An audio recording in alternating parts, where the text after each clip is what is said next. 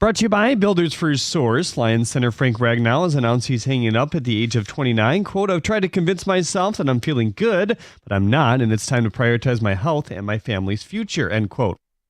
The Tigers didn't greet the White Sox kindly in Game 1 of the series. 13-1 the final score. Parker Meadows made his season debut off the injured list and had immediate impact, grabbing a diving catch to rob a hit in the third and going 2 for 4 at the plate with a pair of runs and walks. Kerry Carpenter also slammed 3 home runs. Jack Flaherty threw 6 innings of 1-run ball. That effort more important for today's game, given they're set to have a bullpen day. Detroit's PGA event, the Rocket Classic, added to their field yesterday, announcing that Max Homa, Patrick Cantlay, Keegan Bradley, and others have committed.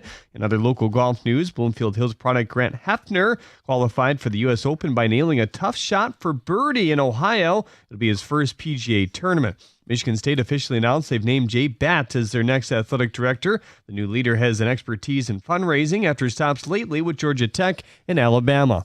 At the Corwell Health Sports Desk, I'm Jeremy Otto from Oregon at 97.1 The Ticket or Odyssey.com.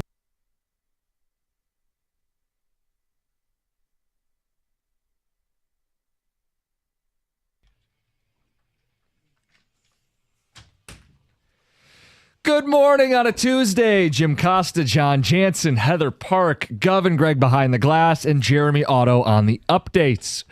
We are all ready to go on a Tuesday because we have a lot to talk about. Big day yesterday. Yeah, Frank Ragnow, sudden retirement, big story for the Lions. John Jansen hanging out with the Golden Bachelor. Yes. Stories with that. And the return of Parker Meadows. Why don't we start with the Tigers who walloped the White Sox last night? I mean, they could have used a visit from the Pope yesterday. It did not go well for them. You think he was watching? I don't know. Maybe he just gets are they allowed to have cell phones? Maybe he gets a notification. Ding, Carpenter went and got it again. Yeah, your team is a losers.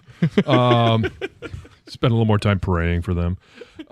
Kerry Carpenter, 3 hits, all of them bombs. And here's where I thought it was great. This was A.J. Hinch before the game calling his shot, and he was on with Dan Dickerson, with A.J. just before the game, and it was a celebration a little bit of being able to put Parker Meadows as a leadoff hitter, which then meant Kerry Carpenter didn't have to bat leadoff, and he actually said, it'll be really nice to have Kerry in the middle of the lineup where more guys are on base and he's more comfortable. And he's just free to swing away. All of a sudden, hey, first at bat, boom! Second at bat, boom! And just kept on rolling. 3 home runs. AJ literally called it, said he's much more comfortable and can swing away. Now, the last one, I think, was a solo home run, so nobody's on base, but we'll take him any way we can get him. He had 3 home runs the entire month of May. He had 3 last night. The Tigers have a big commanding lead in the division without him heating up. Mm-hmm. Now you throw Parker in the leadoff spot. You get Cart back in the heart of the order. By the way, Parker Meadows, 2 of 4. With a double and a triple, 2 3 walks, runs. And he had a diving play in center field because, of course, he did. It's like he tried to make up for missing 2 months all in one night, like double, triple, couple walks, stolen base, diving catch. It's the full Parker Meadows experience. Mm-hmm. Think about it. This team was up more than a handful of games without him. And he was such a big part of winning at the end of last year. He's just a winning player. All the things he does, base running, defense, what he can do at the plate. And add another position to Javier Baez. Shortstop, back in the infield. That's the other thing A.J. Hinch talked about is it allows, hey, make sure Javi has his infielder's glove ready to go. Mm-hmm. So he starts out at shortstop and then at some point moves over to second base. So now he's played center, he's played third, short, second. Has he played one of the corner outfields? I don't know. I don't believe so. No, but I mean, is there a world this year where he plays every position other than catcher? So I believe it's a Don Kelly. It's like a bingo card, and you check him off as the season goes. At that I don't point, think he'll catch, but you never rule it out. Well, no, I mean that's why I said could he play every position but catch? Can he be if they're up big? I thought maybe last night they'd put him up and let him pitch. Let him throw in the 9th inning. Well, why not? He did a little second base with the Mets. Like, I don't know. It's a great story because he has no ego. For the highest paid position player on the team, no ego. It's just another check in the culture column for the Tigers. Look, beating up on the White Sox, I saw the joke. It's good that Parker Meadows got a few more games against a AAA squad before the weekend. Like, they're bad. They're very bad. And it's getting lost how bad they are because the Colorado Rockies exist. Oh, I know. What, they were 10-50? 51 yesterday? I'm not sure. 9-50 at one point. Did they win? Yeah, they're 10-50. They beat the Marlins. Yeah, they're on a one game heater. Heating up out there. Mm-hmm. Minus 183 run differential. John, we still have like 100 ball games. Oh, it's unbelievable. And to put it in context with what we're celebrating here in Detroit, the first team, the only team with 40 wins, so they have the best record in baseball. And in context, again, more context here, the New York Yankees, 36 wins, Tigers 40. The Seattle Mariners, these are just division leaders, 32 wins, Tigers 40. The New York Mets, 38 wins, Tigers 40. Chicago Cubs, they'll be in town this weekend, 37 wins, Tigers 40. And the Dodgers, 36 wins, Tigers 40. So I will ask you, now that I've said it 10 times, how many wins did the Tigers have? 40. Why, is it in the 2 Grand Slam or something? Is he like conditioning us? Plus 98 run differential. That's how it all started because we're talking about the Rockies of minus 183. So, they are also tied with the biggest run differential. I don't want to back up for a second. You said the Tigers are plus like 90 something? Plus 98. Yes. The Rockies are double that, the opposite direction. So the best team in baseball is plus 90. The worst team is minus 180. Yeah. Holy. Yeah. Yes, do if we're rounding off. Yes. But we should round up if we're going to round off. So I just mean plus 100. That's ugly. That is ugly. Anyway, it's a choose your headline kind of night for the Tigers. I would choose Parker Meadows as the headline. You could choose Carey hitting a hat trick, 3 home runs. First Tiger to hit 3 home runs in a game since V-Mart back in 2016. You could highlight the defense, John, because Riley Green had a play in the corner. Oh, yeah. And how about this bizarro... That was in the top 10 this morning. Was it? Yeah. And how about the bizarro 2-5 pop-out? Yeah, Dingler to McKinstry. Yeah. When things are going your way. When the catcher, when it goes in and out of catcher's mitt in foul territory, bounces off shin or calf of your third baseman, who then catches it on a second bobble, essentially. Got the ice cream cone. Things are just going your way, and it all evens out. Did that make the top place? That I don't know if that was in the top plays or not. I can't remember now. Okay. But I know the Riley Green one was. But it's when we say it all evens out, right? They're playing against Boston, and all of a sudden, hey, a home run is robbed, and you feel like it's going to drop into play, and then all of a sudden, hey, there's a center fielder there to pick up the mess. All right, you lose one there, you gain one here. In 162, the ball is going to bounce your way sometimes. The ball's not going to bounce your way sometimes. But this has been a consistently good baseball team.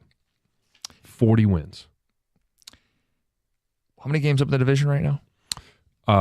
Like 6, 7? 6.5 over Cleveland, 7 over the Minnesota Twins, 8.5 over the Kansas City Royals, and they gained another game on the Chicago White Sox. They're up 21.5. Wow. I ask because they should win the next 3 here, at least 2 of the next 3 here.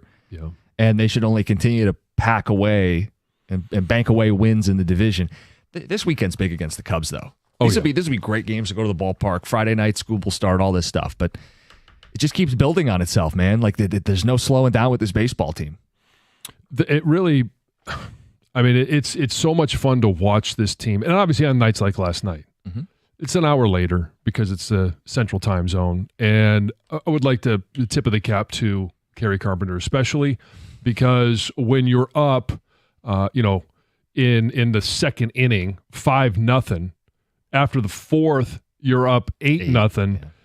Yeah. Some of us who have to get up early do get a chance to lay our head on the pillow and go to bed. And you get the updates on your phone when you wake up in the morning. Oh, Kerry Carpenter hit another one. People were staying up late to see if he hit 4 because it's never happened. A Tiger has never hit 4 home runs in a game, and he certainly made a shot at it. Play for it. Tom, what was your headline? I know your guy is Parker Meadows. I'm assuming that was the big takeaway for you. He was great, but somebody hit 3 home runs in a game. That's the headline. And I did stay up to watch the 4th at bat, by the way. Did you? Yes, I did. I know he had a fly out.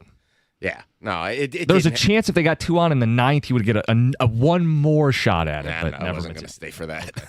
But no, it was the 4 in a row, too, that I wanted to see. I mean, it's a very unique feat, 4 home runs in a game. I think it's right there with the amount of perfect games that have happened in all of history. Mm-hmm. It's super rare. Who had the last one? I know Josh Hamilton had a 4-home run game. Has someone done it more recently?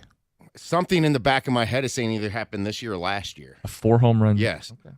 So We can look it up. But so you think it's Carey sliding down into the heart of the order here and mashing? yeah, because that's what Meadows does. So Meadows is the B headline, but it puts the power down. I mean, I wasn't crazy about Carpenter leading off. I mean, I know that's a trend in baseball, like Schwarber does it out in Philly some, and I just there's no runners on. You want to bring them home. Oh, you don't put a home run hitter at the top of the lineup. You at least put them second. The last one actually happened this year. Yes, Wow. I thought there was one. April 26. Eugenio. Oh, yeah. Oh, look at this. It was Suarez, wasn't it? Suarez, yes. Who, April 26, 2025 for the D-backs. Former and maybe future Tiger? And it's actually the last one before that was also a D-backs. Any guesses? Goldschmidt? Former Tiger? Oh, Goldschmidt's a good guy. A former Tiger. JD. Oh, JD Martinez. Mm-hmm. It's former Good Tigers that go to trades play there in in the Arizona. mid-2000s. Yeah. Yep. Scooter Bennett. 2017, twice in that year. Scooter. Scooter Gennett, not Bennett. Scooter Gennett for the Reds. And then it was Hamilton. Yes, Josh Hamilton, Rangers, May 8, 2012. Josh Hamilton's one of those guys, man. When he was on and he had his head right and was focused, he could have been one of the greatest of all time, but the guy had some demons. He did. I mentioned the Ragnow stuff. It's going to be a huge part of the show. We're going to get into that starting next. The opening thoughts on Frank Ragnow's retirement. It's 97.1. And guys, been telling you, if you find yourself in a car accident, you need a law firm that cares about you. Been telling you about KG Law. That's the law firm you need to call. I know Lawrence KG and his team. They're staffed up to get you the biggest possible payout. 98% success rate, and we're not talking small settlements. They're going to fight to get you the biggest payouts. One example, over $600,000 for an intersection collision in Sterling Heights. You can see that and more on their website. That's kgcares.com. The phone number is 877-KG-CARES. If you or a loved one has been injured in a car accident, you need to call KG Law now. Visit kgcares.com. That's K-A-J-Y, kgcares.com.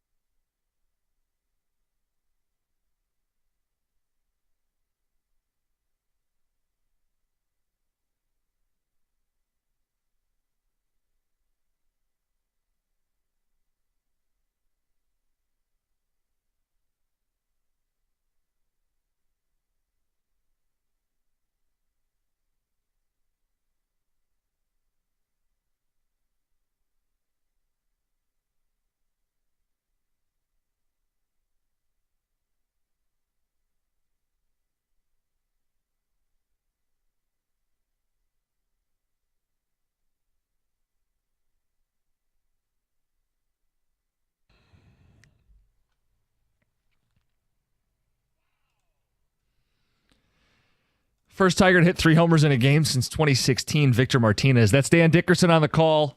Tigers wallop the White Sox. Choose your headline kind of night. Parker Meadows back. Kerry Bonds going deep 3 times. Bunch of defensive web gems. Take your pick. John, the story of yesterday was Frank Ragnow.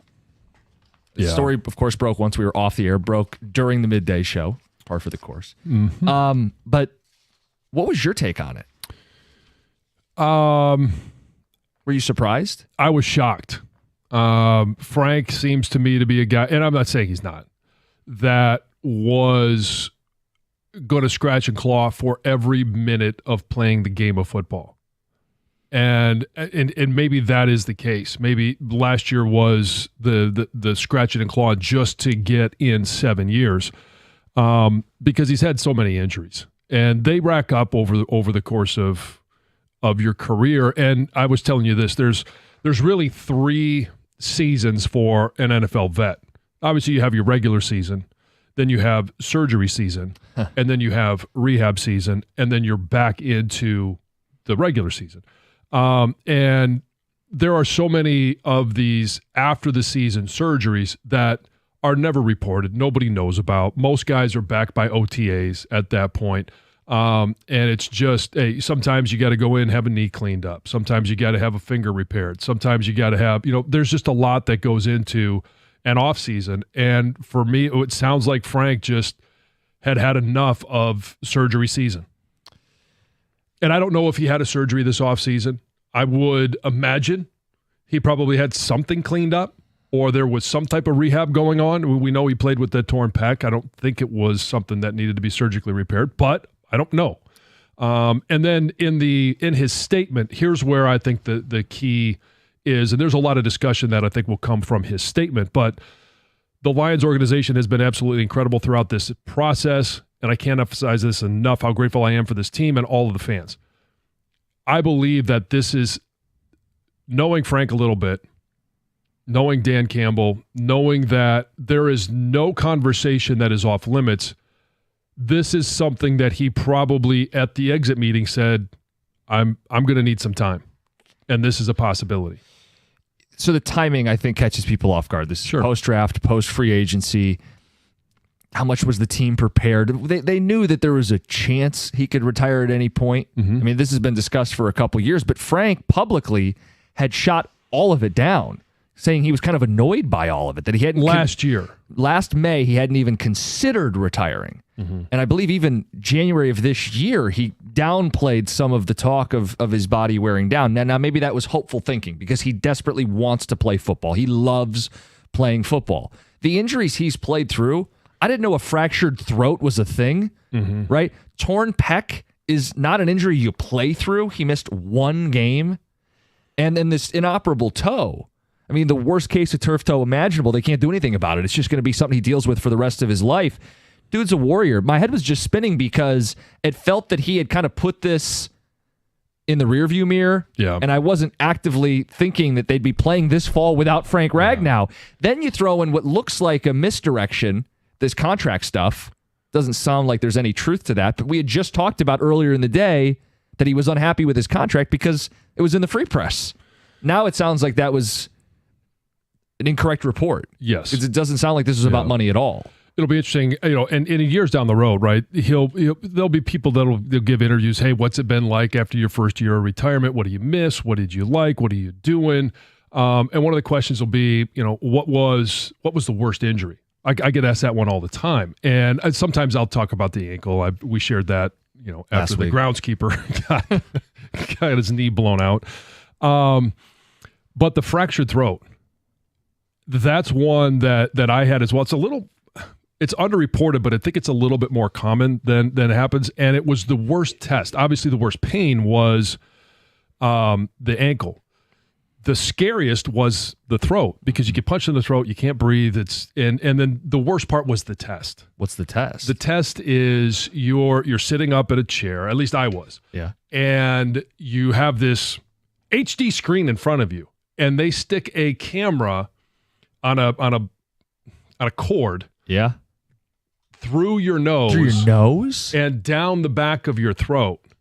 And I'm watching on the camera as it's going through. And I obviously make the joke, about boogers and all that stuff as it's going in. And then, but you have to remain at it, your head and neck at a certain angle so that the camera goes down and they're taking a look at your vocal cords and, you gotta, this one's damaged. You won't be able to talk for X number of weeks and your voice may change, all that stuff. So that one was probably the scariest, but the worst test that you have to go through, in my opinion. Yeah. So it'll be interesting to see what his take is on his injuries after he's had a chance to, come through and heal up even a little bit more now that he's not preparing for training camp. We're going to get to where the Lions go from here at 6:35. We've got open lines. It's going to be a big part of the show today. If you have thoughts on an instant reaction to Frank Ragnow's retirement, what it means for the upcoming season, 248-539-9797. Let's get to Heather's news. Good morning, guys. Good morning. A suspected human trafficking organization organized in Oakland County was just dismantled after a long 6-month investigation. So the ring reportedly ran human trafficking and money laundering out of a massage parlor in Novi, Farmington, and Livonia. Authorities say these women were forced into sex work under the pretense of operating a legitimate massage service. Authorities identified 3 suspects that they believe were really responsible for running and profiting from this ring, and they were all arrested last month. Local police are warning against a dangerous new TikTok challenge. Oh, boy. Another one of these? Another one. Van Buren police responded to 2 separate incidents over the weekend in which homeowners reported that their front doors had been forcibly kicked in, right? Terrified that someone's breaking into their house. Well, it turns out it was just a bunch of teens taking part in this challenge that's a twist on the classic ding dong ditch prank, which is harmless. The ding dong ditch is really hard. Right. I mean, yes, it's annoying but harmless. Right. Yeah. But this one, you go up to a house and instead of ringing the doorbell and running, you kick the down door? the door. Yes. How does this, I'm speechless. It's all, of course, being filmed and then And then I'm posted sure on your online, social I'm media. sure. Let's see. Exactly. Who's guilty? Exactly. So one detective says ding dong ditch is one thing, but kicking doors in is a whole nother ball game. And he reiterates that one person could have a gun thinking that somebody is breaking in and who knows what's going to happen. It's very dangerous. And they're also emphasizing that, hey, if you participate in this prank, we're going to get you and you could be facing some serious legal consequences.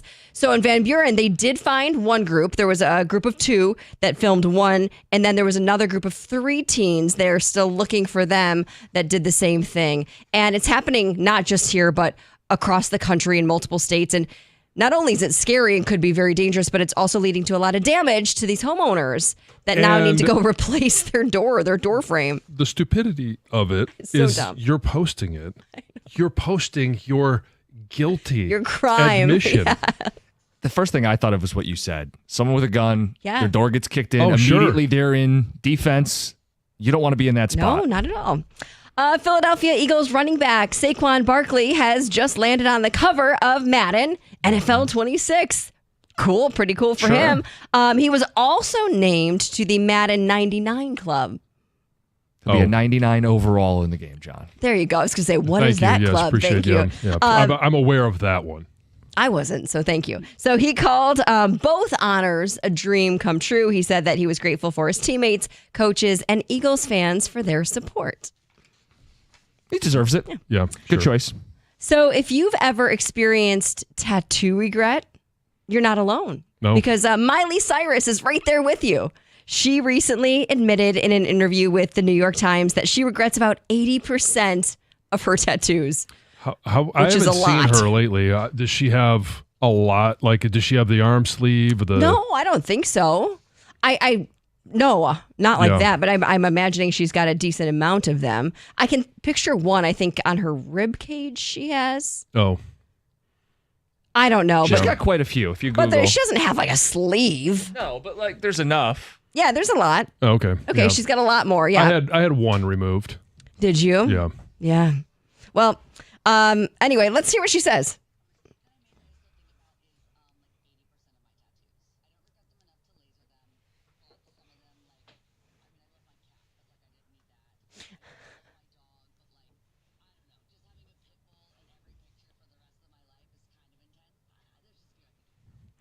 Where did she get the cat tattooed? Oh, John. I'm not sure. Is it a picture of her cat? Is it the cat's name, the cat's paw? What is it? Who knows? But anyway, it sounds like Gen Zers and millennials are experiencing tattoo regret the most. So, Are those whiskers? And that's Heather with the news. God. We got the 2 Grand Slam in less than an hour. Frank Ragnow, where do the Lions go from here? Your instant reactions. John, it's 97-1.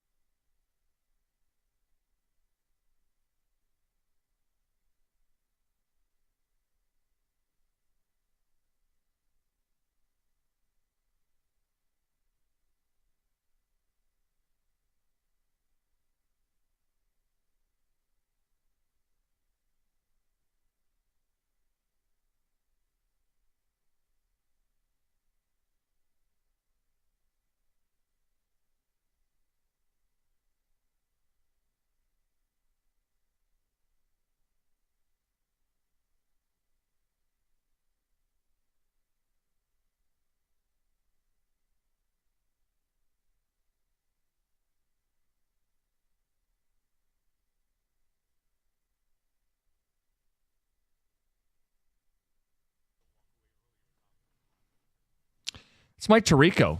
Called in yesterday, or was part of, he was at the golf course, right? He didn't call in. He was with Karsh and Stoney. John, what do you think about that? Surprised more guys don't retire earlier.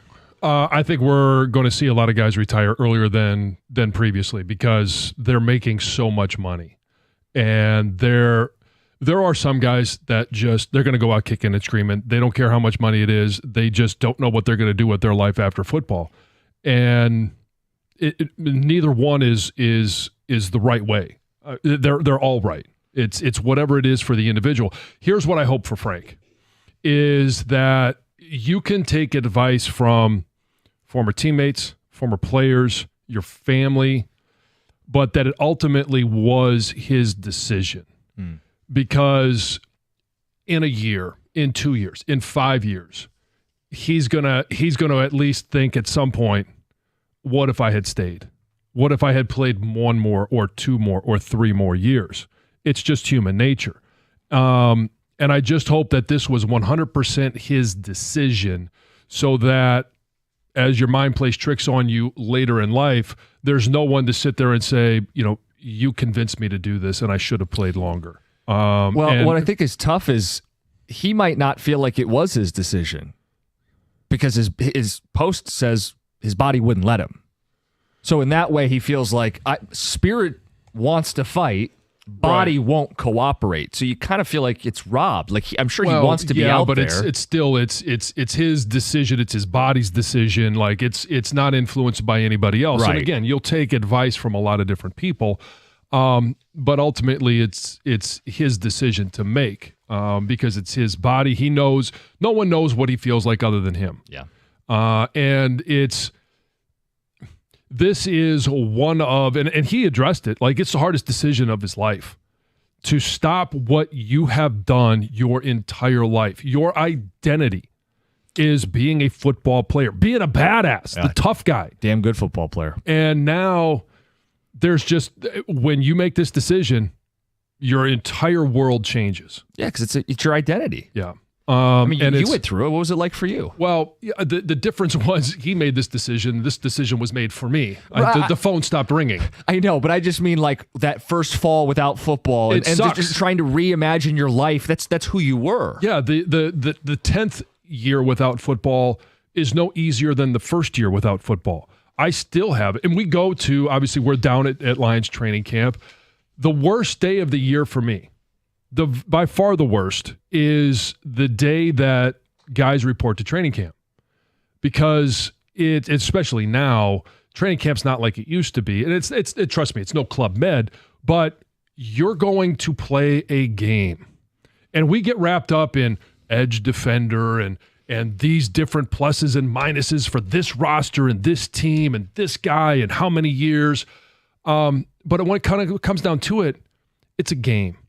And there is nothing better in this world than getting paid to play a kid's game. And when you go to training camp, you get a chance because you've probably been gone for a little bit in the offseason. A lot of guys live in different cities, different areas. You're on vacation. Yeah, you're training. You're getting ready for a season. But then all of a sudden, especially for offensive linemen, all your best friends are coming back to town. You're going to get to spend every day, every minute talking football, living, breathing, dying football, and there's nothing better than that moment. And so that's the worst day of the year for me. And until I was doing this, that was a day where every year I would have to go fishing because I would have to be away. I would have to be doing something that I loved.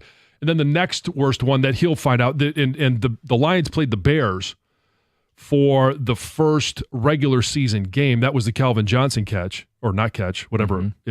We still not sure. It was a catch. Yeah. Should have been a catch.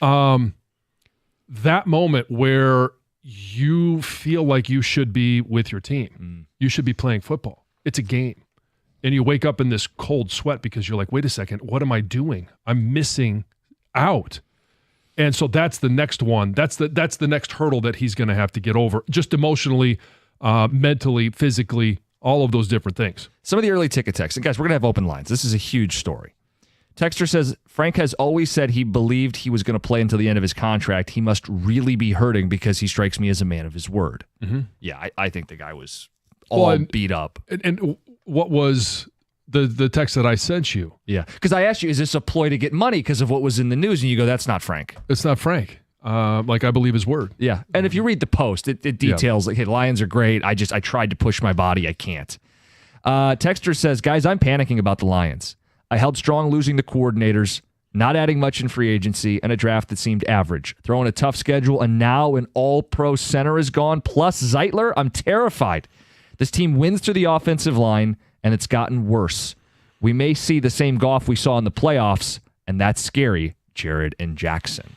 So it certainly creates major concern. There's no question about it. And I wasn't that upset about Zeitler because of what I saw from Mahogany and then watching film with Ratledge. That was a loss. There's no question about it. But I was looking at two, basically both rookie guards, right? I know Mahogany, this is his second year, but he had one start and a few extra reps. You're going into the season with two guards that are as green as you can imagine.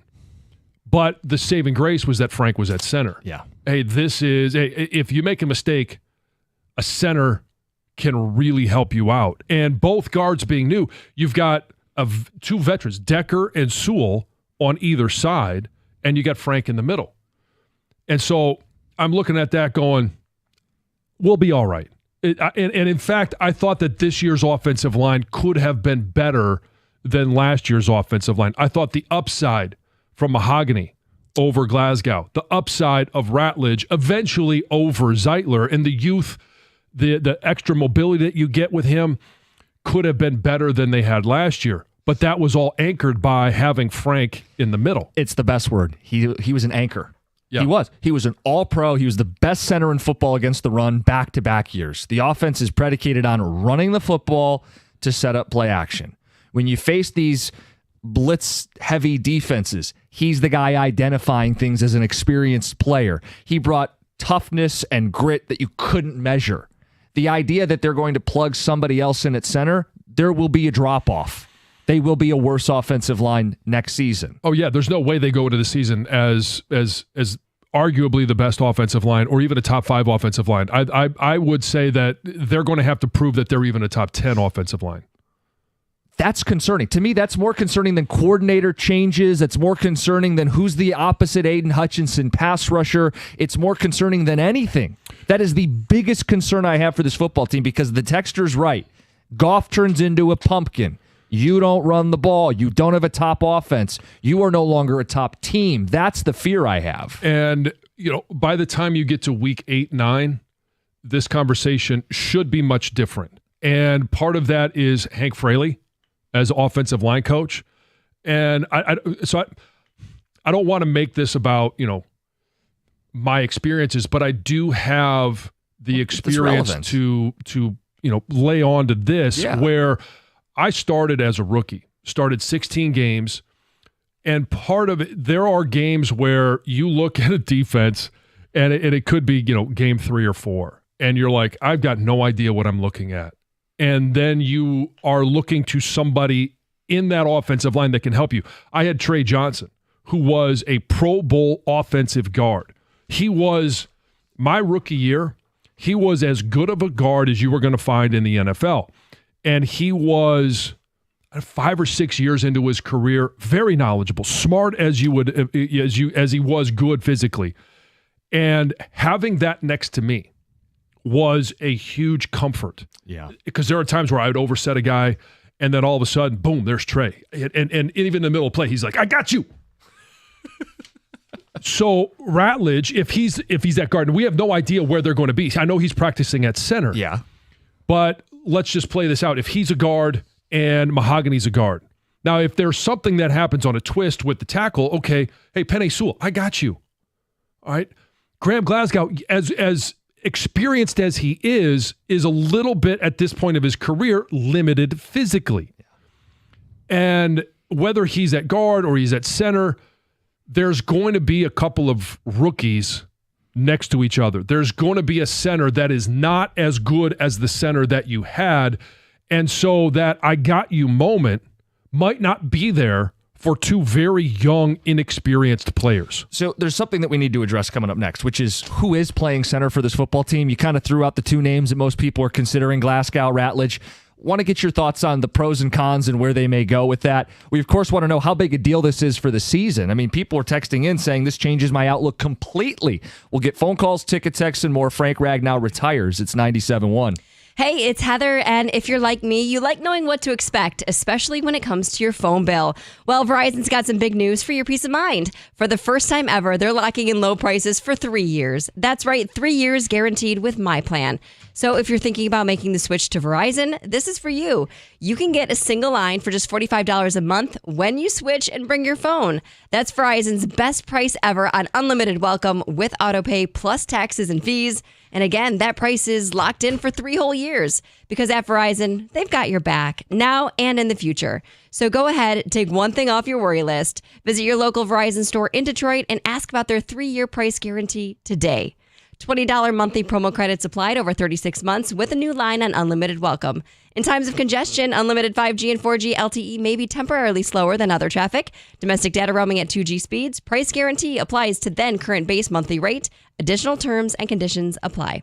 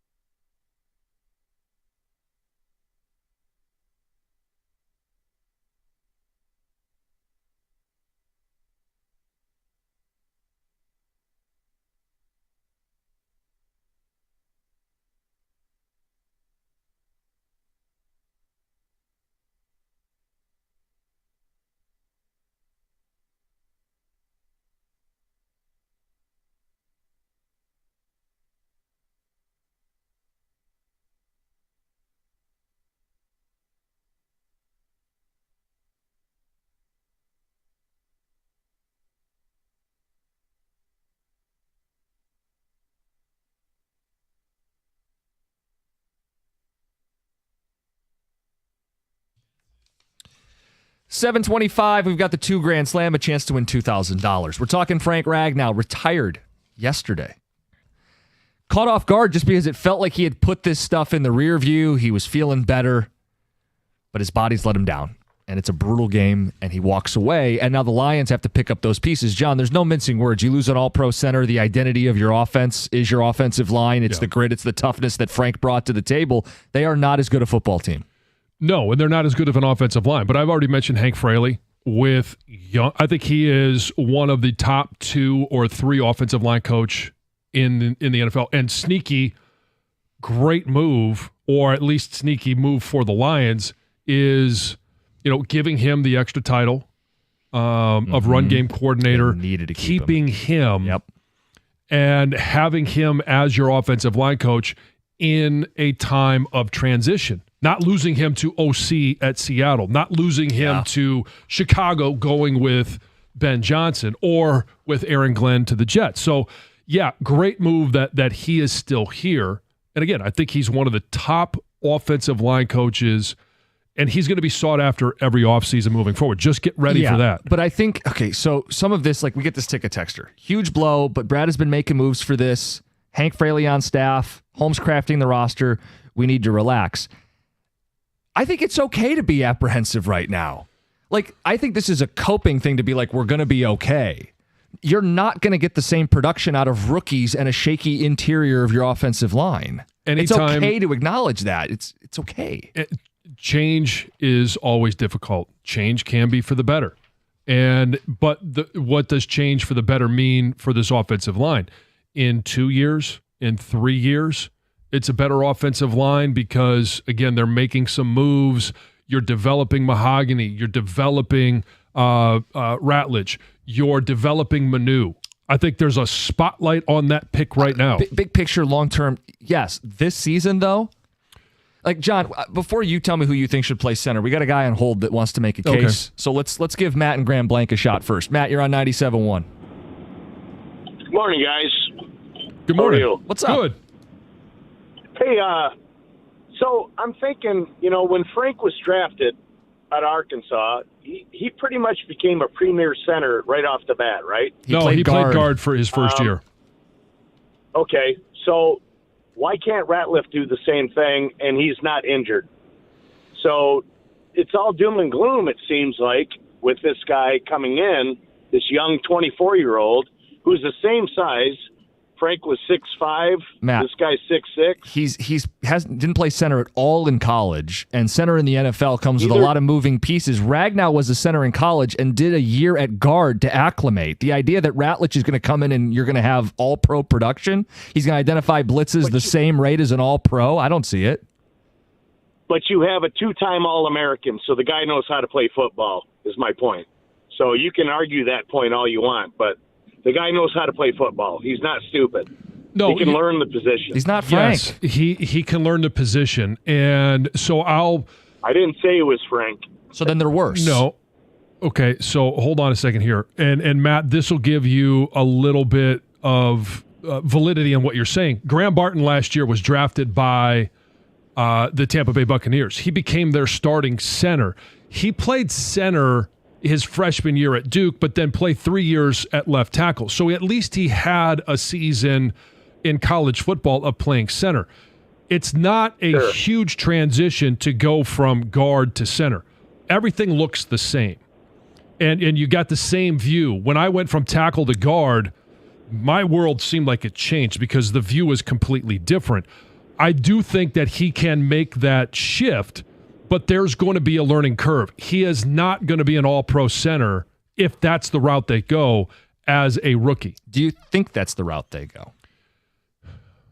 Or do they go Graham because he's a vet and let Ratledge play his first year at the NFL at the guard position while still cross-training at center to eventually slide over? Because athletically, he looks like he could play the center position. Yeah, it depends on his football IQ because all of the calls come from the center. Now, Graham will be there, whether he's center or guard, to help him with identifying all of these defenses. The mic, the blitzing. And again, I always go back to like my rookie year.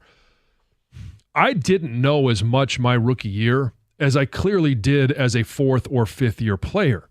And it's just impossible to know because experience does matter in the game of football of playing offensive line. And he may be able to go in there and play a really good center position. But there are going to be moments where you're playing against, pick any defense. They've got Kansas City. There's going to be confusing looks. Yep. And, all right, you've got to block Chris Jones and make all these calls, get the center quarterback exchange down, and then once that's all done, the real work begins because you got to block Chris Jones. And so they won't be as good to start the season without Frank Ragnow. He was an all-pro center. It's just common sense. Yeah. But I don't think people should be downplaying that. No, and so they won't be as good of an offensive line to start the season. Here's where I think they're going to be eventually okay. The starting five, and whether it's Ratledge at center or it's Glasgow at center, they're going to have a good offensive line. Is it a top five? No. But they're going to have a good offensive line. The issue becomes if someone on the interior gets hurt. Right. Depth now becomes a major issue because what did we say before? If you got Mahogany and Ratledge at both guards and you got Frank at center, well, then you've got Graham Glasgow backing up all three positions. Now Graham is going to be one of the starters, and you don't have that same depth. That, if there's an injury, now it becomes a much bigger issue. So Mahogany started one game last year. Ratledge has played 0 NFL football. You have two rookies Essentially on the interior two of your rookies. offensive line. Yeah, and we know Goff is not a mobile quarterback, and the fastest way to the quarterback's up the middle. And if you have breakdowns up the middle, he doesn't have the escapability to extend those plays. Those become heavy losses or turnovers. And this now becomes a coordinator issue, which we know John Morton, new play caller to this Lions offense. He is going to have to take that into account when you are calling protections. Thankfully, very thankfully, you've got two reliable tackles. You got the best tackle in the NFL at right tackle. Mm-hmm. You've got a very quality tackle in Taylor Decker. So you got two guys that you're going to lean on in regards to, hey, sometimes you're going to have to be one-on-one. And Penei Sewell, hey, if you're going to be the protector of the year, the new offensive line award, then you're going to have to block all these guys one-on-one in large part because we're going to have to call protections to make sure that we solidify and we give confidence to an inexperienced two guys on the interior of that offensive line. Right, so it's all about play design. Correct. You need to set the edge, and you have one of the most dynamic running backs in the game. So what this might look like is keeping Laporta in more if you have a problem, or six offensive linemen with Skipper back out there more. Extra two You've tight got end to sets. play to your strength, and your tackles are your strengths. And who's not to say I want Glasgow to play center? I just think for a ton of reasons you want a guy who can a center, a QB exchange, little things like that. You're going to probably see a fumble this year there. You might. The odds have increased on little things like that. But I think this whole the doom and gloomers or people saying that we are or the world's ending, this is all tracking towards the Lions surviving the first half of the season with this problem now and with the McNeil problem and getting this and thing. And the coordinators fine-tuning for the second half and a run. A lot of winnable games in the second half. You should still win this division, and then you need to be playing your best ball in January and February. Right. It's always been that. It's just, Ticket Texture puts it this way. If you guys think this is a big concern, are either one of you going to change your win expectations? I am willing to chop a win off. I think early in the season, I'm willing to go down from 13 to 12. I think it's significant losing Frank Ragnow. I was already kind of between 12 and 13 and thought, they'll eke out one. I'm gonna reel it back. I'm gonna go 12 and 5. I think this is a big deal.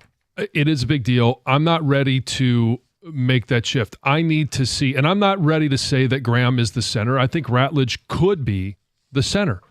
There's nothing that says that he can't, but it is going to be how many reps is he going to be able to get with Jared Goff? How many CQ exchanges? There'll be thousands of them before the season starts. It does make it, though, they should decide on someone sooner rather than later. Not today, but don't drag it into camp too far because I want someone to get those reps with Goff consistently, right? I'll tell you why they have an advantage going into training camp. Oh, I know where you're going. We'll do this after the update. More of your thoughts. Ticket text phone calls. Frank Ragnow retires. It's 97.1.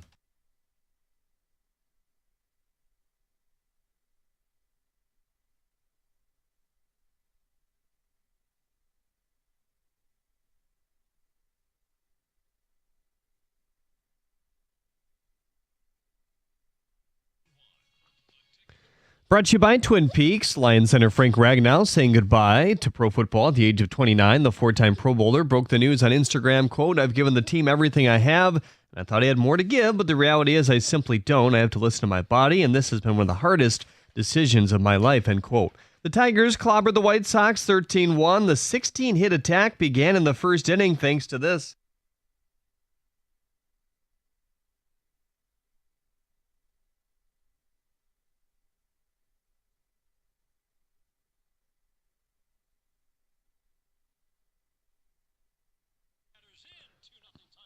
Carpenter would hit two more en route to a 5 RBI night. Jack Flaherty's performance was lost in the hitting attack a bit as he logged 6 innings, allowing just 4 hits and 1 earned run. The Yankees are in first place in the East, but they suffered a big injury themselves. Closer Luke Weaver will miss 4 to 6 weeks with a hamstring injury. It happened in their series with the Dodgers over the weekend. Ricky Fowler getting ready to play in the Rocket Classic once again this June, but he was knocked out of contention for the U.S. Open yesterday. Cameron Young secured that fate, birdieing 3 of his last 4 holes in Columbus. Meanwhile, Max Homa, who also announced as an addition to the Rocket Field yesterday, failed to qualify for the Open. Homa recently parted ways with his caddy and was seen carrying his bag throughout 36 holes of action yesterday. At the Corwell House Sports Desk, I'm Jeremy Otto for more. Go to 97.1 The Ticket or Odyssey.com.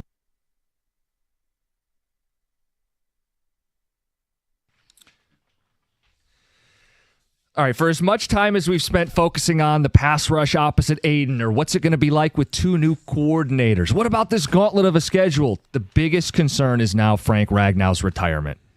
By the way, throw in the fact that you lost Zeitler. That's 2 vets, productive interior offensive linemen that you're replacing with question marks. And the goal isn't to beat the Seahawks. I know they scored 42 without Ragnow in that game. The goal is to win the Super Bowl. And that goal just got a lot more daunting. This is my biggest concern for this team because I view the offensive line like this whole thing's a game of Jenga. And if you pull the wrong piece, the offense collapses. Yeah. All of a sudden, Goff is not Goff. There's no run game. There's no play action. There's no protection. He looks like a sitting duck in the pocket. He looks like the guy we saw in the playoff game. It can turn quickly when you don't have a mobile quarterback. I mentioned the advantage I think the Lions have going into training camp. Obviously a disadvantage not having Frank, but they're playing in the Hall of Fame game. They get an extra preseason game. And it doesn't mean we're going to see more Jared Goff. I still don't think we see him in the preseason. I don't even know that we see Graham Glasgow in the preseason. But what you get is an extra week of practice. You've got the crossover scrimmages with the Miami Dolphins. You have an extra preseason game, and we will see Mahogany and Ratledge in there because you've got to get game reps. You've got to get that action. Now, it's not going to be as fast as things happen in the NFL. You're not going to see exotic blitzes and defenses, right? But it's about the reps and gaining confidence. They're going to have that extra week of practice, now having a new center, whoever that is, and you're going to have an extra preseason game to get, and even if it's just the opening drive or 2 drives in that Hall of Fame game. But Goff's not going to take snaps in the Hall of Fame game. I don't care about Goff being in there. But it's all about the relationship between center and quarterback. Plenty of opportunity at practice. Yeah, of course. And all of that, the center quarterback exchange. The biggest thing for Ratledge and Mahogany is going to be getting game speed reps. Okay. And he's not going to be snapping the ball to Jared Goff in a preseason game. But he will against the Miami Dolphins in those practices. That's going to be extremely valuable. But it is more opportunity with helmet and shoulder pads on for Mahogany and for Ratledge to get those very valuable reps. Need to get them up to speed. Texters, multiple, John, want you specifically to react to the timing. Texter says, can you speak to timing, John? Why did he wait this long to announce his retirement? And another one says, can we talk about why he decided to retire after the draft? Quote, I find that so sneaky. It's not sneaky. We see guys the day before training camp retire because they just can't imagine going through at that point. They're thinking their mind is going to get right, their body's going to get right, and they're going to be energized and ready to go. And then all of a sudden, they're packing to go to training camp, and they're dreading it instead of that excitement that I talk about of getting together with your buddies, playing a game of football, and going out there to be a badass. Like, all of those things are exciting until it's not. Do you think the Lions knew? Yeah, I mean, that's why I highlighted that one statement in his No, in his like did they know in March and April when they would have been making decisions about their roster? Yeah, which I think highlights the fact that they took Ratledge when they did. And, See, and we I thought think he was all, replacing Zeitler, though. Right. I think that was, one, replacing Zeitler, but it was also if Frank decides to retire. I think it was an if. I didn't think they planned on him retiring. I think they had to be ready if he retired. That is 100% correct. And they took 2 interior offensive linemen in the draft. I think that's them kind of hedging their bets, hoping he would play, but knowing we can't get left with nobody. They traded up to make sure they got Ratledge. I think that speaks to a level of urgency from the organization. Can you address a couple of these, John? Texter says, did he file his paperwork? Could he come back mid-season? So that's a big myth. Like, first of all, there's no paperwork to file. And if he wanted to come back, if the Lions wanted him to come back and he just needed more time, then yes, he could come back at any time. I just don't think Frank is a guy that is going to go through this amount of scrutiny, knowing that his announcement at this time of year would be, I mean, the entire statement, I guarantee you, was put together by him, and they put this thing together over weeks, trying to make sure that they addressed everything. I don't see Frank coming out of retirement. Can he? Yes, because there's no paperwork to file. But I think it's unlikely that he does. There was one text, I want to find it. The guy says, could he take a year off and come back? Smart move by Frank, takes a year off, heals his foot, comes back next season. Again, that is a possibility. But I don't think it's likely. Don't most of these guys shed a bunch of weight when they stop playing? A lot of guys do as soon as they're done playing, and Frank seems to be one of those guys that is probably going to spend a lot of time in the boat, a lot of time in the woods, and not a lot of time concentrating on, I need to eat this amount of calories. I need to work out. I need to be lifting.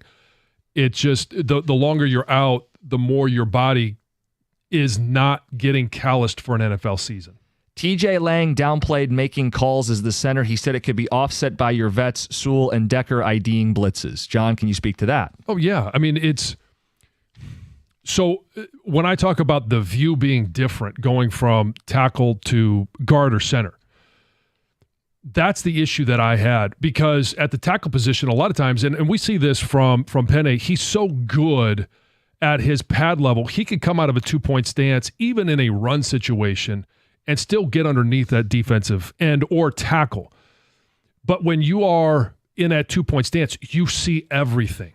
You could see, I could even see things that are going on the left side of the field because I played right tackle. You see the safeties movement, you see the linebackers, you see everything. And I would be communicating with my center, who was Casey Robach and Corey Raymer. I would be telling them things that I knew that they couldn't see, even though they were veteran guys, about where guys were that would give us an indication of what blitz or what stunt was coming. So, yeah, there's going to be a lot of calls made from that tackle position. Whether Graham plays center or guard, he is going to be right there to be able to make a lot of those calls as well and help out if Ratledge is the center. Well, how much of this, too, is Goff? Hey, you're a no vet. one sees the field better than the quarterback. And he can always step in and go, actually, we're sliding the protection left here. Which he would do with Frank anyway. Okay, Frank makes a call.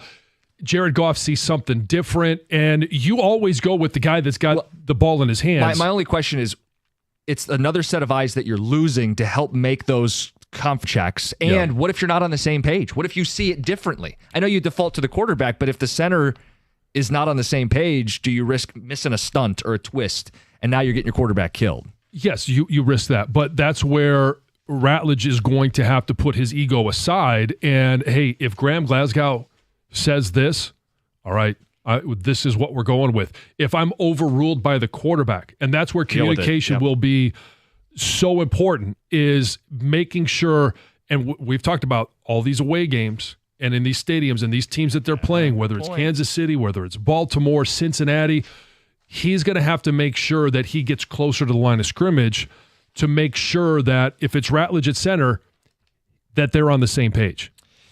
A few more rapid-fire ticket texts. 248-539-9797. Frank Ragnow retires. How big a deal is this? Texter says, waiting for the calls of people jumping off the bridge. Afternoon show sounded like the Lions shouldn't even bother playing. That's Jody in Orange Park. Another texter says, Jason Kelce retired and the Eagles won a Super Bowl the very next season. Our dreams are still very attainable. Fly, Lions, fly, signed Rocky. Okay, I've seen this floating around, this idea that Kelce retired and Eagles won the Super Bowl. John, who did they replace Kelce with? Oh, I'm trying to think of the kid's Cam name. Jurgens. Cam Jurgens, who is a phenomenal center who they had waiting in the wings and developing for several seasons, right? Correct, yes. And he is now one of the highest paid centers in football. Cam Jurgens is a much more sure thing than what the Lions are rolling out this season. Cam was an offensive lineman from Nebraska. Mm-hmm. He went to Nebraska as a tight end, moved to offensive line, ended up playing center, and so he had that in his background. And again, the move from guard to center it's not rocket science, and it's not as big as it is going from tackle to guard or tackle to center. But he did have those reps in his back pocket. He was fourth year guy when he took over for Jason Kelce. So he was into the system and understanding everything that's going on. Here's the other thing. The Eagles offensive line coach, and his name escapes me right now, I think is, along with Hank Fraley, one of the best offensive line coaches. That's why I say having Hank still a part of this staff is a huge advantage for this offensive line. The amount of Honolulu Blue copium from the fan base is shocking. This is a massive loss. The offense won't be the same at all. Look, it's going to be a big part of the show today. Get back into it at 7:35. We've got Heather's News and the 2 Grand Slam next. It's 97.1. Hey, FanDuel is giving you even more reasons to love home runs every single Tuesday during the Major League Baseball season. Because with Dinger Tuesdays, all FanDuel customers get a home run profit boost. That means when you bet on a moonshot, you can take your winnings to an entirely new level. So whether it's a big blast or somebody goes opposite field, FanDuel is your home for betting home runs. And we all know, hey, Carp's in a great rhythm right now. Maybe it's Torque today or Riley Green. All you have to do is visit FanDuel.com/971 Detroit to gear up to go yard all season long. That's FanDuel.com/971 Detroit to claim your Dinger Tuesday profit boost.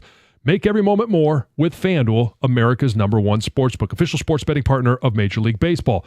Must be 21 or over and present in Michigan. Opt-in required. Bonus issued is now withdrawable profit boost tokens. Restrictions apply, including any token expiration and max wager amount. See terms at sportsbook.fanduel.com. If you have a gambling problem, call 1-800-GAMBLER.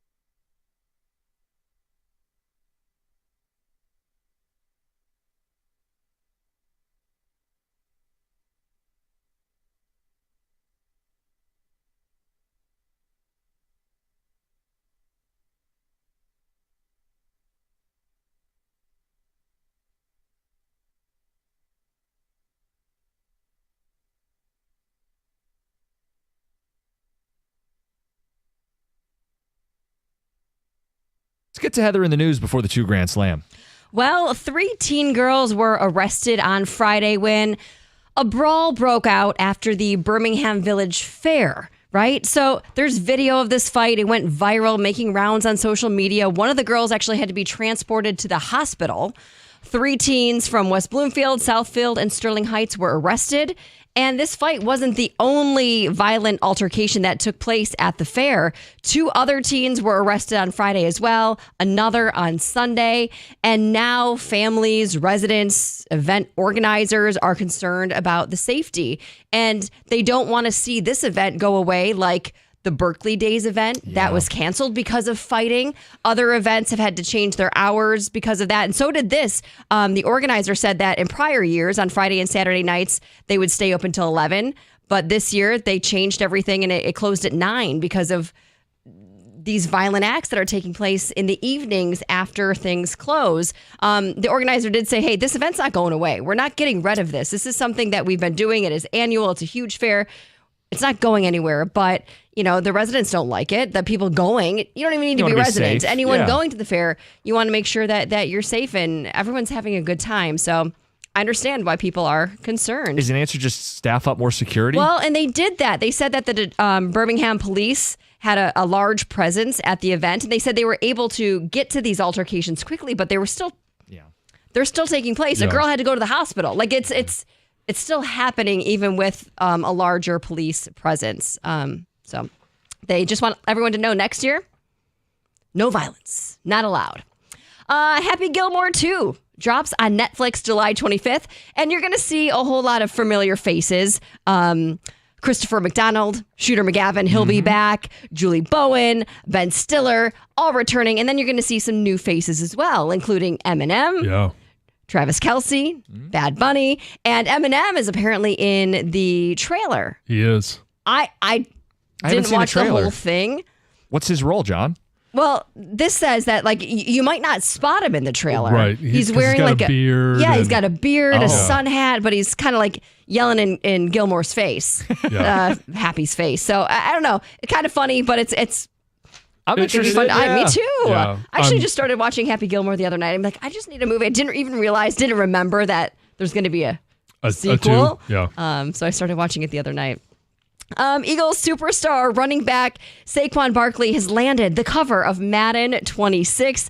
The cover features his legendary, backwards hurdle, and he's actually the first Eagles player on the cover since Donovan McNabb in 2006. So quite a while. Yeah. He called landing the cover a dream come true. He was also named to the Madden 99 club. Yeah, good for him. Pretty cool. Yeah. He deserves it. So apparently Livy Dunn is being stalked. She's being harassed by men at airports all across the country. And in a recent TikTok video, she says, it needs to stop.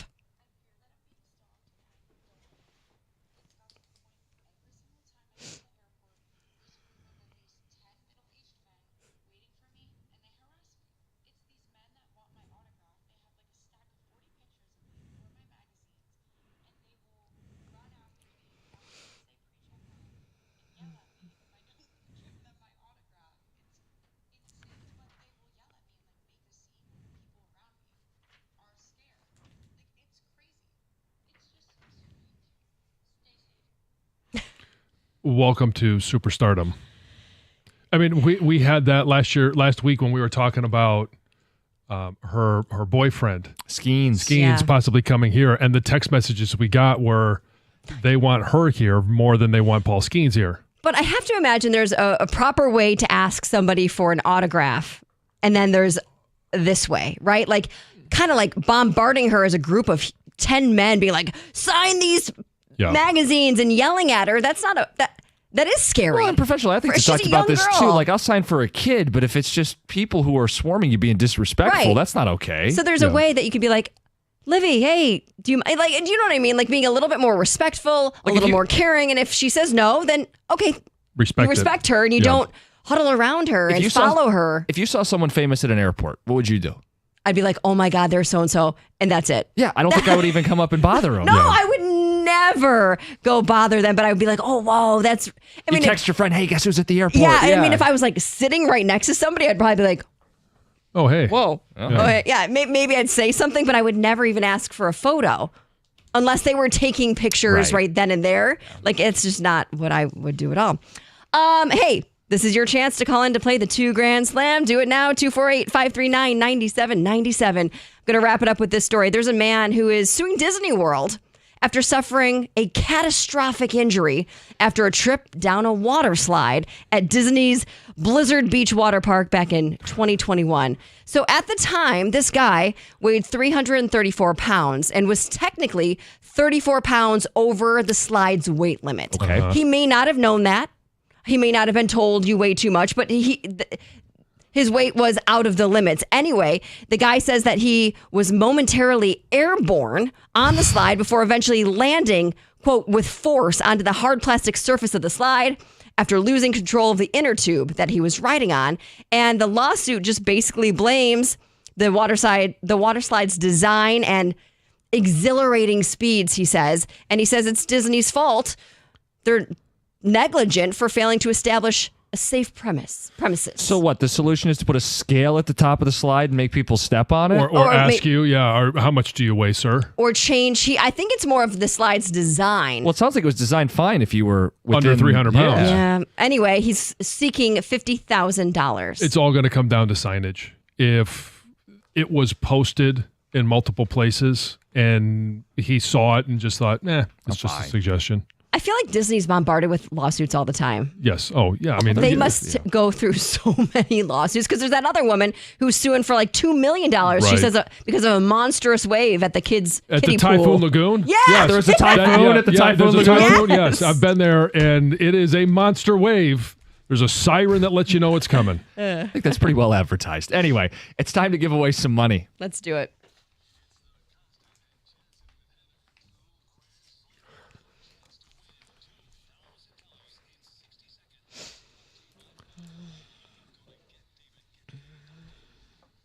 Well, we've had some great players recently, but we haven't given away that $2,000. So close last week. Really close. So maybe today is the day.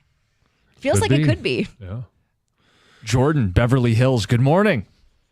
Good morning. How are you this morning? I'm doing great. How about you? I'm doing good. You ready to win some money? Yes. Let's do it. Have you played before, Jordan? Yeah, I played a few years ago. Awesome. So you know the rules. If you don't know one, pass, and we'll get back to it if there's enough time. You're going to get $25 for each question you answer correctly, and if you get them all right, you're going to go home with $2,000. You ready to play? All right. Yep, let's do it. All right, here we go. Where did Jared Goff play in college? Cal. Caleb Williams played his first college game at this university. Oklahoma. This state is known as the land of 10,000 lakes. Minnesota. Who has home ice advantage in the Stanley Cup Finals? Florida. Who played Hannibal Lecter in Silence of the Lambs? Pass. Who is the head coach of the Oklahoma City Thunder?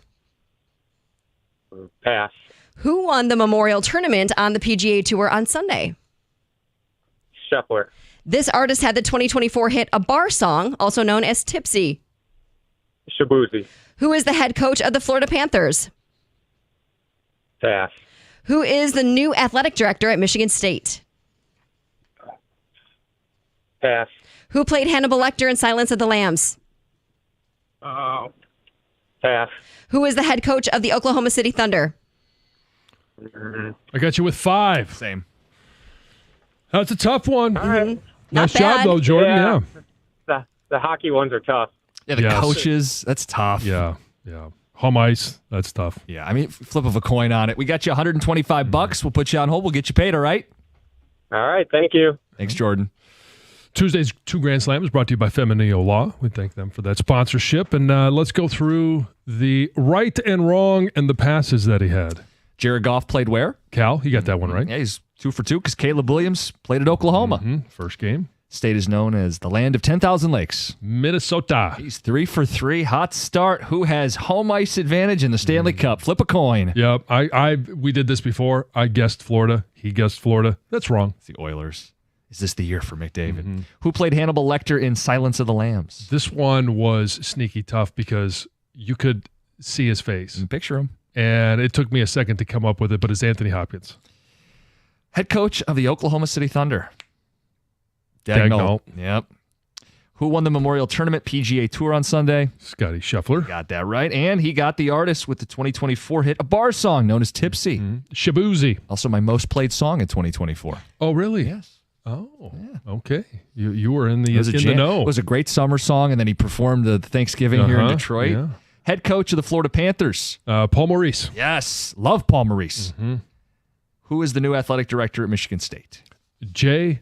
Bat. I think a better question might have been, what does the J stand for? Jason. But he goes by J, just the letter J. Just the letter J. Not J-A-Y. Yeah. J-Bat. J. Bat. The Batman. $125. Your next chance is Thursday at 7:25. Coming up next, Frank Ragnow's retirement, what it means for the Lions. It's 97.1. If you're ready for a straighter smile without the metal braces, if you've been thinking about Invisalign, now's the perfect time to make your move with Brightside Dental. Invisible, comfortable, and more affordable than ever. Free Invisalign consultation. That's no pressure, just answers, and it's only if it's right for you. They've got flexible payment plans that make it easy. You can start your journey for as low as $59 a month. Straight teeth, straightforward pricing. Something to smile about.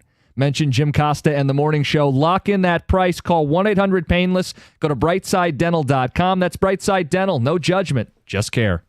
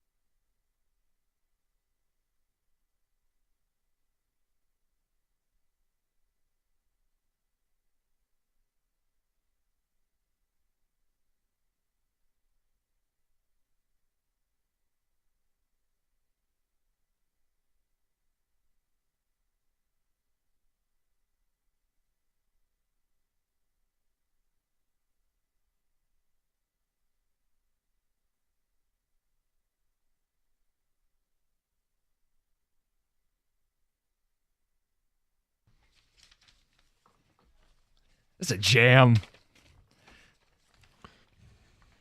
At the bar getting tipsy. Time to go line dancing. 97.1. This song is stuck in your head when you hear it once.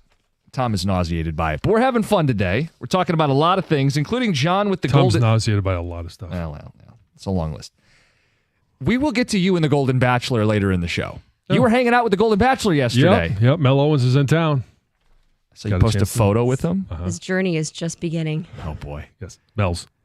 Will John become a Bachelor correspondent this fall? We'll get to it, but we have to focus on Frank Ragnow. This, on one hand, isn't shocking because it had been whispered about, but he had quieted those whispers in recent years and felt like he was going to force his body to play football this season.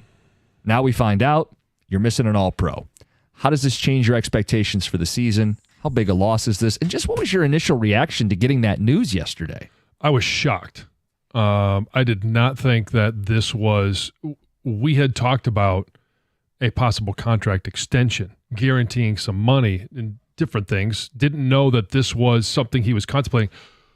It was reported last year that he was contemplating retirement. He shot it down. He was annoyed by it. I'm not considering it. He said that May of 24. Yeah. And Football's now, brutal. Things change. Yeah. A year later, he actually, posts on Instagram that he is retiring from the NFL after 7 seasons. And it's his right. It's not an easy decision. And he mentioned it in his statement that it was the most difficult decision he's ever had in his life. His body just wasn't responding. There's 3 seasons for NFL veterans. There's a regular season, there's surgery season, followed by rehab season, and then you're right into the regular season. It's a brutal schedule.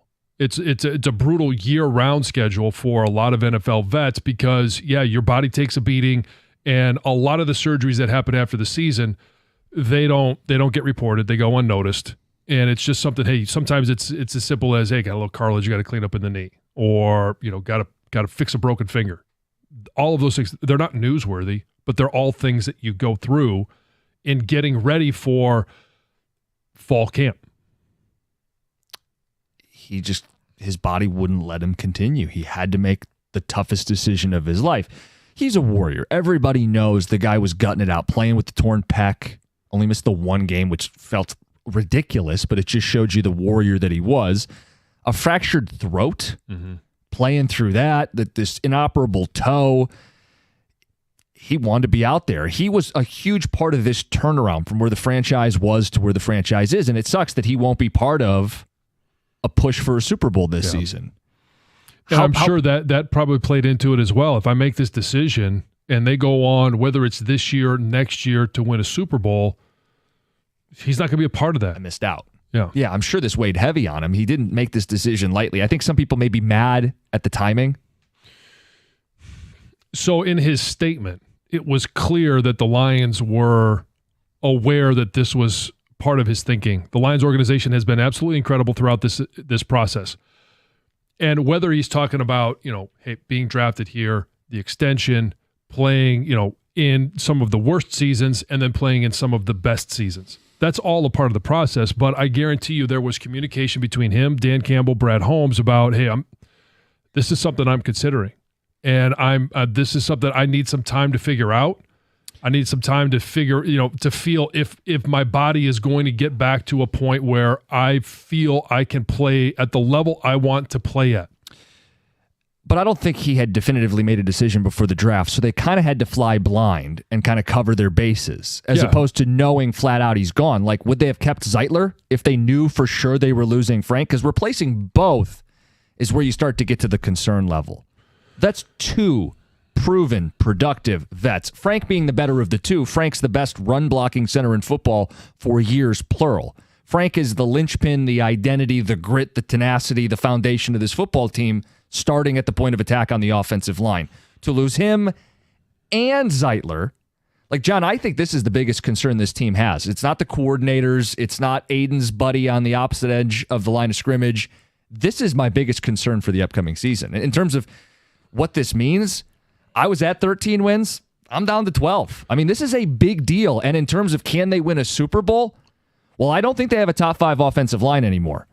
And they may not have a top 10 offensive line. They're going to need that group to gel in the second half of the season, in the postseason, because you're not winning a Super Bowl with Jared Goff and an average offensive line. It's the biggest question mark going into the season now.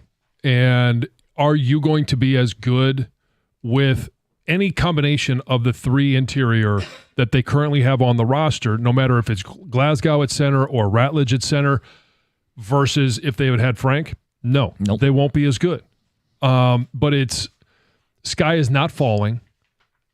This is going to be a huge challenge for this offensive line, for Hank Fraley, to develop Mahogany. We think we know about Christian Mahogany. It's still really new. He started one game. I know. He's still going to be a rookie. Now, he may be a little bit more familiar with the process of getting ready for games and preparing for games, seeing NFL defenses, but actually performing on the field, he's still a rookie.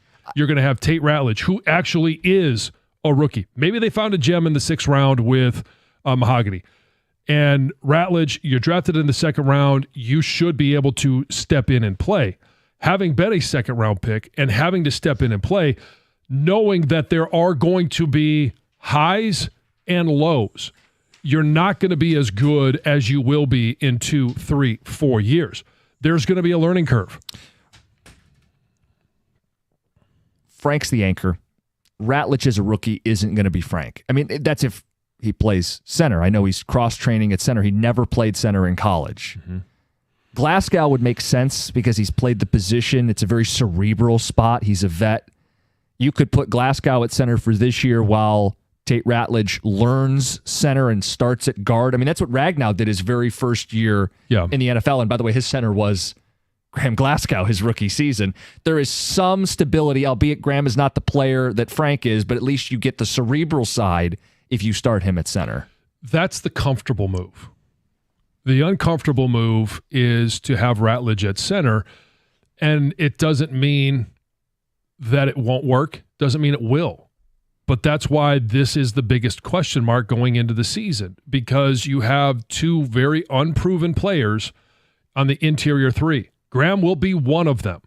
Is he going to play center? We don't know. Is he going to play guard?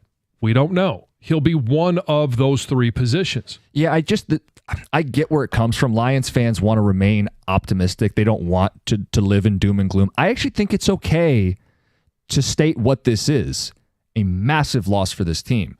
I'm not counting on a rookie to be Frank Ragnow. No. I don't feel like you have Cam Jurgens, so I'm sick of seeing people cite the Eagles. They lost Kelsey and won the Super Bowl.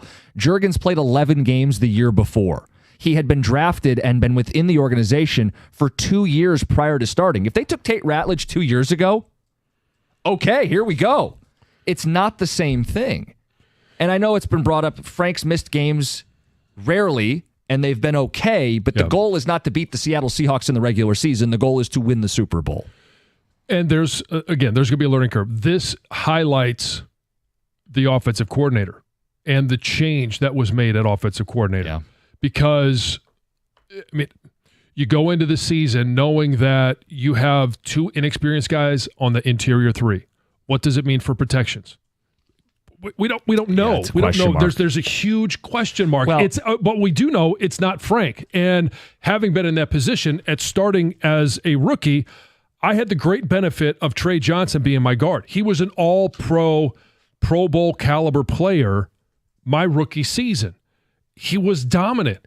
And if I missed something, chances are he was there to help out and cover up some of my shortcomings as a rookie. Yeah. The problem is, I'll say, the benefit is, no matter who those interior 3 are, they have 2 bookend tackles. Penei Sewell is the best offensive lineman in the NFL. Taylor Decker is a quality left tackle.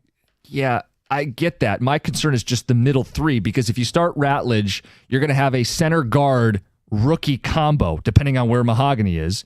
And then the other guard is a player who graded poorly a year ago at guard. So while Graham may be smart, if he can't get where he needs to get effectively, all of a sudden Jared Goff, who is a statue in the pocket, gets hit in a hurry up the middle, fastest path to the quarterback. If you can't run the ball, if you can't then play action pass, if you're putting Goff in harm's way, you get more playoff games like we saw against Washington as opposed to playoff games that we saw the year before. That's my fear. Like, you lose the coordinators, and my thought was, you've got the Jimmies and the Joes, right? I get it's going to be maybe a slightly different scheme, but if you're winning, like draw it up on a whiteboard. I'm winning up front. That's a great place to start every play design. If I'm not winning up front, like that's a concern that Ben Johnson has going to Chicago is rebuilding this line. It's now a concern we have in Detroit rebuilding this line. When we come back, I'll tell you some of the things that need to happen and how they can cover up some shortcomings or get some of these guys some experience. Your expertise today is exactly what people need to hear. We'll get to that, and we want to hear from people too. Guys, we'll stop blabbing. We want more of your phone calls. It's 97.1. Hey, I want to talk right to you. If you are unhappy with the way you look, the way you feel, maybe you avoid being in pictures, you got to get in touch with Ideal You. Picture yourself in 40 days, 40 pounds lighter, and what that would look like, what it would feel like as we start summer off. That's right. You could lose up to 40 pounds in 40 days with Ideal You. And I know the program really works because I was super fat, and I lost 50 pounds in those 40 days with Ideal You. Book today, and Ideal You is going to give you a free body composition analysis. It's a $150 value, absolutely free. Book your free consultation right now at idealu.us.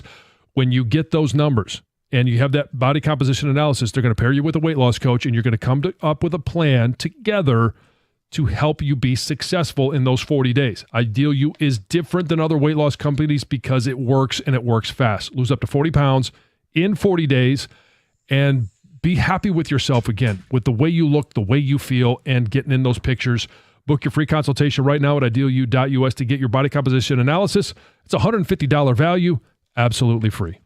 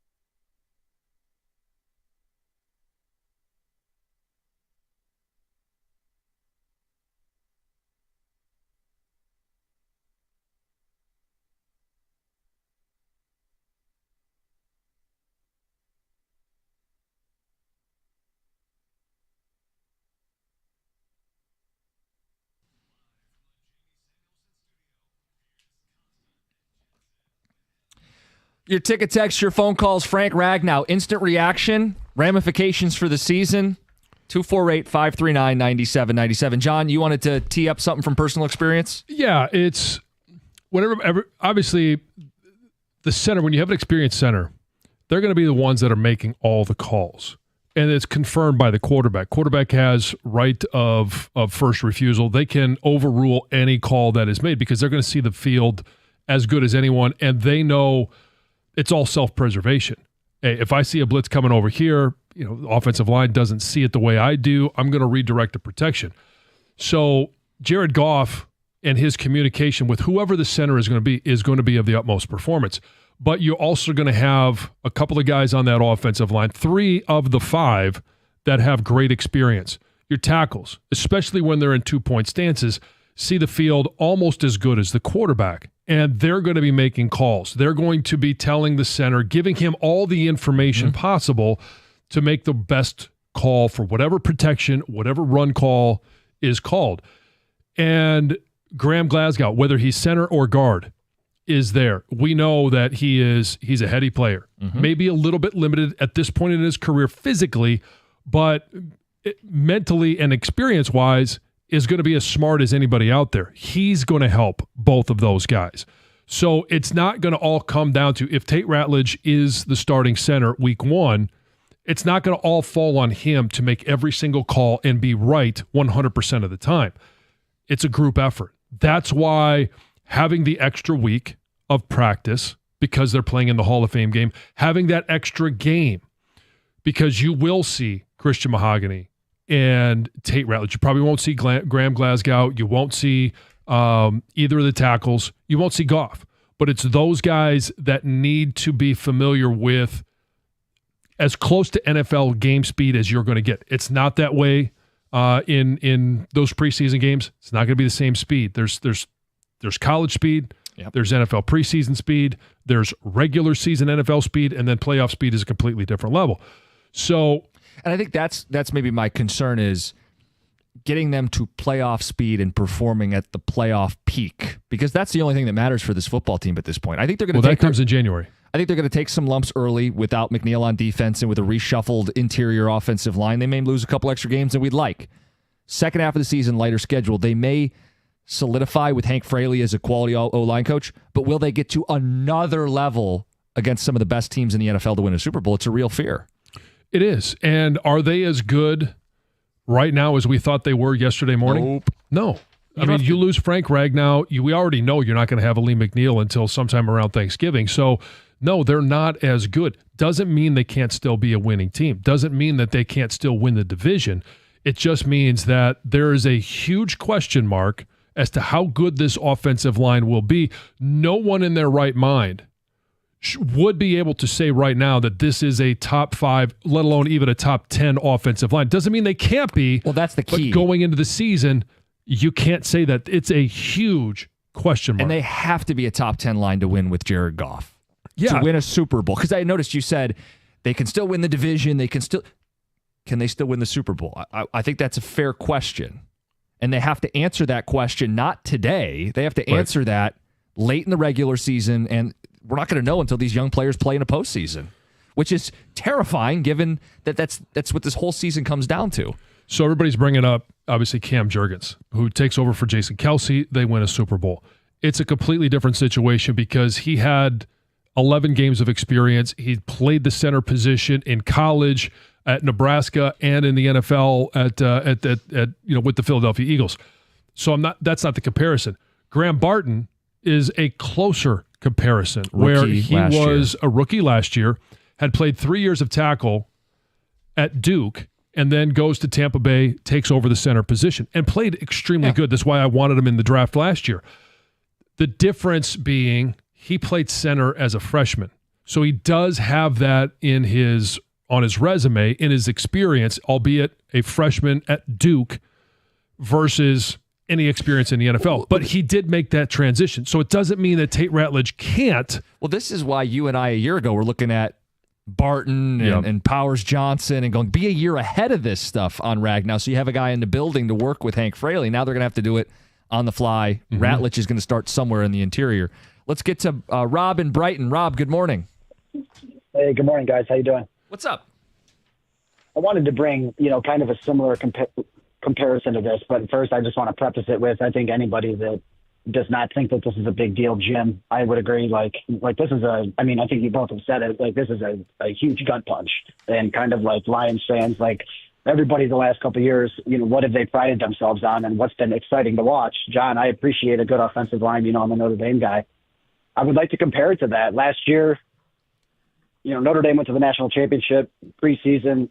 Charles Jagusah, 6'8", 315 left tackle, true freshman, goes down. He's replaced by a 6'2" left tackle, true freshman, Anthony Knapp. Fast forward, they made it to the national title game, and Anthony Knapp was an All-American. So my point is yes, they lost Frank Ragnow, but trust Hank Fraley, trust the depth in that room, trust that guys like Grant Glasgow are going to step up and play a much bigger role. Trust that Panay and I think Tom might have said it, Skipper, you might be using him more. You might be incorporating Laporta.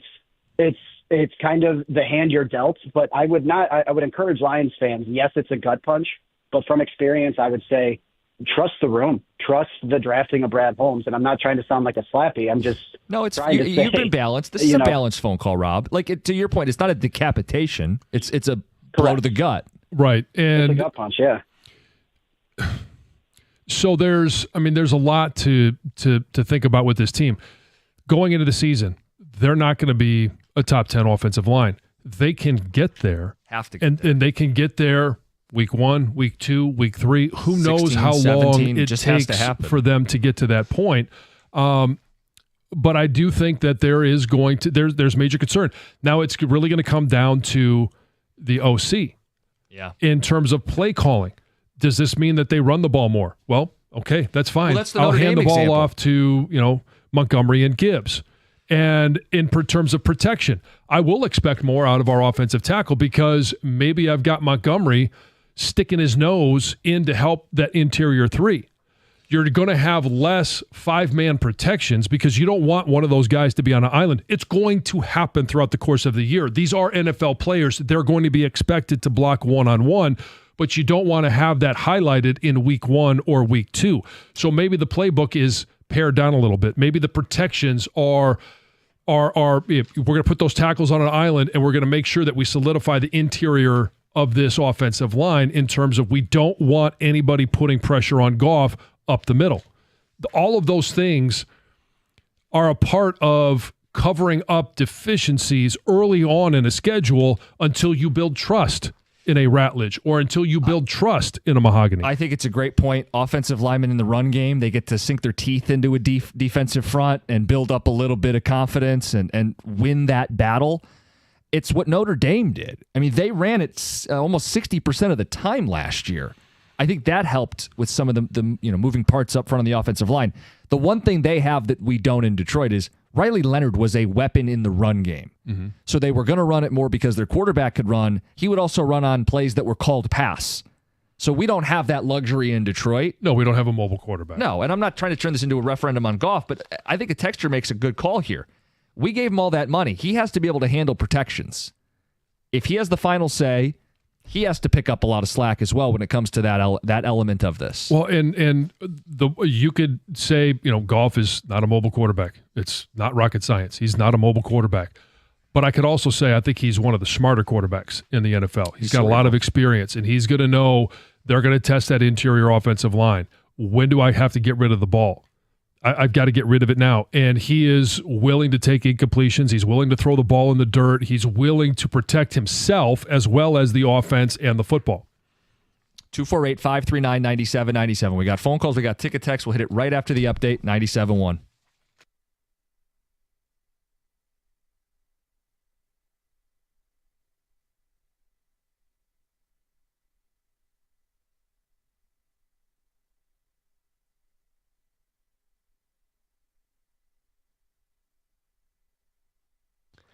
Brought to you by the University of Michigan Credit Union. Kerry Carpenter headlined the Tigers' 13-1 drumming of the Chicago White Sox yesterday. He bombed 3 homers in a game for the first time in his career. Parker Meadows rejoined the team for the first time in the regular season as well. A.J. Hinch led him off while playing center field. He didn't disappoint.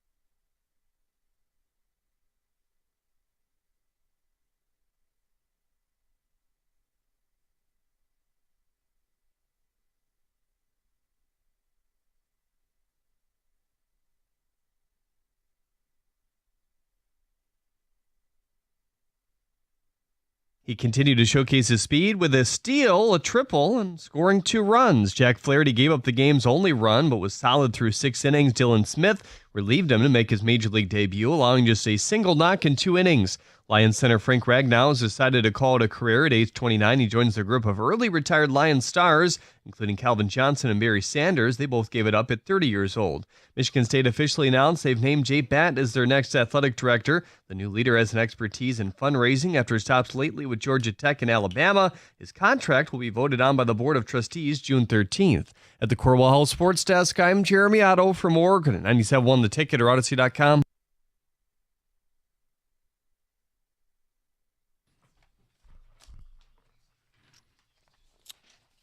Couple quick ticket texts. We'll get right back to the phones. Frank Ragnow, your instant reaction and the ramifications for the season. How does it change your outlook? I said I was 13 wins. I'm down to 12. And I have real concerns about postseason, this offensive line solidifying as a top 10 unit, which they have to be to win the Super Bowl. Texter says, now we're going to have a true rookie, essentially a rookie, and an older bum up the middle of the offensive line. I'm knocking us from 12 to 9 or 10 wins, and it's going to be harder to win the division or even make the playoffs. This is bigger than people are making it out to be. Another text points out Ragnow was number 1 against the run the last 2 years and number 2 the year prior. This is an elite football player we're losing. Mm-hmm. And you're not as good today as you were yesterday. How is anyone shocked? He's considered this from even last year. I'm not shocked at all. Come on, guys. It's not shocking. It's completely understandable. That's from Matt. Doesn't all this put a ton on Mahogany? Yes. And so he was a 6th-round pick, but he went lower because of injury. He probably would have went a little bit higher in the draft, right? Sure, maybe a day 2 guy. Yeah. So I'm going to ask John this, and draft hindsight is a fun thing to do on sports radio sometimes. At the pick after Rakestraw last year, Rosengarten with the Ravens. I keep going back to that Rakestraw pick last year. You got no contribution from this guy, and that's the starting left tackle for the Baltimore Ravens this year. You got a starter. Right, and that's why last year I was talking about Graham Barton. And I know he didn't last until the Lions picked, but there were options that they could have gone with. And I think this, more than the Rakestraw pick, is the Manu pick. This is a guy that's going to have to, the progress, the development has to be in hyperdrive because is this as good of a starting 5 as it was yesterday morning? No, it's not even close. But they're going to be okay as a starting 5. Still going to be developing 2 players, in essence, are going to be rookie starters. You're developing that. The issue that you're going to have is if one of those guys gets hurt, you're not as deep as you were. I want to clarify.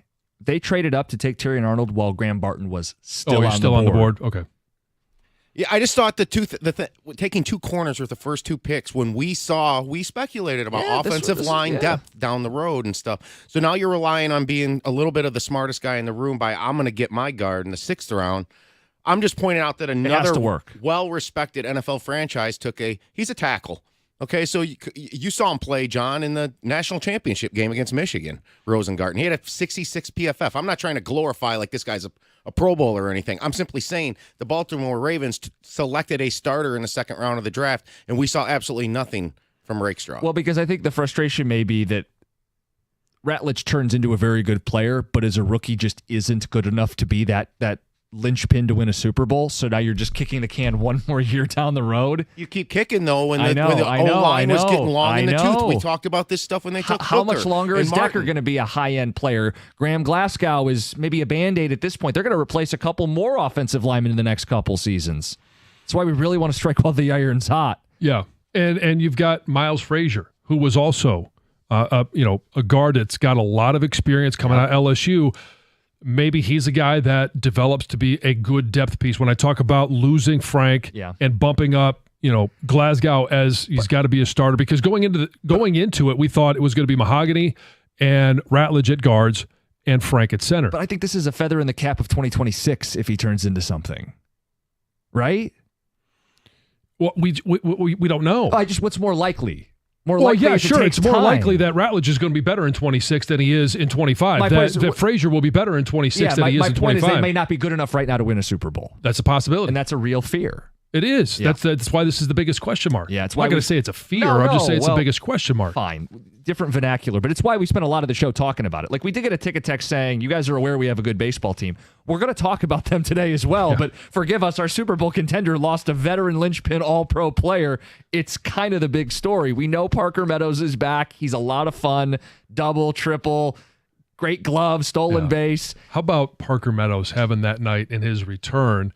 He's overshadowed by Kerry Carpenter hitting 3 home runs, and then both of those guys are overshadowed by Frank Ragnow retiring. Right. It's the story. Let's get to Brian on the phones. Brian, you're next up. You're on 97.1. I mean, I'm curious. Oh, we lost you there, Brian, buddy. you still there? I'm here. We're going to put you on hold. We're going to figure out your phone. We'll get back to you. Ticket Texter says, who's to say with his health Frank was going to provide all-pro production this season? We can't worry. I was counting on him being an all-pro again, John. Most people were. Yeah, and another texter says, we miss Ragnow, but what level was he playing at? A new center might be able to match the play, not of Frank from 3 years ago, but the play of a year ago. No, last year Frank was a dominant center a year ago. He was a Pro Bowler. Third year in a row. Yeah. Robert in Chelsea says, next guy up, go Lions. I'm all about next guy up. Hake Fraley's going to work this unit. He's going to get the most out of this unit. I'm not waving the white flag on the season. Why even play the games? It's just a real frank conversation. I'm not going to sugarcoat it. This is a big deal. Let's try Brian again. Brian, let's see if it's working. I hope so. Hey, this situation is Brad Holmes' responsibility is to take this moment and make the best of it. There's going to be additional salary cap space. Where do the Lions direct that? Do they keep it interior offensive line? Do they redirect? Does this make the Trey Hendrickson situation feasible? Where does this additional money that they'll have from saving on Ragnow's salary? Where does it go?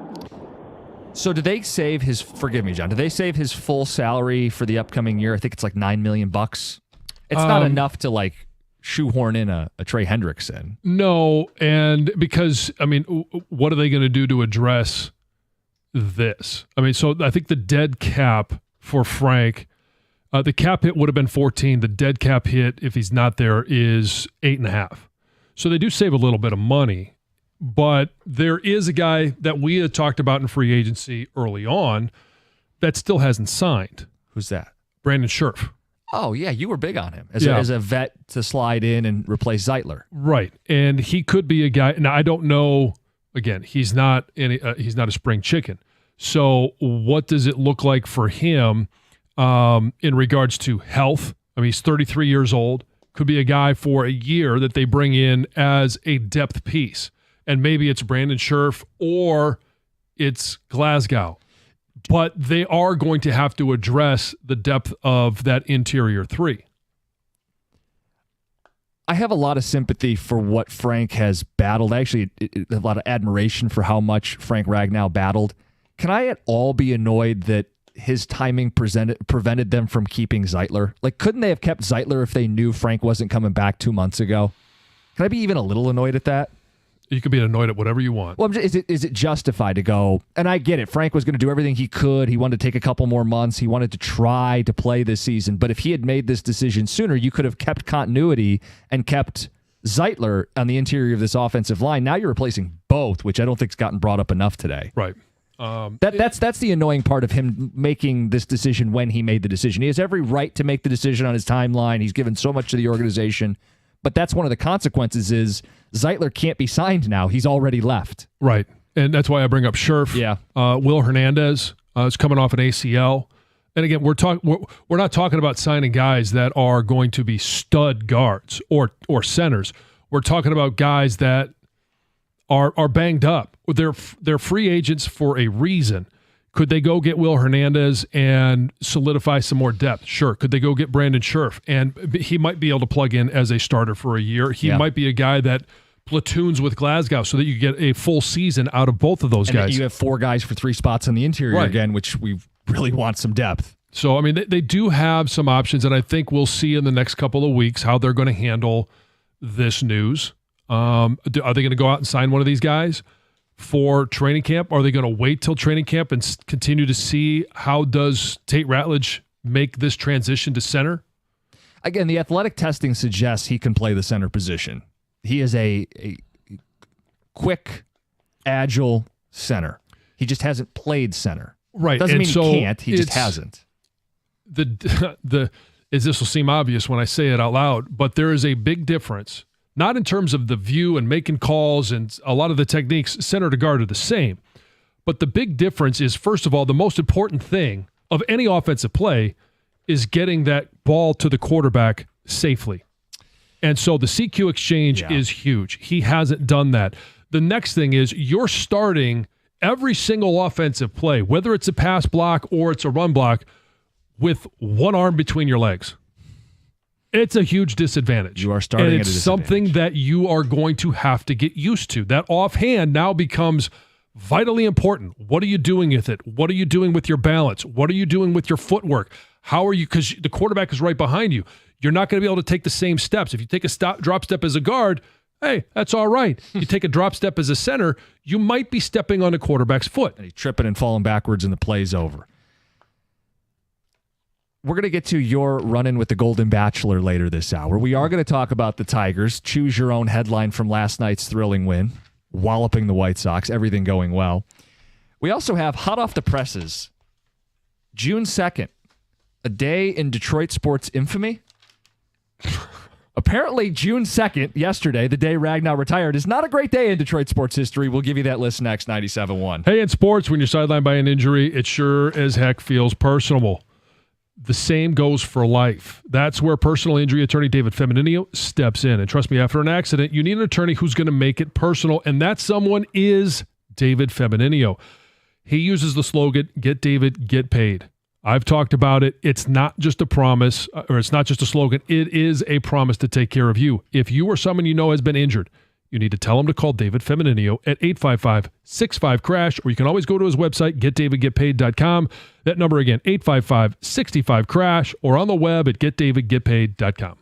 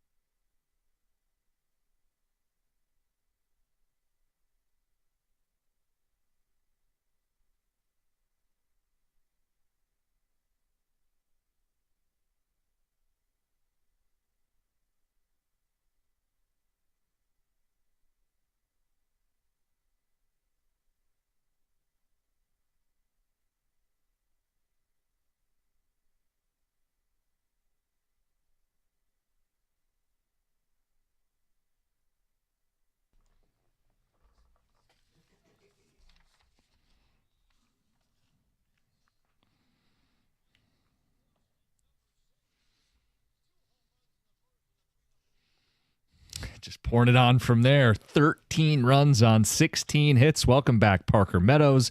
Hello, Kerry Carpenter, back in the heart of the order. And hello, defense. Riley Green in the corner, Parker Meadows in center. That weird Dingler McKinstry juggling act. Yeah, yes. Your classic 2-5 pop out. Choose your own headline. Tigers win. We're going to spend some time talking about them this hour. Plus, John's running with the Golden Bachelor. But that happened yesterday. But yesterday, apparently, is a day of Detroit sports infamy. So we're gathered around pre-show, connecting some dots. Mm-hmm. Yesterday, Frank Ragnow announces his retirement. We remembered that June 2nd was also the anniversary of Armando Galarraga's imperfect game. Yes. And then Tom got to work and just couldn't stop. How far back are we going? Well, John started just looking out of curiosity. Yeah. I was looking. He found number 3, and things come in 3. And so he discovered that Randy Johnson no-hit the Tigers on June 2nd. Yeah. 1990, Randy Johnson no-hit the Tigers. For the Mariners. Yeah. 2-0.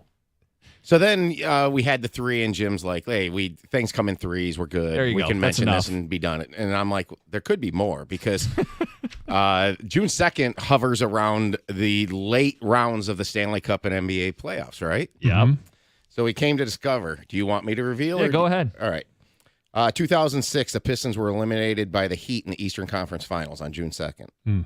The very next year, the Pistons were eliminated by the Cavaliers in the East Finals. So back-to-back years, same day, effectively the end of the going to work Pistons. Yeah, June 2nd ended it. That's when the writing was on the wall. I know they made it in 08, but who thought they were winning it? Celtics had the big 3. 2008, Peter Sikora scores in triple OT in Game 5 to force a Game 6 back in Pittsburgh against the Red Wings. So the Red Wings were on home ice into the third OT, a late weeknight, if people are old enough to remember, staying up. A young Jim Costa had to go to school the next morning. Yep. Poor thing. Yes. Was that elementary school? High school, thank you. And then finally, and this one's I think this is the reach, okay? But it is what it is. The Penguins win Game 3 to start their comeback in the 2009 finals. They would become the second team ever to come back from a 2-0 deficit in the Stanley Cup finals. And the first to do it since 71. And they began that on June 2nd, 2009. And then, of course, Frank Ragnow retires. And Galarraga's a perfect game. All this stuff. So are we going to brace for impact next June 2nd? First of all, we have to have a team in the Eastern Finals or the Stanley Cup. I don't know about that last one, but East Finals, Pistons. Yeah. It's, maybe that'll be June 2nd. I don't know if maybe it'll be a weekend day and not a lot of business will be done. Who knows? Obviously, you could still have a Tigers game. But hopefully, Pistons will still be playing. You could always have a surprise retirement. It could. We don't want more of those. But I don't know that we'll have any Wings opportunities next year. You know, they're going to be preparing for a big Stanley Cup game this time next June. Maybe that's when they hire their next GM. Okay, all right. Yeah, Dallas is eliminated in the West Final again. Yes. Yeah. Sorry, Stevie Y. Hopefully it's not the case, and maybe they're just knocked out of the playoffs. You said that just to make me mad more than anything else. Yes. Let's get to Heather with the news. Just move on. So I like this story. There's a young girl, 4th grader from Detroit, going viral on TikTok for all the right reasons. Oh, good. Okay. She's not doing didn't one of kick these. in a door? She's not kicking in doors. She's not doing this TikTok challenge, getting in trouble. She actually performed at her school talent show, and she sung a song from Wicked, Defying Gravity. And this young girl, she goes to Detroit Academy of Arts and Sciences. She's 10 years old and clearly very talented.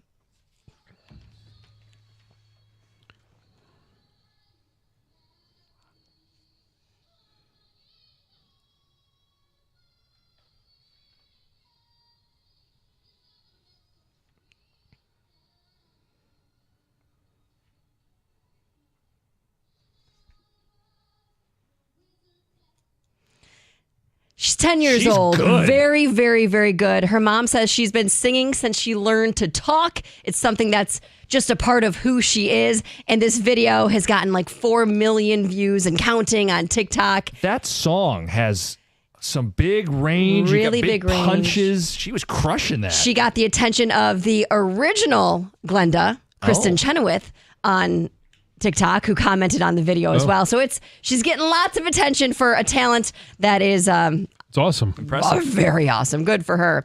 You might have heard this story. Last month, there was 2 puppies that were stolen from an Oakland County foster home.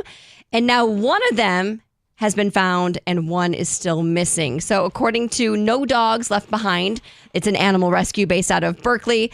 Ludo, one of the 2 Australian Shepherd mixes, has been found. No words on In a good home? how it's been found. So these dogs were actually supposed to be adopted the next day after they were stolen. They were in a pen outside and they were stolen. No word on how they were found or this one was found or where it was found. But the rescue is still asking the public for help to find the other puppy, Luna, who is somewhere out there. So hopefully it will just be returned by whoever took it, right? Yeah. And I've got a little study. If you are thinking about adopting a dog or a pet or a cat or whatever it is, ferret. there's a ferret, maybe not the hamster, That's what but you go with? A ferret?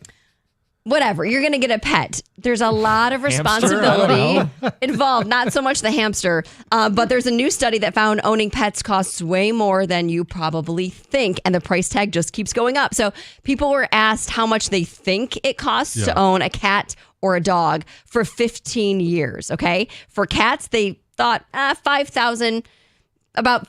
$5,700 was like the average answer. And for dogs, people thought $8,000. What is it actually? Well, like 3 times those numbers. So it depends on obviously the type of food you're buying, your vet bills. How much you're going to spoil them? Yeah, So if you got to build a experts- catio for them. Exactly. Stuff like that. Add some zeros to that. Experts say caring for a cat, Jim, now costs anywhere from $20,000 to $47,000 for the course of their life. They live a long time. For dogs, $22,000 to $61,000. 61,000. 60 grand. Wow. Okay. Damn. So I'm saving money by going cat versus dog. Yeah, go with that. I am little definitely bit. cutting Mozzie's allowance after hearing this. Yes, yes, yes. How about your pet ferret?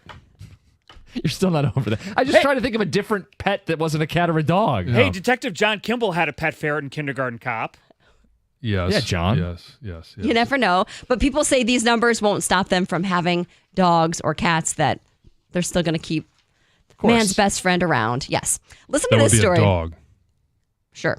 I agree, Yeah. but I do love cats too. So anyway, there's a man who ran the San Diego Marathon with 0 training, basically after his wife said he couldn't do it. I love this story. It is great. This guy was so confident, kept saying, I can do this. I Yes. can run. I don't need to train. I can run a marathon. And she said, prove it, basically. So she signed him up for this marathon last weekend, woke him up 24 hours before, told him, guess what? You're running a marathon in 24 hours. So he got prepared, went to REI, got some shoes, got some gear, the backpack, right?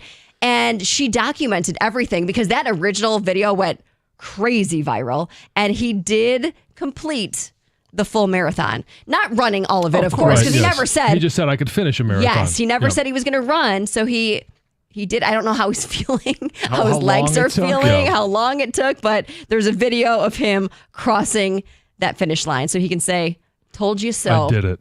I Yes. did it. Never discount that. stubbornness. Yeah. That's right. Yes. It's a great motivator. Prove you wrong. Exactly. Tell me I can't do it. Now, John worded this as called his bluff in his show prof. It ain't a bluff if you got the cards, man. And he had the cards. Yeah, I know. Well, he kept saying, you know, apparently that's why she signed him up. I kept saying I could run a marathon Yeah. without training. Prove it. And he did. He did. All right, we're going to talk Tigers end of the hour. Golden Bachelor. What's this business? Why is John hanging out with the Golden Bachelor? We'll get to that next. 97.1. Hey, you guys, it's Heather. And if you're like me, you like knowing what to expect, especially when it comes to your phone bill. Well, Verizon's got some big news for your peace of mind. For the first time ever, they're locking in low prices for 3 years. That's right, 3 years guaranteed with my plan. So if you're thinking about making the switch to Verizon, this is for you. You can get a single line for just $45 a month when you switch and bring your phone. That's Verizon's best price ever on unlimited welcome with autopay plus taxes and fees. And again, that price is locked in for 3 whole years. Because at Verizon, they've got your back now and in the future. So go ahead, take one thing off your worry list. Visit your local Verizon store in Detroit and ask about their 3-year price guarantee today. $20 monthly promo credits applied over 36 months with a new line on unlimited welcome. In times of congestion, unlimited 5G and 4G LTE may be temporarily slower than other traffic. Domestic data roaming at 2G speeds. Price guarantee applies to then current base monthly rate. Additional terms and conditions apply.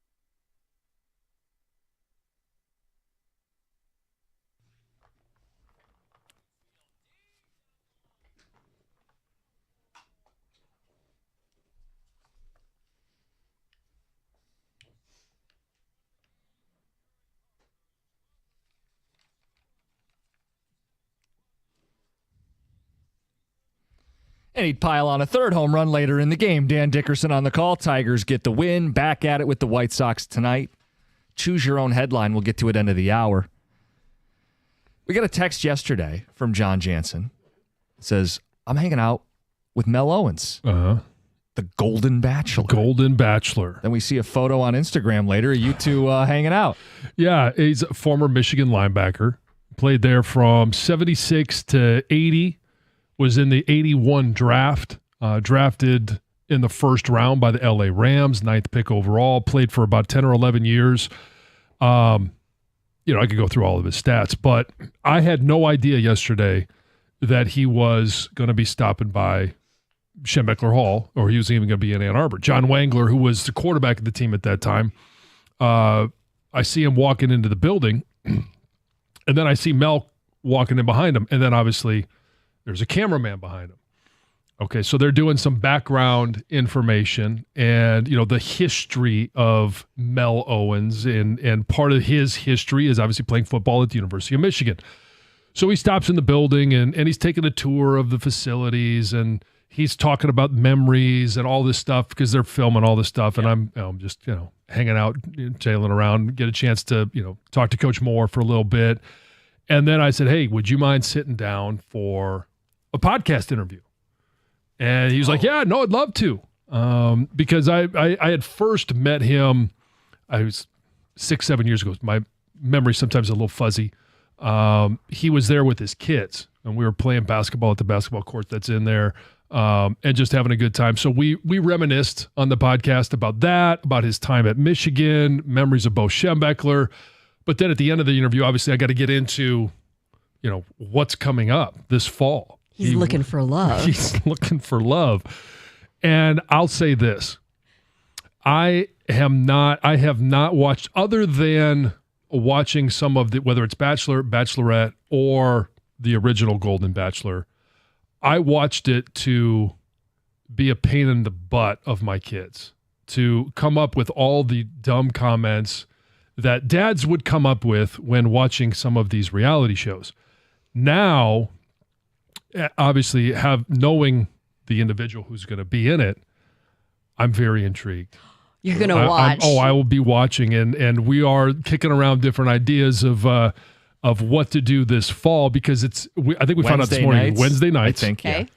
Thursday morning, there might be a John Jansen review of The Golden Bachelor. Wow. So I won't give away the entire interview. The interview will come out tomorrow on In the Trenches. You could find it on Apple Podcasts, Google Play, all that stuff. It's Go Blue Podcast with John Jansen, and Mel Owens will be the guest. Are you going to power surge the women on the show?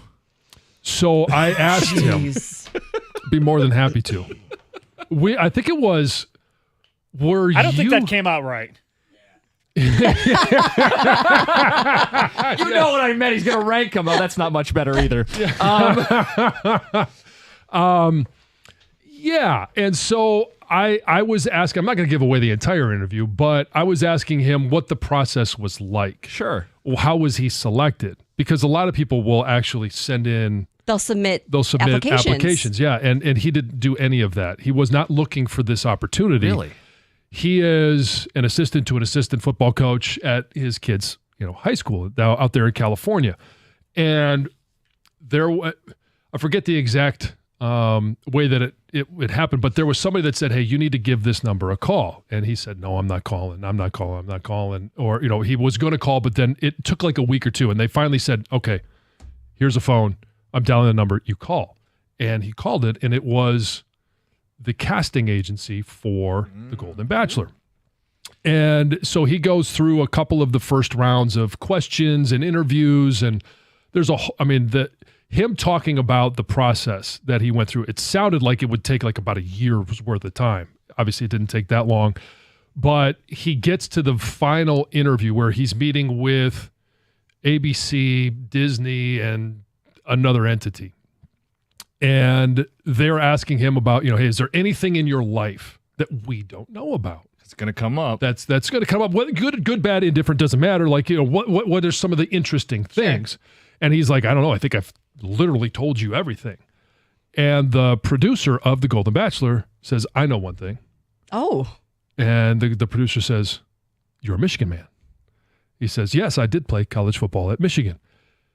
The producer also graduated from the University of Michigan. So there's a connection there. Forget favorable edits. Yeah. So, well, I don't know if it's going to be favorable edits or not. That's to be determined. And we will give you that observation Thursdays in the fall. Blue Wall makes its way to ABC. Does he know what's going to happen to him? Like, does he know about Bachelor Nation and the fans that follow the show? Does he know what's about to happen? Like, does he really know? I don't know that anybody is fully aware of the scrutiny and the fandom that follows this franchise in all of its different forms. But I asked him, okay, what was it like when you told your kids? His kids are obviously in full support of this. Right. They're excited about it. They're college age kids now. And I was asking him, like, why? Because everyone like, why would you do something like this? And he said, it's interesting you asked that because it's one of the questions that they asked him. Why would you want to be a part of this?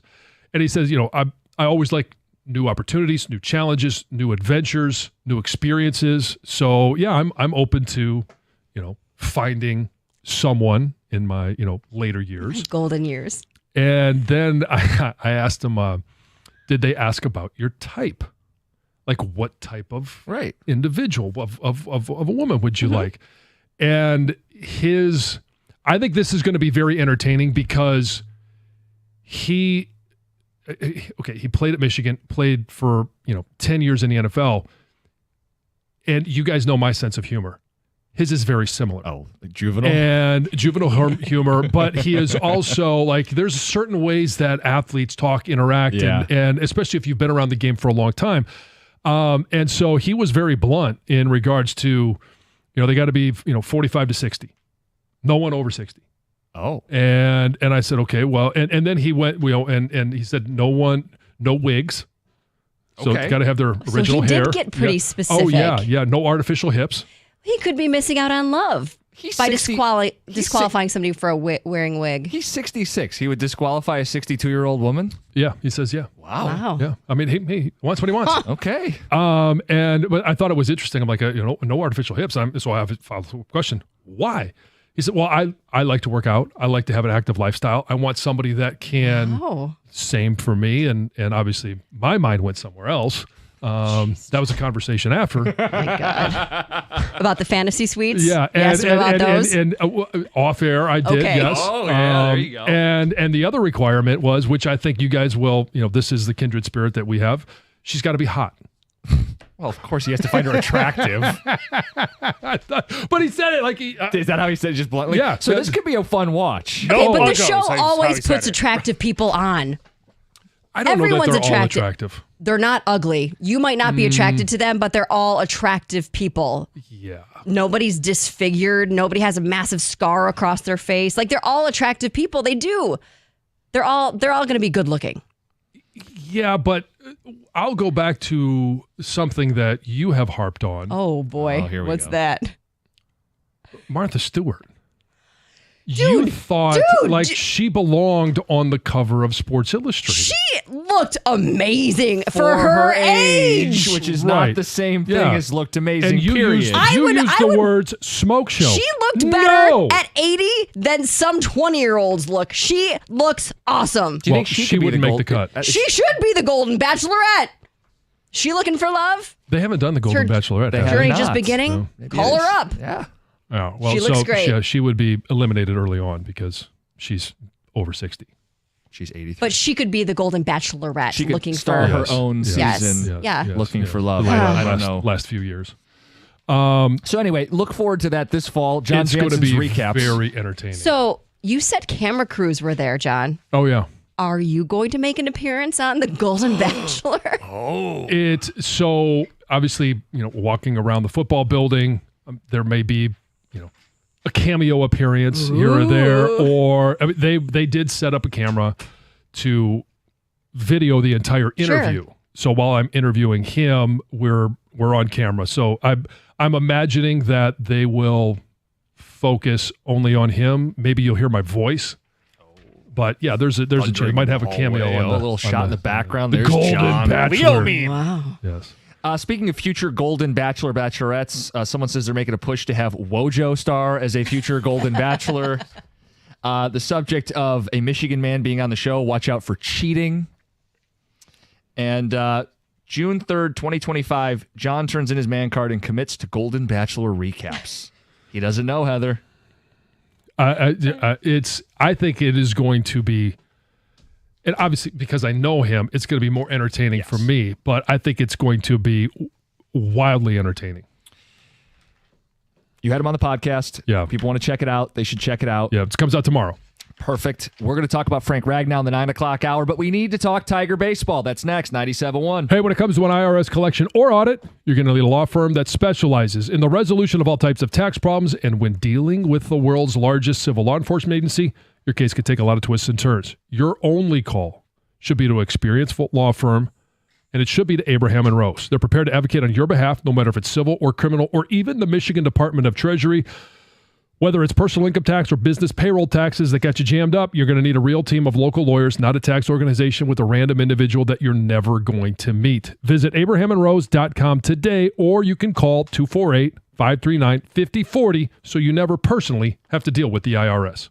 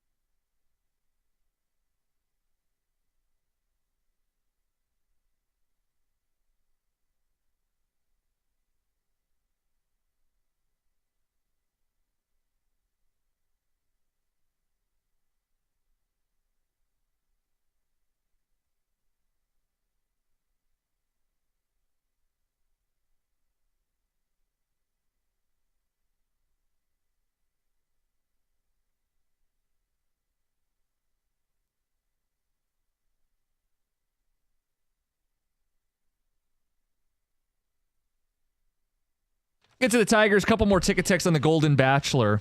John was hanging out with Mel Owens yesterday. Michigan man. Yeah. He'll be the Golden Bachelor this fall. I did ask him if there is, like, before they meet on the show, do you get any background information? Do they include pictures? Right.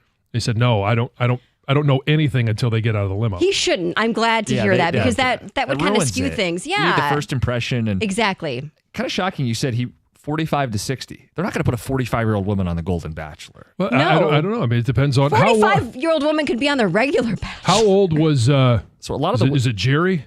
Was he the first Jerry Turner? Yeah, Gary or Gary. Jerry. Yeah. Whatever. However, I think it was Gary, but it looked like Jerry. A lot of the women on his season were 70. He was 71 years old. So it's a few years older. younger. Yeah. Mel's 66. In terms of vetting, someone wonders, could Connor Stallions help them interpret signals the women may be sending him? It's possible. I can do digging on these women, signed Matt Weiss. Oh, my gosh. Oh, boy. And what else we got here? John, I didn't know you were into that tag or genre out here watching the seniors. What? He's talking about porn. Oh. Really? That one went over your head? Yeah. Yeah, it went over my head, yeah. Anyway. Yeah. All right. We're going to talk Frank Ragnow in the 9 o'clock hour. Big decision that he made yesterday to retire and reactions, ramifications, who plays center, how does this impact the Lions in their pursuit of a Super Bowl? I just hope the group that he gets is a little better than the last one. Stoney and I did I am do flabbergasted by your comments about these women. And this is no wonder women you no longer feel they you can't share age the gracefully off-air because of comments. what John, my jaw is still like, oh my, I proceed. You did some of this on air with Stoney a couple Yes, years ago? and it's awful. Well, these women are in their 70s and they look amazing. We didn't do a 1 to 10 ranking. Well, based on what I heard, you'd give them all a 1 or maybe below. No, that's not true. I just okay. I made a comment about 2 or 3 of them, and you are taking and running with that. Because the comments you made were quite harsh. Oh. You want to play the yes or no game, John? Let's not. And I'm going to not say the things you said off the air. We're going to move on for your own benefit. Or the show's benefit. Something about gravity. Anyway, we will move on. Kerry Carpenter. It wasn't a lot of gravity when he hit the ball yesterday. 3 home runs for the Tigers. It's a kind of choose-your-own headline day for them. I want to know what stood out to you on a day where Parker Meadows is back and Carpenter goes yard and defense takes the center stage with multiple highlight plays. What was your headline from yesterday's Tiger game? I mean, the headline is Kerry Carpenter, 3 home runs. Like, and it's a little disappointing to talk about the headline being Kerry Carpenter with 3 home runs. Can't believe I'm saying that out loud when Parker Meadows comes back and he was dynamic at the leadoff position. My take early on was listening to Dan Dickerson and AJ Hinch in the brief interview that they have before the first pitch, and listening to AJ talk about how excited he was to have Parker Meadows active, how excited he was to have him in that leadoff spot, and what it meant for Kerry Carpenter. Putting him in the middle of the lineup, whether it's 3, 4, or 5, he's much more comfortable, can swing more freely as the designated hitter there than he could as a leadoff hitter. One, there's more guys on base, which, yes, okay, you hit a home run with guys on base, it means more. But the fact that he's able to swing freely in the middle of the lineup, and this is something that we've been talking about as AJ, creates matchups, and it's never, this is your designated leadoff hitter. This is your cleanup hitter. Like, he's got guys all over the place, but now that you've got Parker as your leadoff hitter, you put Kerry Carpenter there where he can swing freely, and then on that night, after those comments, he swings freely and hits 3 home runs. Called a shot. This team just got better. Do you realize Kerry Carpenter hit 3 home runs the entire month of May? He hit 3 last night. In other words, they built this big division lead without him doing much damage. Yeah. Now he's going to heat up, and now you have Parker Meadows. To me, the headline, I know for the night it's Carpenter, but big picture, I love that Parker Meadows is trying to make up for 2 months in one night. Double, triple, stolen base, couple walks, diving catch in center field. It's a full Parker Meadows experience. And I think the caution for AJ, he mentioned this as well, is, hey, we need to make sure we continue to ramp him up. Now all of a sudden he goes for double, triple, stolen base. He scores 3 runs. And the temptation is, well, let's play him 9 more innings. Let's play him 9 more innings the next day. And let's just keep – but – The timing was smart by the Tigers to call him up. He gets a few more AAA opportunities before the Cubs are in town on Friday. It's the Sox, yes. I appreciate the joke. It's right there. I mean, you feel bad. I mean, the Sox are so bad, but they're not the Rockies. They're not the Rockies, so people forget about how bad they are. Yeah. The Tigers should take advantage of them this week, and it's a good chance to build a bigger lead in the division. They got a 6.5 lead over Cleveland, 7 over Minnesota, 8.5 over Kansas City, and 21.5 over Chicago. And 3 more games against the White Sox until the Cubbies come to town. Yeah. And Scooble's on the mound Friday night. Perfect. Apple TV. You heard it ahead of time, so you don't complain about it later. Right. I got Apple TV, so it's okay. So I didn't know Meadows was back up officially yesterday. I saw a rumor that it was going to happen, but I didn't have it confirmed. And just the way my day was structured yesterday, once the Ragnow thing happened, and I had to coach baseball last night, so we get in the car. And I heard his name, and I'm like, whoa, this is great. And then I get home and saw what he did for the first 3 innings of the game. I'm telling you what, like, you guys know I love him. I just love the way he plays the game. I think it's the way the game's intended to be played. Carpenter upstages him. But I'm telling you what, man, Meadows running the bases, and when he tracks down a fly ball, it's like watching like one of the greatest horses ever run a race. Yeah. Like, it's like Secretariat. Yeah, it's a gazelle. He gallops. I mean, it's just unbelievable. And somebody texted us in earlier when we first talked about this that he reminds me of Gibby when Gibby was young. I don't know if the power's there, and to say he'll ever be compared to him is ludicrous, okay? But just the style of play. I remember Gibby when he came up, and he played this way, man. It's breathtaking. Yeah, it's aggressive on the base path, and you know that as soon as he hits the gap, you're instantly thinking, is he going to turn this a double into a triple? And that bat he had where he had the walk, I think in the 2nd or 3rd inning, he was down 1-2, and he fouled off a ball, and then he ended up walking. So that's a very good sign early. I know it's one game and stuff, but the question was, he was heating up in AAA. Right, but what Meadows bat were we going to get? Because early Parker Meadows had to be sent down a year ago. Late Parker Meadows was a big catalyst. Looks like we're getting late Parker Meadows. That's a great sign. But the caution is you still have to ramp him up, because when he came up from AAA last year, what happened? Yep, there was a setback. Well, yeah, I mean, he had a hammy. You call him a high-octane player. Oh, yeah, he's a high-test guy. Yeah. Well, and then the other story was his play in the field, Riley's sliding play, making a big out, going into foul territory, laying out. And then how about the most bizarre play, this pinball game where it goes in and out of Dingler's mitt in foul territory off of the calf of McKinstry, and then he catches it, a 2-5 pop-out. Everything was going the Tigers' way. Yeah. It was a fun game to watch. Yeah. They're fun right now. Yeah, that's the best thing about this baseball team right now. In June, we are having so much fun watching the Tigers. We might have to play Mountain Climber late this week if they sweep the White Sox. No, Who's going to 100? We should wait for the Cubs series. The Cubs are a really good test. Can't do the triple-digit disco this early. Oh! What'd you say? I don't know what I said. What's a triple-digit disco? We got to get to the update. We got to talk Frank Ragnow. It's next, 97.1.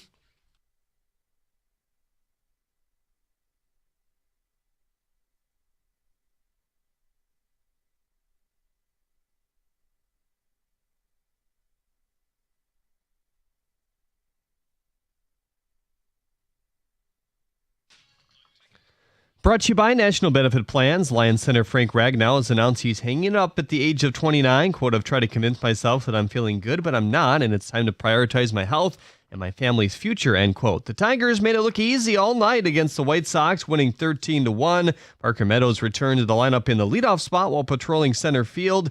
He enjoyed watching Kerry Carpenter's 3 homers as well.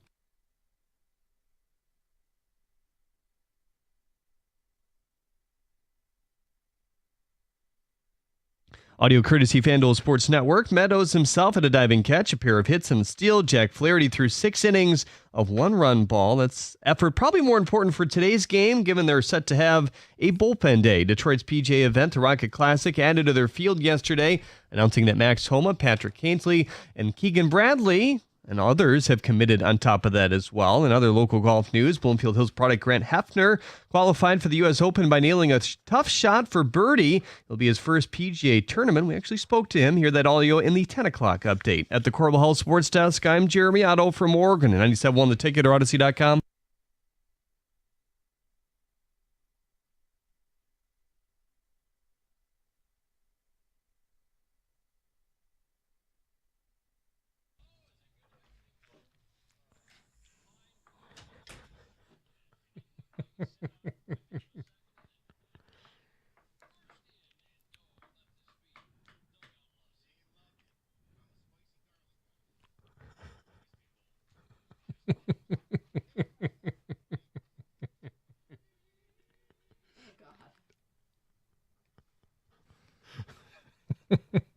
How do you really feel about Parker Meadows? Hey, everybody has their fetish, just like John revealed last segment. Oh, no. What was my fetish? Tag teaming. Oh, I didn't catch that. I didn't catch that one either. I thought it was something about older women. They're shaking her head. Anyway. I didn't catch it, but I didn't need to hear it either, Yeah. Me either. Yeah. Just. And that's how we begin the 9 o'clock hour. Good morning, everybody. 97.1. Someone clarifies, if there is any dancing to be done with triple digits, it should be a tango to avoid any issues with previous disco-related fiascos. The tango triple? Triple-digit tango? Triple tango? We'll workshop it. We're not there yet anyway. We're not going to workshop it. It's still early June, people. But the Tigers keep winning, and we're having a lot of fun with them. Let's turn our attention, though, to the pressing issue on everybody's mind. Did you just mouth three-way under your breath? We're going to move on. We're going to talk about Frank Ragnow. The cameras are on. People can see you, John. Let's talk about Frank Ragnow. Now, you're driving in your car. We need to have a serious conversation about the Detroit Lions. So let's rein it in here. You're the O-line guy. We'll start there. How big a deal is losing Frank Ragnow and the ramifications for this season where everybody's talking Super Bowl? Well, it's huge because as we wake up this morning, this is not as good of a football team that we thought we had when we woke up yesterday morning. I was shocked when you sent me the text that Ragnow is retiring. I didn't see this as a possibility. Come to find out, it sounds like in his statement that this is a conversation that he's been open with the Detroit Lions about for some time, and he needed more time after the season to figure out if he was going to be able to go this year, and the decision was ultimately that he wasn't going to be able to go, so he's retiring. It's huge for this offensive line, for this offense, and for this team. Frank is not just one of the best centers in the NFL, but he is a culture guy. He is a guy in the locker room that is an unquestioned leader in that locker room. Now, he may not say a lot, but every time he goes out there, if Frank can go out there with a torn pec, if Frank can go out there with a broken neck, fractured throat, then all these other guys with these little bumps and bruises are kind of like, well, if Frank can do it, I can do it. He's got the inoperable toe. He's setting the standard. And so you lose all of that, when you don't have Frank Ragnow anymore. On the flip side, you do have players that can go in there and play. Not at the same level. And that's the concerning part. Not with the same experience, which is a huge concern. Christian Mahogany has one start under his belt. Mm-hmm. He is, in essence, still a rookie. And so he's going to be playing his first full season out there, because he wasn't even healthy at the beginning of last camp. He was on the PUP list. And this will be his first ramp up to an NFL season. Yeah. Obviously, Tate Ratledge, freshly minted NFL player. Never played center, and they are working him out at center. We know Graham Glasgow can play either guard spot or center. How it all shakes out, I have no idea. You're not going to be playing a game this Sunday. You have plenty of time to work on that combination. What's going to be the best five that you can put out there, and where are they going to be? I can tell you right now, Decker's going to be at left tackle, Sewell's going to be at right tackle. That is a huge assurance for this offensive line, because those guys can hold their own. Obviously, Sewell more than Decker, but they can hold their own. They're going to have to.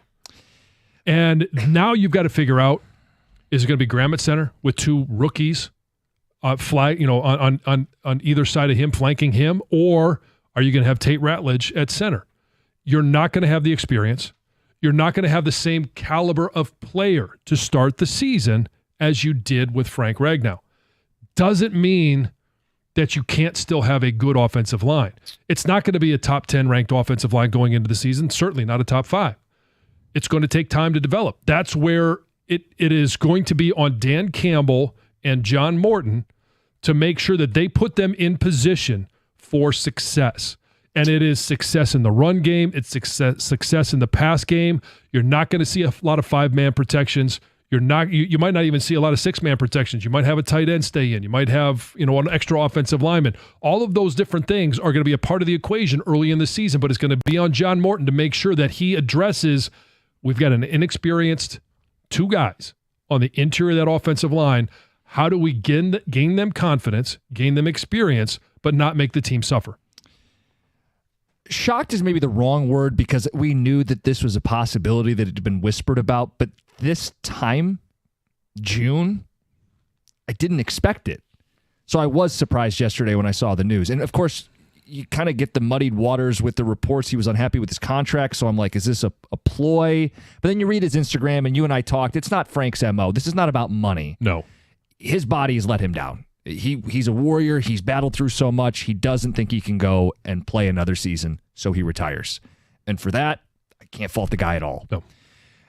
The timing, though, means, sure, the Lions will get some cash back, but they can't bring Zeitler back because he's already left. So there's 2 guys in the interior that they have to replace. And this now becomes the biggest concern I have for the upcoming season. It's not who's opposite Aiden Hutchinson. It's not who are the new coordinators. John, my thought was, if you got a great front, if you go up on the whiteboard and you win up front, that's a great start for any offensive coordinator. Now I don't know how often you're winning up front. They don't have a top 10 offensive line, in your estimation, and I agree.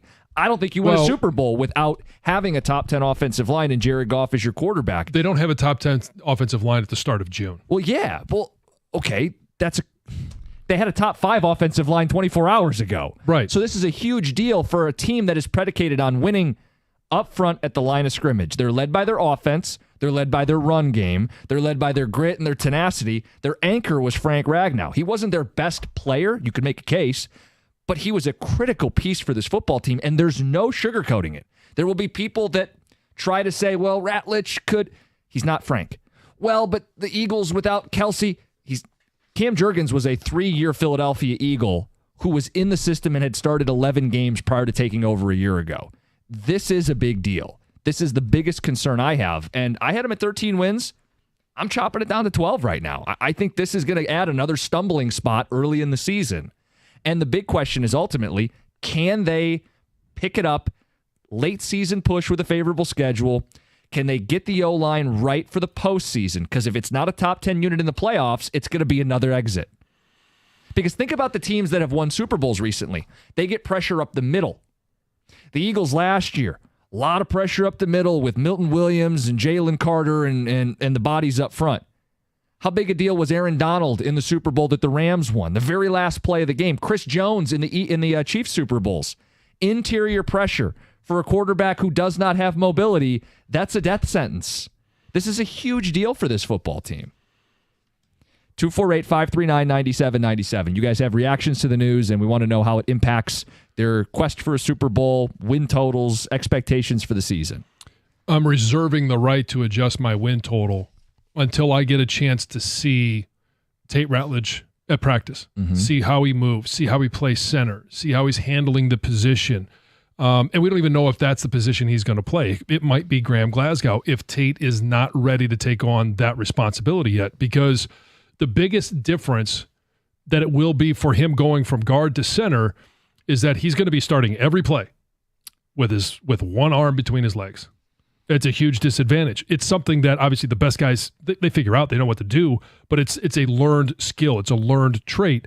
And so I need to see what that looks like before I start adjusting win-loss totals. Yeah, I mean, do I expect this team to still win the division? Yes, I do. But the goal all along has been postseason. Right. And I really don't know.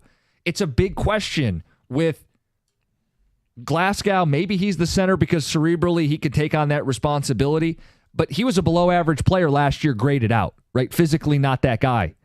And now you have two rookies in the middle with him. They both have to pan out. You know what I'm saying? Like they have to get a lot that goes right for them to have the offense they had a year ago, to have those playoff performances and win a Super Bowl. This will not be the same offensive line. Could they still be a good offensive line? Yes. The question I have is they may be able to put out a good starting five, but what happens if in the course of a 17-game season now, Graham Glasgow gets dinged up? Then you put Tate Ratledge there. And is it a Wasika that goes in at guard, or Miles Frazier, another draft pick that they have, you put another rookie there? Question I have is about depth. There are some ways for them to address the depth, but we'll talk about that when we come back. Yeah, we got time all hour. Your thoughts, 97.1. America's favorite place to watch all your sporting events. We've got the Stanley Cup Finals, NFL Stanley Cup Final, and the NBA playoffs. Still going on. That great place, Stadium Swim, located at Circa Resort and Casino. Catch all the biggest moments at a viewing experience built for sports fans. Chill in one of the 6 pools on 3 different levels for a perfect view of the massive 40-foot-tall high-definition screen located at Circa Resort and Casino in downtown Las Vegas, and it's right there on Fremont Street. Stadium Swim. Book your spot today at circalasvegas.com.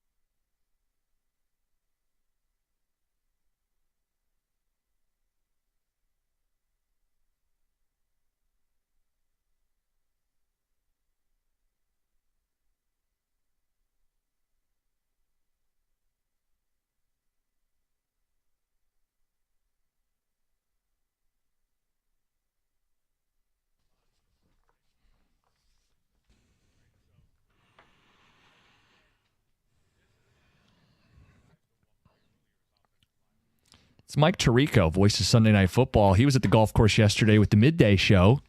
Doug Karsh and Mike Stone.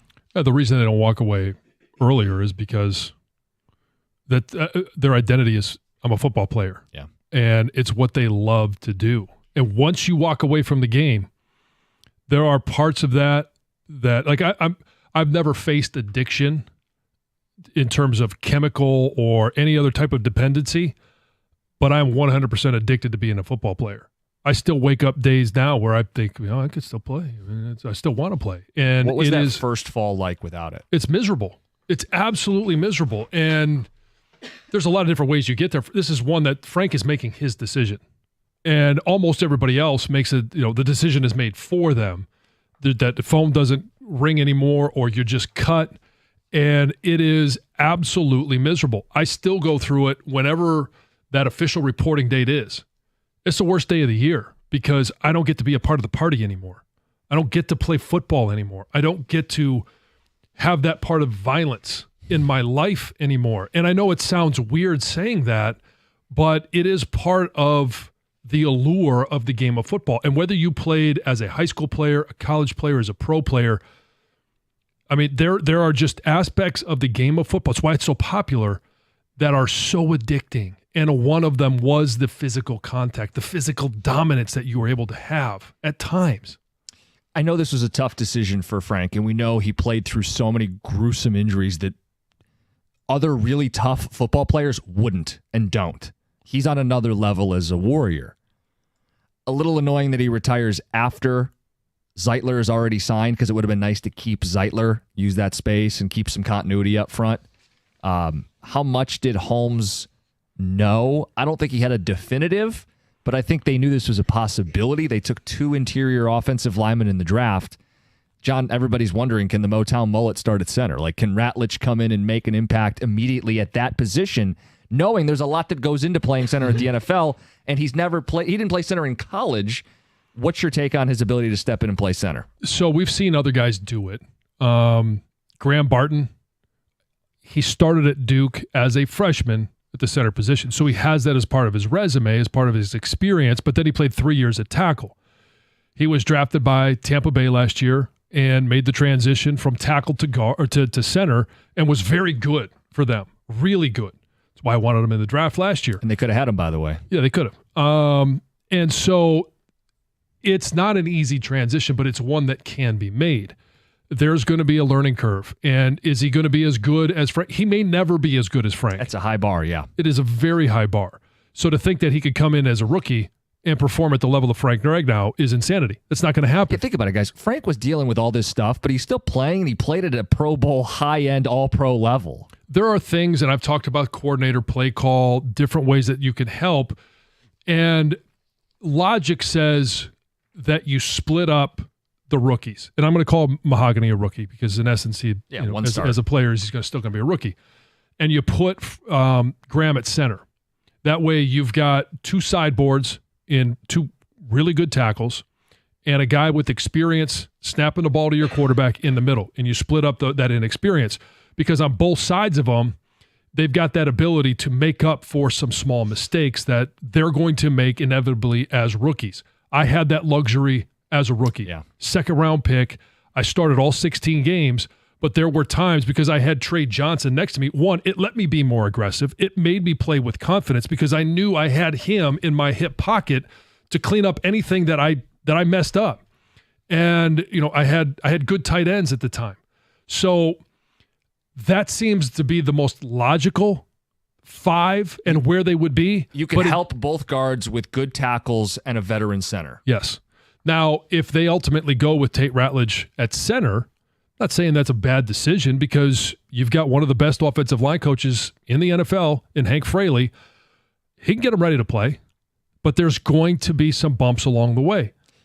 It feels a lot more like they need to survive this regular season, especially early in the regular season, knowing you're going to have some continuity issues up front that may lead to some erratic play from Jared Goff, new coordinator. Well, this is a team that has the DNA of we can survive things. Sure. They survived all those injuries on defense. You got guys playing up front that we'd never heard of, weren't on the roster, weren't even on the radar going into the season, yet you're counting on them to be productive as defensive linemen because that's where all the injuries happened last year. Now, you got to have 5 guys that can play as one up front on that offensive line with this offense. Got a lot of weapons. You got a quarterback that needs to be protected.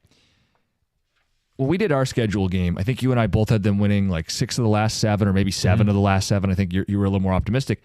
The end of the schedule sets up well for this team to go on a run. They have to weather the storm early. Lee McNeil won't be there early as well. Weather the storm, and with an exclamation mark, be playing some of your best football, kind of channeling what the Eagles did a year ago.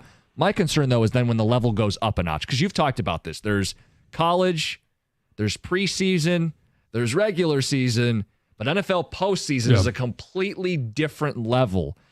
Can these guys both acclimate to the NFL regular season level, catch their breath, and then go to another level for this team to win a Super Bowl? They can, but it's going to be much more difficult. And I'm not going to say it was easier with Frank, but yes, it would have been easier with Frank. It's going to be much more difficult. They could still win games. They should still win the division, but it's going to be much more challenging going into the season than we originally thought. Yeah, and I don't think you have to sugarcoat it. I'm not saying you are, but I think there are Lions fans kind of living in this, we'll be fine, we'll be fine, we'll be fine. It's okay to say this is a huge issue. There's no sugarcoating it. You're losing an all-time great for your franchise at a critical position for this football team. Some of the texts we're getting, and we got open lines, 248-539-9797. Texter says, did we think Ragnow was going to play a full season? Win total doesn't change. Half our team was hurt last year, and we won 15. Yes, we expected Frank to play basically the full season because that's what he had done. Mm-hmm. No matter how banged up he was, you could pencil him in for 15, 16, almost 17. 2021, the original toe injury, was the last time that he missed any length of time in the regular season. The Eagles lost their all-pro center. Both coordinators won the Super Bowl, just saying, Joe and Farmington. They hired Vic Fangio on defense, a little different than Kelvin Shepard. And they had Cam Jurgens ready to slide into center, who had played 11 games the season prior and had been with the team for 3 years. Yeah, that was his 3rd season. A little different than rookie Tate Ratledge. And by the way, we're replacing guard and center. I don't think that's been mentioned enough today. They're replacing guard and center from this football team from a year ago. And so everybody wants to know, okay, well, what's the move? If they don't make any moves, it's going to be 2 inexperienced guards and a third, whether he plays guard or center, in Graham Glasgow. There are a couple of guys. Now, anybody that's left out there still in free agency is left there for a reason. Maybe they're waiting until something like this happens and they get an opportunity to go in and actually start for a team. Some guys wait until training camp because they don't want to go through the offseason program. They don't want to be committed to a team. They want to see if an injury happens and maybe they can step in and play. But all the best players, all the best offensive linemen are on teams. There are 2 guys that are out there, and they all have warts. If you're left, you have some warts. Brandon Scherf is a guy that we talked about in free agency earlier as a possible replacement for Zeitler. Could be a 1-year deal for a Brandon Scherf. Will Hernandez. He's come up on the ticket text a little bit today. He is an offensive lineman, played in Arizona last, and I think it was week 5 of last year, tore his ACL. So he's coming off an ACL reconstruction. What does that mean? I don't know where he is physically in his recovery. I don't know what type of injuries or anything that Brandon Scherf has been dealing with. Or at this point in your career, you're dealing with something. Yeah. So those are 2 guys out there that are options. And I'm sure as soon as Brad Holmes got this news officially that Frank is retiring, he's looking at all those options. They get a little more cap space. Mm-hmm. Because I had that number earlier and I got it right here. It was with Frank on the roster, as you're starting all-pro center, $14 million cap hit.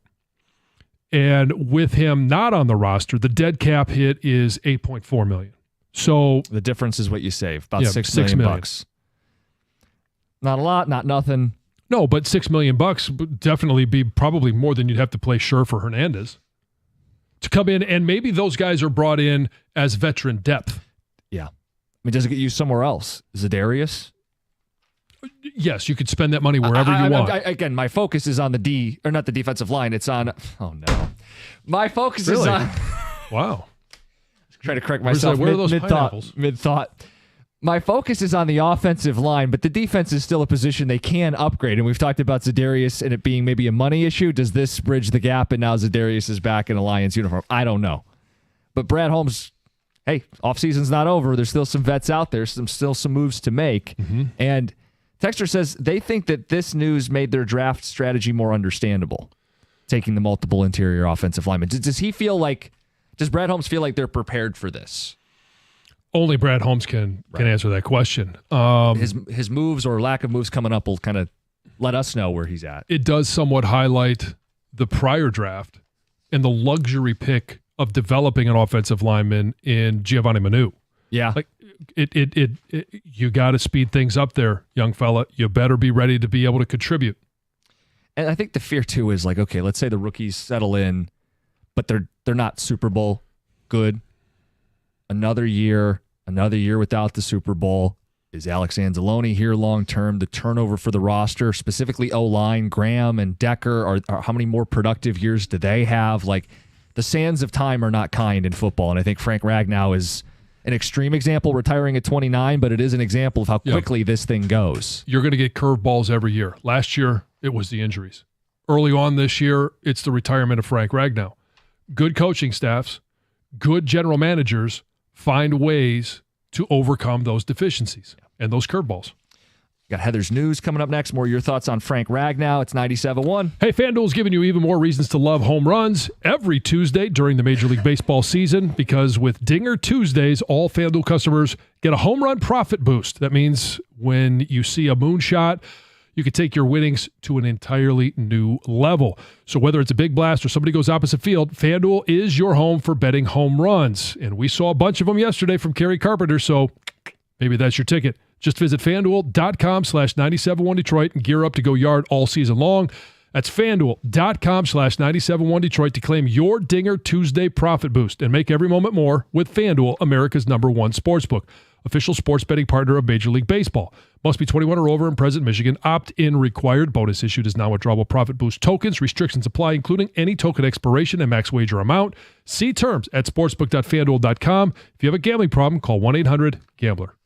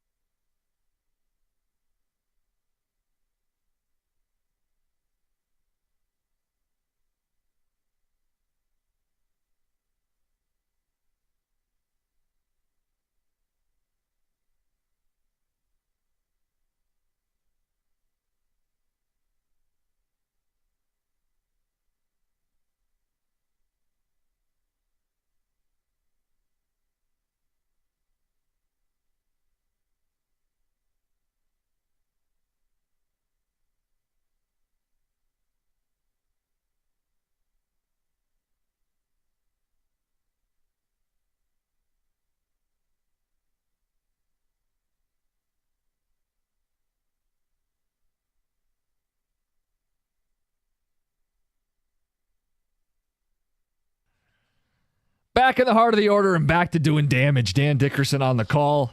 16 hits, 13 runs. Tigers wallop the White Sox.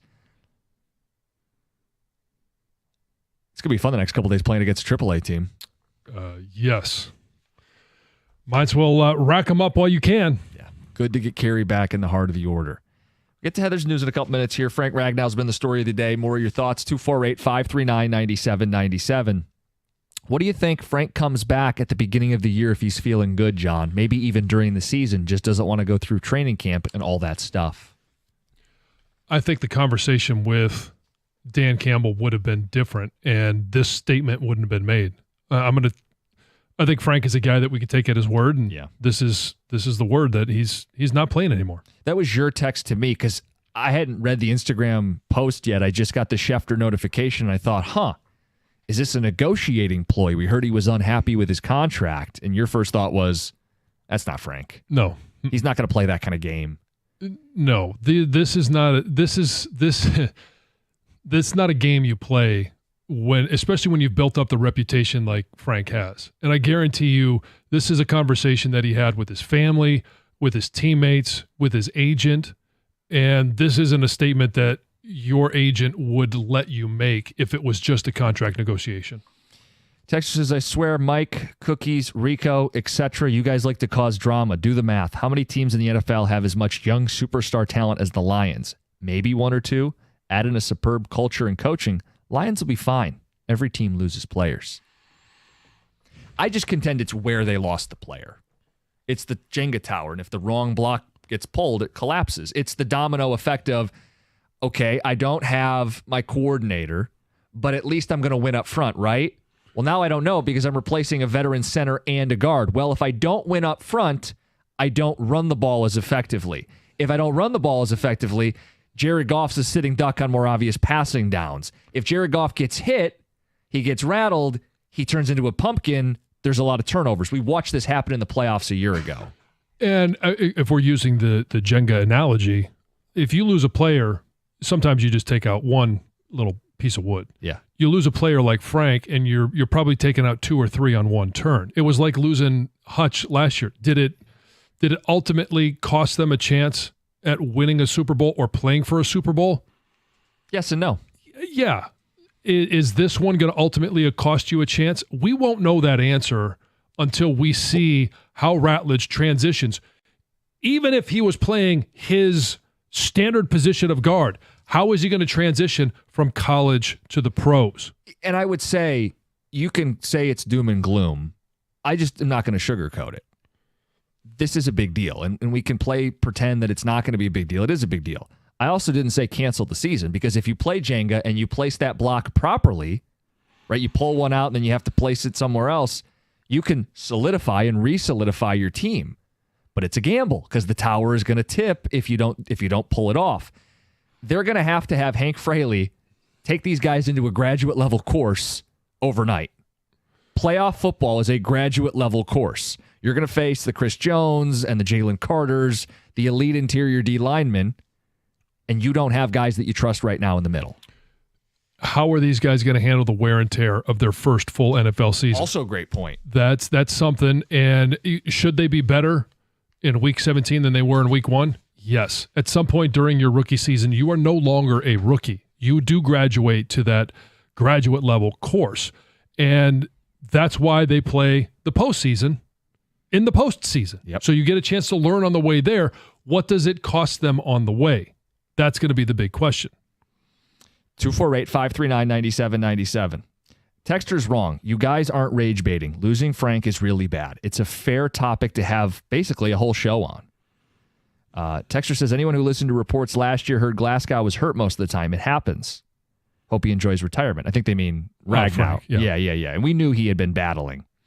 Texter says it claims they know Frank on a personal level.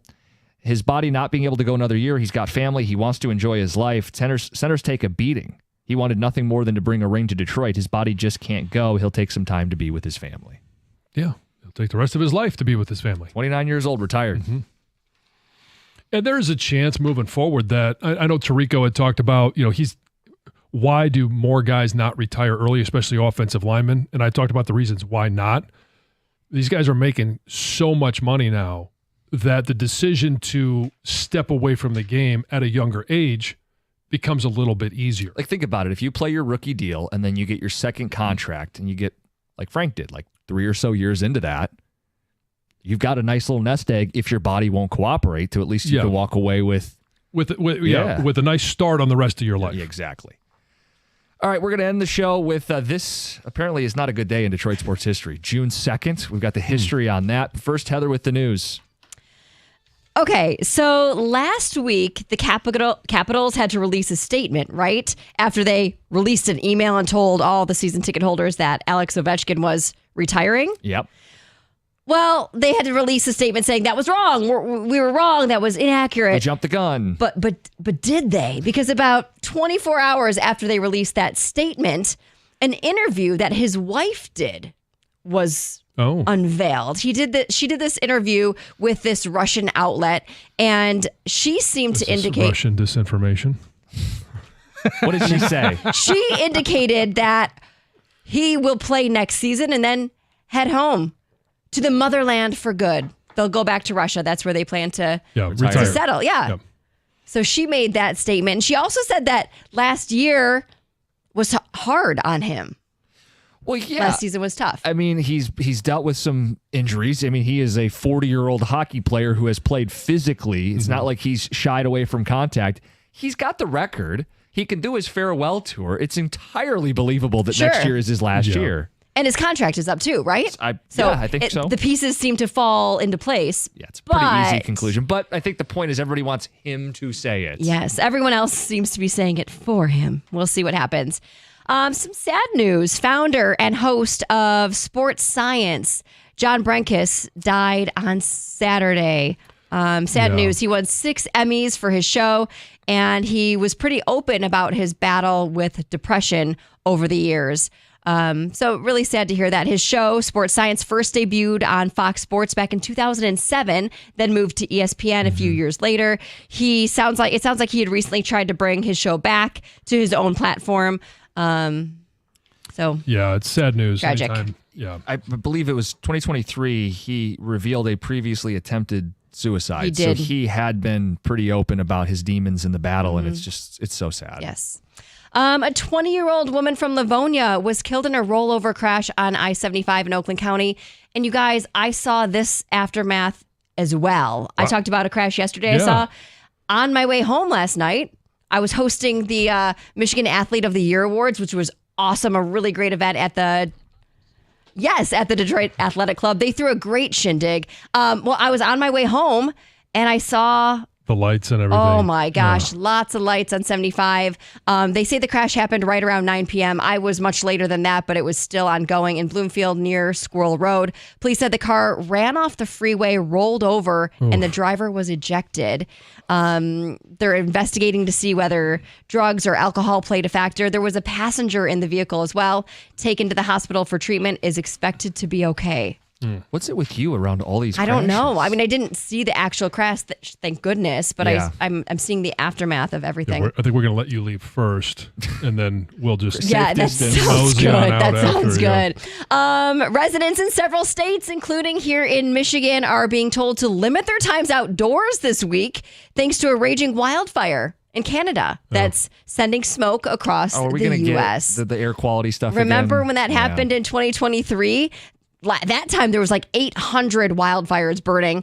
This time they say the smoke is due to blazes in Saskatchewan, Manitoba, and authorities are saying it's a combination of rising temperatures, winds, and low humidity spreading these wildfires over thousands of acres. So just be prepared for that kind of hazy so we sky. are going to get some of that. Yeah, and we could see, unfortunately, the side effects are these incredible sunsets, right? Or sunrises. Yeah. So we'll see that, but not for a good reason. Right. But be prepared for that.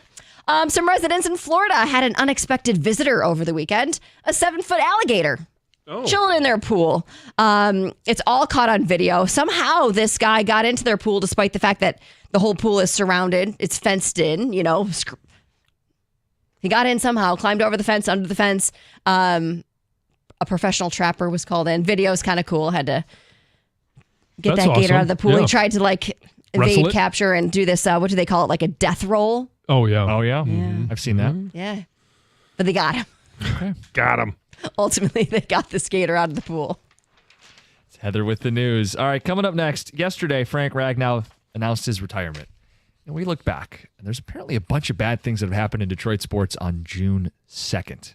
It's 97.1. Hey, at First Merchants Bank, they believe that the real value comes from building strong communities and relationships. With their new branch opening in the Fitzgerald neighborhood of Detroit, First Merchants Bank is excited to offer a banking experience that's welcoming, attentive, and dependable. Their easy-to-use, secure, and highly rated app makes everyday banking a breeze, allowing you to manage your accounts on the go, and their local attentive bankers are your partners in success. They're going to take the time to get to know you, give sound advice, and provide solutions that work for you. In fact, that's exactly what they've done for me and my family over the years, and why they're my personal financial partner. With a passion for fostering community development, their team is committed to helping you and your neighborhood prosper. Experience the difference of banking with an award-winning bank that truly cares about your financial journey.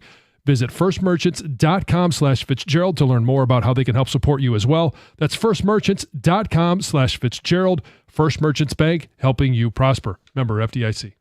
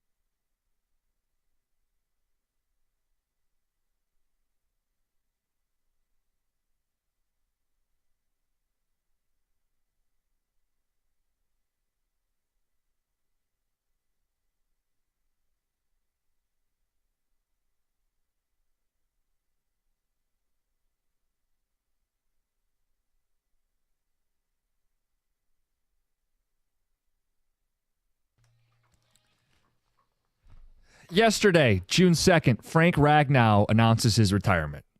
You can downplay it if you want. It's a big deal. Strength of the team has a big question. Yesterday was also the anniversary of Armando Galarraga's imperfect game. You may have seen that come up on your social media on this day.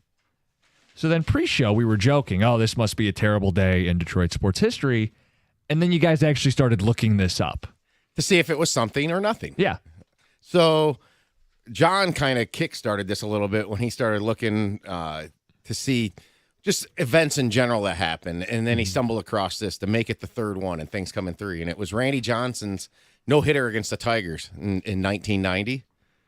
So that we had three bad things. Yep. With Ragnow retiring, Galarraga, and then I'm like, I need more. There's got to be more. There's the Stanley Cup and NBA playoffs go on during the June 2nd time period. So let's see what's out there. And then things really got going here. So the Pistons were eliminated in the East Final back-to-back against the Heat and Cavaliers in 06 and 07. Pretty much ending the going-to-work Pistons. I mean, the writing was on the wall going into 08. Mm-hmm. They tried to run it back, but it wasn't going to work. We knew, it's like, on that same day. So 05 Heat, I remember, that was when Dwayne Wade was still Flash, and he got to the free throw line a million times in that series. It was maddening. Yeah. And then LeBron in 07 with the Cavs, he didn't have his outburst on June 2nd, did he? No, that was the game before. Oh, okay. Yeah. But then they were buried and done on the, It was officially on the second. done I think on the that was second. the Booby Gibbs or whatever. What was that? His Booby name? Gibson. Yeah. I almost said Booby Miles, which is the Friday Night, Friday Night Lights. And he can pass. Which Booby is it? It's not Boobich, is it? All right, there's more.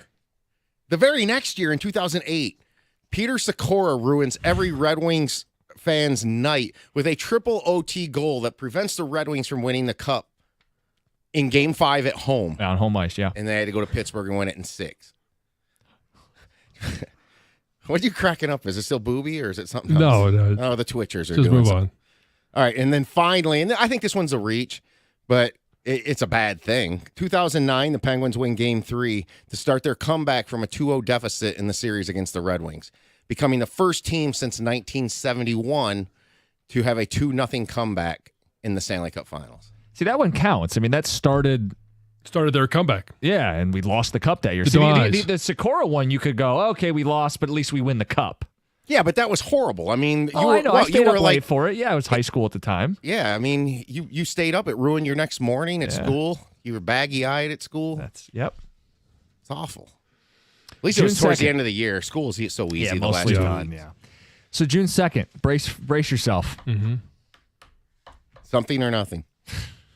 Answer the question. I'm sure if we did this for most dates, you could find something. Oh, yeah, you could find a whole bunch. Yeah, I don't know if it would be as pronounced as June 2nd appears to be. What was the worst of that group? Probably Galarraga. I hope it's not yesterday.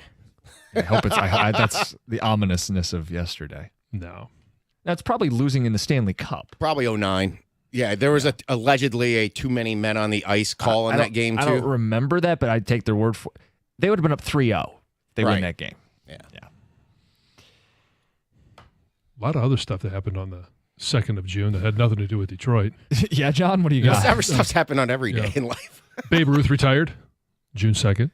Okay. What do you think that The Mariners drafted Ken Griffey Jr., number 1 overall. Okay. In 1989, Dead Poet Society with Robin Williams. Oh. It premiered on June 2nd. These are good things. Mm-hmm. So what date in history you guys think the least amount of bad things have happened? I got it. Like the All-Star break. Oh, Well, this in is sports, life. in life in Okay, general. life Oh, is in more life in important general? than sports. Yes. I have no idea. Then I don't know. Christmas Day. Yeah, it's got to be. I mean, because people do less. Yeah, but we've heard some horrific stories that have happened on Christmas Day when there's somebody that went on a rampage in somebody's house 4 or 5 years ago, killed a bunch of people. The big, huge tsunami was the day after Christmas. Day after Christmas. Yes. Well, if you talk to Heather, Christmas is already ruined because they're playing football. On Right. Christmas Day. Yes, exactly. yes. It is a day that will live in infamy forever. Dare they? Lions on Christmas Day. How could they? They're not going to ruin my Christmas. I know. Bill Parcells underwent his first open heart surgery, June 2nd, 1992. He's still on the June 2nd stuff. Like, why is that relevant, Stoney? You got him going. This is this is exactly. I got a pre-show. website that tells me all these things. I mean, it goes all the way back to. I mean, we were talking about the Pope? modern history. Oh yeah, let me gotta get to the top of the screen here. But 1655. Oh no, way before that, 575. Oh, Benedict I begins his reign as Catholic Pope. All right. Why don't we end the show talking about the Tigers for a couple minutes before we get to Carson Anderson? It's still, Gators back today. Yeah, Gators back today. Okay, Yeah, cool. yes. Last night, Tigers, we've sprinkled them in today. The Ragnow stuff's just such a big story, but let's not lose sight of the fact that Parker Meadows is back. Hey, there we go. Double, triple, stolen base. Let him get that walk to first and turn it into a double. Double, triple, couple walks, play in the field, stolen base. The full Parker Meadows experience in his very first game of the season. And not only was that overshadowed by Frank Ragnow, it was overshadowed by Kerry Carpenter. First 3 at-bats, 3 home runs. The last Tiger to hit 3 home runs in a game? Yeah. Victor Martinez. Oh, okay. 2016. This is such a fun team to watch. And AJ in the pregame mentioned being able to put Kerry Carpenter in the middle of the lineup instead of having to lead off. Because now you have Parker Meadows as your leadoff hitter. It just allows him to be more aggressive.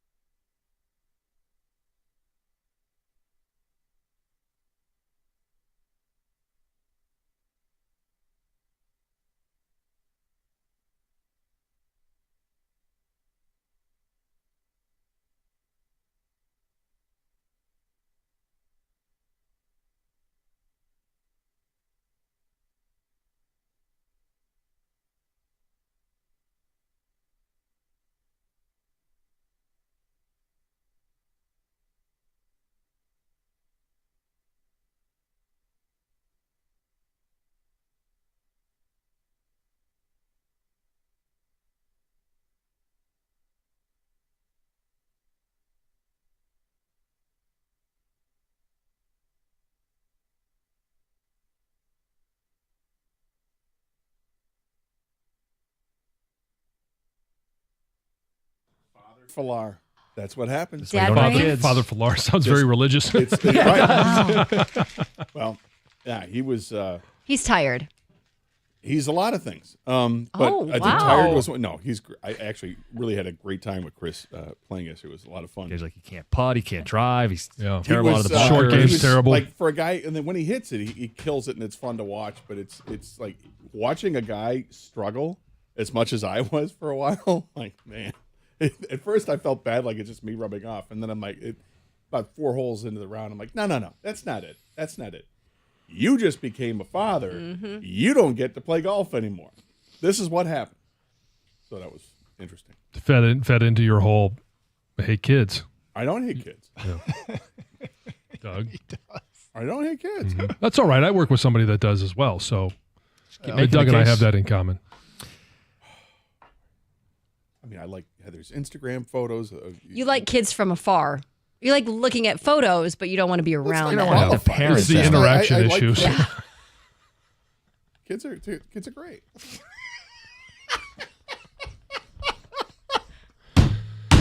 Your children are beautiful.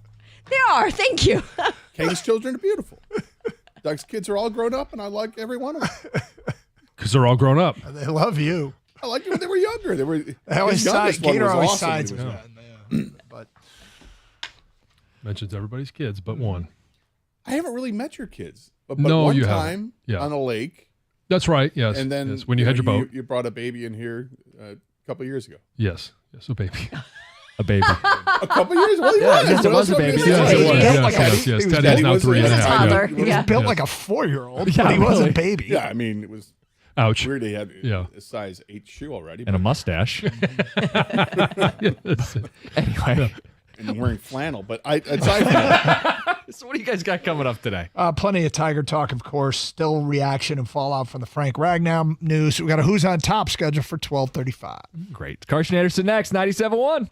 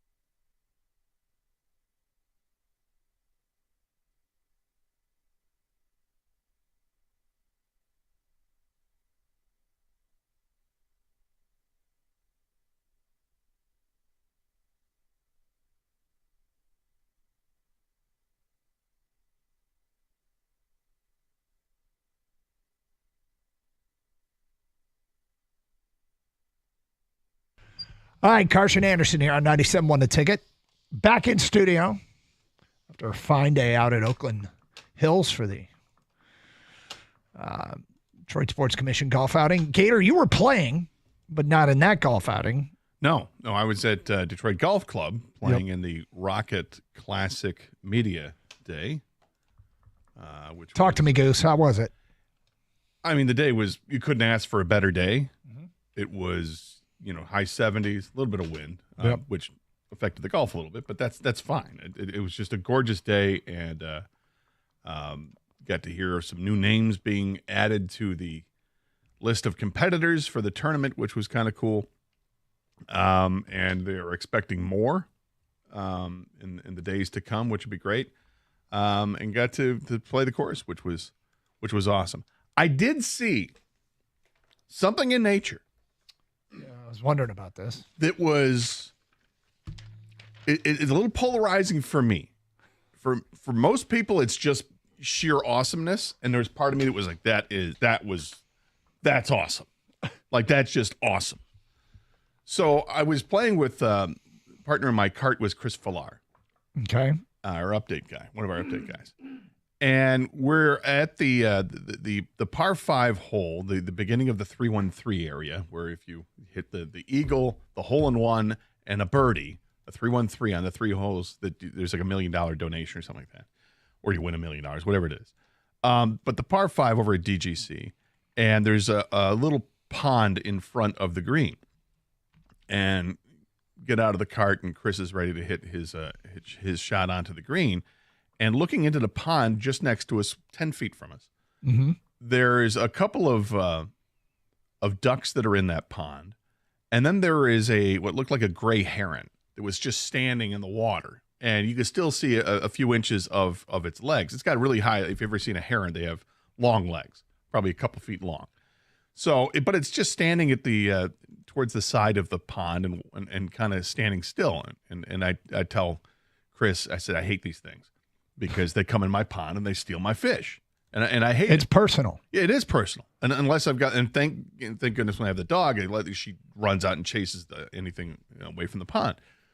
But as I'm saying this, literally as I'm saying this, the heron dives its head into the water and plucks out a colorful orange and white goldfish, a decent sized one that was just swimming and living. And now not.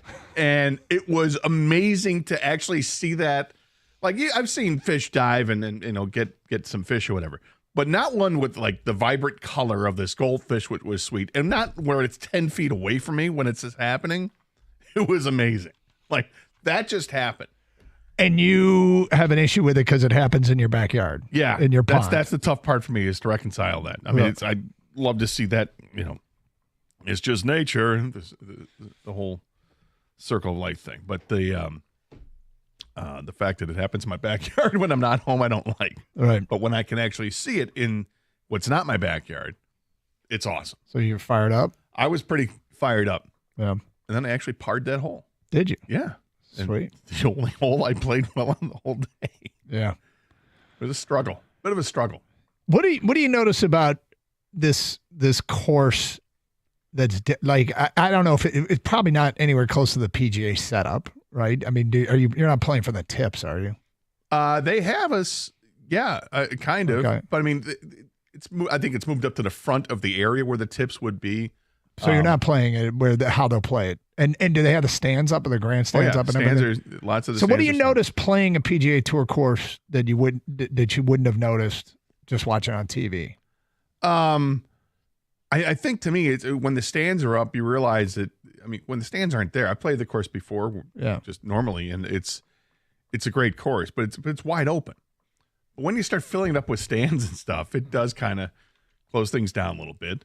That course, what would be tough about that is that there are a lot of trees that are set up to line the fairways, and it can make life difficult. But the greens are very tough. They're very fast, and I'm sure they're probably gonna stop mowing the rough area at this point to grow that out a little bit. It's about to get tough, real tough. As tough as they can make it. I mean, this is a tournament where the pros eat it up, right? Because it is kind of open. The fairways aren't terribly narrow. You got a lot of space there, so there's some pretty good scores that get turned in. I mean, it's not uncommon to see guys win with 25 under par for 4 rounds. Well, I'm looking forward to it. Having gone just as a fan and like not media member, just give me a ticket. It was a general admission, and there were plenty of great places to watch. A lot of I had a lot of fun. Now, part of this, I got to be honest, I think I get a little bit skewed. I think being a fan is just like one of the most elite experiences you can have.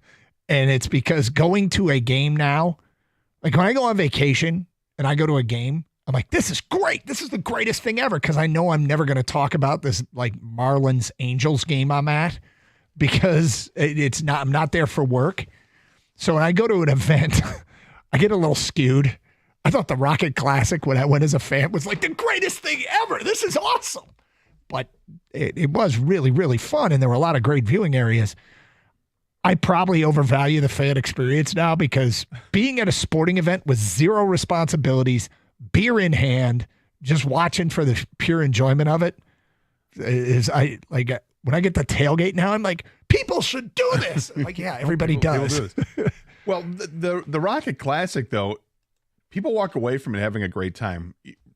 Aside from Doug Karsh. Aside from me overvaluing everything a part of the fan experience. It is a very well-received tournament from a fan standpoint and from a player standpoint. The players love it. They have a great time there. They're well-treated, and it's just it's an awesome event. And they unveiled a new trophy yesterday, which was kind of cool to see. It's very similar to the old one. But Don't touch it. No, I didn't win. How am I supposed to touch it?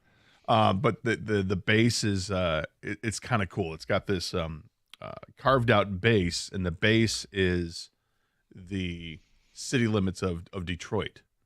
When I first looked at it, I'm like, oh, what is that? The Upper Peninsula? Kind of looks like that. I'm like, no, it's that's Detroit. And I'm like, that's really cool. So the trophy part comes out of the base nice and easy, and that's there. Mike Tirico was the MC of events there. Yep, Mike's great. Saw him yesterday. He was on the air with us. Oh, was he? Yeah, he stopped by because he was at Oakland Hills, and we had Frank Ragnow news, so he hopped on with us. Oh, on the phone? No. Oh, he's actually standing right there. Yeah, we talked to him. Wow. Yep, he was great. I talked to him for about 5 minutes. He was awesome. Yeah, good dude. Great dude. Very Detroit forward, national personality, Mike Tirico. Yeah. Okay. Well, I do want to get your thoughts on the Ragnow news, which was massive yesterday. Well, plenty of Tiger talk throughout the day. Got a Who's on Top in the noon hour. It is Carson Anderson here on 97.1 The Ticket. Hey, if you've got a garage door that's making some strange noises that you just can't figure out, or maybe it's just sluggish and it's not moving as quickly as it used to be, do the right thing. Call the great folks over at Precision Garage Door Service. They're going to come out and they're going to fix the problem. They'll diagnose it and then they'll definitely fix it. They've got all the tools in their vans. They know what they're doing. These are expert technicians that have been around for a long, long time. All calls are answered 24/7 by a live person, so you're not just stuck in voicemail hell. They'll actually answer the phone. Plus, they offer the industry's leading warranty. It's called the Precision Promise, and it's awesome. I've used Precision in the past, both for repairs with my garage door, and then when it was time to get new garage doors, you knew that I would call the guys that can get it done. Precision Garage Door Service. You can give them a call today at 1-800-DOOR-REPAIR or visit them at precisiondoormi.com. That way you can schedule an appointment at a time that works for your convenience. You're not beholden to some 6-hour window and you're just stranded at your house waiting for people. No. They'll come out at a time that works for you. Again, 1-800-DOOR-REPAIR or schedule that appointment at precisiondoormi.com.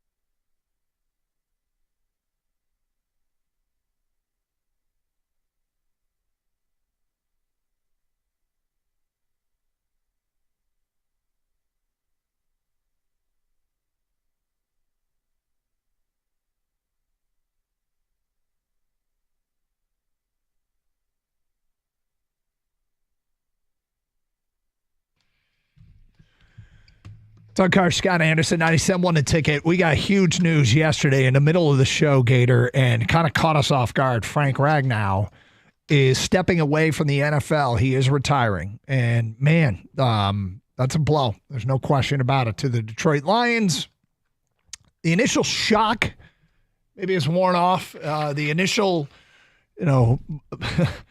perhaps panic that set in, whatever it was, now that you've had a chance to process the news, how do you feel about this? And I'll start with you, Scott Anderson. How do you feel about it?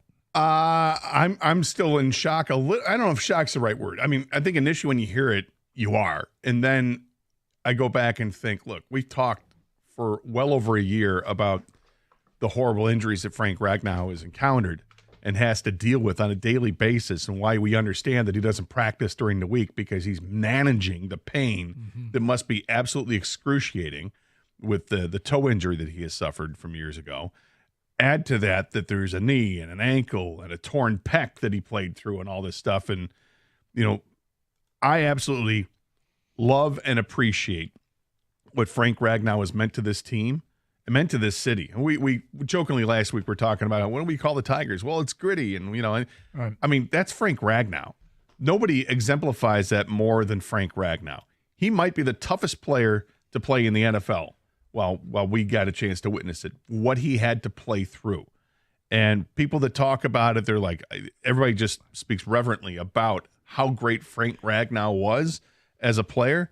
So to hear that he finally is going to step away and take care of himself and just, heal up and be there for his family, I totally understand it. It happens maybe a little earlier than I thought it would. But I think there was, even after the end of the season last year, there was probably a 10% chance in my mind that I thought, maybe Frank is going to step down. And we talk about all the time leading up to the draft, right? Yep.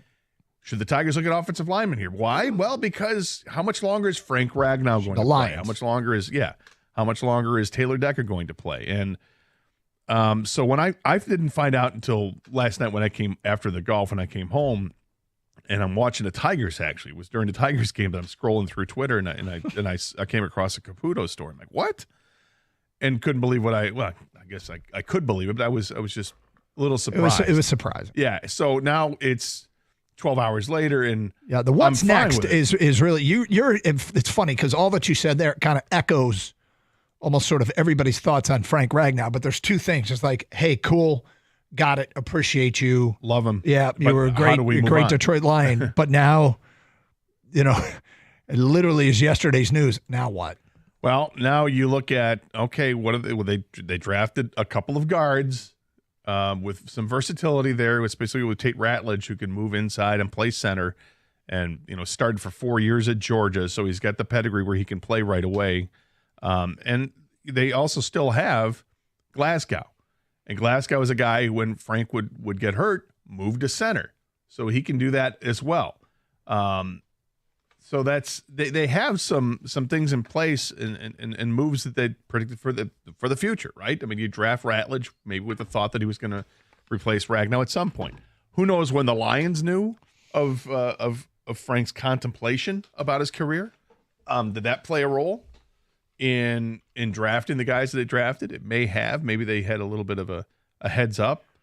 But it feels like they did. It feels like they knew something was going down here. But you can't help but start to question about, okay, now that this is in place, or this is no longer part of the team, how does this affect what you think will be the outcome of the season? Or how does this affect how things are going to go in the season? Because now there has to be a reasonable level of concern that this team is going to take a step back offensively.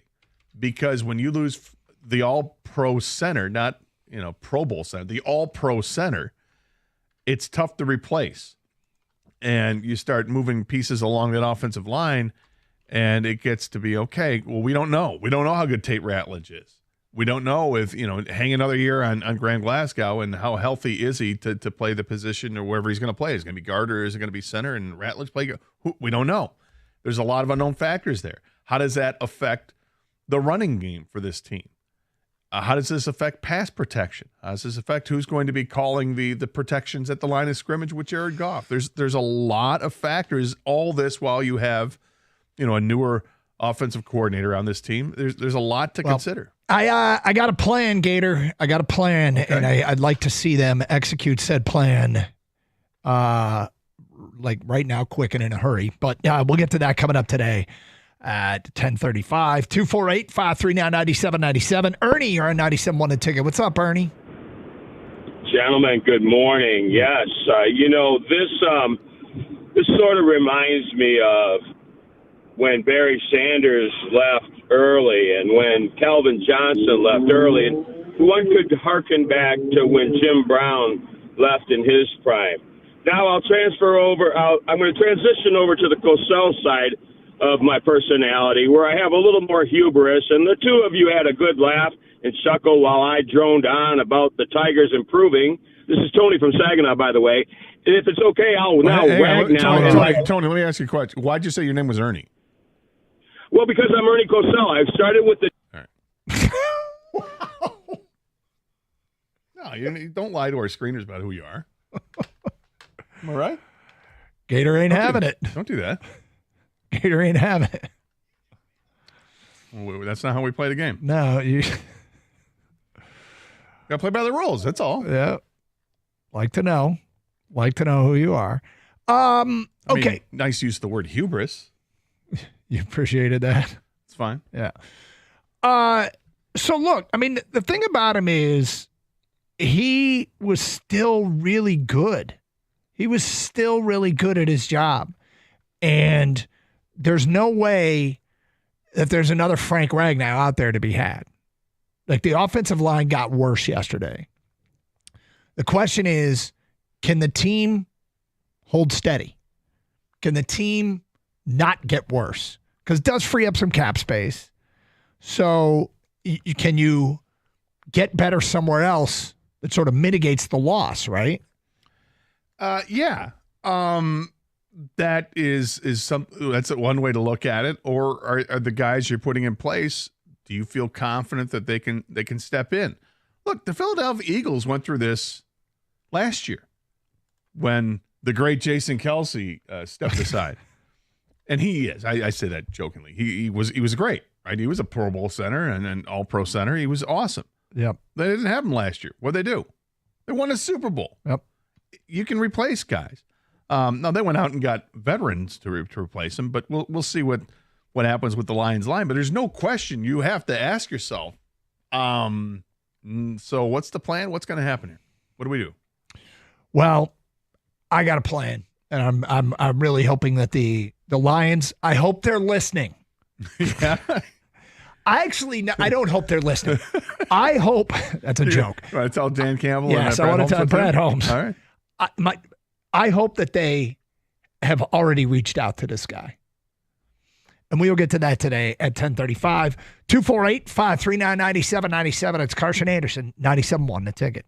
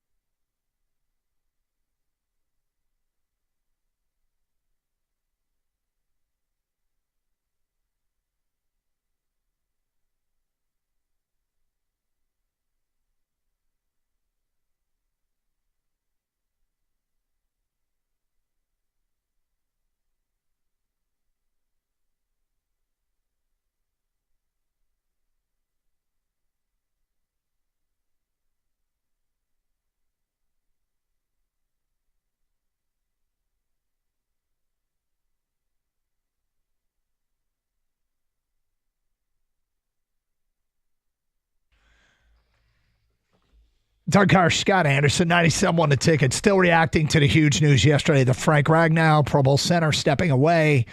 He's retiring from football.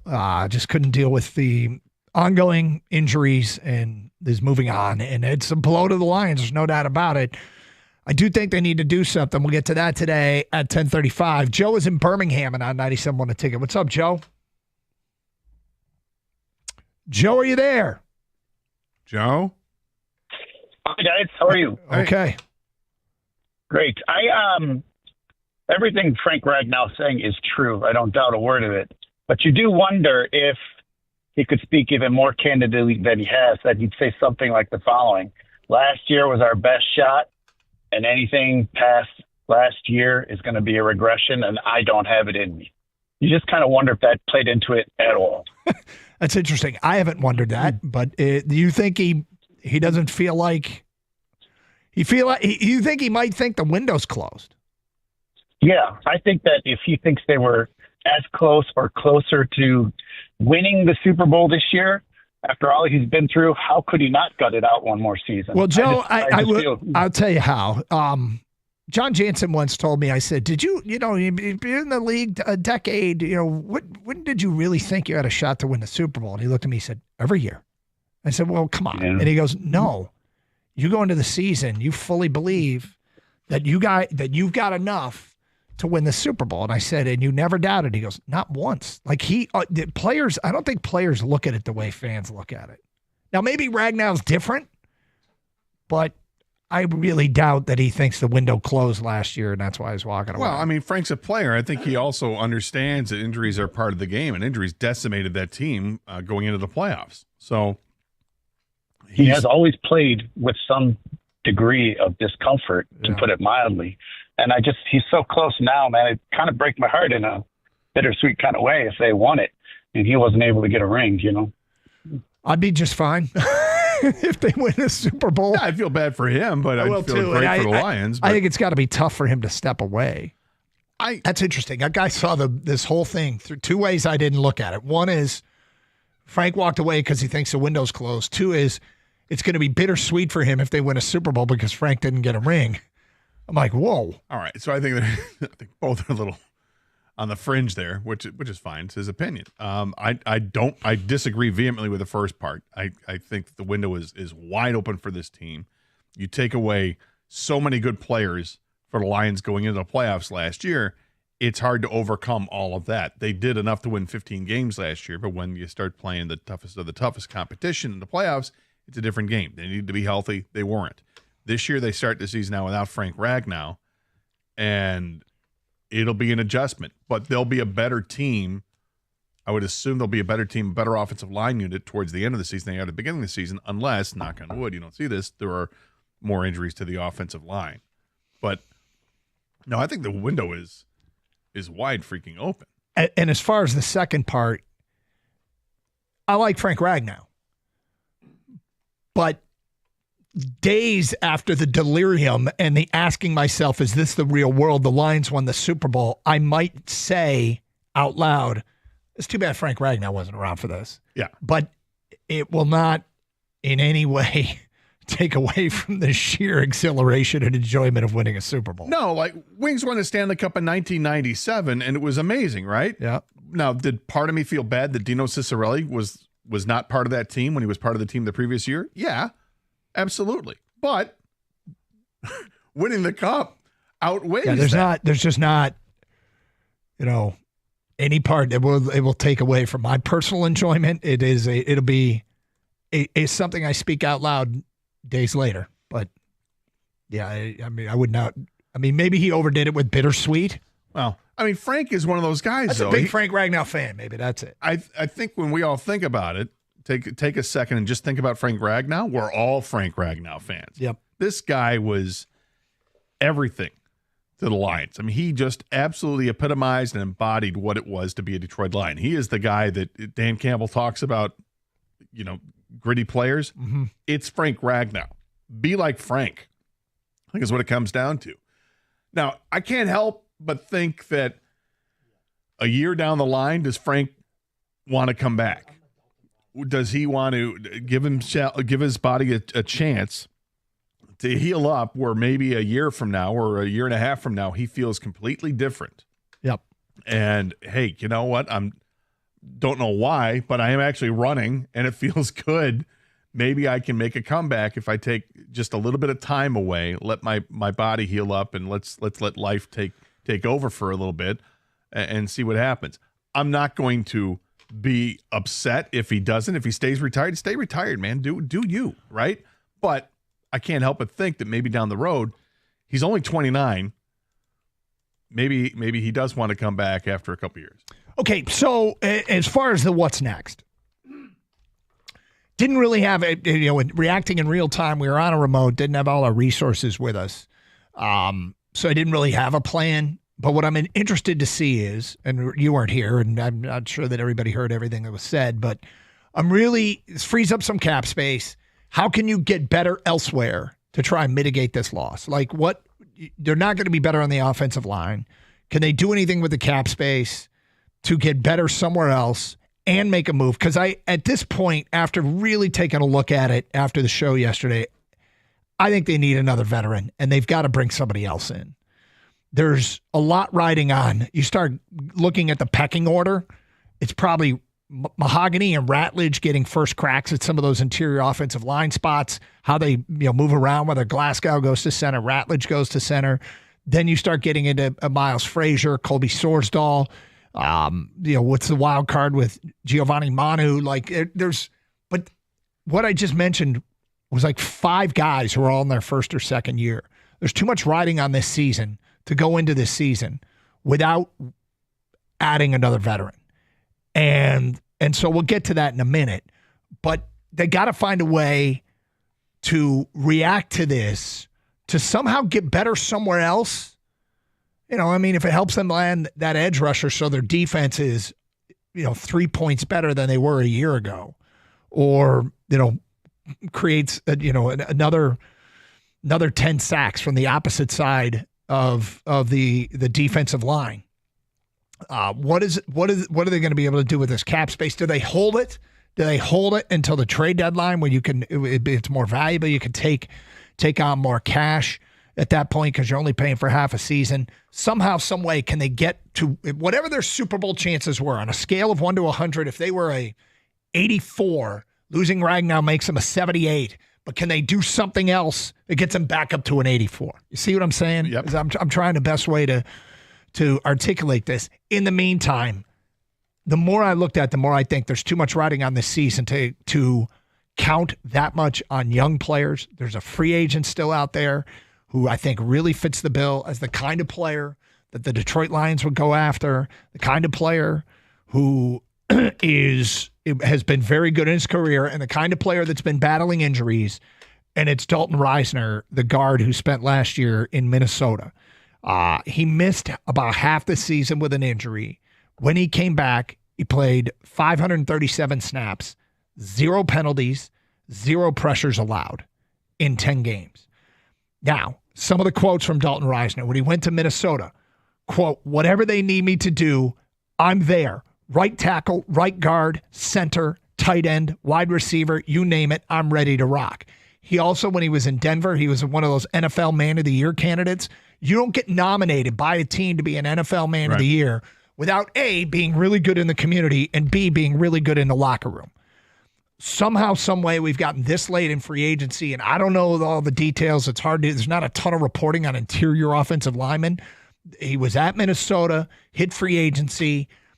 Denver, he might go back to Denver. I think he's a native of Colorado, to be honest with you. I'd have to go back and double check that.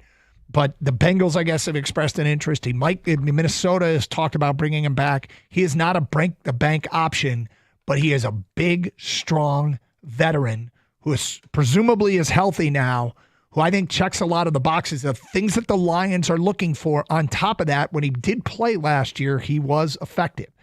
So, that is something I would do. I would go get Dalton Reisner, free agent, interior offensive lineman, who, has said in the past he was willing to play the center position. And, I just think there's too much riding on the season to go in with young players. That many young players. I'm not mad at you. I mean, if he can play the position, obviously, let the evaluations take place and see if that's there. I think to me, the easy button to hit right now is to let Glasgow play center because he's done it for this team, and then let the competition begin for the guard positions. If Mahogany's got one locked up, then see if Tate Ratledge can lock up the other one. And then you'll go that route. I mean, it's not ideal, but nothing's going to be ideal here. I mean, you're bringing up a guy who spent half the season injured last year. Yep. And I'm not saying he's bad or that's a bad idea. It's just that's what's left at this point. This is what they have to pick over unless they decide to make a trade or something else. But I like where your head's at. Yeah, I mean, I think Glasgow had his share of struggles at the end of last year. He's probably the best to move him over if they stay in-house and if they don't go get a veteran. And maybe it works out that they bring in a veteran, but their best combination is Glasgow at center and a veteran at guard. They'll have to figure that out. But, yeah, in lieu of doing anything else, I think it's probably Graham Glasgow. Well, and one of the things to think about with Glasgow last year and maybe why it was not the best year for him, didn't he switch to the other side for guard than what he was used to because they had Zeitler on the right side. So he had to play left side, which was not where he was comfortable playing with the Lions, where he had played in the past, which was right guard. But when he filled in for Frank Ragnow as a center, he was good. Yeah, the question becomes is where is Graham Glasgow? I have concerns about where he is in his career. Mm-hmm. Sure. But anyway, that's where we stand. 248-539-9797. How big of a deal is this to you? Your level of concern? Yesterday we got everything from they'll be fine to the window is closed. And, I think I'm really intrigued to see what happens next. And I'll really pass because I think what we have here is we have the most competent management crew we've ever had. They've been thrown a curveball. It does free up some resources. How do they get better as a team to get somewhere else to get back to where they were? Like I said, if they've gone from 84 to 78, how do they get back to 84? Because they're not going to get another Frank Ragnow. How do they try to get back to being as much of a Super Bowl threat with other offseason moves? 248-539. Sign Amari Cooper. I know everybody wants to trade for Trey Hendrickson. We really need Trey Hendrickson to change his what he is demanding. He's demanding a new contract, and that's probably not going to happen here in Detroit. But if Trey Hendrickson said, all right, fine, I'll play on this old contract, just get me out of Cincinnati, that would be a game changer. But we shall see, and that does free up some money. It's Carson Anderson, the Ragnow retirement. Carson Anderson, 97.1. Hey, looking to upgrade your outdoor space? Well, Builders First Source has you covered. With 4 Metro Detroit locations, they specialize in top-quality composite decking with brands that you trust, like Trex, TimberTech, and AZEK. So whether you're a DIY enthusiast or you need a certified installer, their expert team will help you build the perfect deck that stands the test of time. Visit one of their locations today in Lapeer, Auburn Hills, Clinton Township, or Shelby Township and discover why Builders First Source is your go-to for decking. Quality, service, and unbeatable value, that's the Builders First Source promise. Search buildersfirstsource.com.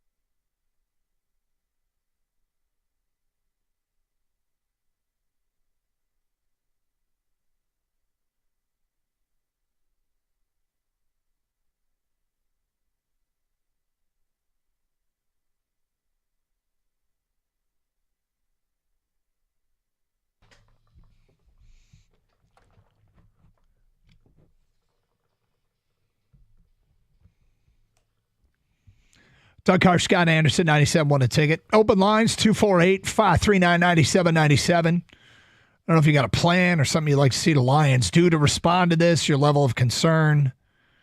They're not going to get another Frank Ragnow in the middle of the offensive line. Their offensive line isn't going to be as good, and that is a concern given that one of the things that they have provided this offense is the base foundation for solid protection for the quarterback and a good running game. So there's a probability that the offense isn't going to be as good. Can they do anything with the cap space or get more? Does this cause them to be more aggressive and maybe say, okay, that trade we wouldn't make earlier, we'll make it now because we have to try and get better somewhere else to make up for this loss? Specifically, can the defense be so much better that the offense doesn't have to be the best in the NFL? Because that's basically what they had last year. The best offense in the NFL and a defense that was better than 2 years ago, but by the end had taken on too much water. Can they improve the team somewhere else to at least get back to being as much of a threat for the Super Bowl? And I'm not sure if they can, but I have a lot of faith in the best and most competent management group we've ever had here. There's reason to be. They've put together a phenomenal team, a phenomenal roster of players, and now they've lost one of those guys who was trending to be a Hall of Fame player. Maybe he still is, I don't know, but it was a short career of 7 years, but a fantastic 7 years in the league. He really left his mark. And think about other retirements that were announced. I mean, this one's big. It's not Barry Sanders big. I mean, Barry Sanders' timing sucked more than anything else. Yep. But also leaving at the peak of his career. Calvin Johnson, that one was kind of a surprise, and Calvin was more in line with what this is. Calvin retired in large part because of the injuries. It was just his body was wrecked. Yep. There were other factors that went into it as well, but this one with Frank seems like it's all about injuries. He loved playing with these guys, loved playing for the coaches, loved playing for the fans, and was very appreciative. And I got to imagine it's a gut-wrenching decision to call it a career. It sucks to have to quit right now. But to move forward, okay, let's put the business hat on. I know I hope that the Lions front office had a little bit of a heads up on this, so they can start looking ahead. I'm sure they've already have. Whether it's a file or whatever, hey, life after Frank Ragnow file, right, because they know it's just borrowed time before he decides to hang it up. Well, now he's hanging it up. So what does that look like now with, like you said, now there's that little cap relief because of the retirement. Wish it was more money. It's not a ton of money, but, if they let Zadarius Smith go over what is probably a few million, now they might be able to afford to bring him back. Well, and same thing with Alex Anzalone. Is this what you give Anzalone the money, some of the money too, and bring back Zadarius Smith? Is that where that you make up? I don't know how much extra cap space they get. Is it $9 million or whatever he was making? But those are two obvious places it can go to, and it's not sexy, but it helps. It's like when you're doing a renovation in the house and you're updating the plumbing and the electrical. Yeah, it's nothing you get to see, so it's not pretty. But you know what? You need it. Oh, great, I just spent $15,000 to fix the foundation. Yeah, but now you fixed the foundation. It may not be new appliances or this big screen TV you wanted or these sliders to go outside, but it's something you needed to do. Let's go to Robert. You're next on 97 on the ticket. Hi, Robert. Morning, guys. I love the show. Thank you. I don't know if this has already been said. I've listened off and on, but I really believe that Holmes and company expected Ragnow to put in one more season.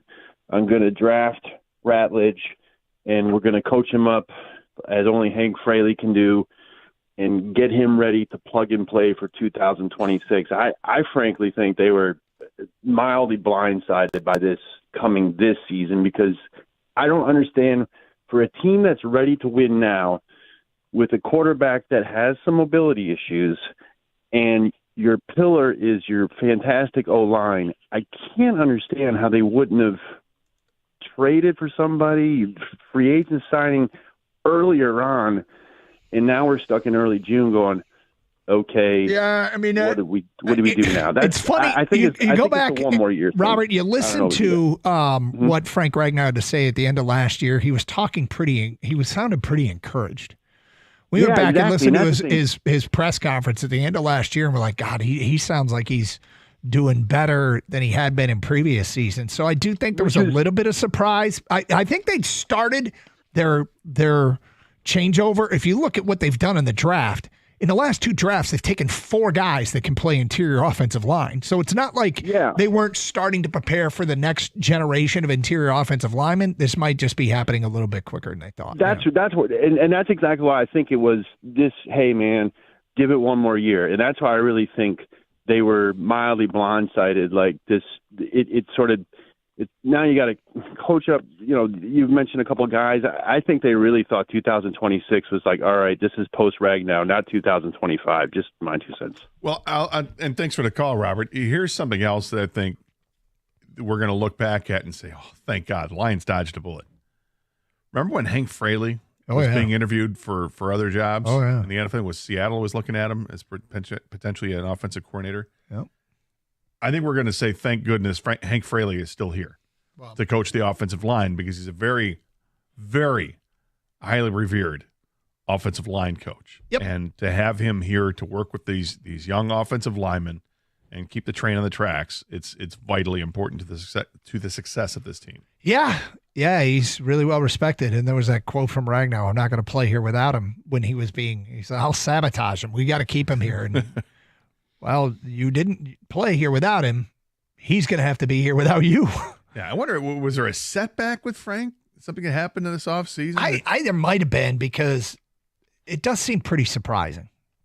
Yeah, Gator, I'm in this. There are phases, you know what I mean, when you find out big news, right? Yeah. Like, I'm still gutted. Different stages of grief or whatever. Yeah, I'm still gutted, like, really big, and I'm starting to, like, see how does this affect the rest of the season, of course. But one of the stages I'm in right now is a little bit of annoyance with Frank, because clearly this guy's tough as nails. I mean, he broke his throat and played. Okay, you don't hear that line that line written or said out loud often, but that's what happened to Frank, right? But at the end of the season, with the media, he said that actually, they always ask him at the end of every year, hey man, how's your body holding up? Because that's the thing with Frank Ragnow. Yeah. This past season, the most recent one, he actually gave the most glowing endorsement he had ever given after an end of a season. Said, actually, I feel pretty good. My body's as the best it's, all things considering, it's ever been at the end of the year. And then he mentions the Hank Fraley thing that Doug just mentioned. Hey, we're not letting him leave. I'm not playing without Frank Fraley, right? And then, over the weekend, that report of the contract thing. So you're thinking, okay, well, he actually really wants to be here because he wants more money. And that turned out to be not the case at all. In fact, he's going to retire because somewhere between January, where he hasn't played a snap, in June, not one snap was played, but yet he felt his body couldn't give anymore. You know what I think it is? I think OTAs were coming around and he started going through his routine to get ready, and he's like, I can't do this anymore. That's what I mean, if I'm to speculate what changed, it's okay, I got to ramp up for next season. Here's the time. What do I typically do? And he started doing it, and he's like, this isn't working. And it was kind of the bitter pill of reality. Let's go to John. You're next on 97.1 The Ticket. Hello, John. Hey, good morning. What's up? I can't help but think that he was on the fence about retiring, and I really believe, due to this schedule and these outdoor games coming up, which I think is probably the toughest schedule we've ever played, that he probably took a look at that schedule and those outdoor games, especially at the end of the year against the Bengals and whatnot, that this year is going to be taxing as hell, and that he probably figured, if I'm going to retire, I'm going to do it now, because this year is going to be just a gauntlet of trouble. I got to tell you, that sounds like something Frank Ragnow would be insulted that you said, that you think he ran away because of the schedule being so tough.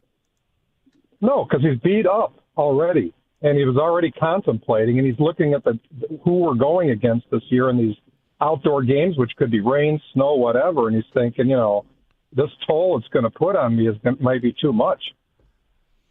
I don't know. After everything he's been through, I don't think this is the type of guy that looks at a schedule and says, "Oh, that's going to be too much. It's going to put me over the edge. I can't handle it." I don't think that's how he's wired.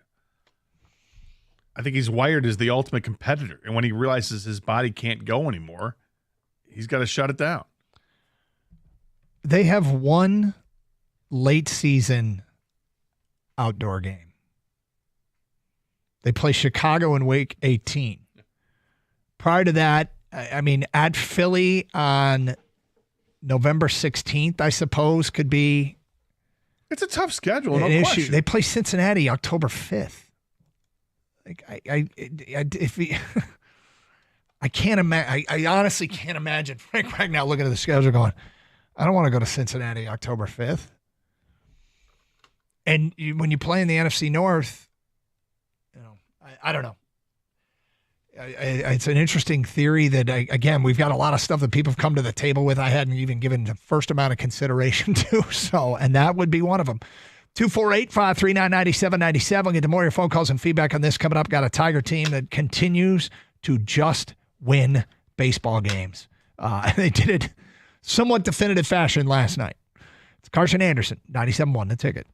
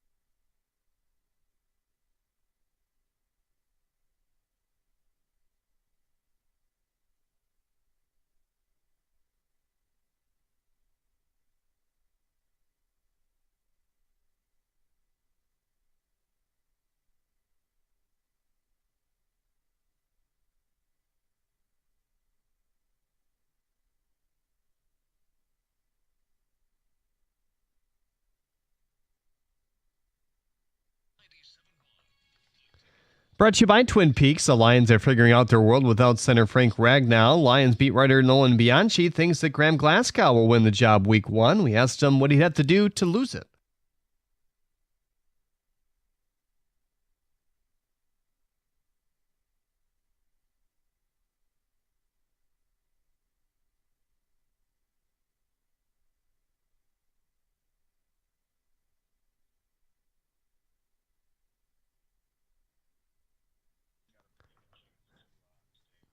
The Tigers face the White Sox today for Game 2 of the series. It's a bullpen day for Detroit while Shane Smith opposes them. The 24-year-old righty has a 2.68 ERA in the season. He's coming off an outing that only lasted 3 2/3 innings though versus the Mets. He already does right here on 97.1 The Ticket at 740.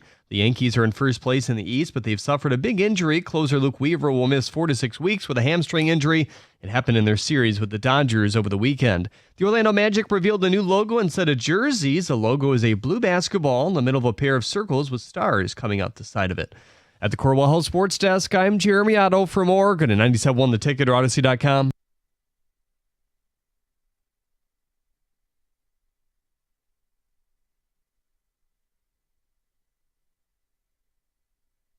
Get to the Tigers coming up this hour. Still people reacting to the huge news yesterday. Frank Ragnow had stepped away. A few things we got on the table today. I mean, this is like an injury. This is another blow to what we thought would be a roster that was going to be poised for a Super Bowl run, but nothing is easy. Plans are made. Those plans almost never work out as you think. Diversions and surprises are pretty much standard operating procedure in the NFL. So on to the next thing. What's the next thing? Well, you're probably not going to find any. There's probably not accessibility to a center as good as Frank Ragnow is. So how do you make yourself as good as a football team? You get better somewhere else. And maybe this inspires them to pull the trigger on that move, that win now move that they've been hesitant to make. Maybe they can use that cap space to say, go get Zadarius Smith. Maybe it's, who knows? Who knows what it is? I think they got to add a veteran presence. Guy I'd target is free agent guard Dalton Reisner, who's last year gave up no sacks, no penalties, 537 snaps playing in the interior of the Minnesota Vikings offensive line. He's had some injury problems. He's only in his late 20s, but he's still out there on the market for some reason, and I'm sure there are issues, but he's an NFL Man of the Year candidate, which you don't get to become without being an elite locker room guy. Obviously, you do stuff off the field as well, and they value that stuff here. And I love the quote when he signed in Minnesota, whatever they need me to do, I'm there. Right tackle, right guard, center, tight end, wide receiver, you name it, I'm ready to rock. But, there's other paths to trying to get back to where they were by getting better somewhere else. How do you do it? 248-539-9797. Other people think this is it, that this is the window's closed. They couldn't afford to lose a Frank Ragnow. All I got to say is think about it this way. They couldn't afford to lose Aiden Hutchinson and Lee McNeil and Derek Barnes and for a bunch of snaps, Anzalone. And you go through the defense last year, Marcus Davenport, and the starters that they lost, significant playing time. They couldn't afford to lose those guys. Carlton Davis, Amik Robertson. Yeah, if you get those guys back but lose Frank Ragnow, if you get them back and you have some good luck with some injuries, where are you as a football team? Well, I think they've been preparing for Frank Ragnow's retirement for, I think, the last couple of years. You just look at the draft. You pointed it out earlier. Last 2 drafts, they've drafted 4 offensive linemen that have versatility to play pretty much anywhere on the interior, with either guard position and obviously center. So maybe this happens a year earlier or 2 years earlier than they thought, but they have been preparing for this. Now we'll see how their evaluations are of these players, these college players that are now professionals they're entering their second year or entering the rookie year, but they're going to get thrown in. It's going to be baptism by fire for a number of these guys. Yep. And look, I thought they were good enough to win the Super Bowl the last 2 years. Didn't happen. Stuff happens. I mean, you show up with great plans and a great roster, you can still lose a game. I mean, that's just the way it is. Do they still have a great chance to win a Super Bowl? Not as good as they did before the Ragnow news, but I'm also, I'm relaxing a little bit knowing that we have the most competent management we've ever had here. And I want to see what they do. I don't think they're just going to go, oh, well, what do you think we can get for Hutch? No, I don't think so. 248-539-9797. Phone calls, feedback. Carson Anderson, 97.1 The Ticket. Here is some of what people have said. Ragnow retiring paired with their Pro Bowl defensive tackle being hurt and the hard schedule is gloom and doom for me. I see them only winning 8 games this year. That's from Ray. Okay, Ray, I'll take the over. I think people forget what happened to the defense last year. They forget it. Like that was actually it was trending to be a really good defense. Remember the first few weeks of the season, we're talking about, wow, this is actually the best defense in the league and the best offense in the league. Mm-hmm. And then the injuries started to come and accumulate, and it was very harmful to this team's successes. What we were going to experience in the postseason, but in the regular season, they still managed to win the 15. Losing Ragnow sucks. It absolutely sucks. But go back and look at some of those games where Ragnow has missed over the last couple of years because of injury. And did the Lions offense suck in those games? No. Okay. So I'm not saying it's going to be easy to overcome. I don't think that's the case at all. They're just probably not going to be as good. Right. I think that there's going to be an adjustment, and I think there was going to be an adjustment with this team regardless, because you're having a new offensive coordinator that wants to do some things that are different than what Ben Johnson was doing. I don't know, man. He said he's not going to do that much different. I mean, I'm sure there will be subtleties, but he made the comment, why would I change anything? I helped create this thing. I'm good. Well, paraphrasing here, but he also talked about wanting to throw the ball downfield more, which was not something that Ben Johnson did a ton of, but started to do a little bit more. But we'll see. Well, they're going to make adjustments. I don't think this is going to be devastating to the Lions, because they've had to deal with this before. We've seen them go through this before. I guess I'll play that side a little bit, Gator. I don't know if it's going to be necessarily devastating, but I think this is a huge blow. And not that you don't think this is a huge blow, right. But okay, so they dealt with injuries last year, right? We all know this. Hutchinson left the season, still leading the team in sacks. They never found a way to replace Hutchinson. I think you can kind of hide right defensive end or left defensive end. It's hard to hide starting Pro Bowl center, and especially with the two guys next to him. One might be a rookie or a very young guy, Mahogany, and the other is Graham Glasgow, or he's playing center, where he's been declining the last couple of years. This whole team's built on offense, and the offensive line runs that offense. Jared Goff, for him to throw deep or more deep balls this year, needs time. We all know he's not mobile. The running game works because they're so damn good at blocking up front. If you take away Frank Ragnow, I'm not full panic or anything like that. I still think they're one of the best teams in the league, but damn, the road just got a lot harder, and there's less guys you can afford to lose. Well, they do. It would be nice to have them get healthy and stay healthy. And you know what's funny? How many times have I said, of course, when somebody else returns, then somebody else is going to get hurt.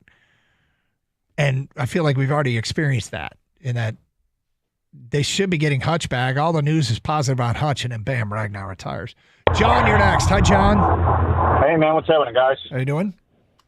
It sucks that we lost Frank, yes, and it's going to be a change. But last year they showed with the next man up, they did okay. They did fine when guys went down. And don't the Rams have like a extra surplus of centers? Maybe we can make a trade with them for something. I'd have to take a look at it. I'm sure there are going to be teams out there. This is not like getting an edge rusher. Like, most teams, as Brad Holmes said, everybody's after great edge rushers. So I'd have to take a look at the Rams depth chart and see who might be out there. But I don't know. I'd have to see if the Rams have availability on this. Let me do a little digging. Gator, you know anything about it? I do not. Okay. Fair enough. 248-539-9797. It's Carson Anderson. More feedback to the Carson Anderson inbox. The Lions got older and less talented than last year. How everyone thinks his team will be better than last year is pure denial. Do you think how everyone thinks his team is be better than last year? Is your takeaway everyone thinks this team will be better than last year? This is something you're set. I need to text. Everyone thinks this team will be better than last year? Prior to the Ragnow injury? I don't know. Lions got older and less talented than last year. Okay, let me start with the premise. Are they less talented?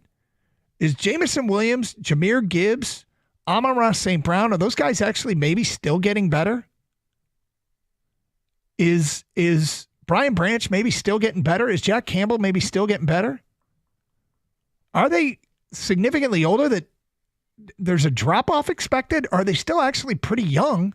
The age on this team is exhibited by the center and the left tackle, Ragnow and Decker. And Ragnow is 29. And they probably just got younger. In a way. I mean, but if you're throwing I'm taking Glasgow in Ragnow the mix, off, and Glasgow is older than that's true. Ragnow. No, But that's a good point. But they're not. No, that's a strange take. Yeah, I'm sorry. They still have what I just looked it up. They have the 9th youngest roster in the NFL. 248-539-9797. It's Carson Anderson. Now, I don't know anybody that thinks they're getting better. The question is, can they get back to where they were by getting better somewhere else? Because they do have some more cap space now. But until Frank sends in the paperwork to the league, I expect him to get that itch when training camp comes. That's from an unnamed texter. 248-539-9797. Get to some Tiger stuff today at 11:30. It is Carson Anderson on 97.1 The Ticket. If you need new garage doors, there's only one place to call. Precision Garage Door Service. I can tell you firsthand what it's all about because this is what I did a couple years ago. I needed to get new garage doors. I'd call Precision. They came out right away. They walked me through the entire process, showed me all the options I could look at, and together we came up with the perfect solution for my new garage doors, which are fantastic, and I couldn't be happier with the decision that I made. You will be too. If you give them a call today at 1-800-DOOR-REPAIR, or you can check them out at precisiondoormi.com. That way you can schedule an appointment for a time that makes sense for you. Here's what's great about it. A lot of cases, they can get that garage door done in 24 hours. They've got a warehouse chock full of garage doors, all just waiting for you. And the technicians, they know exactly what they're doing. They can get it installed just as fast, like I said, in as little as 24 hours in some cases. Give them a call today, 1-800-DOOR-REPAIR, or visit precisiondoormi.com.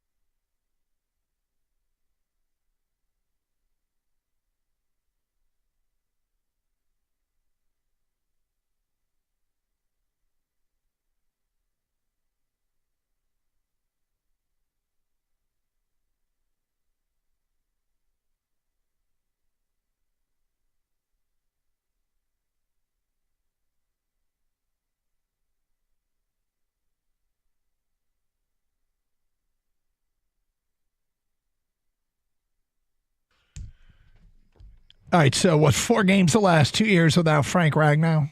For the last 3 years, starting in 2022. They missed a game in 2022 against the Commanders. Yep. And in that game, Lions won 36-27 at home. In that game, they ran for 191. They had 425 total yards in offense, and Goff threw for 4 touchdowns in that game. So they won that game. Okay. The next year, in 2023, he missed a couple of games during that season, and they beat the Raiders 26-14 in a game where the Lions ran for over 200 yards, and Goff threw for, I think, 270 yards in that game. And then later in the season, they lost to the Bears at Chicago. Without Frank Ragnow. They ran for over 140 yards, but Goff had a bad day, and Lions offense was not really very good, and they lost 28-13. Okay. Last year, they played one game without Frank Ragnow, I believe. Let me go back. It was one last year, 2 the year before, and then 1 the prior year. So it's 4 in the last 3 years. In the game last year that he didn't play, maybe you remember this game. It was against Seattle. Mm-hmm. The Lions won it 42-29 without Frank Ragnow. In that game, the Lions only ran for 116 yards, though they had 3 touchdowns. Jared Goff was 19 of 19 for 299 yards and 3 touchdowns in that game. He had the perfect game. Lions racked up 389 yards in offense. It didn't matter. They gave up 516 total yards and still won the game by double digits. They were able to get by without Frank Ragnow in the last 3 years. In those 4 games, they were 3-1 in those 4 games.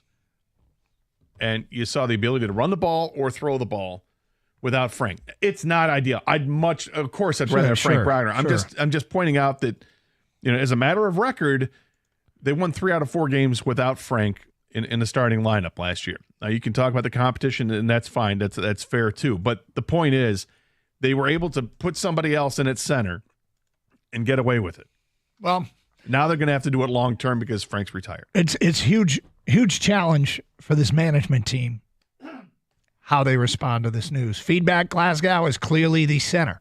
No reason to put a new player or rookie at center on a Super Bowl caliber team. That's from an unnamed texter. If they feel that way, then they'll be fine, I guess. But I don't know that I don't know. I feel that way.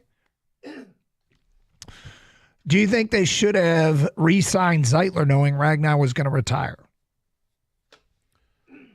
No. Well, I don't. I mean, this is one of those. They must not have. I don't know. Do you think they knew when they let Zeitler go, that Ragnow was possibly going to retire? It's a good question. I don't know. How good was Zeitler for him? He was fine. Yeah. But next one is, I really like the idea of Ratledge at center. I would use the money for Zadarius Smith and possibly Von Miller for some depth. Go get both of them, huh? 248-539-9797. Let's go to Jeff in Detroit. You're next. Hi, Jeff. Hey, guys. How you doing today? Great. Thank you. Hey, I read an interesting statistic. Over the course of Frank the Tank's career, over 5,500 snaps, a total of 6 sacks allowed. That's nearly Hall of Fame type statistics, and we're going to feel it. Goff is going to feel it. We can look at the games that he was not there and say, well, they won anyhow. But I think we're going to feel it this year and next year for sure. Well, I think there's definitely an adjustment period, without question. There's no doubt about that, Jeff. You lose one of the best in the game, it's hard to replace that. They're going to find ways to still carry on and have the offense is still going to score lots of points. I suspect it won't be as good as it was last year, but it's still going to be good. I agree they'll be good, but they will not put up the numbers that they've put up in the past, and they're going to have to be better on defense to have anywhere near the season they had last year this year, and it's all possible. Can they be better? I was going to say, can they be better on defense simply by being healthier? Yes, 100%. Absolutely. Yeah. And now you can maybe bring in some more personnel to try and be better on defense. The formula is not going to be the same as it was. Last year, the pickings got so slim defensively, they were signing guys off the street and they were starting games. And they still managed to go 15-2. There's a lot that's right about the Lions organization right now. There's a lot. This is a challenge. I mean, what's crazy is it's possible that maybe not the best Lions team in the last few years could still win the Super Bowl. And we went through teams that won the Super Bowl. If you look at, I don't think any of the last 7 Super Bowl winners, I went back 7 years, had 15 regular season wins. Most of them were many with 11, 12, some with 14. Well, here's what you're going to have starting the season. Could be wrong on that, but but most Super Bowl teams don't have 15 regular season wins. You're going to see 3 basically new players on the interior of that offensive line. Well, I mean, Glasgow is somebody we've seen for sure. Whether he plays center or guard, we'll find out. But Mahogany and Tate Ratledge are also in the mix. I imagine all 3 of those guys are going to be starters this upcoming season. The question is, what's the combination going to be at position-wise? Who's playing center? Yep. And suddenly, I'm really glad they're playing an extra exhibition football game. I'm wanting more snaps for those guys, more chances for those guys to mess up and learn from their mess ups. Yeah, there's that, and the joint practices that'll all help. I like the double tap of Ratledge and Frazier. Yeah. Looks a lot better with the draft choices. Yep. 248-539-9797. Cliff in Detroit, you're on 97.1. Hi, Cliff. Hey, how you doing, guys? Appreciate getting my call. Thank you, Cliff. Naturally, we don't like the fact that he retired. It's a hurt. Yep. No 2 ways about it. However, our brain trust has delivered over and over again, and they're going to make some moves about this still yet. So while I'm regretful that my man retired, I still feel very confident that we will bounce and still be most in the mix for the Super Bowl. Well, I want to see what they do. I want to see what Brad Holmes does. More cap flexibility now. You're probably not getting anywhere close to Frank Ragnow caliber at center, but can you get a very competent veteran to come in here? And I think they do need to get a veteran. I think they need more than just Graham Glasgow to battle for this position. I've already mentioned I'm a Dalton Reisner guy.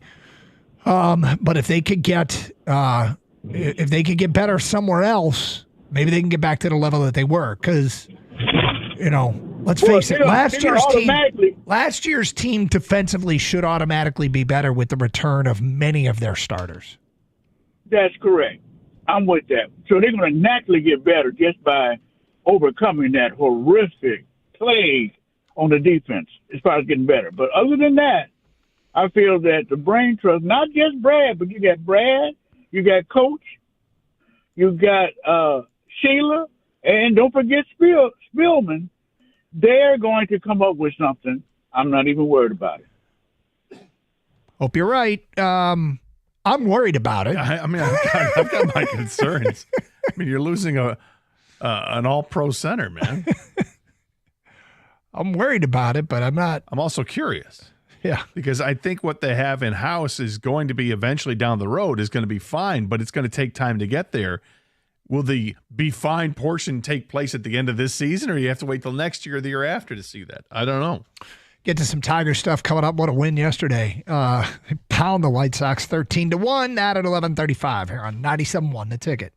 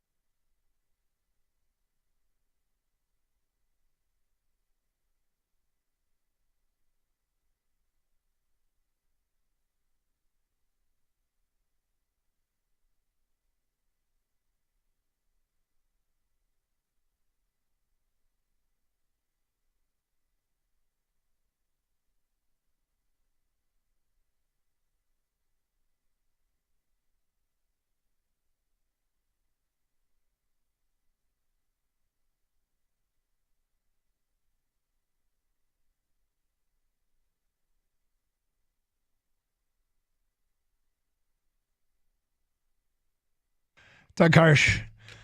Gators back. We're back in studio. Thanks to Stoney filling in yesterday. We did get news yesterday that Frank Ragnow is hanging him up. Tough blow for the Detroit Lions. So now what? We go to Greg in Detroit. You're on 97.1 The Ticket. Hi, Greg. Hey, good morning. First time caller, long time listener. Thanks, Greg. My thing is, I haven't heard of the Doug English theory, where at his age, why can't he just sit out a year and come out of retirement after a year? He's still 29 on top of his game. Haven't nobody mentioned that. And my second question is financially. Was it better for him just to retire, or could he just went on injury reserve? And that's a question. I'll sit back and listen. Well, I did ask the first part not that long ago on the show. If whether or not he could come back. Doug English took, for those that don't know, he was a defensive lineman with the Lions in the mid-'70s through the mid-'80s. He played from, 75 to 85. He was a Pro Bowl player. He was awesome, but missed all of 1980 with a neck injury, and then came back and played the full season in 1981. I don't know if that's what you're talking about, taking a full year off the heel, but when it's a serious neck injury, you're going to miss the whole season. Yeah. As far as him going on injured reserve, I mean, yeah, you can get paid, but I think you actually have to be. How would that work? Would he say, "I'll just go back and tell them I can play, but then I won't"? I don't know. That gets really weird. I'm glad he didn't do that. Right, and as with any player that retires from the Lions, you have to ask yourself, they're going to ask for any signing bonus money back? Does that come in play here, or have they learned their lesson and just say, look, he's got 2 years left in the contract. We get a break on that because of retirement. But I can't imagine the Lions are going to mess around with that kind of stuff at this point. Yeah, I feel like they've learned their lesson from the first time or second time, maybe even. And then now they've moved on. Yeah, maybe not do that again. But yeah, is there a possibility Ragnow comes back in a year? Sure, I think there's always that possibility, but I think we're all concerned with 2025 right now, that this season. So if he's not going to be here for this season, that's what I'm thinking about. I completely agree. 248-539-9797. Feedback to the Carson Anderson inbox. Somebody wants to talk about Tigers. We got the best team in baseball. We're spending way too long on a guy who flat out quit on this team. Well, look, this is a huge story. Right now, got the best team in baseball. They had the best record. We also had the best team in football. They had the best record. I have a problem with the way that's worded. Yep. Who flat out quit on his team? Yep. Come on, man. This guy gave everything he had to play football for years. For years. It's not like all of a sudden he's got a dislocated finger and he's going to sit out. Well, it's not like, yeah. I mean, what he has gone through is amazing. And I think if you ask his teammates, they're probably amazed that he played through the years that he played through. 248-539-9797. Okay. We were going to get to the Tigers, and let's do so now. 13-1. I mean, the headliner is Kerry Carpenter, but there's a whole bunch of headlines. There's a whole bunch of stuff that happened in that game. Certainly Carpenter hitting the 3 home runs was a big part of it. But you just said something during the commercial break, because Parker Meadows gets called up, and Parker Meadows immediately makes an impact. And we'll talk about his impact. And then you said, and I quote, but boy, I feel bad for Justin Henry Malloy. I do. The guy's been, there have been a couple games in the last couple of weeks where his impact led to the win. Late pinch hit situation, he delivered. And good guy, great at bats. He saw a ton of pitches. His on-base percentage was 130 points higher than his batting average. This was a guy that had a really good approach at the plate. And it's unfortunate because he's squeezed by what happens when you get healthy, right? You get Veerling back. Well, Veerling went back on the IL, but Wenzel Perez comes back. Now you got Parker Meadows that comes back. And now, I mean, this lineup is pretty set. When Veerling comes back, who's gonna go down? Because that's gonna be a tough decision when that happens. And then you start thinking about, what are the holes on this team offensively? Like, well, we'd love to have the third baseman, right? Well, now that Parker Meadows is there in center field, and when you watched last night and his impact is felt immediately with the sliding catch that he made, or the diving catch he made. You know, Javi Baez is playing third base, and he's playing it well. And while he's hitting, you kind of forget about the issues at third base. I want to get to all that because there's a lot of movement that could be going on. I just want to make the point that you brought up Justin Henry Malloy during the commercial break. You know what's getting crowded? Toledo's roster with Tigers who helped them win games this year. Yeah. They've got 5 or 6 outfielders in Toledo that all of them have played for the Tigers. They've all helped the Tigers win games. Akil Baddoo and Justin Henry Malloy. I mean, I guess Brewer Hicklin played in one game, but he went 2 for 3 in the one game. Right. Manuel Margot, Ryan Kreidler, all down there playing outfield. I think the only one that hasn't played for the Tigers is Jemani Jones. He played a bunch during spring training and had a really good spring. Jones, yeah, but he has not played with the Tigers, right? I don't think he's played. Yeah. Sean Gunther's down there. Tyler Owens is down there. Like, there's a bunch of players that have Thomas Nito's down there. And Gage Workman just came back to the organization. He's there. There's a bunch of players that have helped the Tigers win games at the major league level right now. They're just stacked down there in Toledo waiting for their opportunity to come back. And I don't know if it's going to happen. Probably won't. And maybe it's just the case of those guys being that typical 4A player. Mm-hmm. You know, too good for AAA, but maybe not good enough to be an everyday starter in Major League Baseball, but might be good enough to be the last roster spot or last couple roster spots. But maybe not now with the Tigers anymore, because the Tigers getting healthy, and when they're healthy, it's a good lineup, and you gotta like what you're seeing out of this team. We're not going to make too much out of beating up on the White Sox, right? Because the White Sox are just, I mean, they have the inverse records almost at this point. The Tigers are 40-21, and I think the White Sox are like 18-42. It's amazing the difference there, but nonetheless, you take advantage of what you can, and just to see a healthy Parker Meadows again is great. And like I said, made the impact immediately with a diving catch. He saw 6 pitches when he struck out to start things off, but he saw 6 pitches and then ends up with a double, a triple, 2 walks, a stolen base, that diving catch. He scored 3 runs. If you told us this is what you get from him in his first game back, I don't care if it's against the White Sox. You'd be, all right, let's settle down here. Yeah, and then people that, you know, the first month of the year was a tough month of the year for Colt Keith. Well, now he's got his numbers up in very respectable area thanks to a huge May, and now off to a good start here in June with a couple hits in last night's game. His OPS is up to 721 on the season, but it's well over 800 over the last 5 weeks. You know what looks really good? An outfield of Riley Green, Parker Meadows, and Kerry Carpenter. But they've got other guys that can play out there. Yes. Wenzel Perez. Javi Baez can play out there. Yes. We just mentioned all the guys down in Toledo that have helped them win. And, oh, by the way, Max Clark is going to be here eventually. Probably not this year and maybe the beginning of next year, but I wouldn't be surprised if we saw him at some point next year. It would be pretty quick, but that's probably the first time the window opens for him as another young addition. I went back and just looked because their outfield of Green, Meadows, and Carpenter, they got Riley Green in the first round of the 2019 draft. They got Kerry Carpenter in the 19th round of that draft. Mm-hmm. That's a pretty good pair of outfielders to get out of one draft. Kerry Carpenter, it feels like, okay, we're watching a guy turning into a star. Now, how big of a star? I don't know. Is he going to be like a huge superstar? Probably not.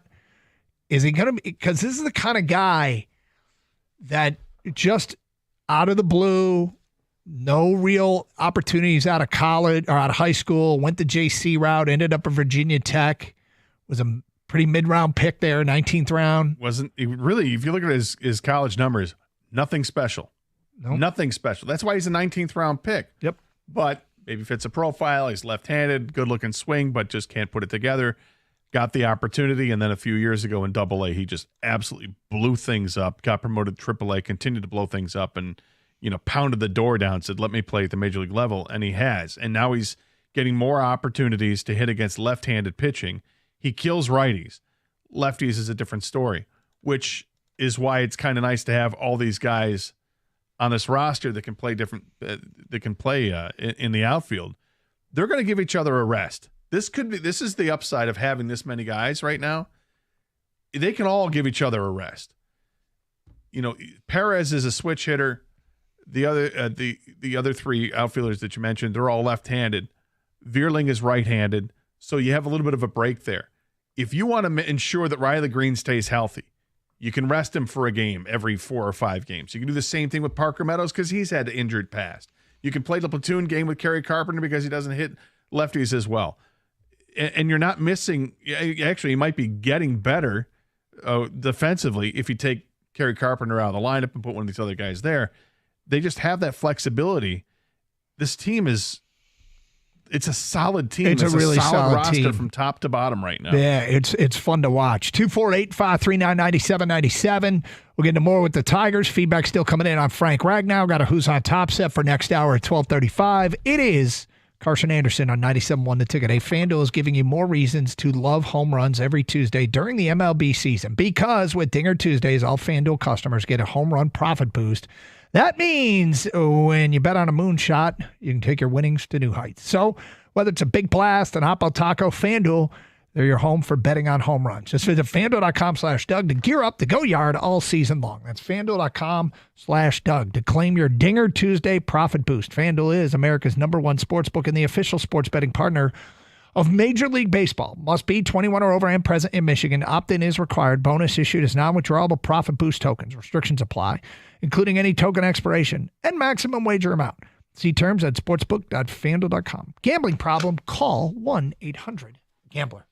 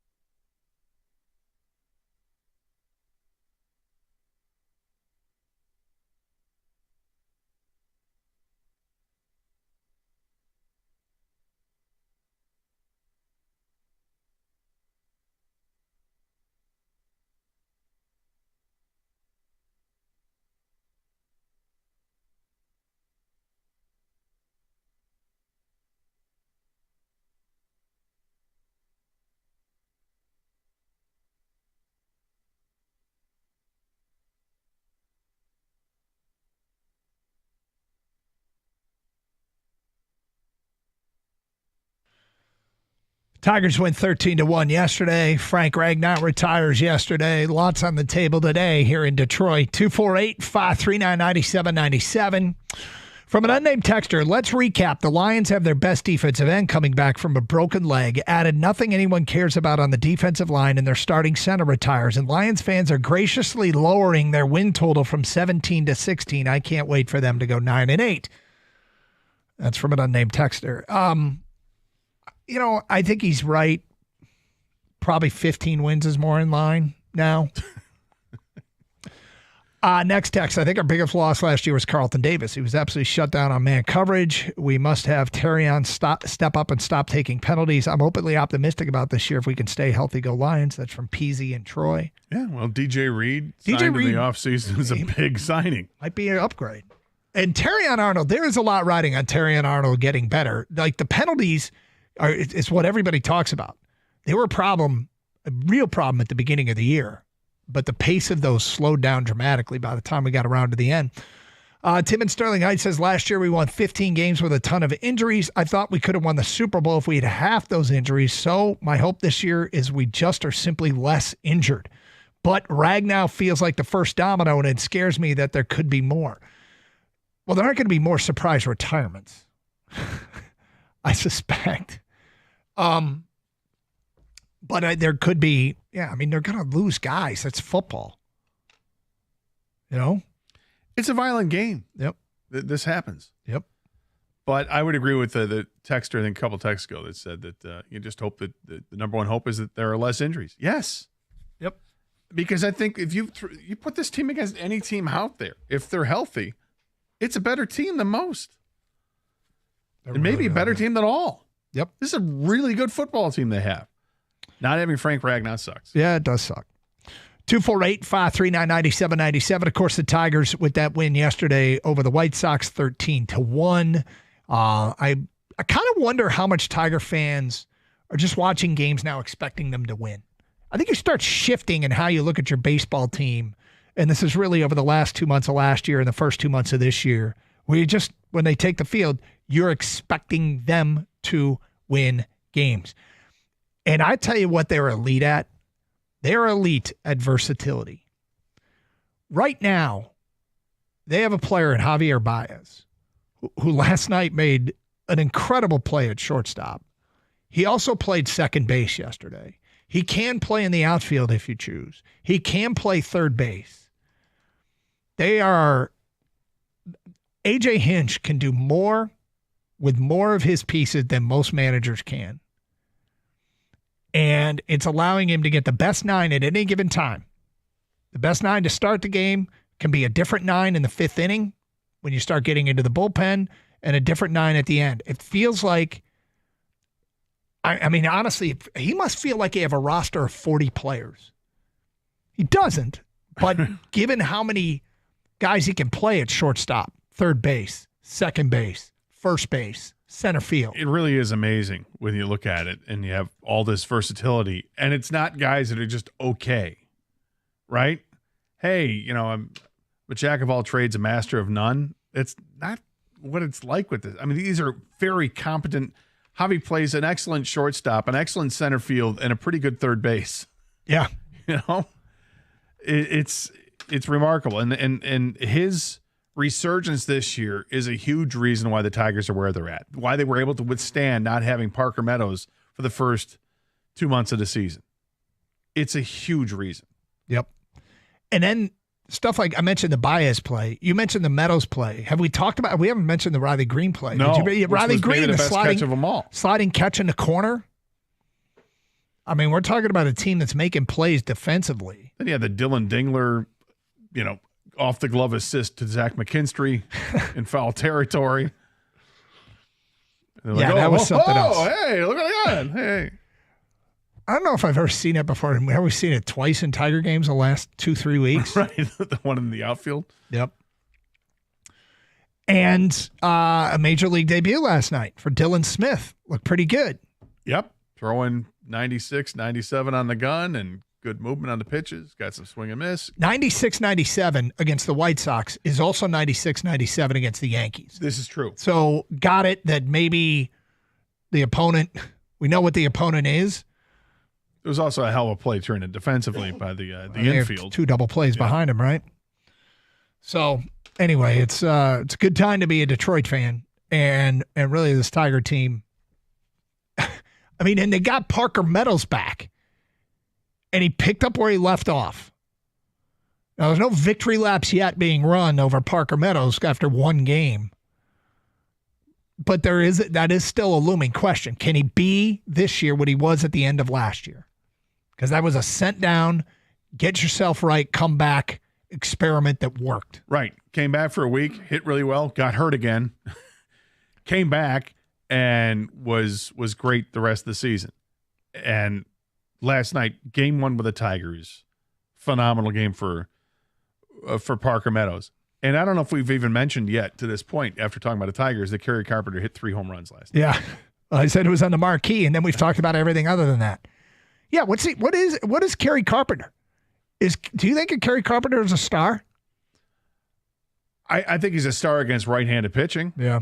And he's a guy that is very capable, because you're going to get that many at-bats, very capable of hitting 30 home runs. He's got 13 right now in 54 games. Yeah, he provides power from that side of the plate. He connects. You can't make mistakes to him. 248-539-9797. Dennis, you're on 97 on the ticket. Hi, Dennis. Hi. Hey, listen, the game yesterday, the play with the double catch, that was on the news all over the place. But my point is, biggest home run hitter didn't even play yesterday. We still won. If we lost any of our big stars, just one, I don't see any problems because, like you said, we've got a bench and we've got a system, that is loaded. This team is ready for the next 5-6 years of being World Series bound. Well, I think they're stacked. It's a really good lineup that lacks true superstars outside of the Tarek Skubal. I agree. But that's how you win, when everybody's good. And everybody's contributing. Yeah, and you've got a pipeline of players in the minors that'll be coming up and invading the majors in the next few years that show a ton of promise as well. I love how this team is set up, and yet we're going to see some changeover without a doubt in the next couple of years. It's just how baseball is, whether it's injuries or it's contracts. Trade, I think we should trade some of our AAA players for another pitcher. I think Pittsburgh, maybe Max Clark and somebody else. You want to do the Skeens thing, huh? Look, that's I think that's mostly fantasy talk. I think it's cool that some writers are writing about it because it gives us content. A Paul Skeens trade is fantasy talk. A Paul Skeens trade. Trading away prospects is not fantasy. No, but if you're giving up Max Clark, he's talking about a Paul Skeens type trade. But no, I mean, look, the first text we got here, look at this, right? Jay Henn and Jace Young are awesome trade deadline pieces that teams will covet them. And they're ready-made prospects. It feels like if Ibanez doesn't get hot before Veerling is back, it's probably his time to be. It's probably his time will be up as a Tiger. Could be. I mean, look, these decisions don't have to be made right now. Jace Young, Justin Henry Malloy, and maybe one of your higher-end prospects could fetch you something very nice in return. Very nice.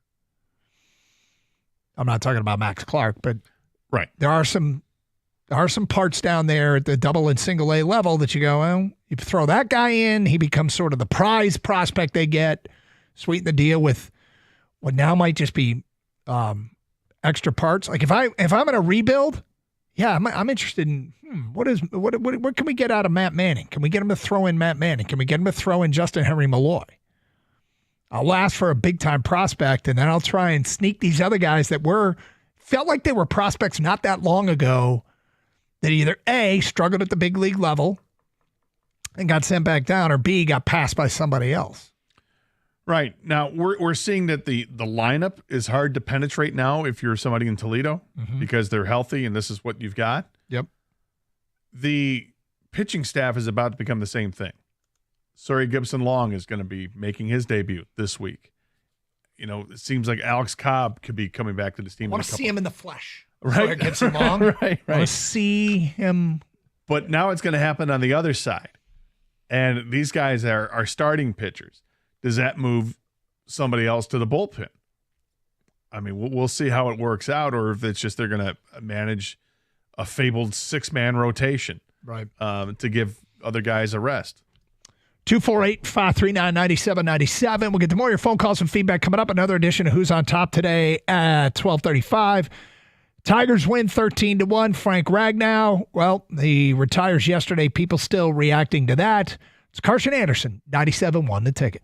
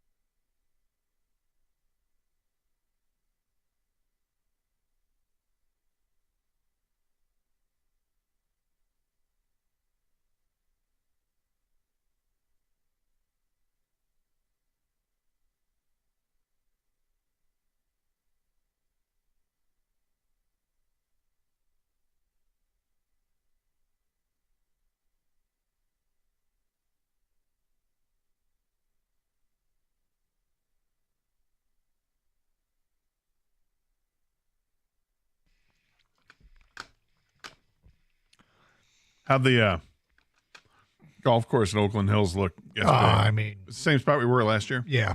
So looking at that first tee, Mm-hmm. immaculate. It looked great, as you would expect. given that's one of the most exclusive golf clubs in the country, and you were playing the Detroit Golf Club for the Rocket Classic Media Day. Yes. Did you play your own ball, or was it a scramble? Played the own ball. And not, okay, that look. So I was horrible. One thing, I've found a bunch of mental ways to make myself not feel as bad about the way I'm playing. Like, I'm trying to play bogey golf. If I shoot a 90, I'm thrilled. Yeah. Okay, so most courses are par 72, right? Yep. So I go through at the beginning of the round, and I change all the par 3s to par 4s.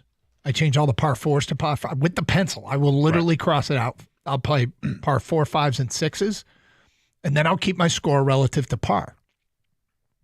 All right, so, I'm even. I'm even through 3.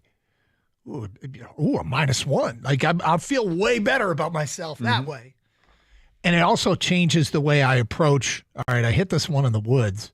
I can just chip it out here and hit my approach and try to get on the green in 3. Or I can shape it. Right? Around that monster evergreen in front of me and get on the green in 2. Well, if you're playing bogey golf and like, you'll make the change and you'll make the smart play. I'll just punch it out and approach the green, because guess who's not shaping it? This guy. Sure. No, I get it. It's my first round of the year. I hadn't picked up a golf club until Saturday when I went to the range on Saturday and hit 70 balls at the range. So, I can make all the excuses. I was just terrible. And then I had some bad luck, too. Some shots that I had to hit underneath a tree. Shape it. You're right. Well, I tried to shape. I can shape it right to left. I can do that, and I did that on one shot. It was fantastic. But another one, I just needed to run it low and try it, and I hit it pure, and it just caught this top branch and went straight down. And like I said, I was playing with Chris Villar, one of our update guys, who's actually a very good golfer, who was not playing well because now he's got a newborn, so he doesn't play as much. But he's like, oh, come on, man. That's just not fair. You hit that perfectly. I know. But it takes away, and that's no good. I was still putting well, which was encouraging. But when everything else was failing and you're shooting over 100, it's not good. I've been there. Anyway, so we're glad to be back in studio today. Yeah, Tigers with a big win last night, 13-1. Kerry Carpenter, the big headline with 3 home runs. When it's all said and done, what do you think he is? Do you think of him as a star player? And do you think of the Tigers as a team that you just expect them to win now? Like, when they go out and take the field, you expect them to win, because that tells me that there is a shift of no longer, hey, you're not asking yourself whether or not you believe. It's a matter of how good you think they might be. The first team to 40 wins. They got Parker Meadows back, his return. He made a big impact right away. Starting in the bottom of the first when he laid out and made a catch, double, triple, 2 walks, stole a base, rescued a kitten from a burning tree. He walked twice, scored 3 runs. Crushed at the Laugh Castle after the game. He did everything right. Came up with a new recipe for tuna salad. This guy did everything right. You've got Javi Baez playing great shortstop defensively. You got Riley Green with a catch. We got a text here, and I don't even know we brought up this name. Underrated headline with this team is Dylan Dingler being the best all-around catcher we've had since Pudge. I won't disagree with that. I think he's provided more offensively steadily than Alex Avila. Avila was pretty good. Yep. But Dylan Dingler's been great. He only had 1 hit in the game yesterday, but good God, was that a home run. Second he hit it, you're like, that's out of here. And it was kind of cool what they did on TV with the audio, where you can hear the sound of the ball off the bat was just interesting. It was a different sound. It was cool. But the sound that you heard of his teammates in the dugout with the cheering and oohing and ahhing was fantastic. He's a very well-liked individual. This just looks like a team that they all really kind of get along, and I think a part of that is because of how young they are. Mm-hmm. A lot of these guys grew up playing together through the minor leagues. But here's a statistical anomaly for you. I don't know if you knew this. Kerry Carpenter has, after his 3 home run, 5 RBI performance last night, he has 27 RBI in a season. It's not a huge total. Did you know he trails both Gleyber Torres and Javi Baez, who both have 29 RBIs? Yet Gleyber Torres has only played in 48 games, and Javi's only played in 50. Kerry has played in 56. I would not have thought that those infielders / outfielders have more RBI than Kerry Carpenter. No, I wouldn't have thought so either. Pretty stunning. We'll take it. Gleyber Torres has been fantastic for this team as well. And you wonder what the future is for him on this team beyond this year, if it is beyond this year. He's signed a 1-year deal. Is this a guy that they plan on having for another contract? If they give him either another 1-year deal, or do they sign him to like a 3-year deal, or do they just let him walk because they've got this glut of middle infielders coming through the system? Yeah, they really do. I mean, I don't know how quickly, like, they're in win now mode, but they're also in develop guy. Like, there's players coming up that might be useful rather quickly. Yeah. And by that, probably the 2026 season. You could see, some of the AA guys maybe. You could see, I expect, I hope Max Clark is a short-term lease in Grand Rapids. I think they have housing. But that's not the point. Right. Don't be putting down, I wouldn't be making any plans for, July in Grand Rapids if I were Max Clark. Yeah, or Kevin McGonigal. I would say you might want to start looking at an apartment in Erie rather soon. He's hitting 500 just about at in the couple weeks he's been back. Been phenomenal. 248-539-9797. Really, really good place the Tigers are right now, and they're getting healthier. I mean, you think about... And they're playing the White Sox for the next 3 nights. They've done all of this that they've done this season, and given, you're right, it skews the scale when you play the White Sox, but they've done all this without a Parker Meadows, without a big free agent acquisition in Alex Cobb. And we've gotten to the point where we might need Alex Cobb. Like, Alex Cobb is, one of those, it feels like he might be a player to be named later in a not trade.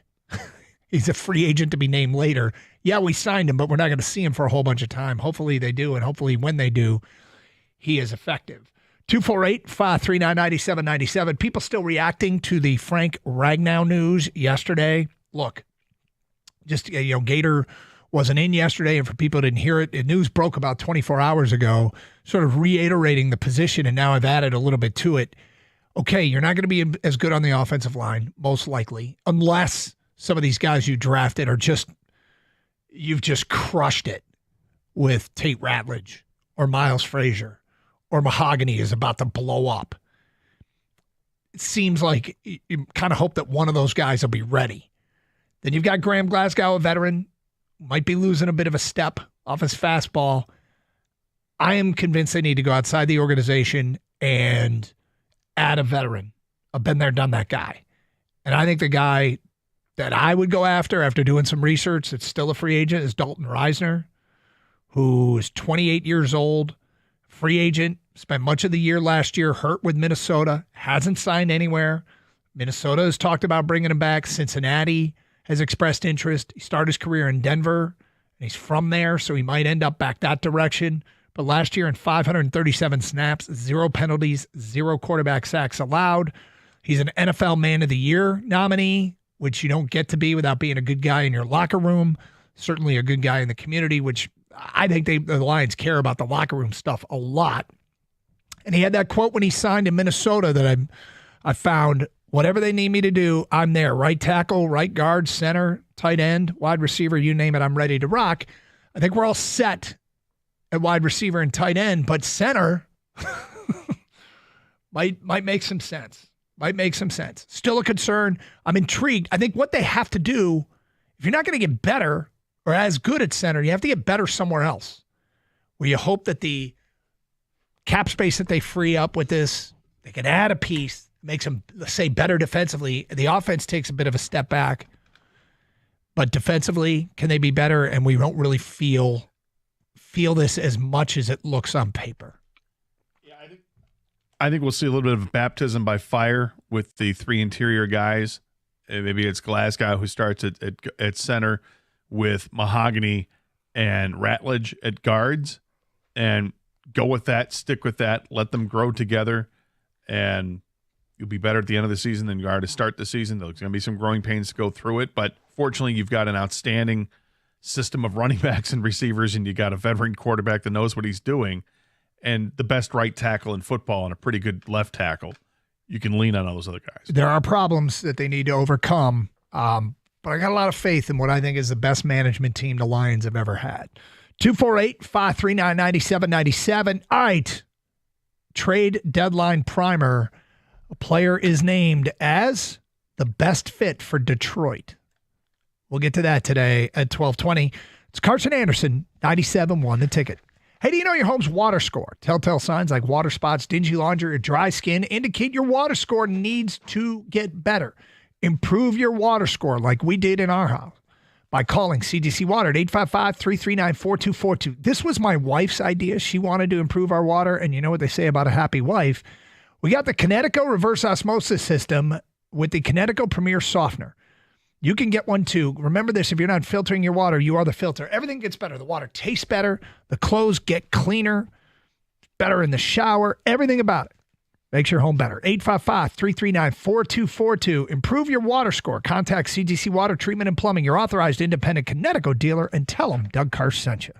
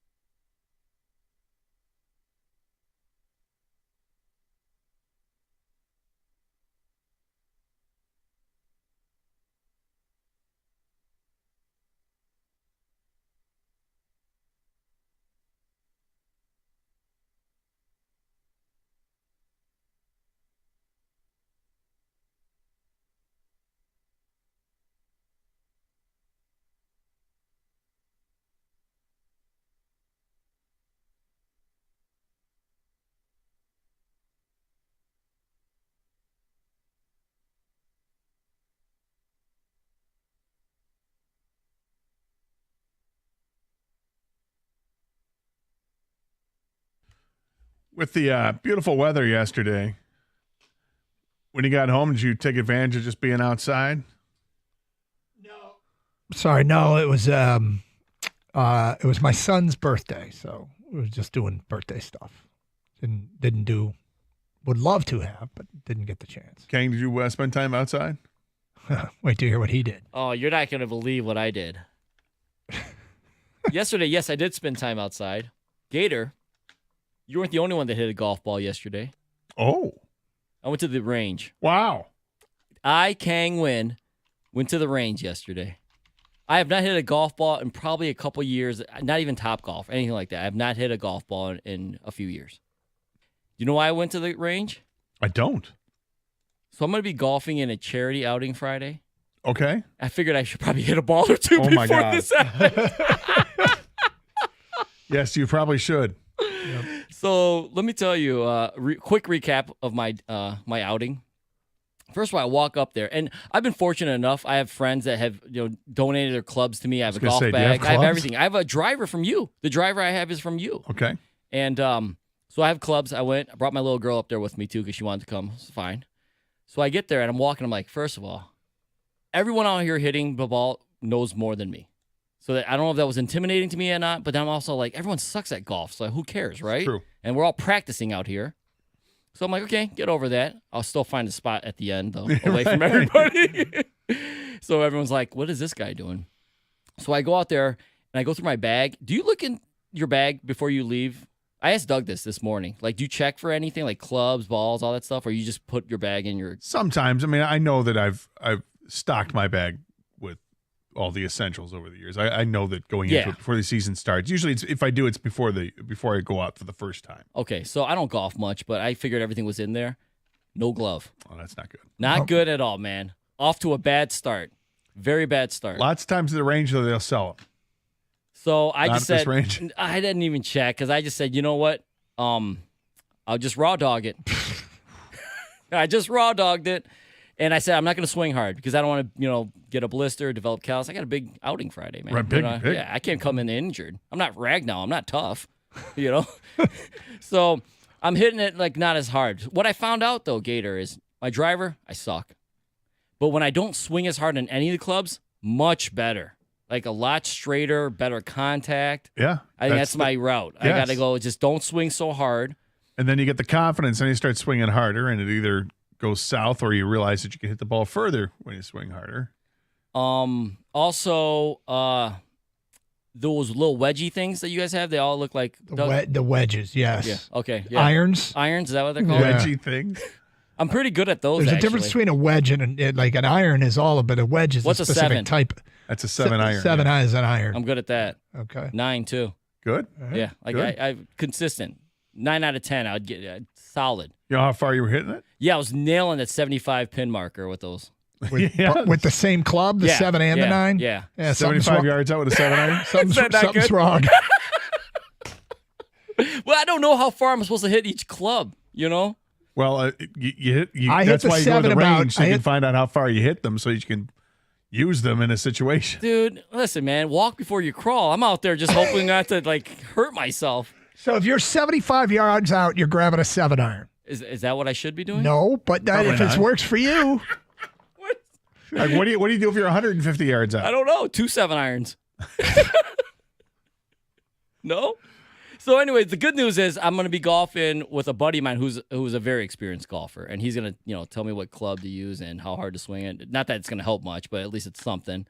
And but yeah, it's called the Poppy Project, by the way. It's really cool. It's about families that lost a child or infant through pregnancy, things like that. So this is really cool charity thing. So I'm going to do it, even though I'm going to look like a fool doing it, I'm sure. I text my buddy after. I'm like, listen, I think they call it in the lab. I was in the lab today. Yeah, you were in the lab? Yeah, and they kicked me out of the lab. Well, are there spots open for this tournament? I think it might have sold out. Okay. Yeah, Well, great. That's awesome. Great cause. Yeah. All right. Before the break, I mentioned, and good luck. We'll expect stories come Monday. Before the break, I mentioned that the Tigers were mentioned with a player, Jeff Passan. ESPN did his MLB trade deadline preview, what he's hearing about every team. So the teams that are the quote-unquote the unloaders, the teams that are the tweeners, the teams that are the holders, and the teams that are the acquirers. The Tigers are listed in the acquirers, and it says objective, optimize the machine. What to know? The Tigers have the best record in baseball, and it's not only because Tarek Skubal is the game's finest pitcher. Detroit is deep, and Detroit plays clean baseball, and Detroit is managed by A.J. Hinch, perhaps the best best on the bench tactician in the game. While conventional wisdom suggests the Tigers could use another high-octane bullpen arm to secure outs at the end of games, renting Bo Bichette's services before he hits free agency would infuse the lineup with the sort of bat Trey Sweeney simply does not yet wield. Bichette's gap-to-gap power would play well at Comerica and lengthen a lineup that has scored more runs than anticipated. After a homerless April, Bichette whacked 7 home runs in May and slugged more than 500. The Tigers don't need much. With their prospect depth, though, they could afford a luxury item. I certainly would like to know what the cost would be, but Bo Bichette. Again, it's the cost, right? The more I look at this team, the less inclined I am to add a position player to this roster. I'm trying not to fall in love with my own guys, but they keep adding more of my own guys when they get healthy. And trying to find the weak spot on this team. Is it shortstop? Look, Trey Sweeney has cooled off, but he still plays defensively really, really well at shortstop. But now you've got, because Parker Meadows back on this team, it forces Javi Baez out of center field and puts him back in a position where you could use him at shortstop like they did last night, or put him over at third base if you want to go with Sweeney and Javi. It's no longer this position, and same thing goes for third base, where they're just not getting production out of it because you can't get production out of it. And you still have McKinstry that you have to find a place in the lineup every night because Zach McKinstry is just off to one of these great starts. I don't like the idea of giving up serious prospect capital to acquire Bichette, who's going to be gone after the year anyway. Most likely, yes. And serious is the question. How serious would it be? You just have to, if they're going to trade him, you just have to offer more than somebody else is going to offer. Will somebody else be more motivated to trade for Bo Bichette? And the answer is probably yes. I think somebody else, like the Tigers, shouldn't act like a desperate team. No, I don't think they should act like a desperate team at all. I mean, how many of the other teams that are contending or expect to contend have a hole at shortstop? So I feel less of this team needing to find and fill any hole they have in the lineup. I feel more that they need to fill a role in the bullpen. Whether it's adding, if you could find a closer, go do it. I love Will Vest, but I don't think of Will Vest as being the ideal closer. I think he does an amazing job with his team. Tommy Kahnle has done an amazing job. I love those two guys. But if you can add a legitimate closer, and now you've got 3 options to finish off the 8th and 9th innings with, that would be fantastic. That'd be where I'd be concentrating my efforts if I'm the Tigers looking to add to this team. Let's go to Logan in Monroe. You're on 97.1 The Ticket. Hi, Logan. Hey, what's going on? How you guys doing? Great, Good. Thank you. So my question for you guys is, if Jack Flaherty continues these quality starts and these good performances, is he going to be a top 3 guy when we get to the playoffs with a good Reese Olson, obviously Skubal, and Casey Mize? Is he going to be? Well, you certainly. Yeah. I mean, I envisioned him at that at the beginning of the year. That he's the number 2 guy. Yeah, and so, I mean, if he returns to form, yes. He's gone his last 24 innings, 24 plus innings. He's given up 6 runs, 14 hits. He's been great in the last 3 or 4 starts in these. I think it's 4 starts. He's been great. Now, am I wrong? Was his velocity down a little bit last night? I wasn't paying attention to the velocity. So I was, and he was pretty much sitting low 90s, and I'm 91. I'd have to go back and look at earlier in the year, but yeah, I mean, sometimes that's just the radar gun. But I'm wondering, keep my eye on that. Sure. Keep my eye on it. 248-539-9797. All right, coming up, another edition of Who's on Top. Help us complete a top 10 list. It's related to our state. We'll get to that today at 12:35. Here on 97.1, The Ticket. Hey, is your garage door making some strange noises? Is it sluggish? Is it not is it not rolling up or rolling down as quickly as you'd like it to? Well, if you got some problems with it, call people that can fix the problem. Precision Garage Door Services is a company I used years ago when my garage doors were just like that. They were sluggish. They weren't moving up and down quickly. I knew something was wrong, and I knew it was something that I couldn't fix. These guys can. Expert technicians on the spot that know exactly what they're doing. They offer worry-free financing.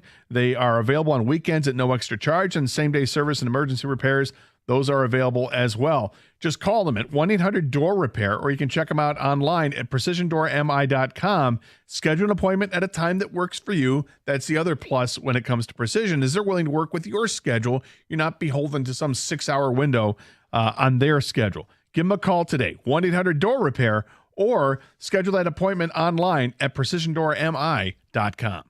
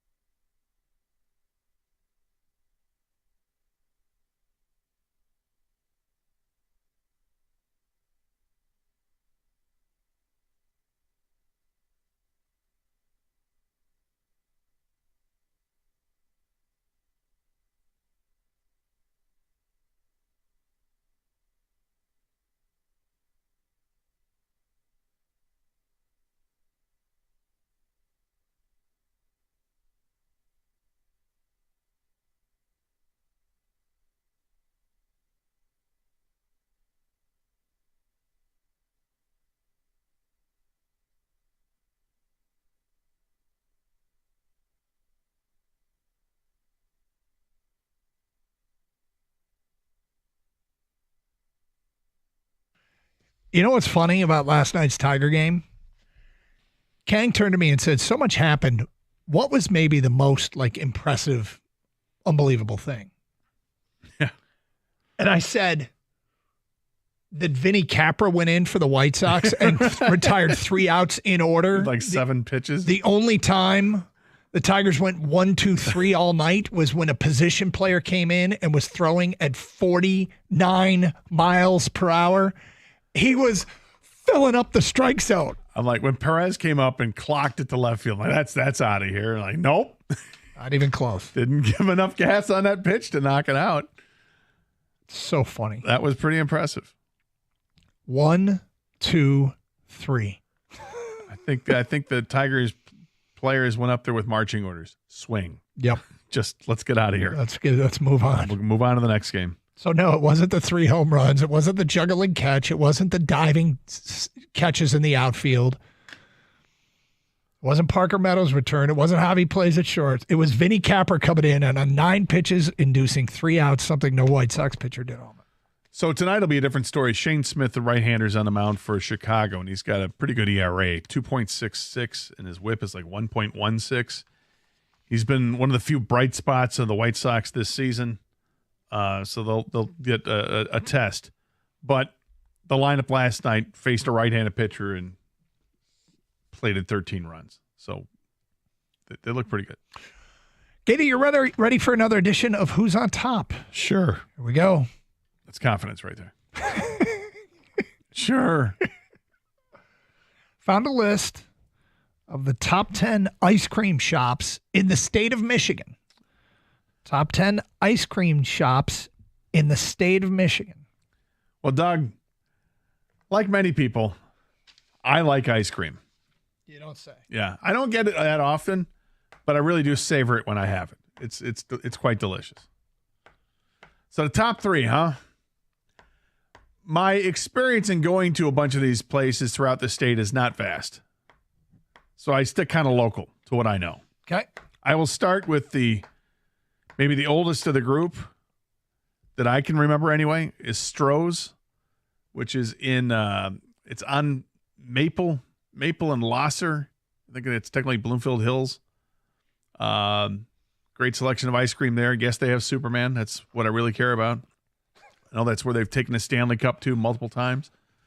The second would be Clark's, which is on 12 Mile in Berkeley. It's on the north side of 12 Mile. It's just a block or 2 down the road from 24 Seconds.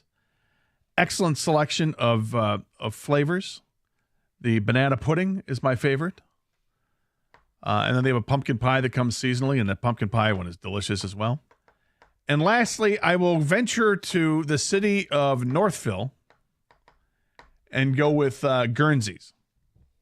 And Guernsey's mass produces their ice cream. They sell it throughout the state. You can get half gallons of it, many different grocery stores.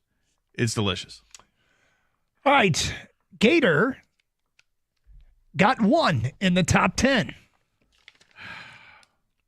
Well, like you said, it's not your thing. Right. I can't in your tell you wheels. what they have in Grand Haven or what the one up in Charlevoix, or I don't know the names of these places. And every state, every area has. Some of these places, just for the record, have multiple locations, but none of them are like Dairy Queen. Okay. Gotcha. Yeah. They're Nothing against Dairy Queen. Yeah. Nothing against Dairy Get Queen. a good That's blizzard kind at of my Dairy go-to, but Gator got Guernsey's, which checks in at number 8 in the top 10 ice cream parlors, ice cream shops in our state. 248-539-9797. So what we do now is see if we can round out the top 10. Can you help Gator complete it? What else deserves to be in the top 10? Top 10 ice cream shops in our state. Do you have a favorite flavor? So I'll hold off on that because then I'll get into one of the places.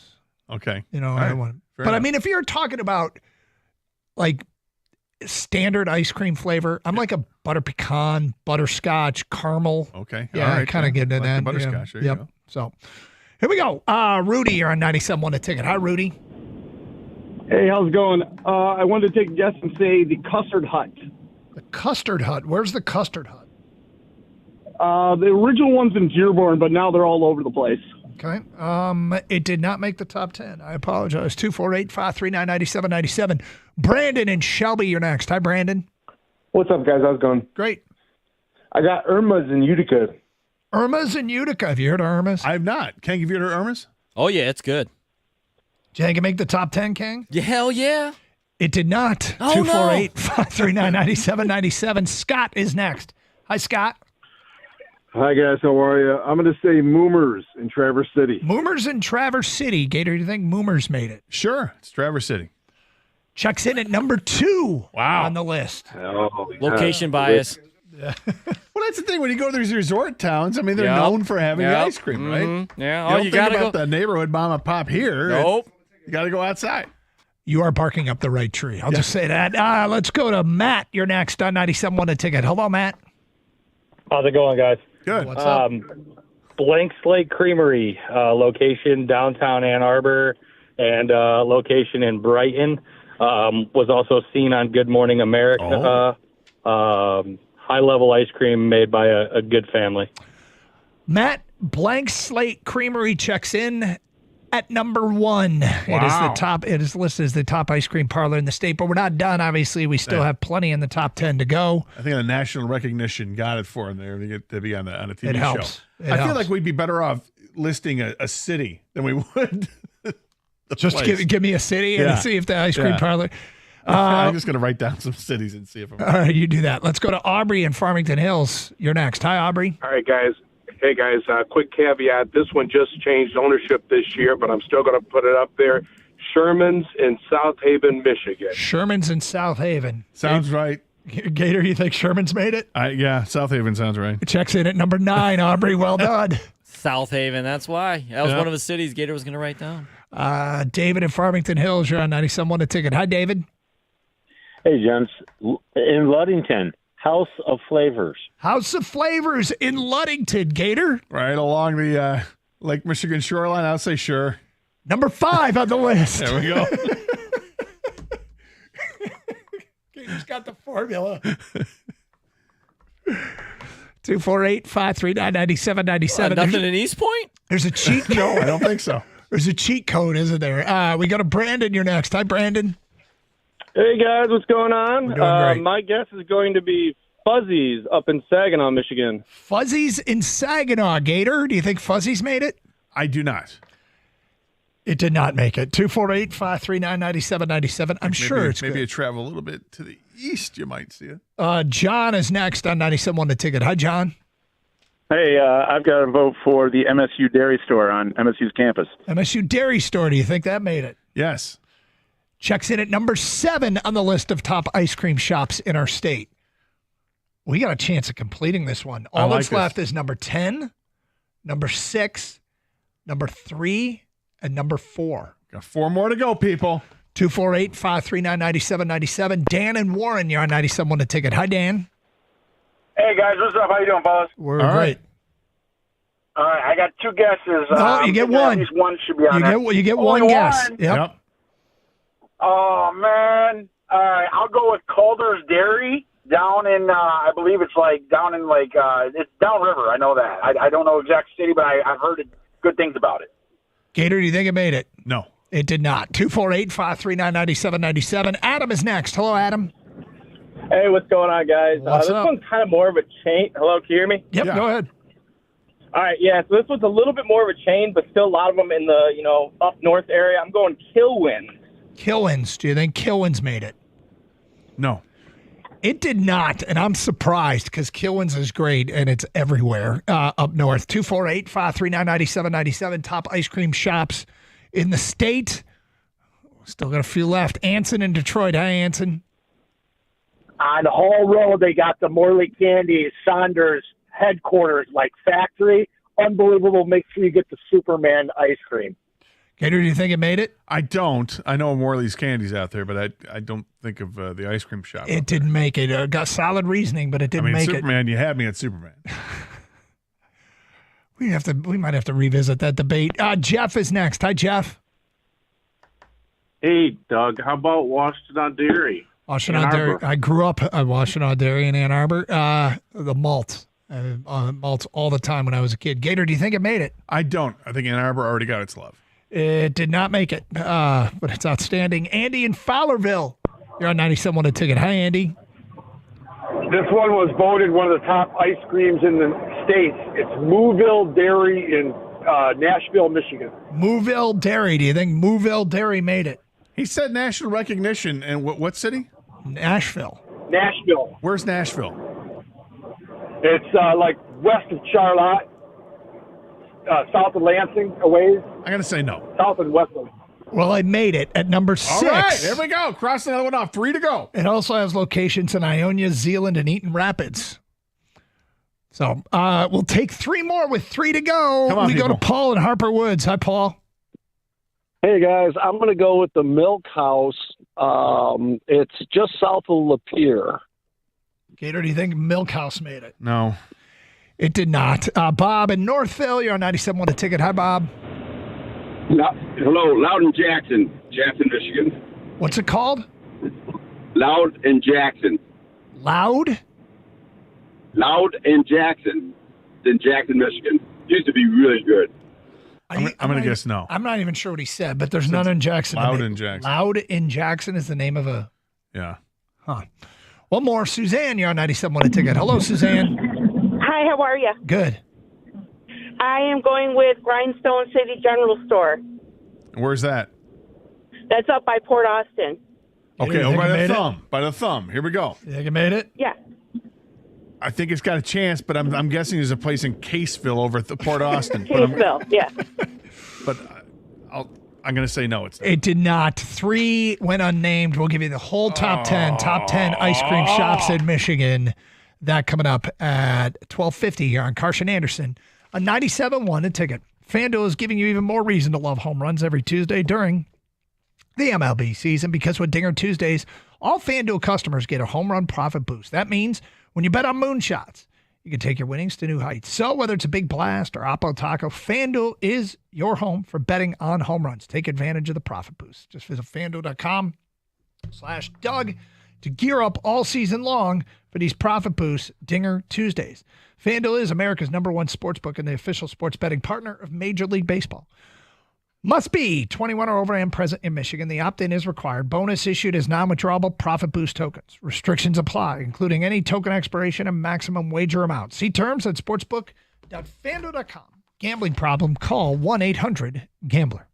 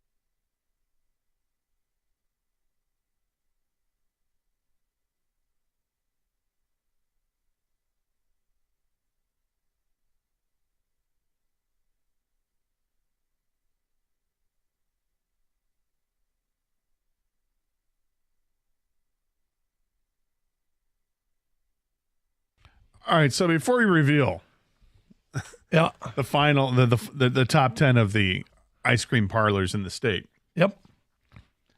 I had a hunch that this was going to be placed around the perimeter of the state in resort towns or vacation towns. And so I don't have the names of the places, but what I do have is a list of cities that I think could fit this bill. Will represent well. Yeah. Already had South Haven and Traverse City, I think, were two that were already mentioned. Is Grand Haven on the list? Grand Haven is not. Is Muskegon on the list? It is not. Is Charlevoix on the list? It is not. Is Caseville on the list? Nope. We kind of hit on most of them, to be honest. And Grand Rapids is somewhere in Grand Rapids on the list. No. All right. Okay, So here's your top out. 10. I'm out. It's okay. You did pretty well with that theory for a while. Yes. So it's top 10 ice cream shops based on popular rankings, recommendations with a focus on local favorites and unique experiences. This is from Google. At number 10, Arcadia Ice House in Arcadia, Michigan. I thought you might mention Arcadia, but. Well, they do have the Arcadia Days, which I think are taking place in the next couple, maybe I think it's in July. They normally do that, and I think that's part of it. We've always threatened to go there for that on our golf trip, but we never do.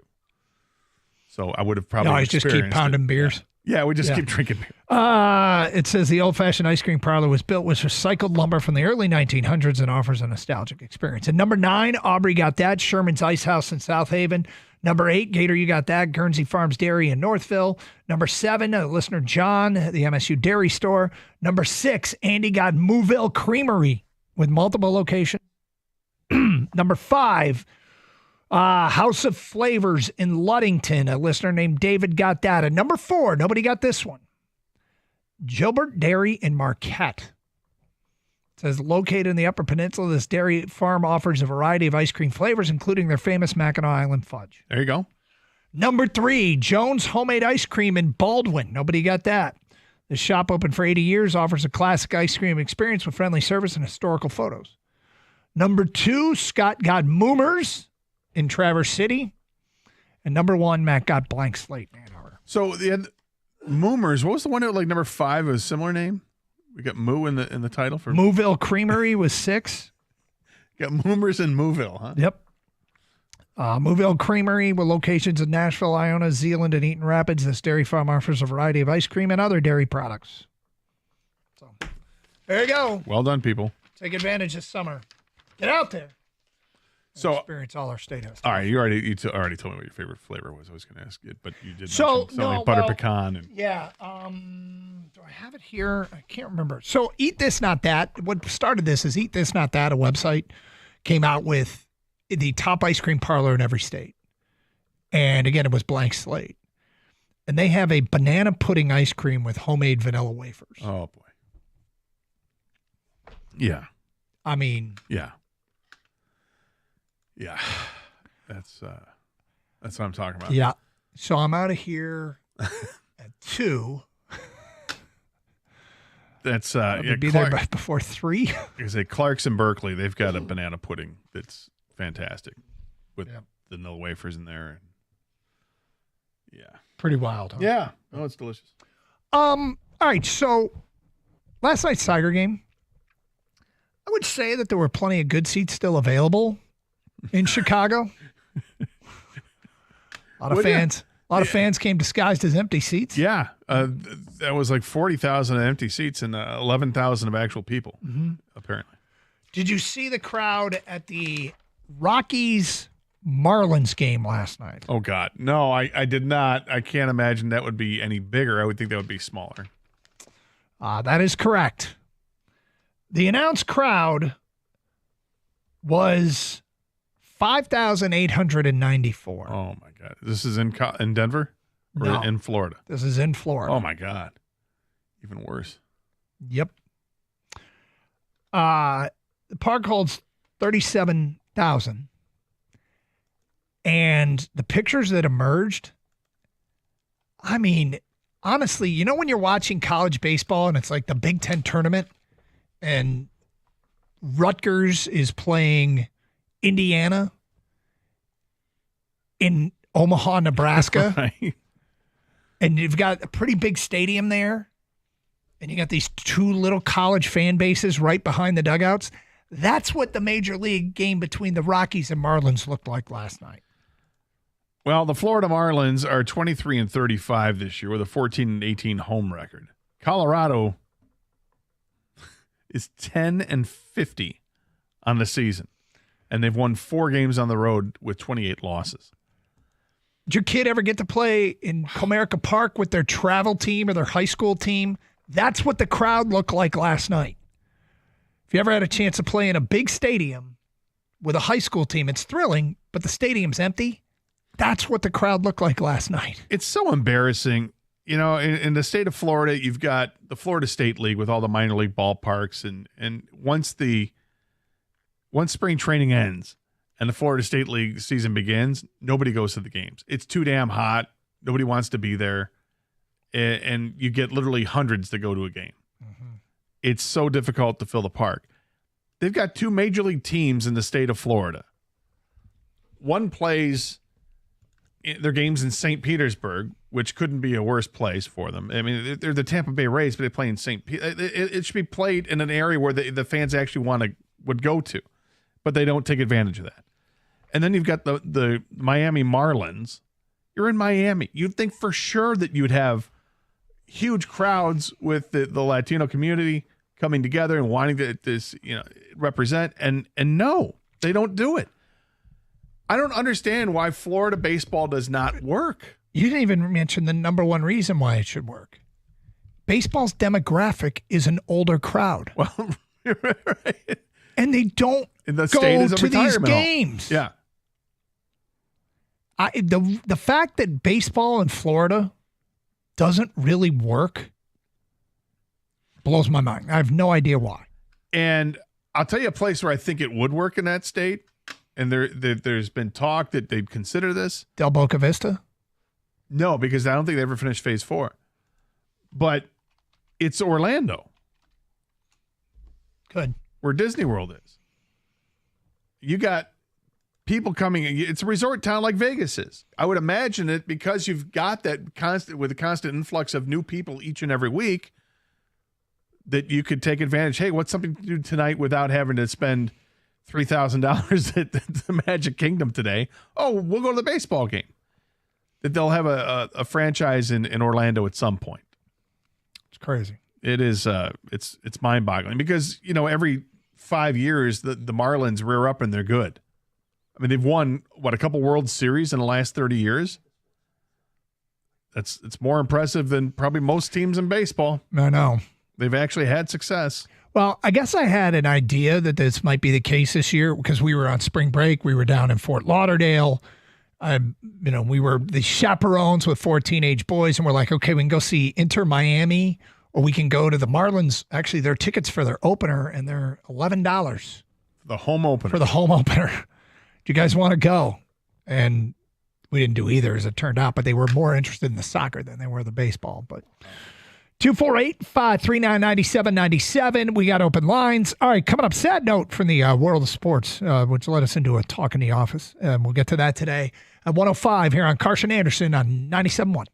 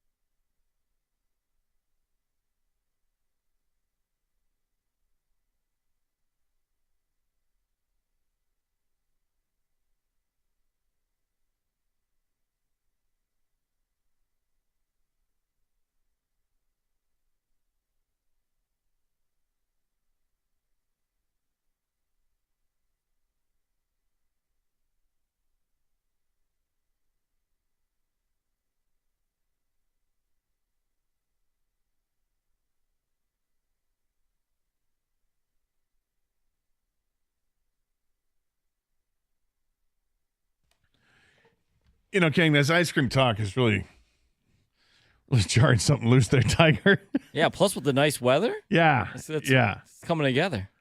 I mentioned Clark's before because that's just a place I know in Berkeley, and I'm looking at their flavors of ice cream, and banana pudding is the staple that I love there. But I'm looking at some of the other flavors that are coming up these days, some new stuff. There's something they have called Cookie Jar, Oreo-based ice cream with chocolate chip cookie dough bites, M&Ms, frosted animal cookies, and oatmeal throughout. Is that too much cookie, or is that just enough cookie? I don't know. It might be too much, but I like to try it. And that sounds like it'd be solid. There's a key lime pie, lime mousse-based ice cream with pie crust pieces added throughout. Lemon cheesecake bar. Uh-oh. This is like, you know how we watch those cooking shows all the time? Yeah. And they always use the ice cream maker for like the dessert, the final round or whatever. This is how these things get done. Yeah, exactly, right? exactly. How about that Milky Way? Milk chocolate-based ice cream with a caramel swirl and chocolate malt flakes throughout. Yes, please. That sounds pretty good. Yeah, I'm just... All right, easy there, big fella. And then, of course, they do have Superman and something called a Tennessee Toffee, which sounds like the old-fashioned buttered brickle. And yogurt, too, Doug. Doug wants froyo. Yeah. Zero fat. What's the calorie count? Hard scoop yogurt. This isn't just like the soft serve froyo. Okay. This is like black cherry yogurt, black raspberry chip yogurt, and then vanilla. Greek yogurt in the morning, but that's about it. All right. So, look, sad story from the world of sports. Host of Sports Science, a show that was on ESPN forever named John Brinkus, suddenly passed away. He'd been battling depression and unfortunately took his own life. And, a lot of people are coming out of the woodwork praising him and the job he did as the host of Sports Science. And what's happened in the wake of his death is I've realized how many people that I know that stunned me with how much they loved that show. I shouldn't say stunned me. It's reminding me because I remember how many people in my circle liked the show Sports Science. Kang, you loved the show Sports Science. It was hilarious. It was great. And it involved science, Doug. I know. Ish. And I would go sample it every once in a while and go, no, I just didn't like it. And it's like they'd come up with these scenarios that would basically there were questions I'd never ask. Like, okay, what is faster, a cheetah or Usain Bolt? And I'm like, no imagination. I mean, that question right along. I'm like, I'd like to know. Yes. Let's see them race. The fact that you just said it, yes. Did we have Tyreek Hill race a horse? A giraffe or something, I think. I enjoyed the show. Did we pull some clips? Yes. I didn't love every episode, but I enjoyed probably more episodes than I didn't. Like there was always something that was intriguing to me. Remember they did a catch radius with Calvin Johnson, and the way that they try to quantify what his catch radius was like ridiculous. And it came up with terms like, internationally they make fun of Americans because we don't buy into the metric system. Yep. So we said, it's like 6 football fields long instead of saying, it's 600 meters or whatever, right? But with this, it was like Calvin Johnson can catch a football thrown in any direction as if it were a 3-sided garage or something, or a three-car garage. Right. So anyway, none of that stuff really. But wow. We got some examples. Go, okay.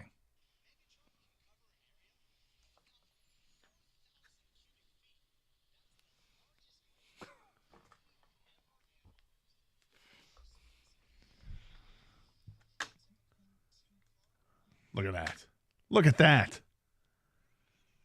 Who'd know unless you had Sports Science telling you about this? It's like a Matthew Stafford. Can you hit a garage? Well, then Calvin can catch it. Then Calvin's open. Yeah. A 2-car garage. It's massive. You got more?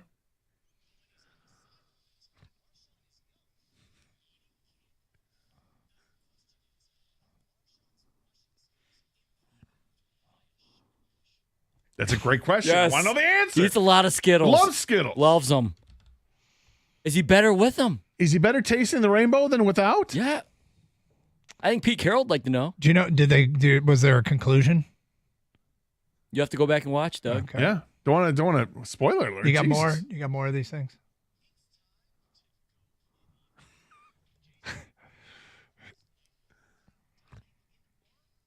Wow. Wait. What? Could you play basketball in a suit of armor? I want to know the answer. Who was Jason? Was it Jason Richardson? Jason Tatum. Jason Tatum. Can he dunk while wearing a suit of armor? That's fantastic. Look, how high can you actually jump if you're wearing a suit of armor? I want the answer to this question. Can he hit a free throw while jousting? Obviously that was clearly, Doug, because, when you're getting body contact, guys are draped all over you. It's the same thing as having a body of armor on. Yeah. I remember watching, they were doing, talking about muscle memory in free throw shooting. And they had some guy on who I don't remember hearing of at the time, was just a savant with making free throws. And they ended up getting him to free throw line and they blindfolded him. And they said, now we want you to shoot 100 free throws to see what your percentage was. And his percentage did not drop that much because they were talking about it's just muscle memory. And without seeing this, you don't even understand that. It's awesome. My favorite episode, they were talking about a product called the Nutty Buddy, which was a new version of a cup, an athletic cup. Those of us that have worn an athletic cup, it's rather cumbersome. It covers a wide area, and they're very uncomfortable. The guy who invented the Nutty Buddy, it was a much slender version of the cup, and he was willing to test it by standing in front of a pitch machine that was going to throw a ball, spin it out of that machine at like 90 miles an hour, and hit him square in the junk. Everything else was like plexiglassed off, and it's just his junk wearing a Nutty Buddy. And he's it's like he's having relations with the plexiglass to stick it through. And here comes this pitch, hits him square in the junk, and he doesn't even wince. You didn't like the show, Doug? I really didn't. Because I think the questions are funny, but then they go through the experiments and I'd get bored. You're bored watching a guy take a shot to the nuts at 90 miles an hour? Okay, so that's over in like 2 seconds. Now what? Slow motion. Super right. slow-mo. Yeah, different angles. Yeah, should my kid be wearing the Nutty Buddy? What do we? Come on. What was the impact radius? Yes. All that stuff. Do you got more? Last one. All right.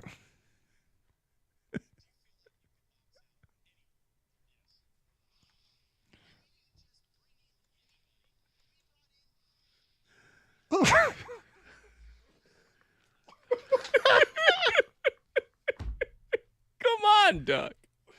So who was that? That was Kevin Love. Kevin Love. Can you box out anybody? And so they brought in a sumo wrestler. Amazing. Lower center of gravity than he'll face with a true center. You got to think. I think if you're an NBA team, are you starting to think, dude, maybe we just need to employ a sumo wrestler? I can answer the question. No, they're not thinking of employing a sumo wrestler. Yeah, I don't know until I see it. All right. I don't know until I see the results. Was he going to be successful against Kevin Love, or was Kevin Love just going to find other ways to beat his opponent? All right, so you guys love this show. Thought it was fascinating. Yep. Most times. Not all the time, Yeah. but fascinating most of the time. Okay. How many years was it on the air? I believe 7 or 8 years. All right. What is, last 15 years, what is your favorite TV sports show? Is that it? Is it Sports Science? No, I probably with the documentaries, like 30 for 30, something like that. Yeah. 30 for 30s are great. E60s, all those documentaries. Yeah. I like most of the Untolds on Netflix. All right, we're going to take them all. But anyway, 248-539-9797. I think my favorite one, because it was local, it was it on Netflix or somebody that came out with the or maybe it was NHL.com, whatever it was. They had the Red Wings Avalanche rivalry, talking about with the whole hit on Draper and the aftermath and all that stuff leading up to it. And it was basically about the rivalry between the Avs and the Red Wings. It was like a 3-part series. It was awesome. Had interviews with everybody, basically, that played in that. And the thing that I took away from it at the end was the interviews they did with Chris Draper. And, hey, Chris, will you ever, forgive Claude Lemieux for that? And he's, I just don't have time. Yeah. I just don't have my time to talk about it and talk to him. So whatever. I mean, he clearly still holds a grudge, and I do not blame him 1 ounce. And I loved his attitude, the way he just treated that question at the end. It was fantastic. That's probably my favorite. Last 15 years, has anything stood out as far as your favorite TV show? That was Unrivaled, the Netflix documentary. There you go. And that was really, really good. I know one that you loved, Gator. Pros vs. Joes. Oh, that show was great. I know that was 15 years, might be right on the cusp, but you loved that show. The premise of that show was you would have professional athletes in the respective sport taking on the average Joe. They're not average Joes. These are guys that might have had some college experience but never made it to the pros. And guys that probably think they still got it. I can still hit the curveball or whatever. Okay, face John Rocker. And John Rocker is out of baseball, but let's see if he can still do it. Some guy who thinks he can fight or can wrestle. Okay, that's great. Why don't you go against Randy Couture in the cage? We'll see how many times he submits you in 3 minutes. And 15 submissions later, yeah. You think you still got it? Yeah, I can stop a running back coming into the end zone. Okay, that's great. Here's Christian Okoye, who's 5 years removed from the NFL, but go ahead and try to stop him. These were the things you got to see. Did any of the Joes ever stop him? No, not really. I mean, there were a couple that matched up pretty well, but it seemed like if they matched up pretty well, it was because the pro was well beyond his prime. The pros were just such a step above all these guys. And then they started, as the seasons went on, I think they had like 3 seasons. They started bringing in better Joes, guys that had advanced further along in their college careers or played for better programs and stuff. And then it became more competitive, but the pros generally won. All right, I got one sports show that to me is just the best. It's College Game Day. I love College Game Day. And I know some people want to argue the Fox show's better, and that's fine. I've sampled them both, but I keep going back to College Game Day. I get excited. I love the opening song. I love the opening segment, the way they build it up. It's just so good. Do you love how they made you feel about Ryan Day? No, I hated it. It was like, oh, no, I don't want him to be a good dude.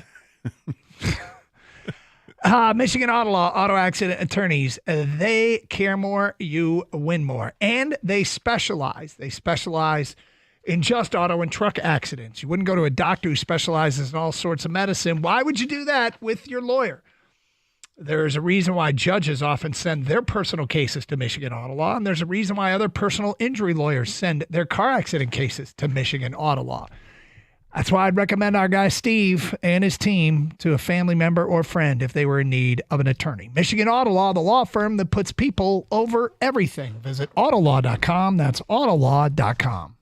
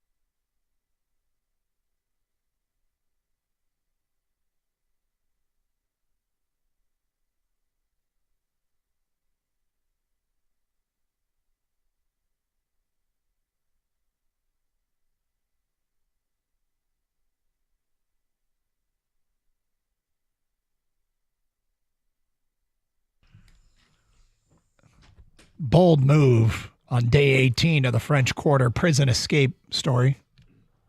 Bold move. Here we go. We'll get to that a little bit later on. We were talking about the TV show Sports Science, and sadly the host, John Brinkus, passed away. And we were discussing, what's the last 15 years. You guys love the show Sports Science. Enjoyed it. Yep. And I never got into it, but that's okay. Seemed like everybody got into it but me. And my favorite TV show, sports related, is College Game Day. And we're talking current, back 10, 15 years. You said it's the Netflix documentary Unrivaled about, and specifically the one about the Red Wings and the Avalanche, and it is really good. In fact, that was one that my kids watched and all were like, wow. Like they got into it, even though they didn't live it. And when something can connect on that level, you weren't even alive for it. And you were down, like you can't get it, like you love it. You think it looks like this didn't seem like it was real life. And even when I looked at it, I was like, God, it's hard to believe that some of these stories are true, but they are. The ESPN physics dude was the best. My favorite episode was breaking down the MMA boxing power. Incredible insight. Come on, Doug. You would think, because I am such a huge MMA guy. But you're like an analytical kind of guy. I know. This makes all the sense in the world why you would like this, and yet you didn't. I didn't. I know. Look up the Sports Science episode with the boxer that tests his punch strength after sex the same day and sex the night before. Come on. You don't want to know that? Hey, the movies, they said, like, sex weakens the knees. Raging Bull, Jake LaMotta, he wasn't going to go into his fight with Sugar Ray Robinson if he had sex. It wasn't going to happen. He was training. Not going to happen. Remember Rocky? Rocky wasn't going to do it. Ew, Adrian, no. And he has to hug her because he feels bad. I'm sorry. And then, ends up beating Apollo. Or drawing with Apollo. But hey. Next text. Sports Science was like Mythbusters for sports nerds. How else would I know that Ray Lewis hit as hard as a car crash? Right. You didn't like Mythbusters either? No. Wow. From an unnamed texter, Shaq Versus was the best. Yeah, that was cool. Putting Shaq in weird positions to different sports, different walks of life, right? Yep. Eric in a car says, my favorite Sports Science segment was part 2 of the groin one, where they had an MMA fighter do his strongest kick to the groin, and that will forever be in my mind. With the Nutty Buddy. And after you watch that, this is why I think it's amazing. Because after you watch that and see that the guy is fine, they're not even wincing, not doubled over in pain or anything, he's fine. Why wouldn't they use that in the UFC? Instead, anybody comes anywhere near the junk and a guy's double over for 3 minutes, he's like, oh, I can't continue. And well, wait a minute. Did you have the Nutty Buddy? Are you not using that? Very suspect. Sauce.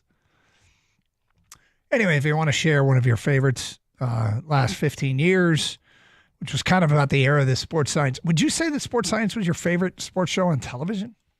No, but I would say I enjoyed it when the episodes I would see. It was kind of it was kind of the afternoon, right, on ESPN? Or Fox. I think when it was Fox Sports back at the time when I would see it. But it had a tie to Wayne State University. I think because Wayne State University has a sports science department, along with kinesiology and stuff like that. But they had some sort of partnership. That kind of stuff that can be useful in a game.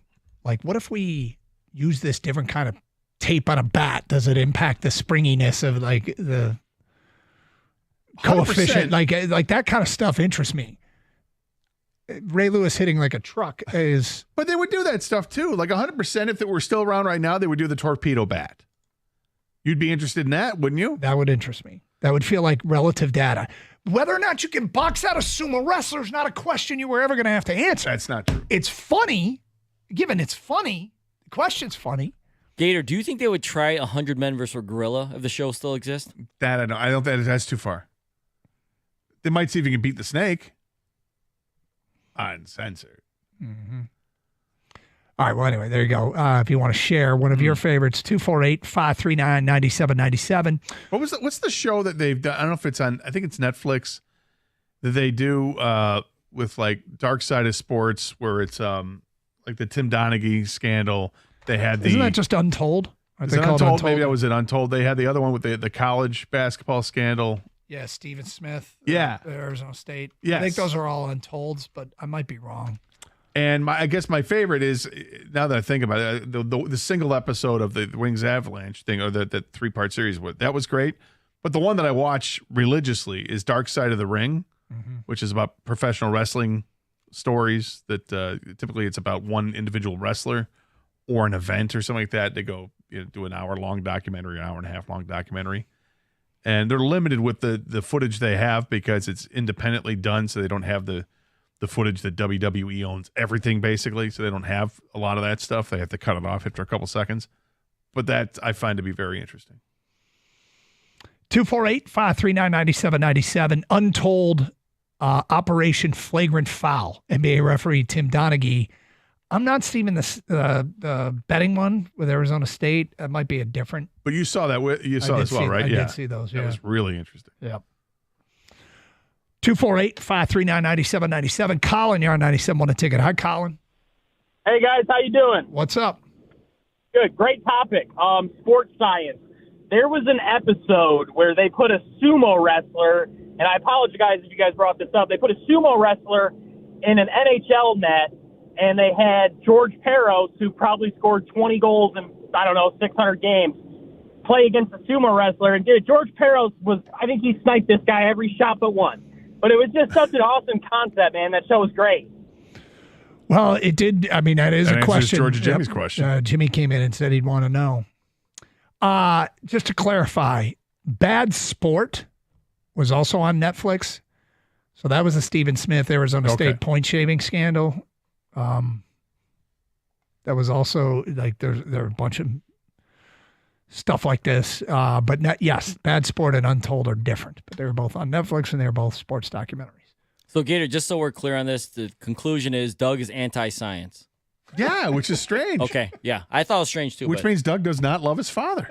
Okay, His we dad got was it. science Didn't like guy. sports science, anti-science. Got it. You guys have taken this way too far. Dad, I apologize for what they're saying. I'm sorry, he's still a blanking liability, sir. Yeah. 248-539-9797. We'll get to the update on the bold move. Very bold move by escapees. And I can't get this live read to unload. There we go. All right. Female sports fans, Tuesdays are the day for your favorite Twin Peaks. So grab your friends and join them every Tuesday at Twin Peaks for the ladies' night. $4 Happy Dads, Twisted Teas, Mimosas, House Long Islands, margaritas, and sangrias, plus $5 lemon drop martinis, white, orange, and green tea shots, 10-ounce draft ciders, 20% off all food, half off all wine. What better way to enjoy the hockey and basketball finals? And you got Detroit battling the Southsiders in baseball. Make sure you get there early tonight for your front row seat to the action. Why go to Twin Peaks for sports? Well, we can start with the wall-to-wall TVs, the coldest draft beer in the country, featuring this month's featured beer, Pacifico. Not to mention, hands down, the best bar food in the state. Gator and I can attest to that. And there's the best part. It's all served up by the beautiful and talented Twin Peaks girls. Come see the difference today. Twin Peaks eats, drinks, scenic views.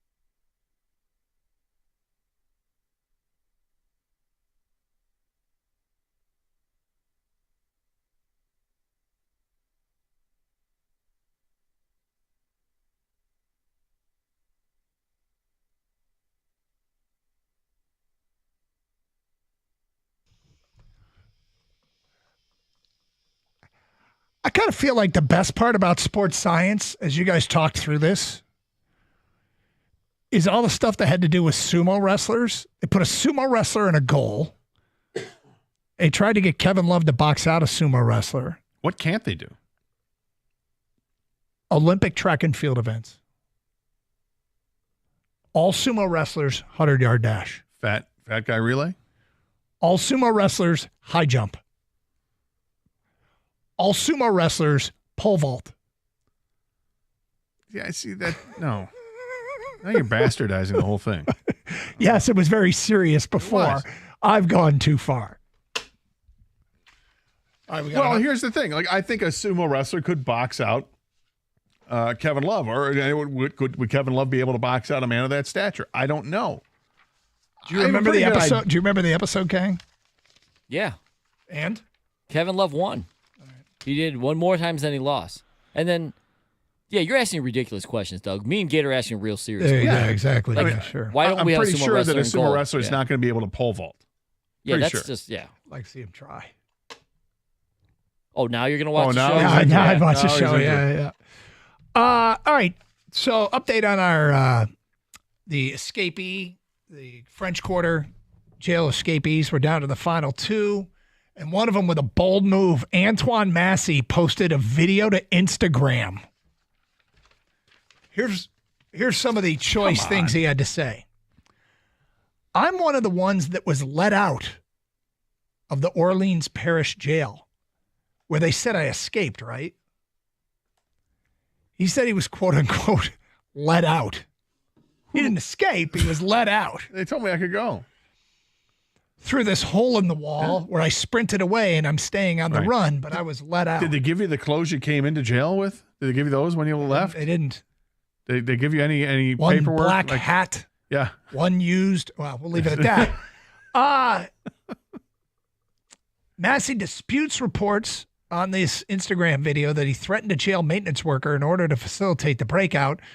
Investigators previously said Massey threatened to shank Sterling Williams if he didn't shut off the water to the cell, where the inmates later removed the toilet and climbed through the wall space. Massey also claimed in the video the domestic abuse charge that kept him in jail was based on a false report from a jealous girlfriend.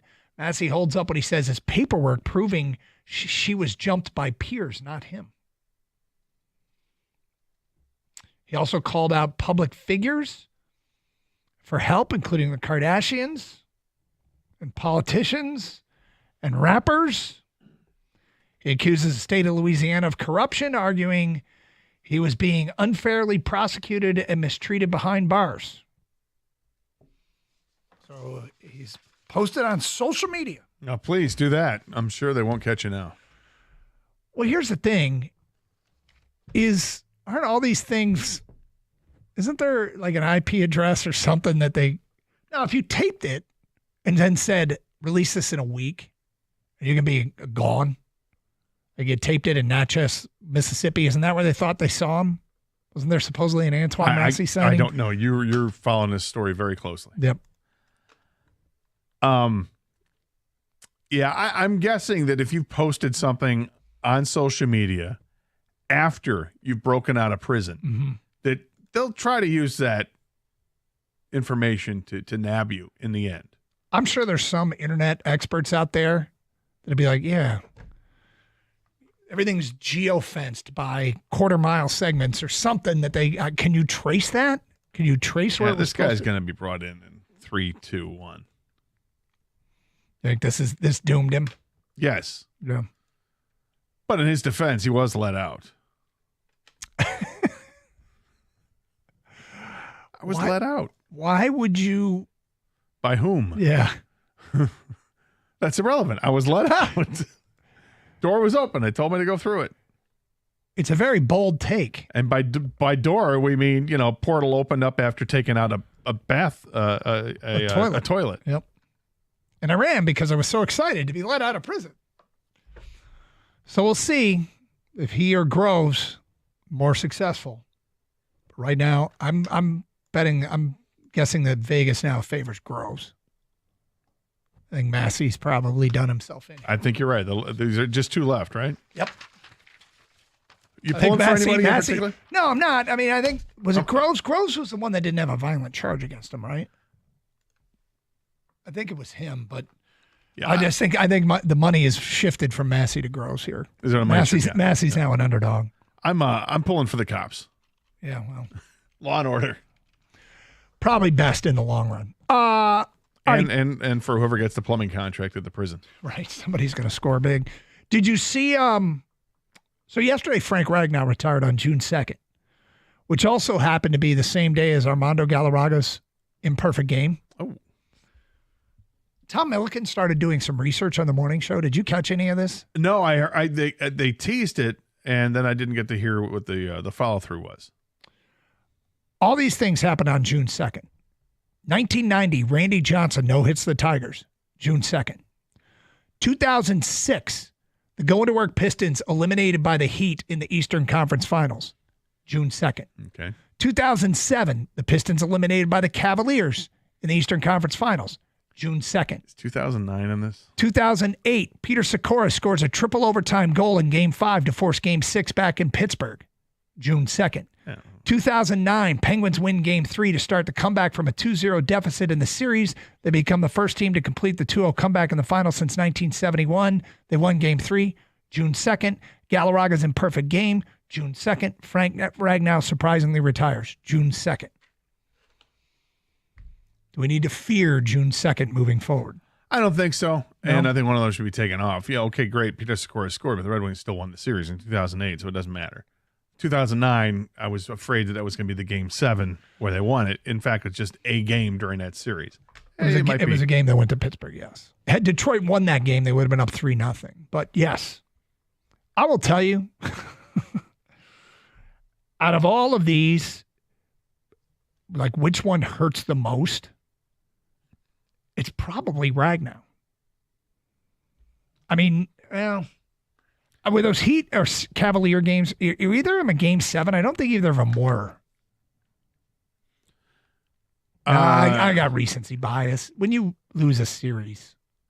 Yeah, if there was one that knocked you out of a series, I'd say that probably does it. I mean, the Galarraga thing, they won the game. It's infamous now. Mm-hmm. Everybody knows what happened. There was I forget who it was. It was one of the law schools it was in New Jersey, one of the law schools there, made a great case to have it overturned. Yeah, have the commissioner go back and correct the wrong. Yeah, because obviously things are changed now. I mean, heck, they change scoring decisions now. Yeah. Hit or error. They'll do it days after the fact. I mean, why couldn't they go back and do that at this point? I mean, they could. They've got the technology. It's clear that he was out at first base, not even close. It's missed call the whole bit. Yeah, it seems like it'd be pretty easy to do. That's for sure. But given that that's what we do now, and that one was pretty black and white. All of these suck. Maybe just a coincidence. On the calendar, if you talk about teams that compete for championships in hockey and basketball, you're going to run across this.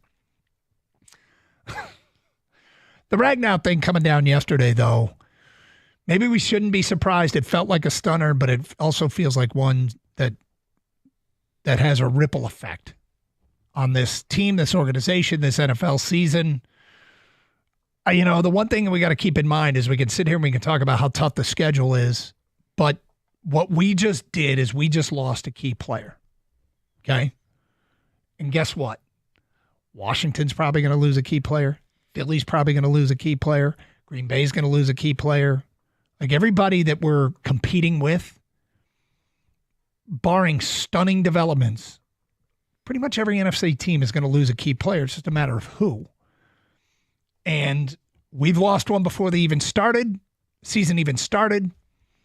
It's like an injury, but we'll see how it plays itself out because injuries aren't predictable, and we got to hope that we don't have too many more. But right, it's a key player. It's a key player, and somebody else can lose a key player, and somebody else will. Yeah. Big-time player, at least it happens before the season begins. Mm-hmm. Looks like they've got a plan in place anyway, that they've been, not looking forward to this, but preparing for this to happen eventually. They've drafted 4 offensive linemen, interior offensive linemen over the last 2 years. We shall see. 248-539-9797. It's Carson Anderson, 97.1 The Ticket. Just a reminder, you could stream the show using the Odyssey app. It's funny, I got relatives in Mexico. I got a text complaining because I couldn't listen to the show in Cabo. Oh, and I'm like, what are you doing? Go to the beach. Play golf. Go to Squid Row. Why are you listening to the show in Cabo? What's Squid Row? You never heard of Squid Row? No. I think there probably been a time in your life you loved Squid Row. Is it a bar? Yeah, it's where Johnny Manziel always would go when he was in Cabo. Yep. Anyway, you can't listen in Mexico, but you can listen in the United States. It's by the Sea of Cortez, where the Humboldt squid resides. So that I understand. Yeah, well, if you ever go to Cabo, you probably should check it out once. Or check out the Humboldt squid. Well, you can do that too. But you can also stream through our website, 971theticket.com, streaming with video on twitch.tv and youtube.com, where you can see the show, participate in the streaming chat. It's Carson Anderson, 97.1 The Ticket. Hey, it's Doug for the University of Michigan Credit Union. If you're ready for your dream car, UMCU is here to help. They got auto loan rates starting as low as 4.5 APR and 0 payments for the first 6 months. You can drive now and pay later. Applying is easy, online or at a branch, and their team is with you every step of the way. I got a kid that's looking to buy a car, taking him to UMCU. Same great rate applies for both new and used vehicles. Don't wait. It's a limited time offer. Become a member by visiting umcu.org to get started, insured by NCUA.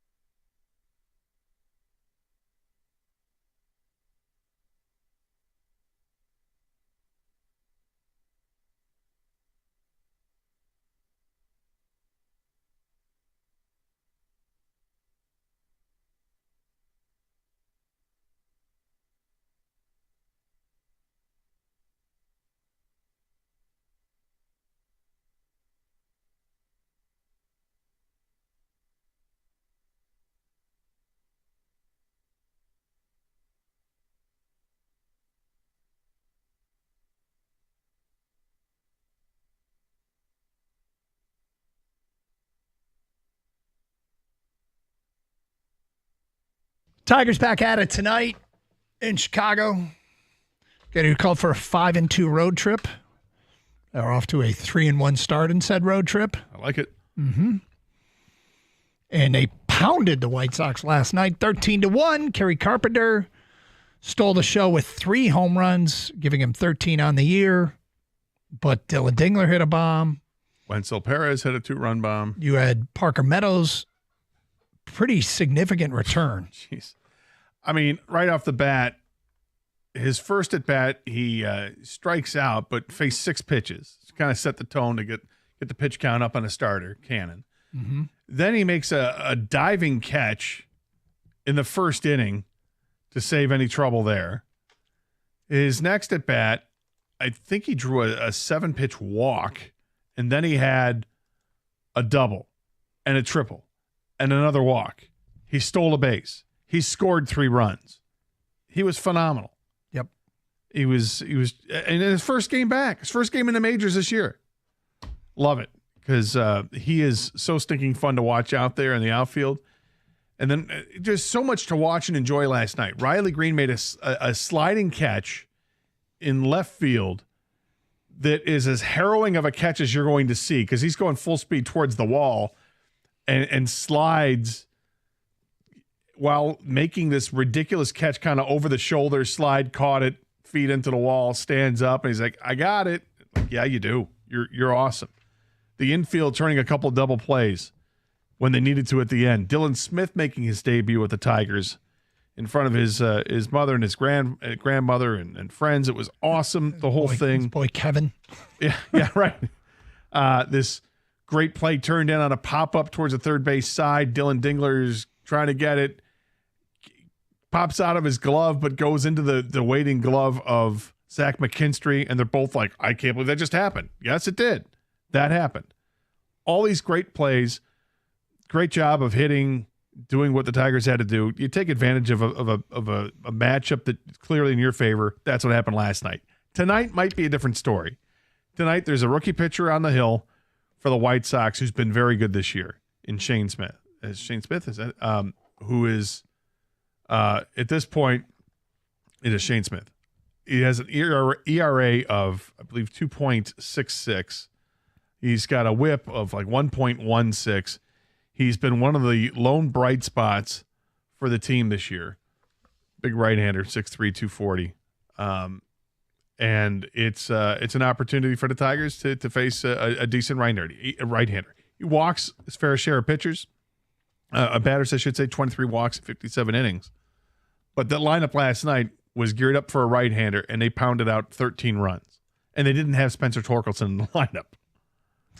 So a couple things about that game last night. One is, I feel like whenever there's momentary panic about the Tigers, they answer it emphatically. It's pretty weird to be this late in the season. Their losing streaks are as follows. They have 2 3-game losing streaks, 2 2-game losing streaks, and that's it. Everything else has been a loss here and there. And the emphatic response to the first 3 games against Cleveland, they lost those first 3 games against Cleveland. It was probably the most uncomfortable Tiger fans have been, maybe dating back to the opening series against the Dodgers.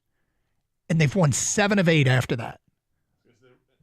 The record after losing that game on Saturday in extra innings was 33-20. And then they went off and whipped off 5 wins in a row, lost a game to Kansas City, won the next 2, including one last night against Chicago. They have 3 more against the White Sox. The White Sox are it's a bad baseball team right now. Mm-hmm. They're trying to find anything to be proud of. Like I said, tonight's pitcher is good. They've got another rookie in the lineup who's been okay. But you watch guys, they're just a shell of what they were. Remember Luis Robert Jr. used to be this amazing outfielder. He does it with his glove, does it at the plate. He's all types of a threat. He's horrible this year. He was rumored to be traded last year. They didn't work out a trade, held on to him. Rumored to be traded in the offseason, wasn't traded. And now he's off to this terrible start where he's hitting like $180 and just can't get his footing whatsoever. And it's no good for the White Sox, and Tigers just need to continue to take advantage of it. Feedback coming in. They are playing the lowly Chicago White Sox, and they're hustling it around, making incredible defensive plays as if they're playing in the World Series against the Dodgers. This team is primed to go all the way, and with the addition of Parker Meadows, not only does the defense get better, they move Kerry Carpenter down to where he should be a free swinger, like AJ has said, and he immediately throws off 3 bombs. That's from Chad in a truck. I'd like to see us explore a trade for Colorado third baseman Ryan McMahon. He's an elite level defender with 20 to 30 home run power, an 80 RBI bat, would solidify third base, and the price wouldn't be prohibitive. He signed through 27. This is his age 30 season. He signed through 2027. This is his age 30 season. Only drawback is that he's a right-handed bat and not a deal breaker. That's from Chad in Detroit. Well, they have plenty of left-handed bats. I don't know if they need to worry about lefty or righty at this point with a hitter if they're going to add a position player to the lineup. It's really hard. I suspect by the time we get to the trade deadline, something's going to become more obvious as far as a need. McMahon would be a good addition. He's consistently over 20 home runs. Now, it's Colorado. It is Colorado. Things are different in Detroit. But he's only been over 80 RBI twice in his career. Yeah, I mean, if you said playoff start today, am I making a move for the lineup? The answer is no, for me. Mm-hmm. But you bring up a great point. Trade deadline's not till the end of July, I believe. Usually it's around July 31st. They got almost 2 full months to see what happens. Is Water going to find its level with Javi Baez? Is he going to regress and be what we've seen from Javi for the last 3 seasons? Is Zach McKinstry going to fall off, with his hitting? Is Trey Sweeney going to continue in his downswing where he's not productive at the plate and he's just a glove guy? If those things happen, then you have a clear path to go get somebody that makes sense. But if these guys keep playing the way that they are, and again, it's not like Javi Baez is having this all-star type season. He's played well, but that's all you need from him. What you want. What you want is a team full of guys that are playing well. They don't have to be all-stars, but when your bottom guy is playing well, your whole team's doing well. Typically, your all-stars are the guys that are playing every day against right-hander or left-handed. Yes. So this is where the Tigers, they're getting some all-star-like production, but it's not every day because guys platoon so much. The other thing is Ryan McMahon is a left-handed bat. I thought this guy was wrong, and I just looked it up, and indeed he is a left-handed bat. So, well, the Tigers have like two with what you said. There's 2 guys. It's Green and Torkelson. Those guys are performing at an all-star level. They both have over 40 RBIs already on the season. They've got, I don't know, was it 13 and 14 home runs between them? They each have 13 and 14, whatever the number is. They're doing great. And those are the guys that are playing at all-star level. Everybody else is playing at an elevated level. That's all you can ask for right now. But things will probably present themselves differently in the next 6 weeks where we get towards the trade deadline and you start to get itchy. Maybe we need to trade for this guy, or do we need to bring up this guy, or whatever the case is. Feedback: a rookie guard or center, a second-year guard, and a player past his prime doesn't sound like a recipe for success. They need to sign someone fast. I'm sure Goff is in their ear already. Dalton Reisner, that's the guy I'd go get. And my suspicion is that they've probably done their homework on him and all the free agents that are still out there. And if they, he fits the mold, like he fits the bill. Okay, he's coming off injury last year. It was injury that kept him out the first half of the season. I'm pretty sure of that. Let me double check that. But, I think he checks a lot of boxes of what the Lions would like and need. Next one, I'm pretty sure if Gator was in yesterday, Frank Ragnow would not have retired. Unbelievable. Thanks a lot, Gator. Whoa. What happened there? What did I do? You took the day off. And so I take the day off and Frank Ragnow's going to retire? Mm-hmm. One of the phases of grief, Gator, is you find someone or something to blame. And they're blaming you, man. It's helping them out. I don't like it. I don't like that at all. Look, we've done this a lot on the show because I think we're pretty good at it. When you make a mistake, Gator, you own it. Yeah, I would. I'd say tap, tap, my bad. But I had nothing to do with that. not my fault. You don't think? No. But if it makes them feel better, okay. Reisner was out the first half of the season. So he's healthy the second. So he should be healthy now. 2, 3, 4, 5, 6, 7. He played in 8 games. He suited up for 10, only played special teams in 2, and then played full snaps right through to the end. So no penalties, no sacks allowed. I don't know. Seems like it might make some sense. 248-539-9797. Irvin in Ann Arbor, you're on 97 on the ticket. What's up, Irvin? I got a question for you guys. If the Cleveland Browns decide to cut Shakur Sanders, should the Lions be one of the team to go after him? The quarterback?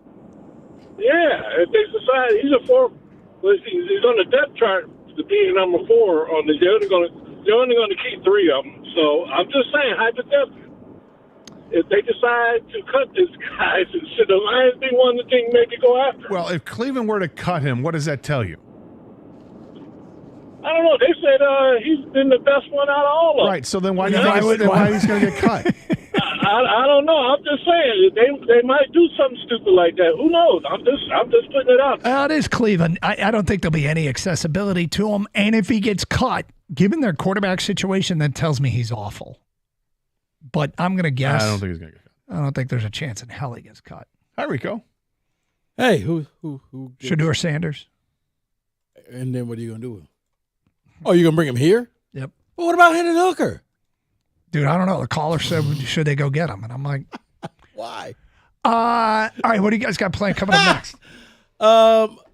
Couple things. One, 24 hours later, we get to digest. You broke it on your air, Frank Ragnow. Is edge rusher now that biggest need that the Lions have, or did the O-line now supplant that? And then there's a new name that maybe the Tigers should be interested in making a trade for. We'll have that next. All right, have a great show. Respectfully. Stay safe, everyone, and treat each other with respect. 97.1.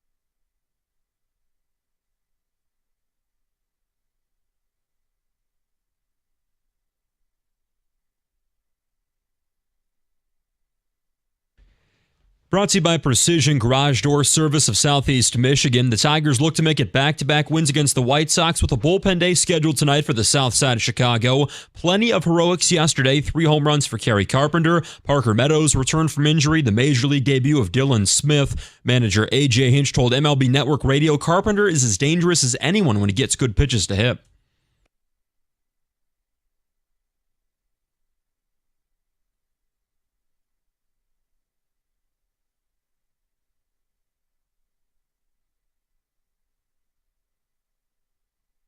With last night's 13-1 win, the Tigers are the first team in baseball to 40 wins this season. Detroit's also won 7 of 8. Rookie Shane Smith starts tonight for the White Sox. He's got an ERA at 2.6 in 11 starts this season. Not too bad, Mike. That first pitch from Chicago, 7:40, pregame at 7:15, right here on 97.1. The Free Press listing 5 trade targets for the Pistons this offseason. A couple surprising. They include P.J. Washington and Klay Thompson of the Mavs. The Celtics sharpshooter Sam Hauser. Hey. No names. We're doing that later. Oh, I see here. A little interesting. We'll just go with this instead here. A little hockey. Game 1 of the Stanley Cup Final tomorrow night in Edmonton. FanDuel's got the Oilers as a slight minus 128 favorite in the series. The reigning champion Panthers plus 106 in the rematch. Last time there was a Stanley Cup rematch, 2009. The Red Wings faced the Penguins in back-to-back finals. At the Corba Health Sports Desk, I'm Luke Sloan. For more, go to 97.1 The Ticket or Odyssey.com.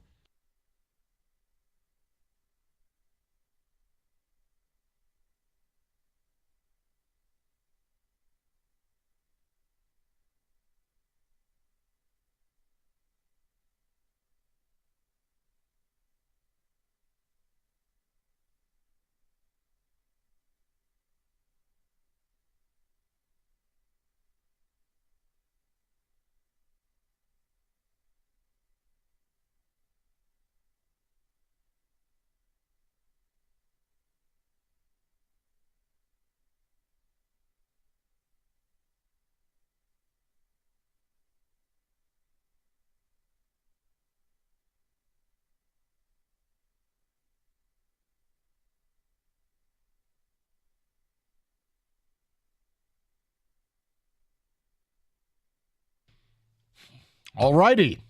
Welcome in on a Tuesday. We've got a lot to talk about, and I have to tell you we are going to jump right in because I feel like we were dismissed, we were patronized, we were outright mistreated by Scott the Gator Anderson. Kenny's my witness. I brought up our opening topic, and not only was Gator just not having it, he didn't have the decency to say it to our face. He said it while sauntering out the studio. So I'm going to bring this up to open because I didn't think what we said was in any way inflammatory. But Mr. R.L. Beard, article on ESPN today, Detroit Tigers, 40-21 Tigers, your first place Tigers. Congratulations, you clubbed a baby seal last night. I mean, the White Sox are helpless. The official Tiger of this show, 3 home runs. What did I tell you? Kerry Bonds, get him out of that leadoff spot. He's going to be just fine. I thought it was Fearley. No. He's the face of the franchise. Okay. I wanted to bring this up because as fun as this is, they still have needs. And when you get to this spot, you're trying to build a monolith. You're trying to build a team that can win the World Series. Everybody, obviously, you need a high leverage reliever. Why? Because I want another weapon back there. And I want AJ to be able to pull whatever levers he wants and know I have one other high leverage type guy. And it can't just be some mud hen with an 8 ERA who turns into Verlander. I mean a legit guy. You'll get that. But the other thing they need is a right-handed bat. Some would say they need a shortstop. Jeff Passan wrote the following, and I want to know if this is just so simple. Why wouldn't this happen? He wrote, optimize the machine. The Tigers have the best record in baseball at 40-21. And it's not just because Tarek Skubal is the game's best pitcher. They're deep, they play clean baseball, and they're managed by A.J. Hinch. But while conventional wisdom suggests they could use a high-octane bullpen arm, which they do, renting this player's services before he hits free agency would infuse the lineup with the sort of bat that Trey Sweeney doesn't have. Okay. And after a homerless April, this player hit 7 home runs in May and slugged better than 500. And the Tigers don't need much, but with their prospect depth, they can afford a luxury item. Do you know what player that I said? And Scott, Kenny can't confirm it, but Kenny thought Gator spit on the floor in disgust when I said this. Yeah, not a Gator favorite. Yeah, I guess he figured they could do better. Or right. Get him later. I'll just go get Cal Ripken. So the player is Bo Bichette of the Toronto Blue Jays. The Blue Jays are going nowhere. They already paid Vlad. They're not going to pay Bo Bichette. Prove it deal goes from a loser to a winner, and he's a gap power hitter. His power never materialized. Like when he was a younger player, everyone thought, oh my God, he's going to be a 30, 35 home run guy. Now it's a stretch to say he'll hit 20. But can he and his batting style, gap to gap, play in Comerica Park? Yes. Yeah.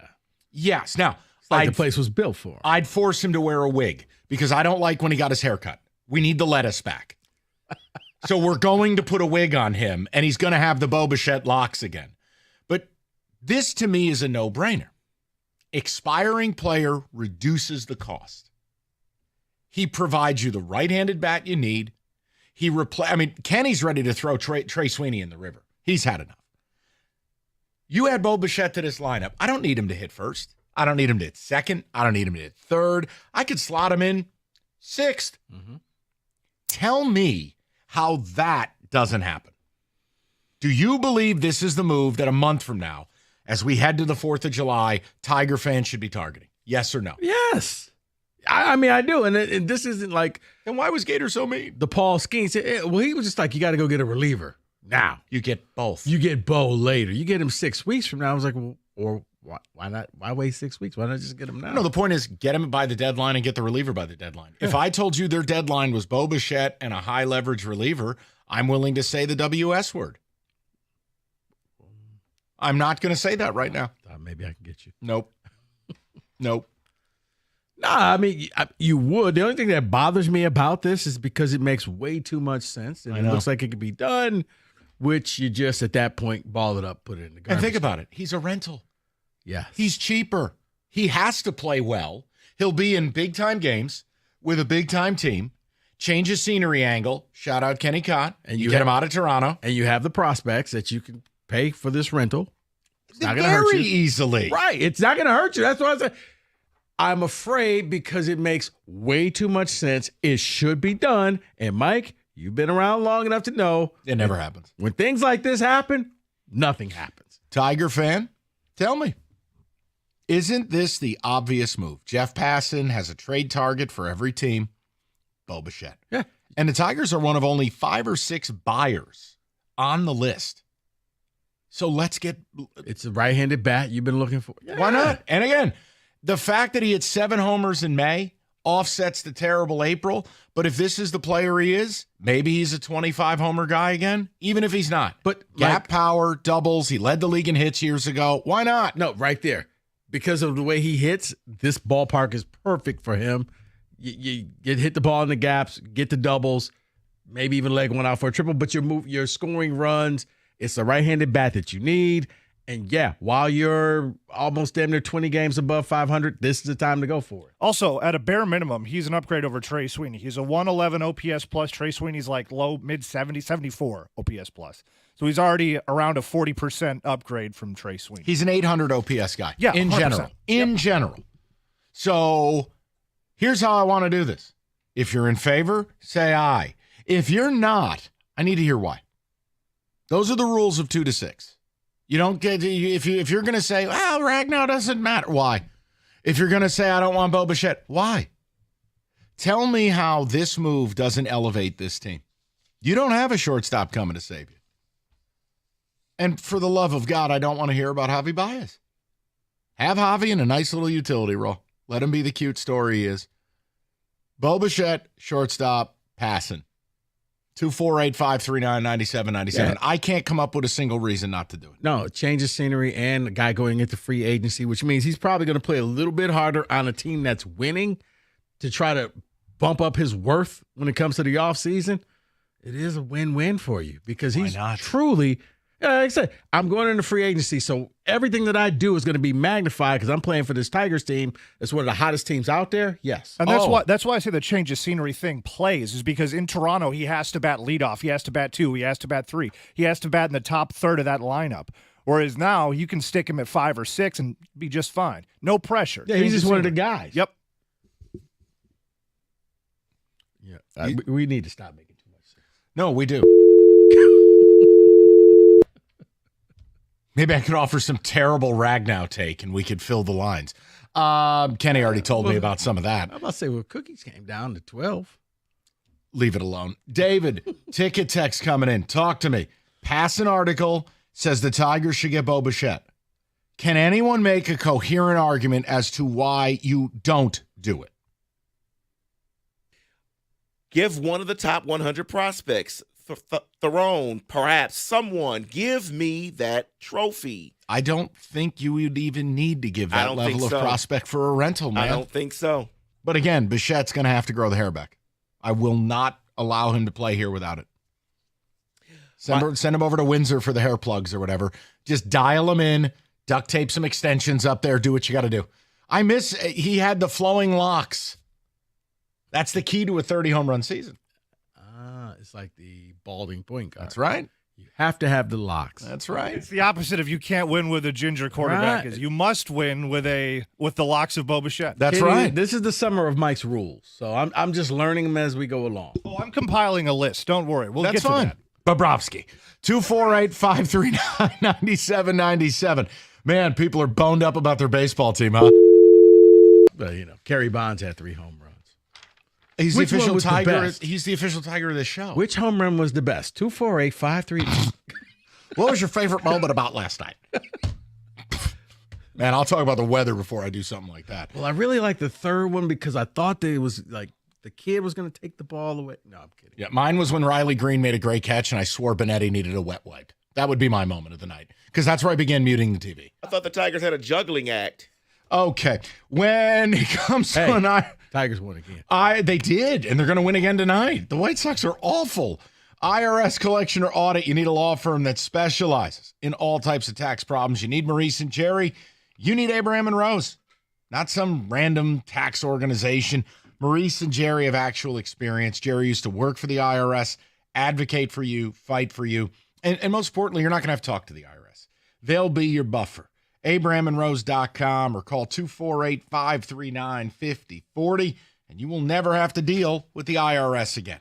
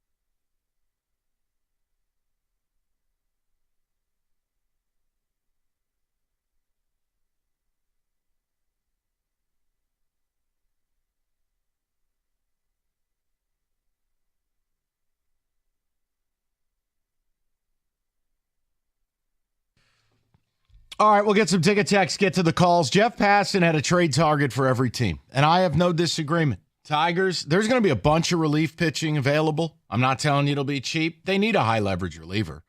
Not in a sense of this is Mariano Rivera, hit the enter Sandman. No, you're going to juggle who closes out games. I want to give AJ one more weapon in the late innings. And obviously I want a reliever. But we've talked about a right-handed bat. And for Passan to say Bo Bichette, expiring contract, red hot in May, it's a prove-it situation. He's going to play big-time games, going to presumably play playoff baseball. He's still, in general, an 800 OPS player. How do you not do it? And I don't want to hear I'm blocking somebody. Who am I blocking? It just depends if you had enough of Trey Sweeney. And that doesn't mean Trey Sweeney can't play a little bit here or there. But, I mean, what are we talking about? Bo Bichette is an all-star caliber player. Trey Sweeney is not. Yeah, have you reached Kenny Cott level of Trey Sweeney? Kenny wants to throw him in the ocean. He's had enough. I mean, the anti-Trey Sweeney rhetoric from the Cott delegate is something. But to me, if you don't want it, I need to know why. It seems like the perfect fit. And a guy who I think is desperate to play some winning baseball here. Feels a little stuck in the mud in Toronto. David, what do the ticket techs have to say? Well, I agree that a right-handed bat would be nice, and I like Bichette. It's not as high as a need for another bullpen arm. Sorry, Mike. Sorry, Kenny. I like Javi and Sweeney. Eric in Southfield. Why is my question. Why do you like Trey Sweeney? Because you're told to like him? Because the team got good when he played here last year? Why exactly? The guy can't hit. And when he has the baseball, I pray for my life. Why do you like him exactly? Is it because some nerd told you you're supposed to? Why? Bo Bichette, Trey Sweeney. I don't know this person, but it could be the fact of with that combination, they're sitting there at 40 and 21. So you don't try to get better. I don't want to break this thing up. This is working right now. Okay. I don't know. I'm just saying. Maybe that's the rationale behind it. Yeah, here's the other thing. I have news for you. News that you can use. Javi's already fading. Where's he going to be a month from now? 6 weeks from now? 8 weeks from now? They should build a statue of Javi if this team wins 100 games because he was there when they needed him most. But that doesn't mean I need him moving forward. Look, I just need him to make the All-Star reserves, and that's it. Thank you for contributing in a sincere manner to this conversation. No. David, go ahead. No, I'm just saying, like, at that point, you're right. You knew the way he was hitting wasn't going to last. Really, if he does that, to me, that's but here's that's the your thing. gold watch. He's Congratulations. Hoodwinked. This town gets hoodwinked so easy. This town is like the collective sucker who plays 3-card monte on a corner. Oh, I didn't win. Shocking. The game's rigged, you idiots. Why is it nobody wants to get better in this town? Why? Can you imagine? I don't want Bo Bichette because I cannot possibly break up Cal Ripken and Derek Jeter, a.k.a. Sweeney Baez. Do you remember the Vierling in the playoff stats? And everybody loved Vierling. Yeah, he went one for 100. Exactly. This is exactly what that is. Man. You know that, right? And it's the idea, do you know who's going to be making moves at the deadline? The Dodgers. Mm-hmm. What the hell do they need? I mean, they take a bleep in a golden toilet. They're still shopping. The Yankees are going to make moves. It's not this thing that it's like, oh, well, what do you mean? You think we're inferior? No. I think if you can get better, get the right-handed bat, we all want a reliever. Every contender will deal for a reliever. Mm-hmm. This is the right-handed bat. Mike, it is, but when you think about it, when the Tigers were good, even though they weren't winning World Series, they weren't afraid to make moves. They weren't afraid to be bold. They weren't afraid to go out there and get the rental player. Now they've somehow convinced their fan base that they're small market and you should just accept the players we have because these are our guys. I'm with you, okay? I was just joking about the Javi thing, but I'm with you. I'm only afraid because it seems like it makes so much sense that it won't happen. Like, okay, what am I? It's all like, okay, I must be missing something if you just got to give up some prospects to get him for 1 year for the rest of this year. And I do think that if he gets here, kind of what Kenny says, he's going to ball out because he's going to be on a winning team and he knows I'm going to get paid in the offseason. So whatever I do now, maybe I can trick some team into overpaying me. Let's go to the people, see what everybody's got to say. Go to Ryan, 97.1. Ryan, what's the good word? Good afternoon, guys. Hope you're well. Love the show. Thanks, man. Appreciate you having me on. Yeah, man. What's up? Yeah, no, I was just saying, so I just want to speak on Bo Bichette. I love the player and, would love to have him in Detroit. I just wonder with Scott Harris and the way that they kind of look at analytics, if it would kind of raise a red flag because, people have had an issue with Bo Bichette defensively and, it's looked at highly when you play this brand of baseball that the Tigers are trying to play. I don't know. Well, hold on. Here's the problem. And you're not wrong. And I'll actually comp it to Derek Jeter. It's a lack of range. Bichette is fine enough. He just doesn't have great range. But here's my problem, Ryan, is if I get a call from you telling me how much Scott Harris values it, then why did he sign the singular worst second baseman in the sport who had 18 errors last year? Yeah, I mean, look, and Glaber's been great, but, I just, when you're talking about giving up prospects, I just wonder if they might have an issue with it. I would honestly take him right away because this is a guy they're saying, could potentially win a batting title at some point. So, but again, Ryan, for a rental player, if the Blue Jays think they're getting one of your top 7 or 8 prospects, you hang up the phone. I'm not giving up those players for a rental. You have a right to say no, and I'll defend the organization. A rental player, Ryan, I'm sorry. It just doesn't cost that. You're not giving up a top 100 prospect for that. It's not happening. Yeah, I mean, and who knows? I mean, they are looking like, if they sign Scooble, then the window obviously becomes bigger. But if it's as small as, just the amount of time that he's here and the players that are here, you might have to just go for it. But I appreciate the... Yeah, no, Ryan, and understand, Ryan, I am with you. He is never going to be mistaken for a Gold Glove player. But the range is the factor. He's not a butcher. It's just, he ain't going to get to a whole lot. But my whole thing is, all right. I mean, I'm sorry. Is Trey Sweeney or Javi the best shortstop in the league? Am I looking at like prime Andrelton Simmons? Like, are we looking at this Gold Glove? Stop.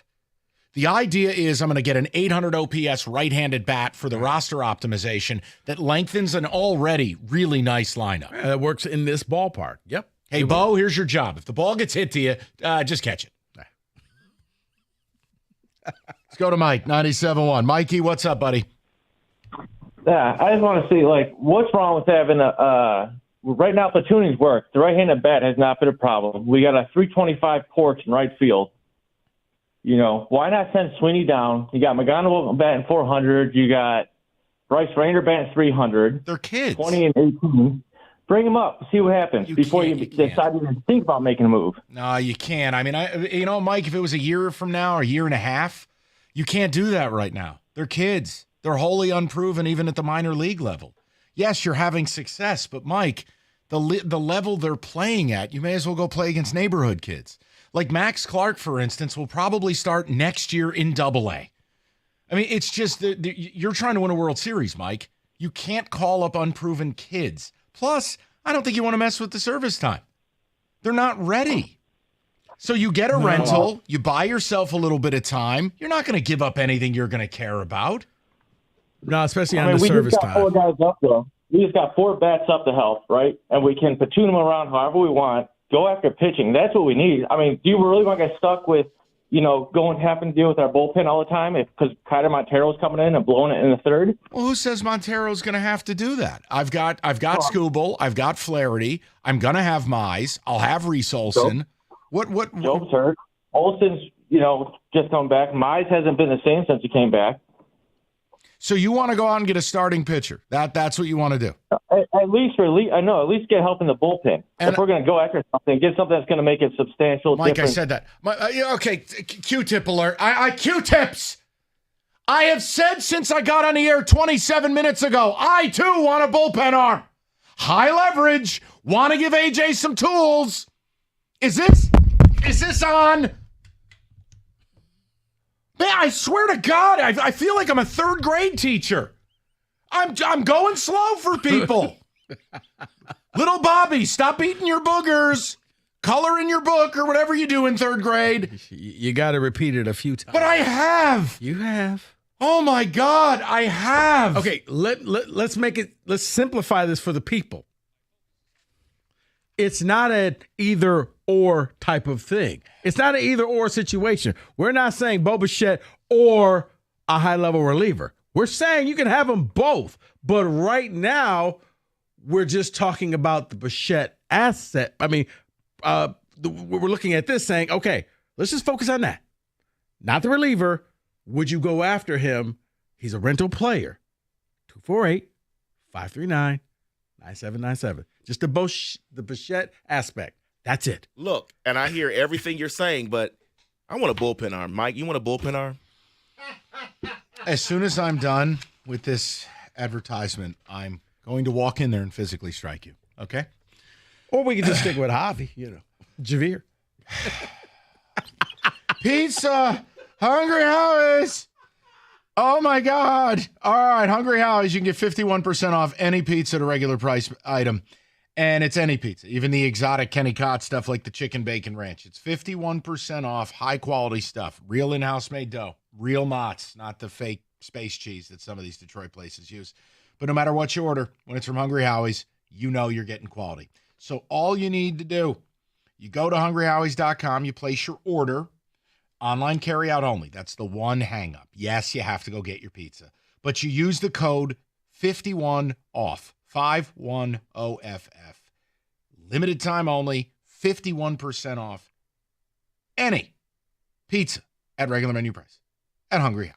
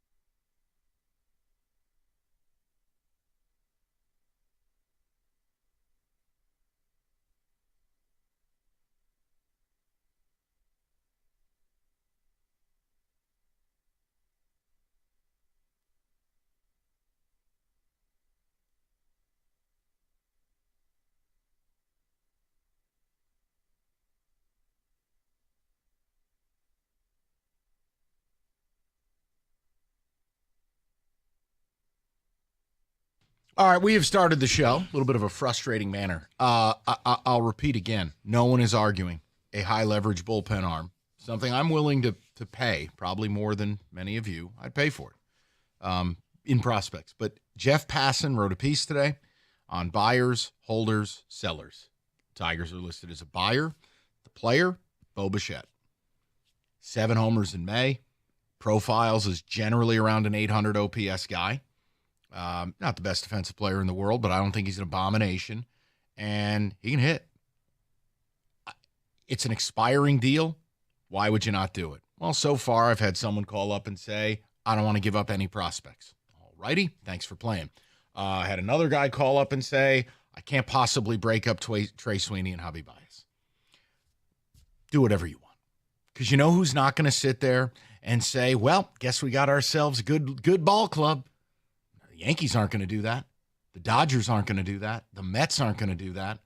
The design is to win the World Series, not to have fun and ha-ha at the ballpark and buy another overpriced daiquiri. The idea is an effing parade. You are 40-21. This is an incredible start. Do you know what winners do? They lean into it, and they do more. Oh, I guess Oregon football's just going to turn away a 5-star. We've already got 6 of them. No, you get 7. That's it. It's an arms race. You're constantly trying to get better. That's what sports and the United States military is. More. M-O-A-R. More. We have 53 warheads. Buy a 54th. Why? I don't know. Because we're not at 100 yet. You just keep going. Right. Bichette represents the right-handed bat that, to me, would help put you over the top and be a World Series team. And you're not going to have to give up a top 100 prospect to get a rental. If the Blue Jays get that for a rental, tip your cap. I'm not going to be the one to give it to you. David, I'm going to go to the people because I don't know if I can handle any more ticket texts right now. Just going to go to Mike and talk to him. Hello, Michael. Hey, Mike. What's happening? What's going on, buddy? So the Sweeney thing is basically because he's not biased. But, yeah, he's worn it out. But Bichette's a no-brainer. If they can do it, awesome. And prospects are prospects. You get rid of them to get players. That's what you do. And again, and Bichette, in our field, in our stadium, Bichette, yes, that's the kind of hitter we need. Gap. Yep. Got tons of gap. I think he could absolutely drive in runs. He's going to get on base. He just elongates the lineup, and it's a right-handed. No pressure. No, exactly. And look, you're going to be able to surround him with bats. You're going to be able to mix and match, move him around. I mean, look, if he plays well, you can absolutely elevate him into the upper portions of the lineup. And you don't have to rely on Sweeney anymore. He's done it. Oh, I'm sorry. Go ahead. I said, and he's done it. He's been up there before, so it's not really that much pressure, especially when we're winning. No, exactly. But, Mike, maybe you could explain this to me. Why is it in this town, if things are going good, people are afraid of getting better? What is it about this place? We've been stuck in that mode with Yzerman and the Tigers organization. We just don't want to make a move. And when we do, it's been backfiring on them. Oh, Mike, I don't know why. Mike, you just killed Kenny. Kenny his face landed in his hand. Come on, we've been waiting for something over there, right? We've been waiting for something out of that organization. Draft's great. Make a move. I'm with you. And listen, for the Tigers, you're 40-21. How do you not make a move?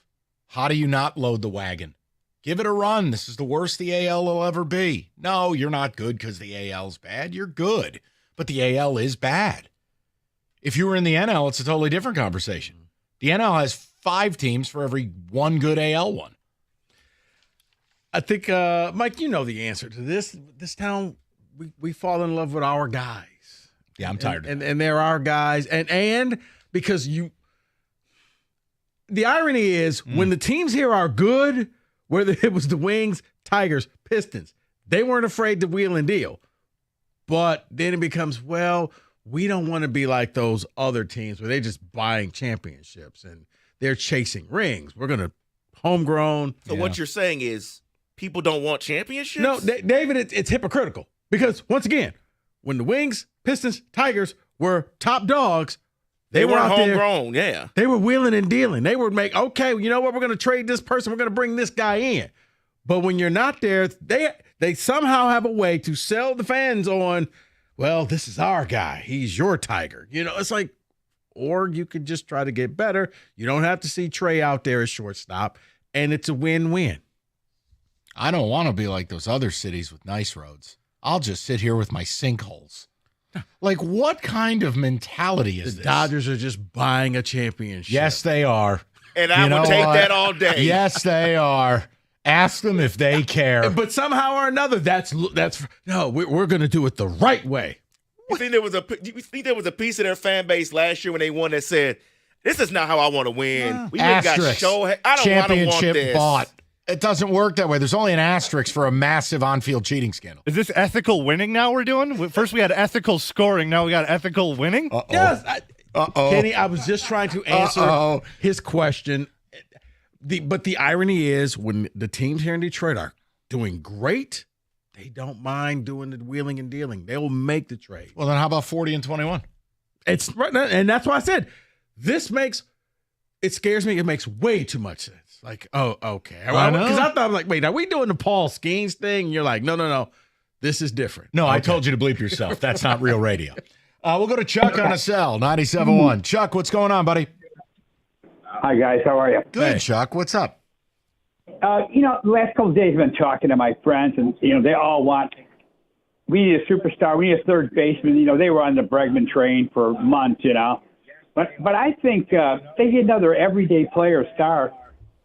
I don't think Hinch likes that. I think he likes where everybody plays. Nobody sits on the team, so nobody's going to be pouting or anything, And but then I saw Bichette. If you think he's available, they have to go for that. Yeah, and I think Toronto has to move him. I mean, look, Toronto is 2 games above 500 right now. I don't think anyone has illusions they're a real playoff team, much less going to compete with the Yankees or you. It's an idea of they signed Vladdy. They've been very reticent to give Bo a deal. There hasn't been a lot of conversation. I think you try it. And Passan can be a goofball, but it's intentional what he put in there. And I think, Chuck, you're at a point right now you deserve the best. You're in a rarefied position. Why not? We've talked about it. I need a right-handed bat, and I need a high-leverage arm in the bullpen. You can get both, and we can talk World Series. It just happens to be an early window in a young turnaround. Yep, and there's nothing wrong with it because you know what, Chuck? I'll never have to listen to any of these prospect whores about, well, you can't block Bobby DiDonzo in 2028. Not blocking anybody. Bo Bichette will be gone by Christmas. You could have Bichette and a reliever. Okay. Nuance. You absolutely can. I know. And I'm not blocking McGonigal 2027 because Bo won't be here. Right. Like I said, it makes way too much sense. He would fit this ballpark. He would help this team, and he would help you stay on top. What's the magical day where you'll actually say the words? WS? Yeah. Trade deadline. Okay. Trade deadline where you show me Bo Bichette and a high leverage reliever. Let's roll. Yeah. I will buy Kenny a Tigers jersey with a World Series patch on it. Jersey or Jersey? A jersey if you'd like, but jersey. Well, here's the problem. Look at Paul Bunyan. It's 90 degrees out. He's in a Sherpa. Look, he looks like he's going log rolling. What are you wearing? It was like 50 degrees when I left my apartment this morning. Leave me alone. Dude, you do know it's going to be 90, right? It's 90. Once it gets there, I'll take this off and I'll just have my t-shirt He looks like Zsa Zsa Gabor. He's in a fur. What is that thing? So he left, it was 50, knowing he was going to be in a building. Where it's, and the HVAC's terrible. So you don't need that. Kenny, you got it. I'm sorry. You know what? Now I'm rebellious. Now I'm not going to take it off on a principle, damn it. Now you're going to zip it up. He's just going to spontaneously combust. What happened to Kenny? Well, he burnt up. You see me start steaming in the chair, smoke start coming up. It's amazing. We'll get to more of the phone calls. We've got football todays to take care of. We have a Lions question to get to as well. Lots to do on a Tuesday. Northville Lumber, largest Trex decking outlet in the country. And Northville is Michigan's Trex Superstore. All colors of Trex decking, railing, lighting, all the time. Absolute lowest prices. And you're a builder, do-it-yourselfer. You can count on Northville to have all the Trex you need when you need it. Plan it, build it, buy it, do it with Northville Lumber. Stop by today. Check out the showrooms. Take home some samples. Call Northville Lumber or go to northvillelumber.com. That's northvillelumber.com.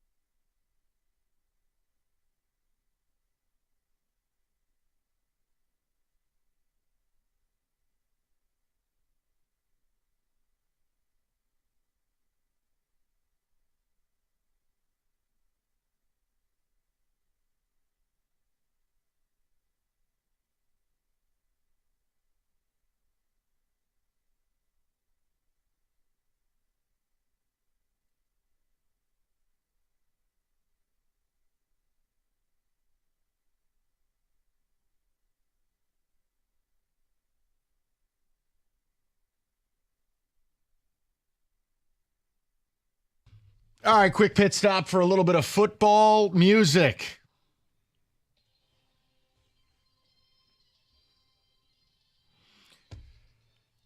Yes. Oh, Mike, let's have some fun. Let's do a little prediction.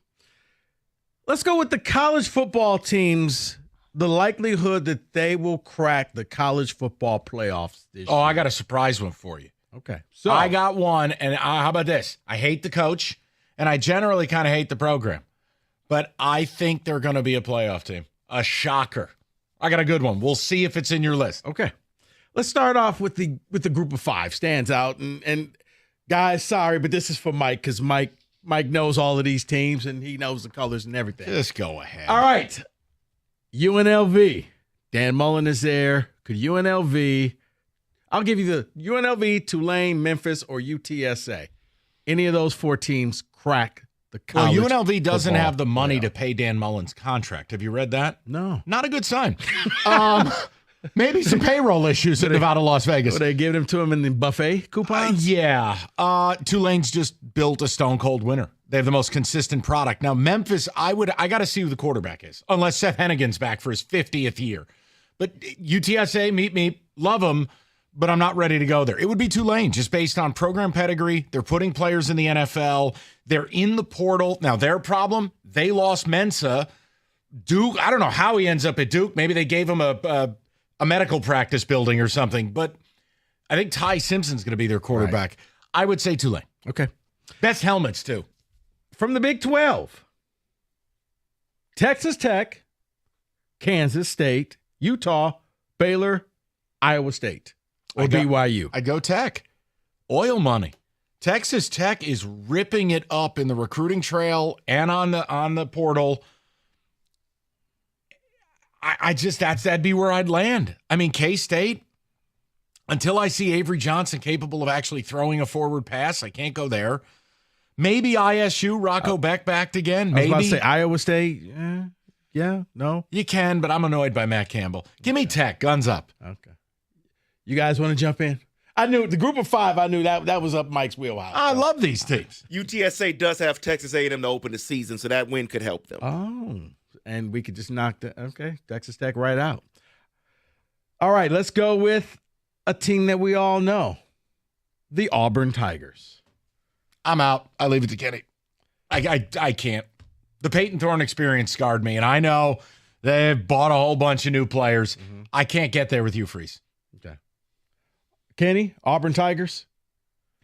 Can't do it. Won't do it. Not going to do it. Okay. I feel like Mike, though, with the Peyton Thorne thing. It's like but they bought new players. I know, but it's a scarring experience. Yeah, you know what? Hell, they bought new players. But it's Hugh Freeze is my problem. But money's going to talk, and if you're able to buy new players, that's ultimately going to get you where you need to go.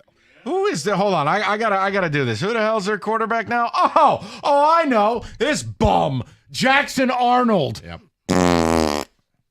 Yeah, Jackson Arnold sucks. On Auburn. Or damn Eagle. No. Let's stay in the SEC. For you, Michael. Yes. The Ole Miss Rebels. Lane Kiffin's work in the transfer portal helped him take Ole Miss to essentially unprecedented levels. And early returns, his first year starting quarterback, Austin Simmons, will have to be great. Has been great. Can't do it. You lose Jackson Dart. You lose a host of NFL players. I just don't. And again, when given a chance to poop his pants, Lane will. They've got 9-3 and first team out of the playoff written all over them. They'll break my heart again. All right. David? Nice loss to Kentucky. Yeah, I don't even know who this quarterback is yet, so no, I can't trust him. No. Austin Simmons? No, thank you. All right, let's stick with the SEC. Yes, get to my surprise team. Texas A&M. No. The Aggies. No.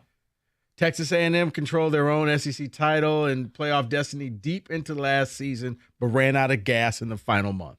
Can they crack the college football playoffs this year? I'm going to say no. A&M is a team. When's the last conference championship they won? Rico feels like it's been 40 years. It seems like it. Big spot, they come up small. I'm out on A&M. Can't do it. Plus, Mike Elko's like Kenny. He wears sweatshirts in 100-degree weather. He's in a long-sleeve T-shirt. It's 95 degrees out. No. Okay. The Louisville Cardinals. No. Just get to my surprise team. Okay, Mike. Patience. Louisville Cardinals. Miller Moss transferring in. I don't like him. No? No, I don't like. What did Miller Moss do at USC that makes me go, oh my God, let me pay him millions to bring him to the Ville? He did nothing. I can't do it. But you're in the ACC. It's not as competitive. True. I like their stadium. Good helmets. Matte black finish. I can't. Kenny, this one's for you. The Florida Gators. Yes, all in. No. No, Kenny. DJ Lagway's a star. Napier saved his job. That team played hard for him. They survived the hardest schedule in America last year. They're going to be very good this year. Yes, to the Gators. Mike, you're probably right about everything you just said. Can I just be a hater for one day? No. Fine. All right. Fine enough. Fine. They're in the playoff. You guys win. We're all in on Billy Napier's $10 haircut. I wonder if this one is yours, Mike. What? The Illinois Fighting Illini. No. Why would I pick Luke Altmaier? No. And Coach wears a bedspread. No. Is that on the list of rules? Yes. You can't win if you I wear... think Bert does a nice job, but he caps out at 8 wins. No. Okay. David? You want me to support Illinois? Yes. No, I'm good. I'm just, okay. I'm good. It won't all be favorites. You guys know that. I have a surprise. All right. Last time they were good is when they had the leather helmets that they wore this past season. All right.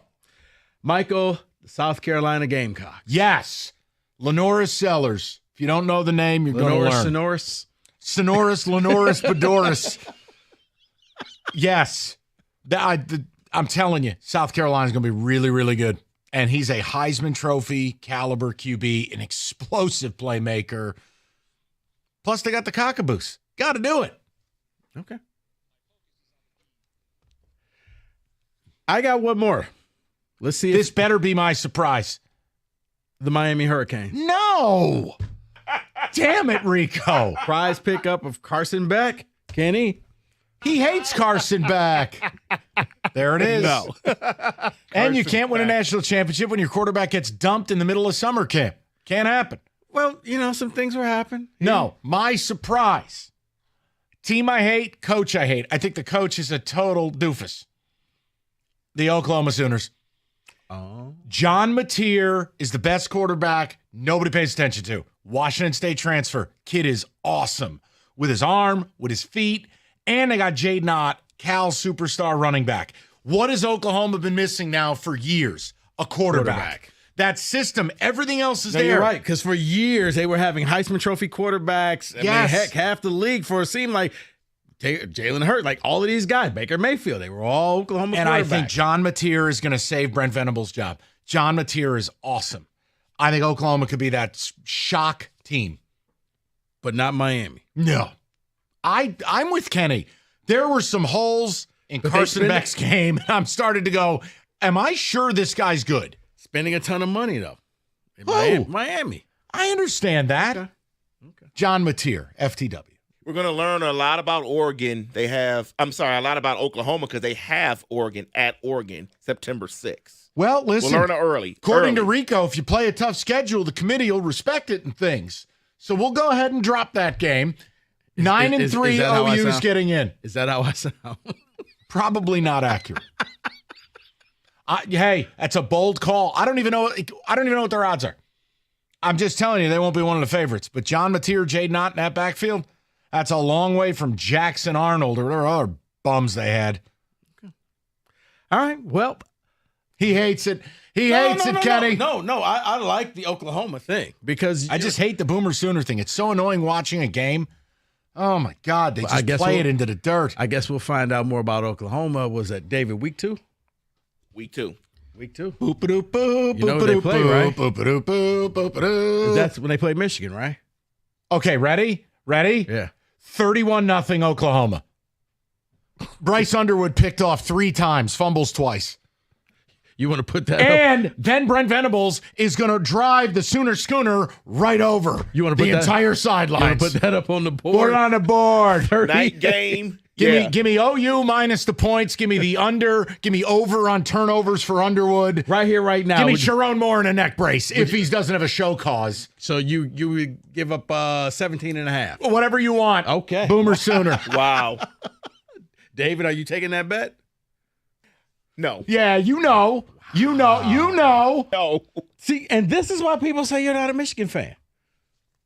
You're not supporting your team? Because it's June 3rd and I don't want to take that bet right now? Yes. Come on, David, I'll lay you 6.5 points. David, he'll give you 13.5. I said 6. He'll give you 13.5. I'm not doing that on June 3rd. Leave it alone. All right. We'll get to it as we get closer to the season. All right. But I'm telling you, Greater Life Church is going to be mine. I like the deed to that house of ill repute. That's going to be mine when OU covers. I didn't even put it up. I didn't even put the deed up. Those are the stakes. I like the Oklahoma. I like OU's going to score a touchdown for every level 1 violation your school's got. Oh, so 0. 6 of them. But I will say this. Depending on who Illinois, I got to look at the Illinois schedule. But the fact that they can run the ball, Mike, they may be that team that backdoors their way in. Coach, and gets the final Duvet cover. Okay. No. All right. Luke Altmaier also no. Well, he's back for the 10th year. He's awful. But Drew Aller, he's Okay, this next. year's Drew. All right, that's your OU minus 8.5. David. He knows. All He right. knows. That's your college football playoff prediction blitz 97.1.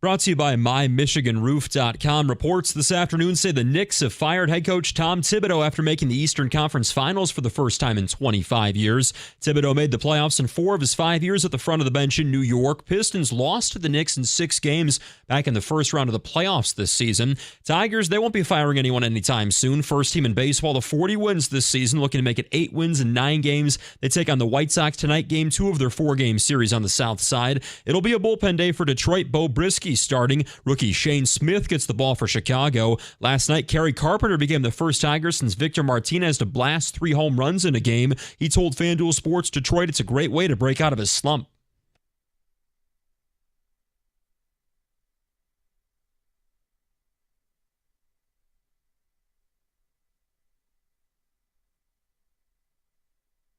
The Tigers have more than double the wins of the White Sox. They've got just 18 this season, second worst in the baseball to Rockies. First pitch from Chicago, 7:40. That pregame at 7:15 right here on 97.1. And Michigan defensive line coach Lou Esposito says the Wolverines are not worried about replacing Mason Graham and Kenneth Grant up front, saying that their goal is to make the defense like the 2023 national championship. Oh, so you're going to cheat again. Is that it? Repeat that again. Yes, they're not worried about replacing Mason Graham or Kenneth Grant up front. A couple of first-rounders there. At the Corbell Health Sports Desk, where I'm just worried about winning 6 games, I'm Luke Sloan. For more, go to 97.1 The Ticket or Odyssey.com. I'm going to get to these Bo Bichette callers in a second. But, I mean, I'll tell you what. Me, shut up. You shut up. Kenny, I want to bring you to the main stage. Is there something in the water in Ann Arbor that they not only say those things, but they get away with saying them?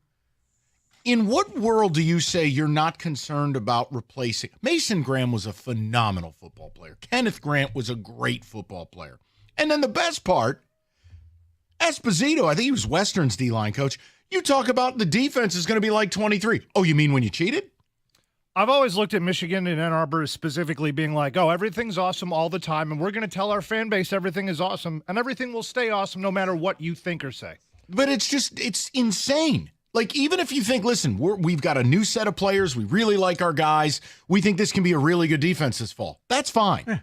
To say it the way he said, it's like, is there something in the water? Do they give you a guide on how to speak when you're hired down there? I mean, 2 first-rounders, 2 guys who really made an impact on that defense, 2 guys that basically kept you in games that without those 2, you probably got a losing record. Like, they were that integral to the team last year. Amazing. And to me, it's a little dismissive. Like, oh, yeah, we'll just find somebody. Like, it normally doesn't happen that way, that you replace first-rounders with first-rounders. Like, yes, Georgia does it at certain positions because they're locked in. Rico, he referred back to a year they're currently under investigation for. Can we just say the quiet part out loud? Okay. You know what? It's unbelievable to me. That's all. I don't know. I got to sprinkle whatever he puts in his oatmeal in mine. It was funny because when Luke said that, we both just stopped and looked at each other like, wait. I'm sorry, what? Did he just basically be like, yeah, I don't care, Mason Graham, whatever? Mason Graham was my favorite football player in college football last year. We'll replace him. Well, to be fair, he said there's no player on the current roster quite like Graham, but they have the depth to replace all of this. And say the last part. Say it. Don't make me turn into Sam Kinison and back to school. Say it! Say it! He also said they're confident in their ability to replace him. And you're going to make it more like when you were cheating. Just say it. He did bring up that year. You can't say that. It'd be like Rhett Lashley saying, yeah, man, we're going to kick it like it's 1984 at SMU. You can't do that. He did, in fact, bring that year up, yes. Oh, man, never change. Whatever. Until my program can learn to win 6 games, I can't say nothing. All right. Why did I say Bo Bichette to start the hour? Because Jeff Passan listed him as your trade target as a buyer at the deadline. Optimize the machine is how he put it. Kenny wants to throw Trey Sweeney in the ocean. He's had enough. Bichette represents a right-handed bat with an 800 OPS profile for a career, about 760 this year. He wasn't good in April, was great in May, 7 home runs. Is he a great defensive player? No. He's not Gleyber Torres either. He's fine enough. Limited range, but he's fine enough. Don't you believe that's the type of move you need to make? And we all want to see them get a reliever. Why? Because I'd like A.J. Hinch to have another lever to pull. You know, and I don't want to rely on, George Brebbia or whatever the hell his name is. I want a demon coming out of that pen. And again, when AJ deploys him, his prerogative. You're never going to have this set closer thing. Correct. But the bullpen arm can wait. The Bo Bichette thing is it's okay if we get both, just for listeners out there. The whole idea is Bichette's on a rental. He's going to be a free agent. Toronto hasn't got him locked up. They're going to trade him. It won't cost that much. It won't cost you any of your top 5 prospects. And if they ask for it, hang up the phone. Bo Bichette. Now, again, we've agreed. We gotta get him a wig or something. We need his old locks back. I don't like the haircut, Bo. I'm okay with the hair, but you know what? I'll stand down. Bottom line. Well, hey, do you know what cost Tibbs his job today? Tom Thibodeau fired in New York. The Knicks underachieved, and they were the favorites to beat the Pacers. No, it was that little pigtail curly Q on the top of his head. I'm not acknowledging that. It was that haircut. I'm not acknowledging that. You don't have to acknowledge it. The world sees it. Is that what they said? Hey, Tibbs. 100%. I'm going to call you in the office. Here's a razor. Either you shave it. Just bald is beautiful. He'd be fine. Can't win with a curly Q haircut. Listen, or Tibbs could have gone to Turkey and come back looking like Prince. Those hair transplant things they're doing over there. I mean, my God, he could have done whatever he wanted. He could have come back looking like Chappelle playing Prince when they played the pickup game with Charlie Murphy. He can do whatever he wants. It doesn't have to be this way, Tom. I think at that point, every New York writer would have been like, whoa. Wait, I was going to ask you about Cat, right? But hold on. What, Ryan Day gets away with it. Why couldn't Tibbs? You mean this beard isn't naturally that dark? Definitely not. Guy rolled into camp 3 years ago with the Exxon Valdez on his chin. Get out of here. The point is, Bo Bichette should be a Tiger. I'd love to hear your vote and your reasons why. Just telling you, man. The rules. It's crazy. Just shave your damn head at that point. Well, I'm just imagining as a general manager. So, Tibbs, I really need you to shave your head. Just go bald, or you're fired. There it is. Well, really, I'm not going to shave. Okay, but think about this. What hair product was Tibbs putting in that? In the 3 strands of hair that were up there, there was hair product in there. Oh, bossy, bro, that's just spit right there. Just go right. That's all that is. Tibbs, listen, I'm just telling you. Someone in his life should be like, Tom, we love you. Right. Just shave your damn head, or we're going to send you to Istanbul. You're going to come back looking like Fabio. If he walked into a store trying to purchase any hair care product, you know what? No, put it back. Right, like he picks up the hairspray. For what? Does he hold up the singular hair and... Is this for your wife? No, it's for me. Put it back. Just for men. For what? That's not for your scalp, sir. That's for the hair. Right. You know what? Here's a Sharpie, okay? Just go ahead. I just think it hurt his job prospects. Color in those 3 strands. You don't need to Look at it. Look at it. Look at it. That's ridiculous. Come on, man. You're better than that, Tibbs. I mean, maybe that's his trademark, man. It's like... What is? You know, look at that. It's like Michael Strahan and the tooth thing. Maybe that's his trademark. Rico, thing. I just like the idea of a GM sitting in his office looking at the list of rules going, all right, so they can't be bald, they can't be curly Q, they can't be ginger, they can't have they might have too long hair. Can you imagine? He's on the phone with the president. So let me get this straight. This is a fireable offense. Not losing to the Pacers. This is fireable. I'm just saying, Tibbs, just pick a direction, you keep your gig. You go to Turkey, you come back looking like Prince. Or you shave the damn thing, and we move down the road. But we can't look at that for another year. It's absurd. It makes Gene Katie's hair from back in the day look stylish. You gonna make him take Jalen Brunson with him? No. Okay. That's just a receding hairline. Okay. He's doing the best he can. I think he's got like the mini dreads. What do you call those? The braids. Yeah. That adds like a distraction mechanism. It takes away from like he's turning into like Stephen A. Smith. Mm-hmm. But he's got the distraction because there's more things happening. Is it a 2-for-1? Like, you know what? Take Jalen with you, and maybe we'll win. The Knicks do Turkey. Right. Whatever. You know what? Maybe they play a game over in Istanbul. You know what they're going to do now, by the way. You know they're going to trade Karl Anthony Towns.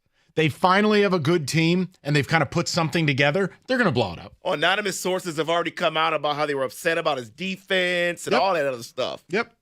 Then there's a big kerfuffle in New York right now because Giannotti on the Fan called Towns a losing player, and Carl Banks like lost his mind. And it's like, he kind of is, Carl. Well, since we're doing that, you know who they're talking about making that trade for Cat. Yeah. Wait. Hold on. More failing follicles. KD? Yes! You can have them. Oh, God. Good. That's why they had to get rid of Tibbs. KD. Couldn't put those two in a hole. Actually talking about swapping those two out. So that'd be an insane move. Why would you trade for a 35-year-old, largely washed scorer for Cat, who still deep down the ability is there? He still is 24-10. He still will go through phases of being a post-up guy. Because, Mike, it's New York. Somebody has to be the scapegoat. Somebody has to be the fall guy. Then you know who Cat. it should be? It should be Mikal Bridges. Gave up 5 first-round picks for him. But Cat already had that reputation. So now you're going to bring him in. You ship him off to the desert. You bring in KD. It's all good. I will laugh my ass off as the Pistons finish higher than that team. KD's poison. I know. You know what? It's not the topic. I was going to I know. No. I was going to say, you know what? Should the Pistons go after who? Cat? I don't think you have what it takes to get him. All right. We'll talk about that later. And you know what? Fans here would never accept him. Really? No, he doesn't start fights and things. But that's what you got Beef Stew for. He'll be the good cop. You'd have callers calling in saying, we can't take Beef Stew's minutes from him for Cat. That's the town we live in. All right, FanDuel.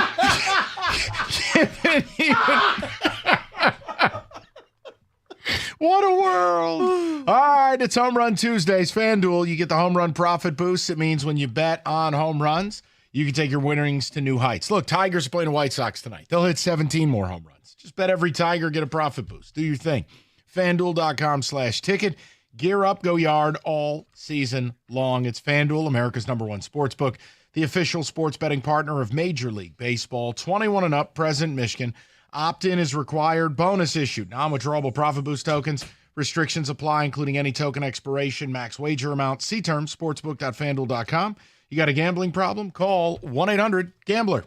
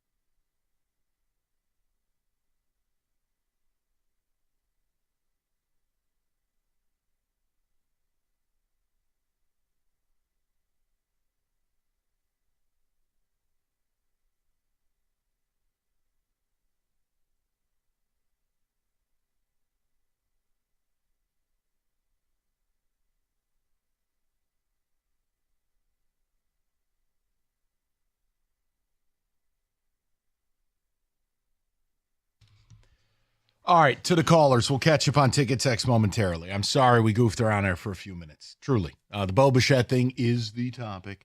I got nothing to say. Let's go right into Okay, we'll just go to Andrew, 97.1. Andrew, what's going on? Hey, guys. How's it going? Good, Andrew. What's up? Yeah, good. Something that I've been really tired of watching is the Tigers struggle to even scratch across a hit against any pitcher that has any sort of pedigree. So, to me, trading for Bo Bichette is a no-brainer because in a lot of these one-run games that the Tigers have been winning recently, those can flip in an instant. Yes. And so it's going to be important to get these bats as we try to make a push, not only throughout the rest of the season, but also in the playoffs. But if you'd like, I'll actually take you a step further. And it's with a guy who is well known as A.J. Hinch's chess piece, and that's Andy Ibanez. Talk about a guy who's extremely regressed against left-handed pitching. I mean, that was supposed to be his entire role on this team. Right. And he's now not even able to hit left-handed pitching at all. And so I'd like to go for a guy, let's say, like Brent Rooker, or maybe a guy who could go for a change of scenery is Adolis Garcia. I know he's struggled a little bit this season, but maybe the change of scenery would help him. But beyond even looking for a change at shortstop, I also think that if we are going to make a deep run in the playoffs, we got to deal with this Andy Ibanez situation because he's just been an absolute hole. And if I have to hear Jason Benetti call him our chess piece one more time, I think I'm going to lose it. Well, look, I'm trying to be nice. Here's the nicest way I can put this. When I hear Benetti on a national broadcast, it's phenomenal. And I'll leave it there. Whatever this is, I don't know what to tell you. When he's on a national, he's tremendous. And I'll leave it there. And as far as everything the caller just had to say, I don't disagree. I don't love some of the names. Look, Brent Rooker can really hit but can't play the field. Adolis Garcia, very up and down. I think the Bichette thing, shortstop, right-handed, hitter, it just, that fits the profile. I like the expiring nature of it. That's where I would be. And as Kenny put it, you move here. It's a change of scenery. You don't have to be the man if you come to the Tigers. You can just be one of the guys. Expectation comes down a little bit, but I'm playing for a contract in the offseason, so I have a little bit of a fire, and the Tigers will get to benefit from that. Go to Matt, 97.1. Matty, what's going on, bud? Hey, guys. Love the show. Yeah, I just wanted to say, there was some talk earlier about why this team won't pull the trigger on a big gun or a big name. I think the previous administration, Mr. He was almost 90 or however the hell old he was. He had pressure. He had internal pressure to try and get a ring. The Illich kids, I think they're managing it more like a business. But hold on. Anyway, I think. Hold on, Matt. Now it kills me because now I got to defend them. Did they or did they not go out and offer Alex Bregman a deal with more term and more money than anybody else? Well, they did after they ate a big old crap burger on Javi Baez. But they opted to try. I can't call them cheap. I think you're missing it here, Matt. It's not a money thing. I think if you want to blame anything, it is almost like the Yzerman angle to it. There's a rigid nature to their plan. I think they are hesitant to make a big swing. Now, if they get to this trade deadline, Matt, I don't care if they have the best record in the history of baseball. You buy. You go in and you buy. You get another reliever. You get a right-handed bat. If they don't make that move at the deadline, that's criminal. But I don't think it's a money thing. Because none of the players, look, Bo Bichette, that's not a money thing. He's an expiring player. I can't get on an organization. We took a call last week, Matty. Guy calls up about Rafael Devers. You're not taking a 10-year deal. Yeah. Guys on the hook for $331 million. I'm not trading for that. That has nothing to do with the Illiches. That's common sense. So, Matt, I don't want to conflate the two things. If we talk, look, if they didn't make that offer to Bregman, look, I didn't like it, but did they or did they not blow the better part of $20 million on Alex Cobb? They did. No, they did. Did they sign Gleyber Torres? They did. I can't play that game. Right. If you took Devers, you basically you married him. He's here for a while. And I'm defending them not doing that. If you're telling me they don't have an urgency, then it would be a lot like Brad Holmes. Yeah. I think Scott Harris and Brad Holmes, they are rigid to what their plan is. And if it works, they're going to be heroes. And if it doesn't, they will have wasted a lot of time. I don't think the Bo Bichette thing's an all-in thing. No, it's not. This isn't the Padres trading for Juan Soto midstream. No. This isn't the Yankees acquiring Randy Johnson back in the day. This isn't that. Oh, my God, Roger Clemens is in George's box. This is not that type of move. It's an expiring player. I remember that. Do we still have that clip anywhere in the system? I'm about to look for it now. That is still one of the most disastrous broadcast moments ever. Unbelievable. Unless Susan you were a Waldman. Yankee fan. No, it was awful as a Yankee fan who was really? watching it live with his dad. Awful. You weren't excited? Dad! Not like this. No, when I was a kid, I think I was like 13. And the Yankees, it might have been 12. The Yankees traded for Cecil Fielder. And I'll never forget it. I think the Yankees were in Anaheim to play the Angels. And my dad had gone to bed. And I'm watching the Yankees. It's a West Coast trip. And it's on MSG. And it's live while the game is going on. They traded for Cecil Fielder, who terrorized the Yankees. I did. I woke up my dad for that. I got in big trouble. My mom was pissed. I go, but we got Cecil Fielder. That did not resonate. They woke up in a panic. Is the house on fire? No, we just acquired 51 home runs. This is it.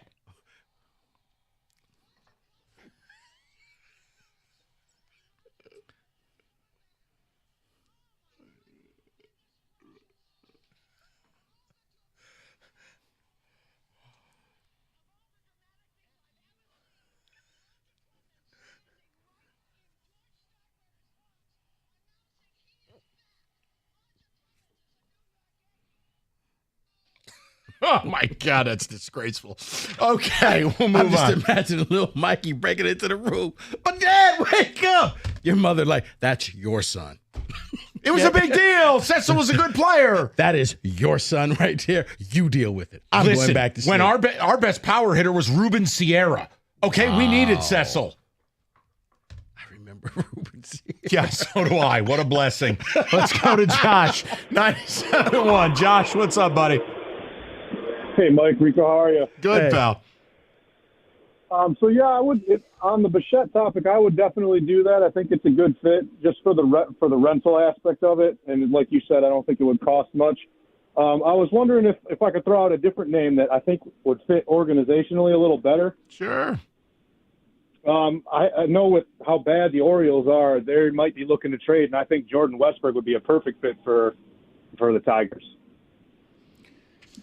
If the Orioles are willing to deal him, I'm all willing to listen, but he's going to be a very, very, very, very expensive piece because I will have to look it up, Josh, if you don't have it. How much term does he have left? I believe he's under team control for another 2 or 3 years. Oh, yeah, you're going to pay the piper on that one, Josh. I love him. I'd be all for it. I think with the lack of any organizational third baseman in our organization, I think it would be a perfect fit. I mean, I don't know what I do agree. You'd probably have to give up a lot, but I think if you trade maybe 1 or 2 lower end top 100 guys we have, I think it would be a great fit and it would build this team a lot better. No, and again, he's been banged up. He hadn't had a good year. You could buy low. I look at what he did last year and you go, yeah, I could use that type of player. Again, it's another 800 OPS guy. Look, Josh, I love the creativity. I will absolutely leave it to Scott Harris and that borderline brilliant baseball staff to figure out who they want. My whole point is Jeff Passan writes the piece. You can't get comfortable. You know, you're beating up on all these piñatas, these lousy teams in this AL. We got to be buyers. And I think that was Passan's point. And the Bo Bichette thing was an expiring player, cheap, prove-it deal. He's got the pedigree. He fits what you need. And it makes Kenny happy because Kenny, I don't know that I've met anyone who likes Trey Sweeney less than Kenny Cott. No, I'm with you. Because at some point, the way they're playing, you have to start saying, we got to build a team to beat the Dodgers. We got to be able to go into LA if we play in that WF. It's no different than what we talk about with like college in the NIL era. and forget about Michigan State, but like, let's say you're a Michigan fan or an Ohio State fan. When you are evaluating NIL moves and where to allocate your resources, that's all trades are.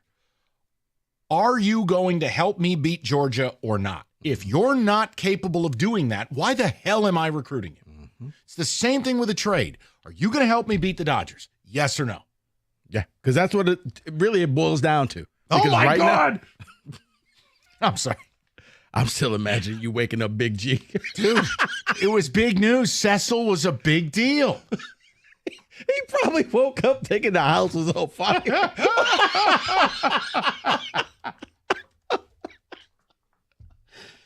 Oh, man. Oh, God.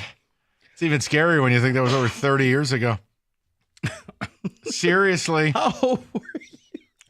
God, I had to be, what, 12 maybe? Maybe 12? I mean, what year was this? I can just imagine the look on his face like, Mikey, we're going to talk in the morning. Yeah, I know. Okay? But right now, get the hell out the room. Get the hell out of my room. All right, changes are always happening. Hey, it's a part of life when it comes to music. Change is all around us. Songs are rewritten, classics are remixed, bands and artists come and go. Even our taste in music changed, but no matter how things change, in 5 years, there's only one thing that will remain the same, and that's the price of your internet. Xfinity is introducing a 5-year price guarantee. It means you get 5 years of the most reliable Wi-Fi with their best equipment included for the price that stays exactly the same. Booming. Surprise? Yeah, life is full of them. One internet price, 5 years, guaranteed. Learn more at xfinity.com/deals. Restrictions apply.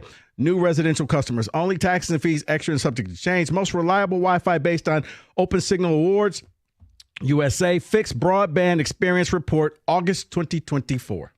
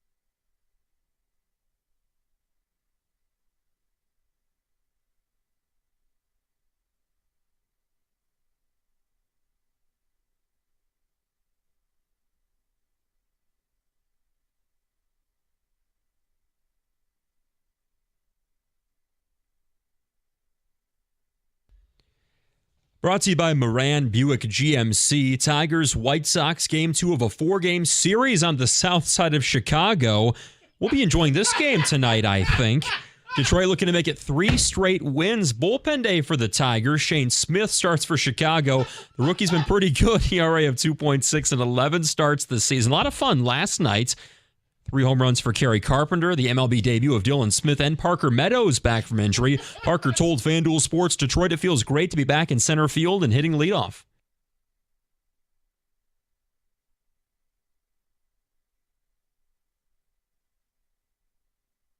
After last night's 13-1 win, the Tigers are the first team in baseball to 40 wins this season. They look to win their 8th game in the last 9 tonight. That first pitch from Chicago, 7:40 here on 97.1. At the Corbo Health Sports Desk, I'm Luke Sloan. More at 4 o'clock or at 97onetheticket.com.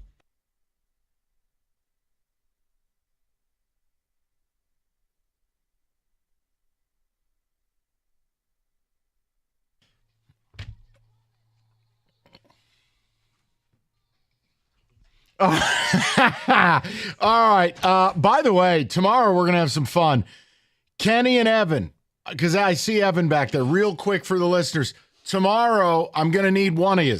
You got to be rolling on whatever the hell's going on in East Lansing at 3 o'clock.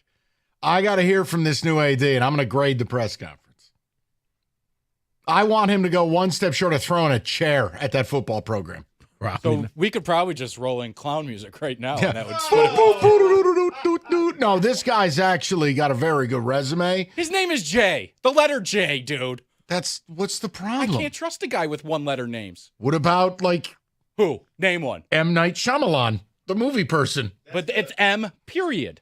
Oh, okay. Look, I got Think of nothing. the other guy that had an R, huh? I thought it was J, period. I don't. No, it's just J. Okay, everybody just relax. You could call him. You asked me. I said I don't care if his name is Snoopy. He's got a damn good resume. You would care if his name was Well, Snoopy. it beats Paul Blart Mall Cop, who we had. We have a real AD. I want him to throw the gauntlet down tomorrow. I want him to go up to the podium and be like, Jonathan Smith, are you awake? Don't care. 9 wins or pack your stuff. But you know you're not getting that. Evan, he's just setting himself up for That's what I'm disappointment. saying. You're not. He's going to say prestigious university, great football No, program. you know what? A lot of wins. I want him to go to the podium. It reminds me of the scene in Animal House. Like, you know what? Just let him talk. You know what? Just let him You know go. what I want him to do? I love this place, except that dump of a football stadium, and we're going to fix it. We are going to make Spartan Stadium great again. A lot of money. He comes in with a red hat and it says that. What number AD is he? He'll have the number on the side. Make Spartan football great again. You're going to be so disappointed tomorrow. A lot of wins. I'm here for you. Possibly the most wins. I'm here for you. The best wins ever.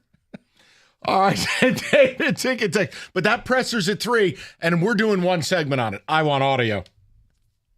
That's all. Video stream probably won't work. And a major operation up there in EL, huh? Okay. All right, go ahead. You got it out your system? Yeah. First question. Hi, it's Ernie the Can Man from WLNS. I think he's dead, but okay. Ernie's eternal. Okay.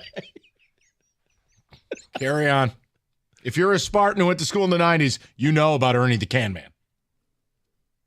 It was big news. Cecil was a huge part of the 96 champs. I would have woke my dad up too. LOL. Right, I mean, geez, you know? Listen, what was worse?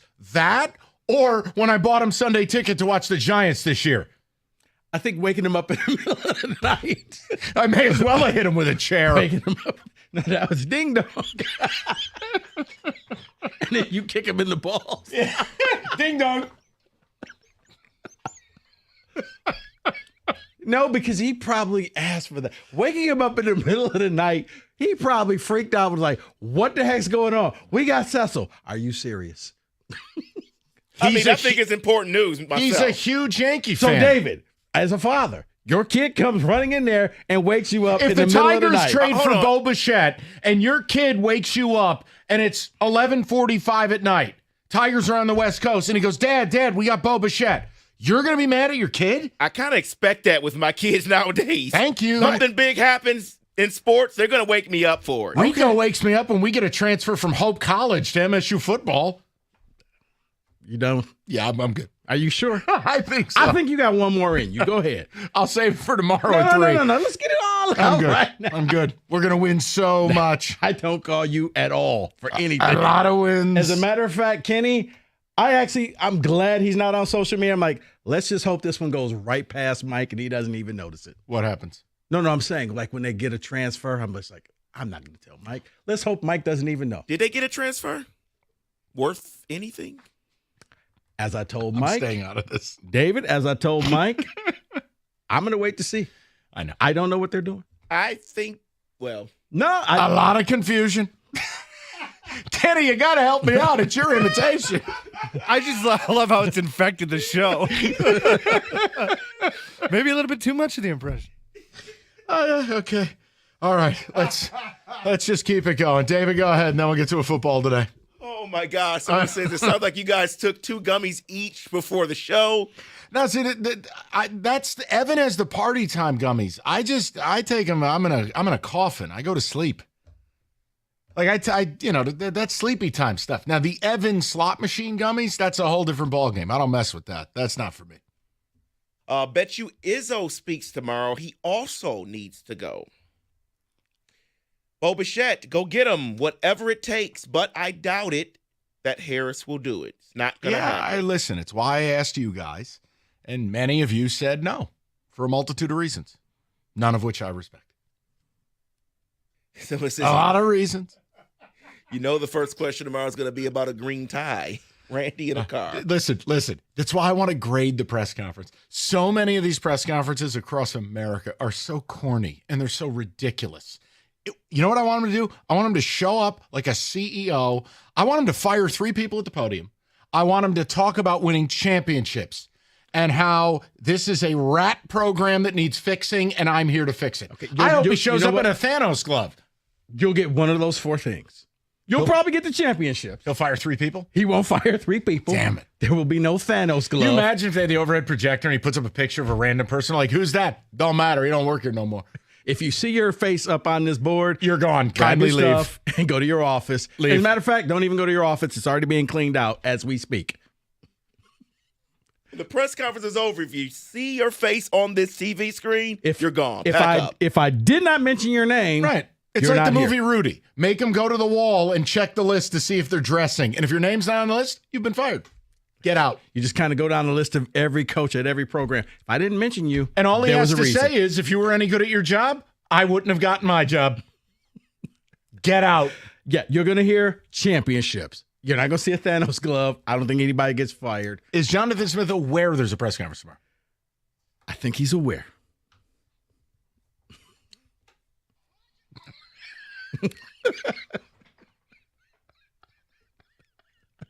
Jonathan Smith is at the press conference. Yes. I was really hoping it was going to be in the morning because I wanted to go to the press conference. No, you don't, because we would have done to you what you did to Costa. Oh, Rico Beard from 97.1 MF. So listen. What did Costa do? I would have loved it. We would have played your question 800 times.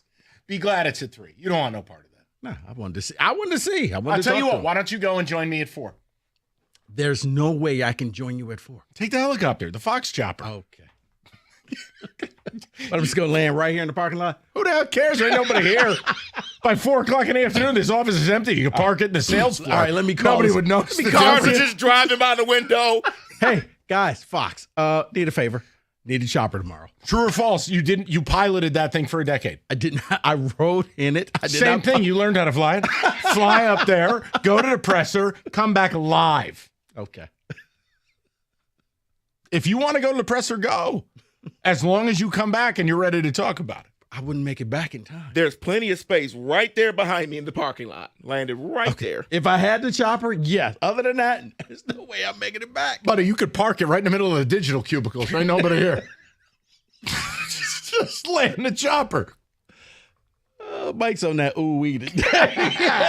You on that ooh-wee. All right. Let's get to Some it. some pizza. How about a new roof? That's Okay. always fun. Picking the right roofer. Tough decision. Victor's is going to try to make it easier for you with a customer concierge team. Follow up promptly, answer your questions, keep you in the loop. Installers who install to a perfect roof the first time. It means you can get new windows for your home. You'll save money while you do it. That's why they offer a 50-year leak-free guarantee on every roof they install, because they're that confident in their process. Victor's, you get $500 off that new roof for home full of windows and great financing to boot. Just call 734-773-1100 for that free 21-point roof inspection or window estimate. That's 734-773-1100 or online anytime at victors.com.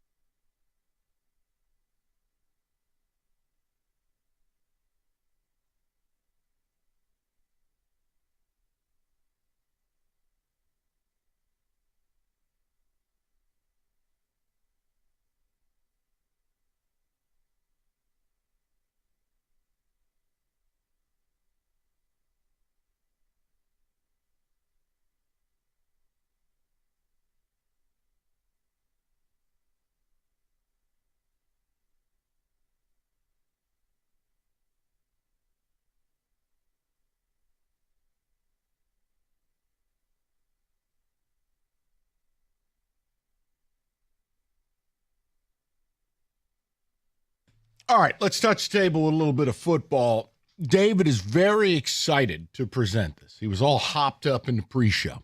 So you play the music, but you got to explain what we're doing here.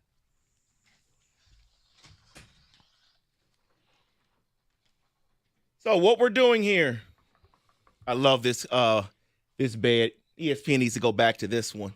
So We're going to go through the 12 schools with the most players in the College Football Hall of Fame. There are 12 schools here. And I want to know, I want you all to think within, and I want you to give yourself an over-under, and we're going to go back and forth, and then we'll see who wins in the end. Of how many we can name? How many you think you can name? 5.5. You know what? I'm going to go 4.5. Really? Because you know why? Because it's always the same schools. No, because it's probably going to be like schools that don't even exist anymore. Oh, like University of Chicago, Right. stuff like that. All right, we can give it a shot. Well, who do you want to start with? Let's start with Rico. Give me your first guess, sir. First guess, I'm going to go USC. You are correct. USC is on the list. That many Heisman Trophy winners? They have 34 players and All right. coaches in the Hall of Fame. Let's get it out of the way. It's a popularity contest. Michigan. Michigan is on the list. Michigan has 33 players. Again, just think this. Right. It's not even deserving. It's just a popularity contest. So if that's the case, then we go Texas. Texas is on the list at 23. And, it's interesting. There's that big of a gap. People forget, though. I mean, Texas went a long time without really being Texas. Look up the James Brown years. Those were fun. All right, Ohio State. Ohio State, yes, is on the list. How many? They have 28. All right, so still a gap between them and U of M. Let's go Alabama. Bama is on the list. You sound disappointed we're getting these right. I kind of am. I thought you were going to get them wrong. 21. It will end soon, though. I know it will. 21. Hold on. It'll end soon. I know it will. Huh. Okay, let me do this. I'm gonna take one for the team here. No, this is out of the box because I think this College Football Hall of Fame goes back to what year? Oh, way back. Okay, so I want to make sure. How about a school? They had a long gap of relevance, but man, in the 70s and obviously early 2000s. What about Oklahoma? I didn't think you were going there. You're going way back. But yeah, Oklahoma is on the list. Yes. That was actually 24. my next pick. 24. Okay, Sooner Schooner. I was going with Oklahoma. So now we're screwed. Got it. No. I'm gonna go with the school that had how many left? Before you guess, how many are left on this list? Is it 6, I believe? 6 left. Okay. I'm gonna go with a school that had a ton of success, but it started in the 80s. I'm gonna go with Miami. Miami is not on this list. Okay. See, here's the problem. I'm going to guess another school that I always associate with the 80s. And I hate their guts, and it's a cult, and I hate their current coach. But damn, if they put a lot of players in the pros, and I think they've got the legendary profile. We are Penn State. Penn State is not on this list. So we've got to think old school. Okay, so if that's the case, Mike, I'm going to go with the other half of Oklahoma. Oklahoma State? Nebraska. Oh, I'm like, what? Nebraska is not on Wow. this list. All right, you're down to your last strike. All right, here, I'll do this. Here, this is like, oh, Mike likes these idiots. Actually, wait a minute. Time out. I've had a thought.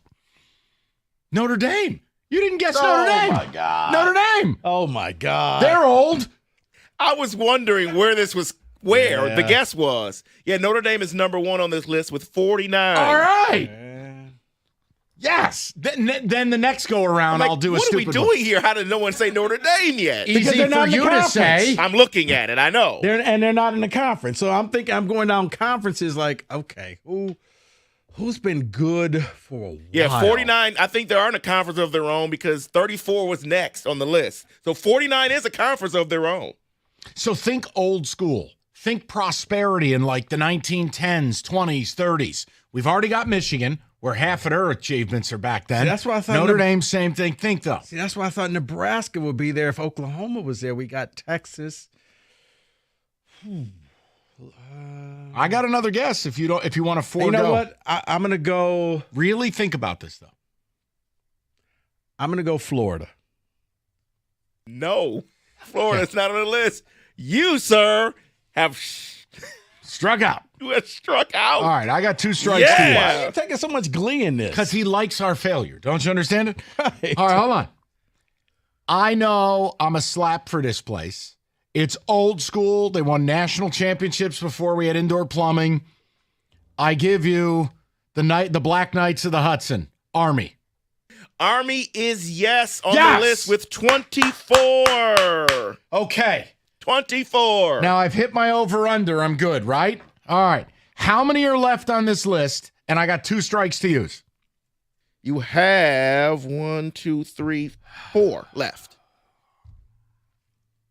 Okay. College Football Hall of Famers. Army's on this list. Okay, hold on. Here's a school who had a ton of success when Michigan did in the 30s and the 20s, along with an Army, along with a Notre Dame. What about Minnesota? Minnesota is not on this list. All right, Rico, who do you want me to use my last guest on so we can get the reveal and keep it moving? Oh, I was thinking. I don't think. What about UCLA? The Sons of Westwood? Is that what you want to go with? Evan wants to give a hint. Okay, yes, please. One is a rival of a school that you have already mentioned. A time rivalry that one Mike Valenti likes more than others. Navy. Oh, Navy. Navy's on the list? Navy's on the list with 22. That rat-ass program that's wholly inferior to Army. Roger Staubach. And then I could be right. I think I'm right about this, but they also have a winged helmet. Delaware State. Yeah, close. You got to go back to Well, MSU had a winged helmet. Everybody did. It's how the helmets came. Illinois had a winged helmet. Think smart. Stanford?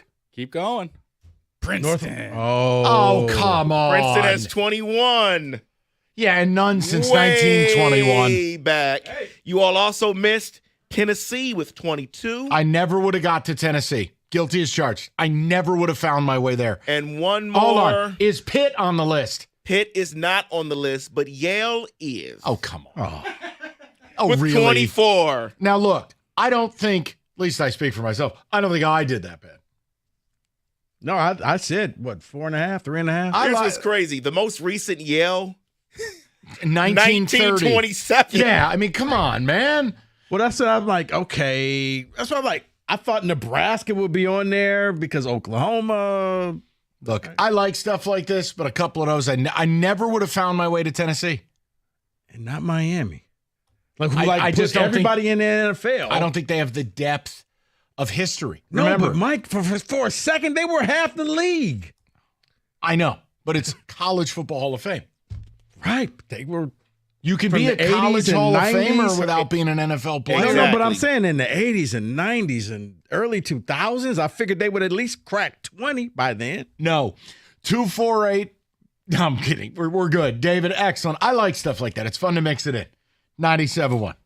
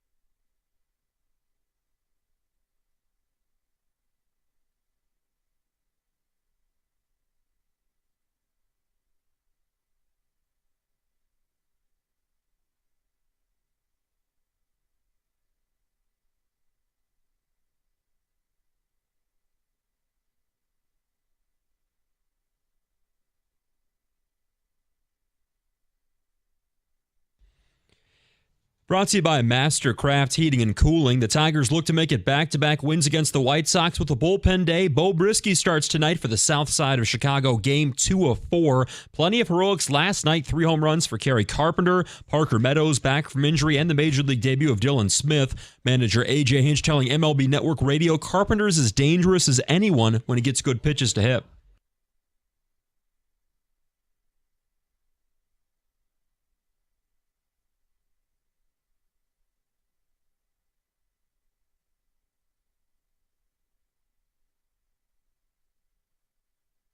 With last night's 13-1 win, the Tigers are the first team in baseball to 40 wins this season. Detroit's also won 7 of 8. Rookie Shane Smith starts for the White Sox tonight. He's been pretty good this year. ERA at 2.6 and 11 starts so far. That first pitch from Chicago, 7:40, 7:15 pregame right here on 97.1. The Knicks firing head coach Tom Thibodeau after making the Eastern Conference Finals for the first time in 25 years. Thibodeau made the playoffs in 4 of his 5 years at the front of the bench in New York. Pistons lost to the Knicks in 6 games in the first round of the playoffs this spring.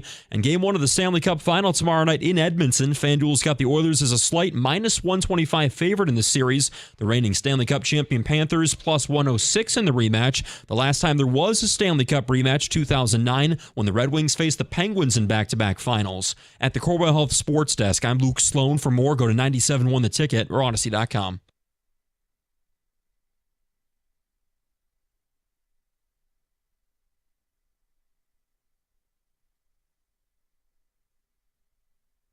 Okay. We have a topic we're going to do. Odyssey.com Rewind, if you wanted the Tigers' primo trade target, according to ESPN. I fully support it. But you guys pre-show were pretty spicy. You were ball breakers. Oh, we got a topic. Ooh, Mike's going to throw a chair. Like I'm some kind of wind-up toy.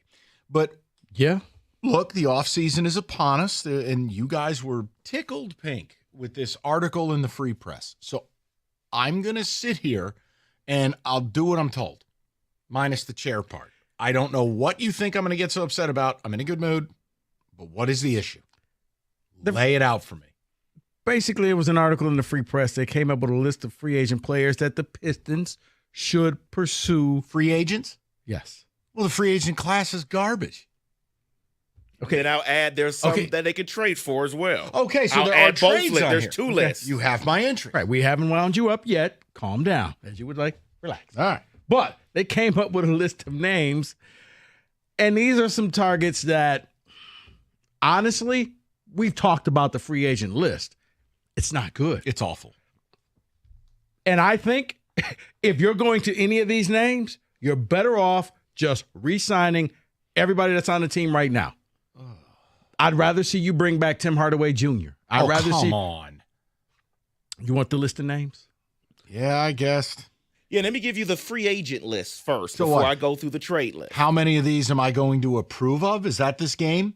Or do you just really just are like, Mike, you're going to hate all of No. this? How many would you say, oh, you know what? Good move by the Pistons if they went out and got this person. Not great. Just it has to meet the standard of good. This person will help this team to the next level. Okay. Because we could all agree that the Pistons, they're on the precipice of really becoming a power in the East. With the East, they're reshuffling the deck.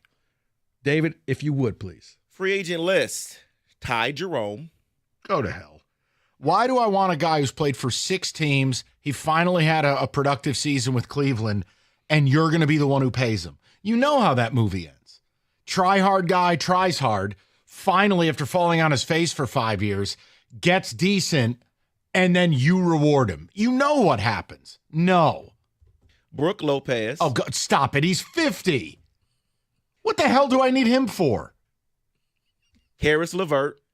Feet made of Legos. Next. Gary Trent Jr. I mean, for $5? Like, what does it say he's going to want? It doesn't say. It doesn't say. I'd pay him a couple of bucks, but that doesn't move the needle. Bruce Brown. Oh, for God's sakes. Maybe 5 years ago. Trey Lyles. Is this a joke? No.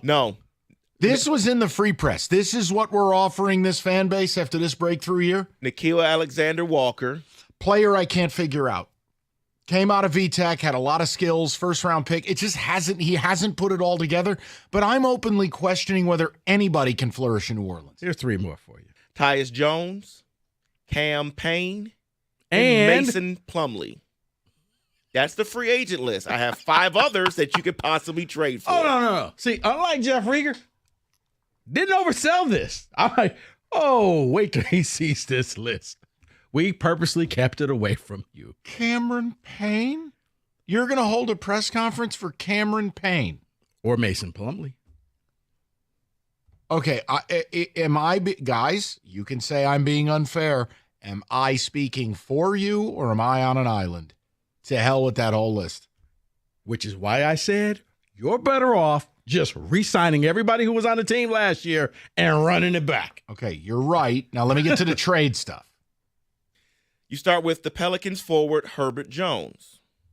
I'm okay with it, but you know who I want on that team. And I understand there's some legal issues right now, but I'll stay away from it.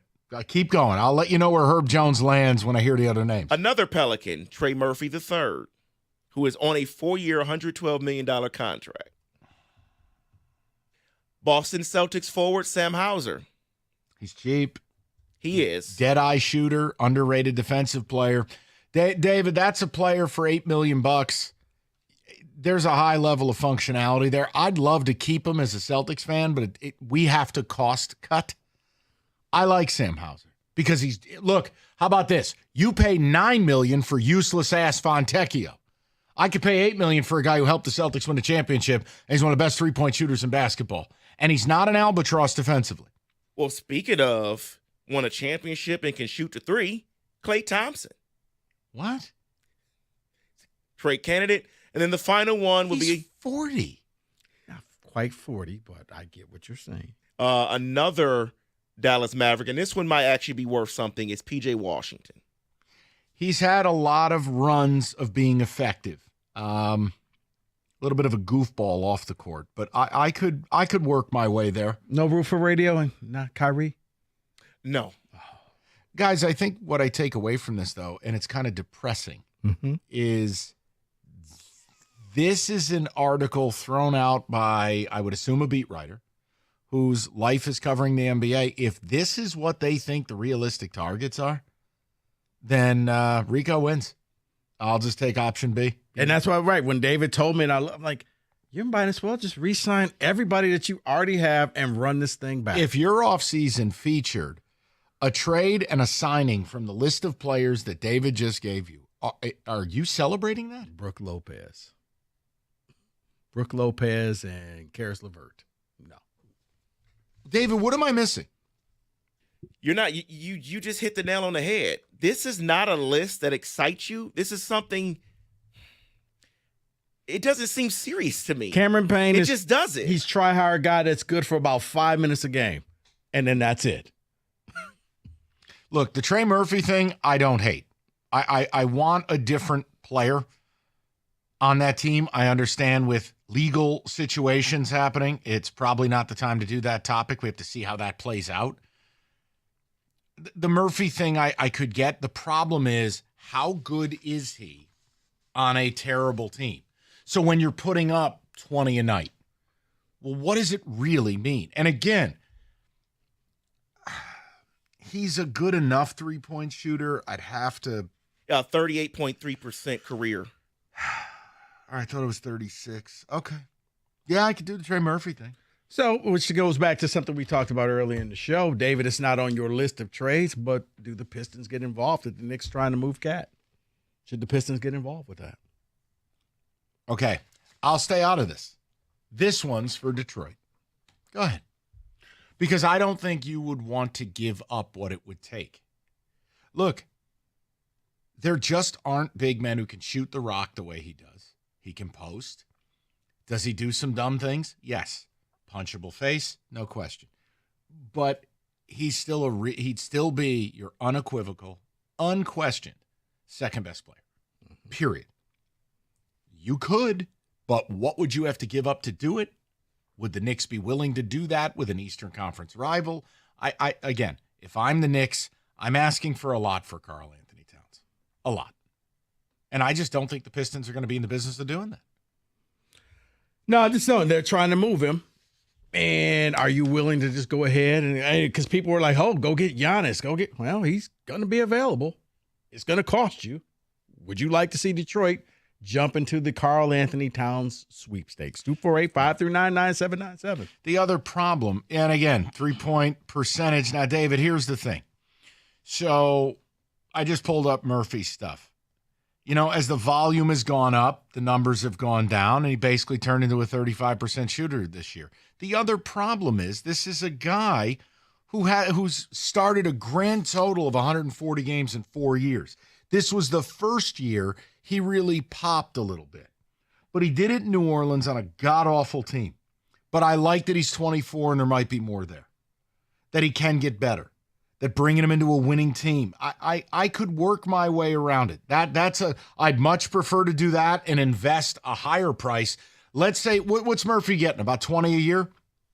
Yeah, 4-year, $112 million deal that kicks in this season. Oh, God. So then I got him for 4 years. Yes. That's at like 20. 25, 27, 29, and 31. That's a 27 a year, 28 a year. That's correct. An investment. No, because, Rico, what I'd rather do is take Tobias's 26 plus Fontecchio plus actual assets and pick. I'll pay $40 million to the right player. Right. I don't. That's not the right player. I guess I get tired of why do we always have to accept the try-hard guy?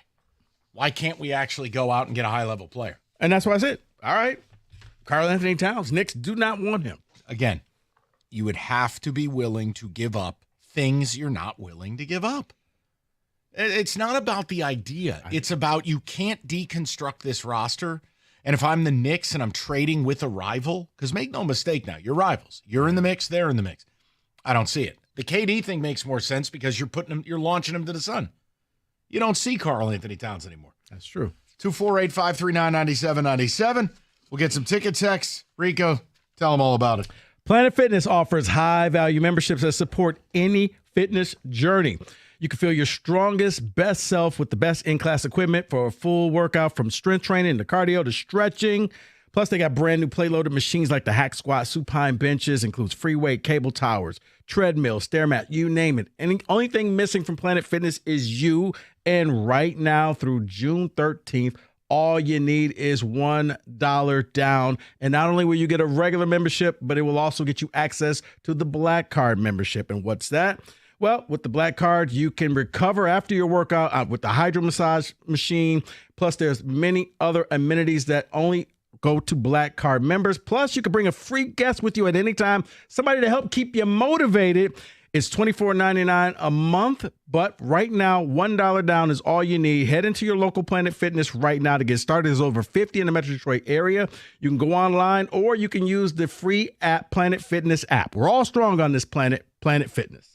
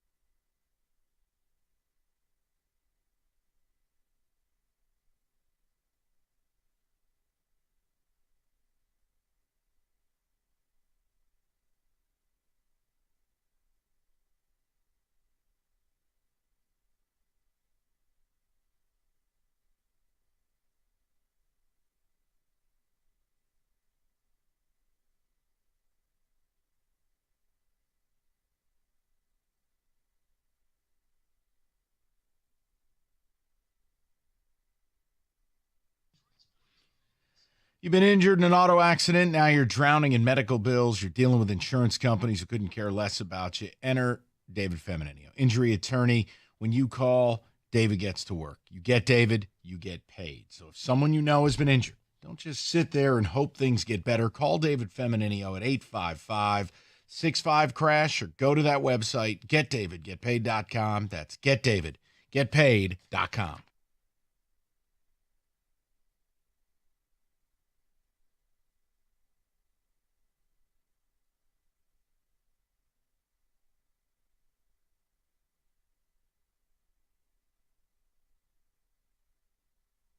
All right, David, give me a few to ticket text. Free press with a Pistons offseason primer, free agent and trade targets. I'm not trying to be a bleep hole. I just that entire list just angers me. But go ahead. Let me hear what the ticket texts have to say. We'll get some calls. I thought the same thing when I read this list earlier today. This list is awful. I would not be excited with this type of offseason. Hey, can you imagine showing your fan base after this great turnaround and on the cusp of winning a playoff series? We'd like to introduce Brooke Lopez. I mean, that's just, it doesn't add up to me. Oh, hey, Ty Jerome was a scrub and an off-injured player, but hey, he had a nice year in Cleveland. So here's a BOGO deal, 4 at 80. What? The idea is whatever they do this summer has to be a move forward. And look, I've said this. I don't believe long-term you're wasting about $25 million a year between Beef Stew and Fontecchio. And I like Beef Stew. I don't like his contract. Fontecchio wasn't even in your rotation at $9 million a year. And look, Tobias Harris is fine enough. But the step forward resides in that $50 million of player that doesn't equate to anything. Hey, when you tell me he's a great backup center, you're right. But until my starting five is complete, I don't care about that. And I don't care about the same video clip of him charging LeBron like a bull. I don't care. Yeah, ironically enough, I put it in a little trade machine. It works, but yeah, he was one of the names that go in there for Towns. I was just trying to see what they would take, but I doubt the Knicks wouldn't take this. I would do it out of spite at this point. It would be Tobias Harris, Beef Stew, and Ron Holland. See, and again, that is one where you got to bite down really hard to trade Ron Holland. You got to be sure that if I'm going to deal that type of asset, does the player I'm getting in return, am I going to be elevated to championship contention? Look, the problem you're going to run into, I can't control what's going on in the Western Conference. Does Oklahoma City look like they're set up to be the closest thing to a dynasty we'll see? Yes. Now, the CBA doesn't let you keep teams together, but OKC, it's different because they have 800 first-round picks. They've even got a guy like Nikola Topic who's sitting in a Yeti cooler in Croatia right now. I haven't even brought him over yet. See, I don't think that OKC is because I think that what you're going to see is Dallas getting healthy.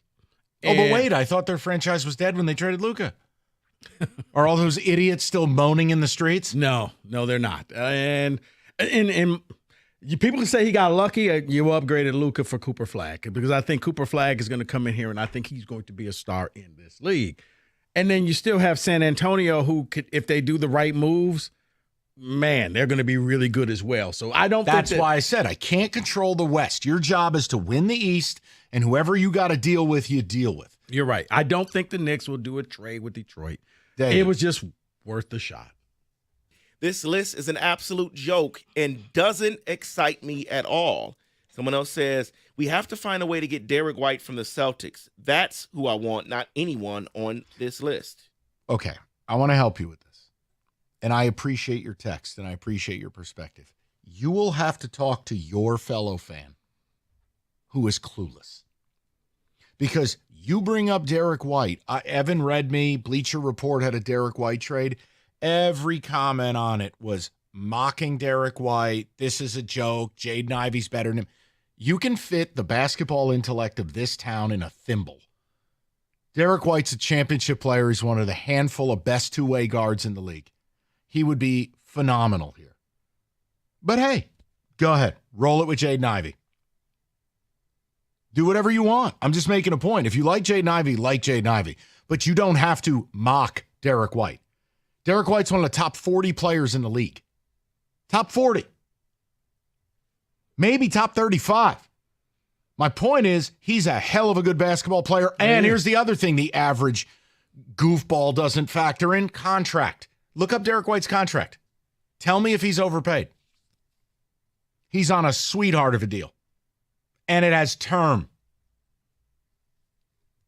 Go ahead, David. No, it was more rhetorical than anything else. Okay. I'm making a point to you. I love the ticket texter's idea. I'd absolutely pick up the phone. But we have to see if I still believe the Celtics are going to deal Drew Holiday, Porzingis, and Hauser. The Hauser one is the most interesting based on elite three-point shooter, underrated defensive player, and again, a guy who's done it in the playoffs. So I'm okay with Sam Hauser, and he's dirt cheap. I think he's $8 million. Yeah, Derek White's 4-year, $118 million. That's Rico, underpaid. Yeah, average of about a little under $30 million a year. Honestly. So it's similar to the Trey Murphy contract, but he's a much better player than Trey Murphy. Again, led all guards in blocks, steals, great passer, great shooter, clutch player, which, again, we like guys with clutch. Cade kind of lacks it right now. This is a guy who could take the last shot of a game, be all right. Now, the next thing that's happening, because I can already sense the people thumbing these takes into their phones. Oh, he's got Tatum on his team. Okay, great. Super. Who was the NBA Finals MVP last year? Hint, it wasn't Jason Tatum. Who was Eastern Conference Finals MVP last year? Hint, it wasn't Jason Tatum. It was Jaylen Brown.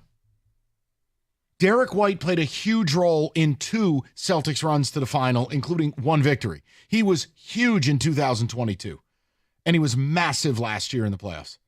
That's a winning player. He is. I'd absolutely love it. I just don't know if Celtics are going to do it. And you got to be willing to pay. You have to give up things. And the Celtics are not going to take back a lot of money. So you're not shipping Tobias there. It's not that easy flip. You'd have to be dealing players you don't want to deal.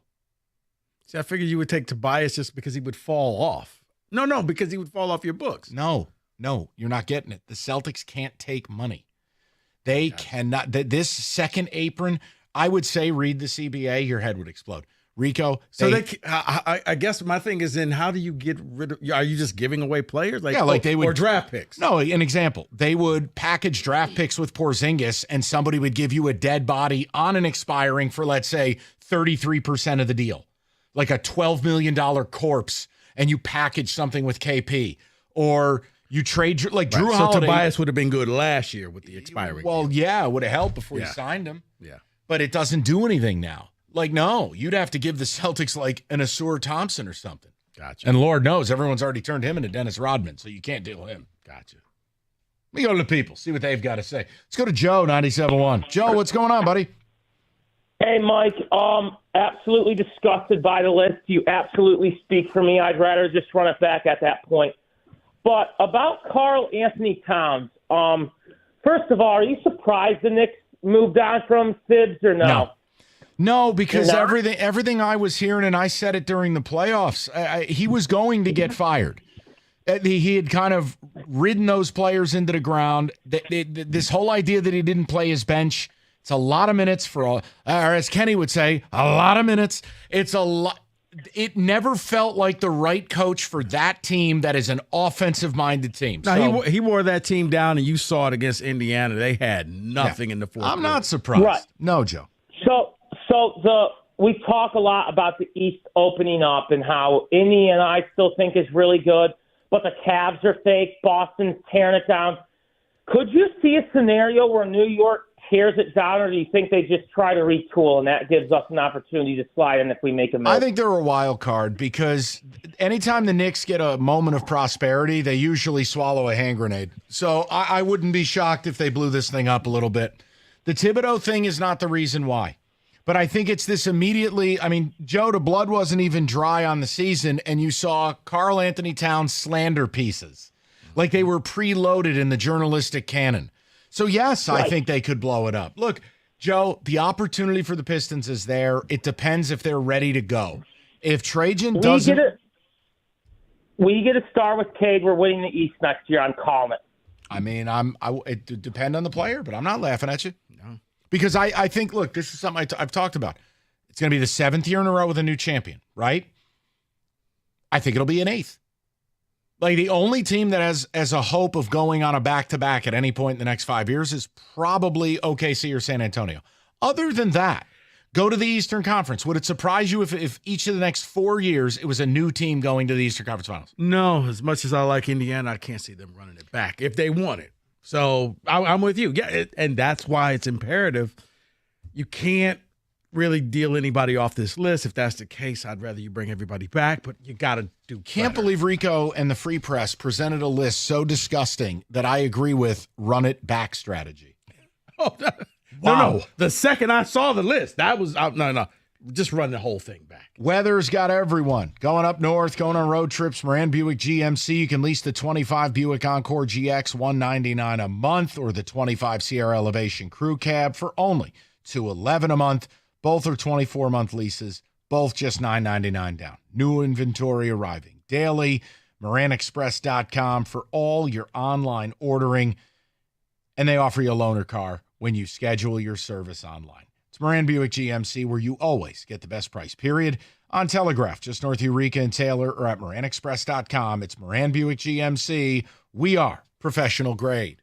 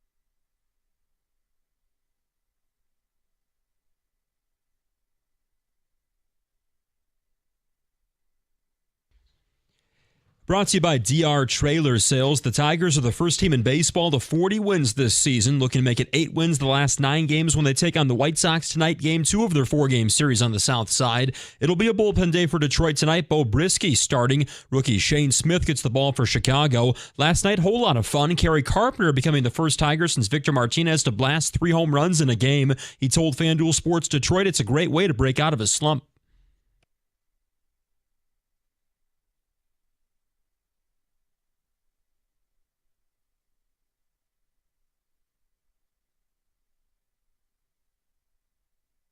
The Tigers have more than double the wins of the White Sox, who have just 18 this season, second worst in baseball to the Rockies. That first pitch from Chicago, 7:40. The pregame at 7:15 right here on 97.1. And Bloomfield Hills native and ex-Wayne State golfer Grant Hafner hit a 60-foot birdie putt last night on the 18th hole, clinching a spot in this month's U.S. Open. He finished his 36 holes of qualifying 7 under par, earning him medalist honors at the qualifier at Spring Hill Country Club in Ohio. At the Corbel Health Sports Desk, I'm Luke Sloan. For more, go to 97.1 The Ticket, or Odyssey.com.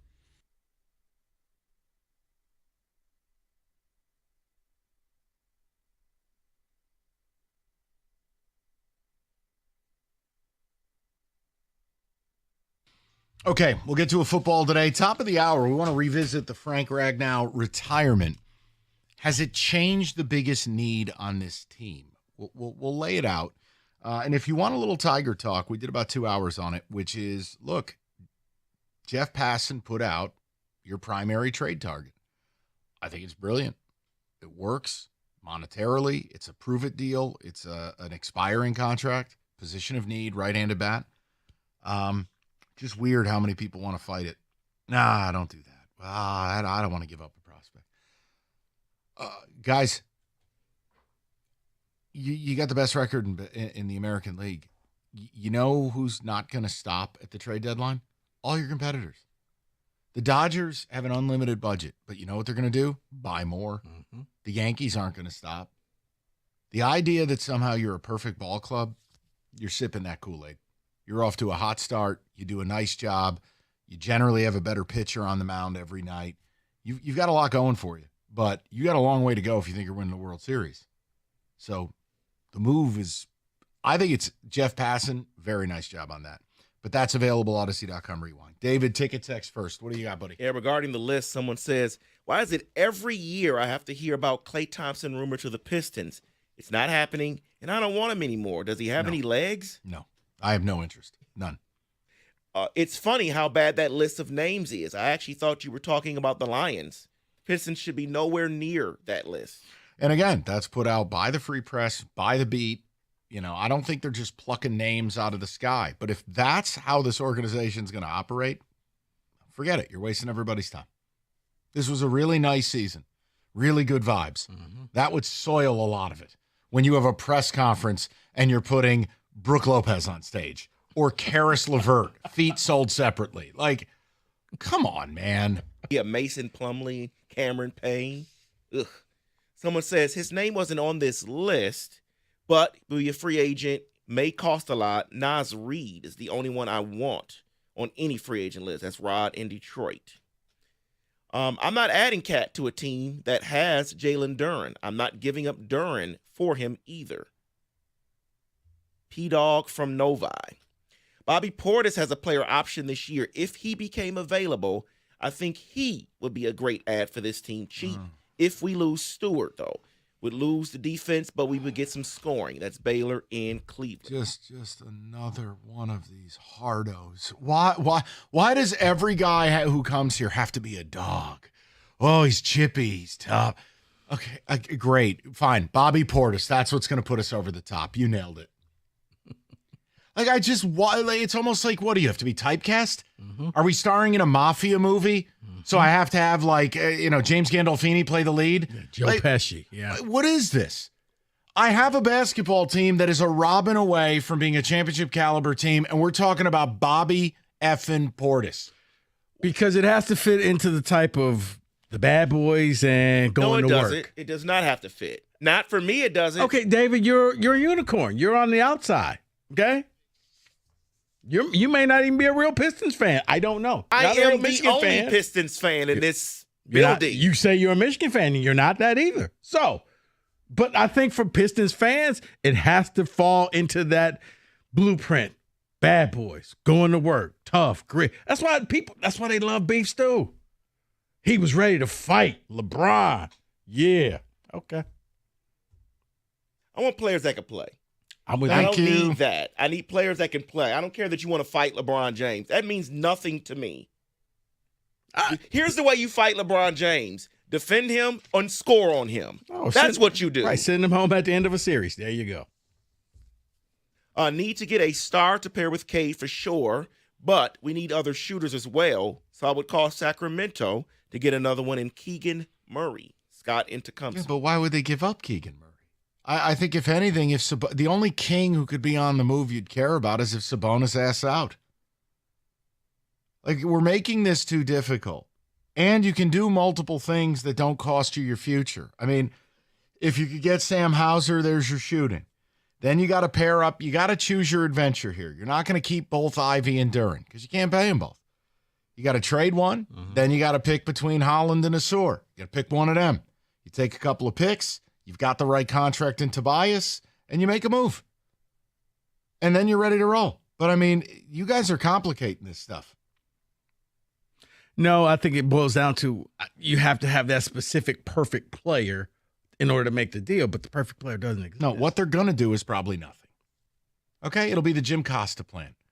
Let it simmer, wait for the kids, give Trajan time. They're going to develop.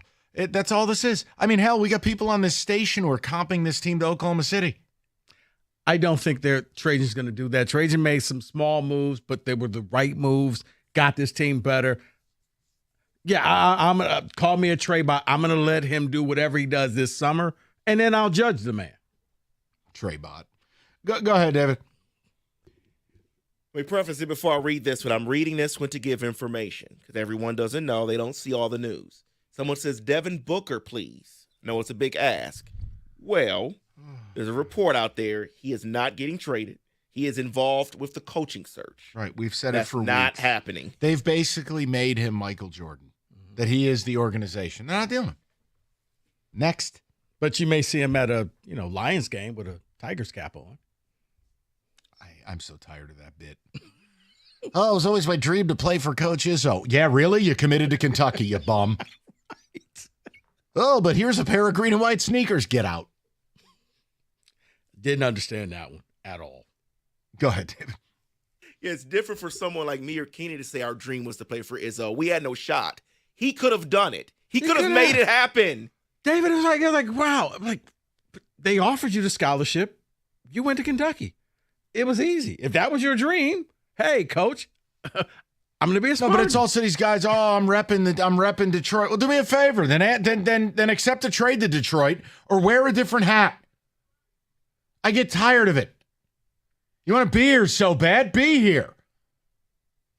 Yeah, I don't care that you had a game against the Pistons and then walked across the street for a playoff game with the Lions hat on. So what? Yeah, he's here every time. There Right. he is. If you want to be here, be here. Otherwise, take the hat off. You're a phony. Not interested. One more, and then we're going to break because you're upsetting me now. How am I upsetting I'm you? kidding. You're fine. I would drop anyone besides K for Sabonis. Please Gotta be become available. He's got to be available. Look, we'll keep tabs on all of it. And in the coming weeks, you're going to get your answers. By 4th of July weekend or whenever the hell this thing opens up, Shams Charania has gone on record saying this is going to be the most explosive offseason in history. Okay. And then let Trajan cook. And then I'll be a trade bot. That's right. That's right. Rico's all excited. The Pistons have signed Ed Pinckney. We're running it back. Wow. And I'll tell you right now, people will line up, including hosts on the station. Oh, it's the right move. I say that I'm joking, just so you know. Distracted driving, it's an epidemic. Look around. I mean, you got ding-a-lings playing on their phone right now while they're driving 70 on Telegraph. Call Mike Pepper, National Benefit Plans. Get the life insurance that not only covers your family's needs, but is also affordable. Mike and NBP, what makes them different? For starters, they shop over 70 different life insurance carriers nationwide. They guarantee you the best possible rate. And you won't be dealing with some phone scam 8 states over. They're going to shop. They're going to get you to pricing. They got 30 years of experience in the game, and Mike will work with you directly. It's nbphealth.com. That's nbphealth.com. National Benefit Plans wants to be your health and life insurance agency for a lifetime.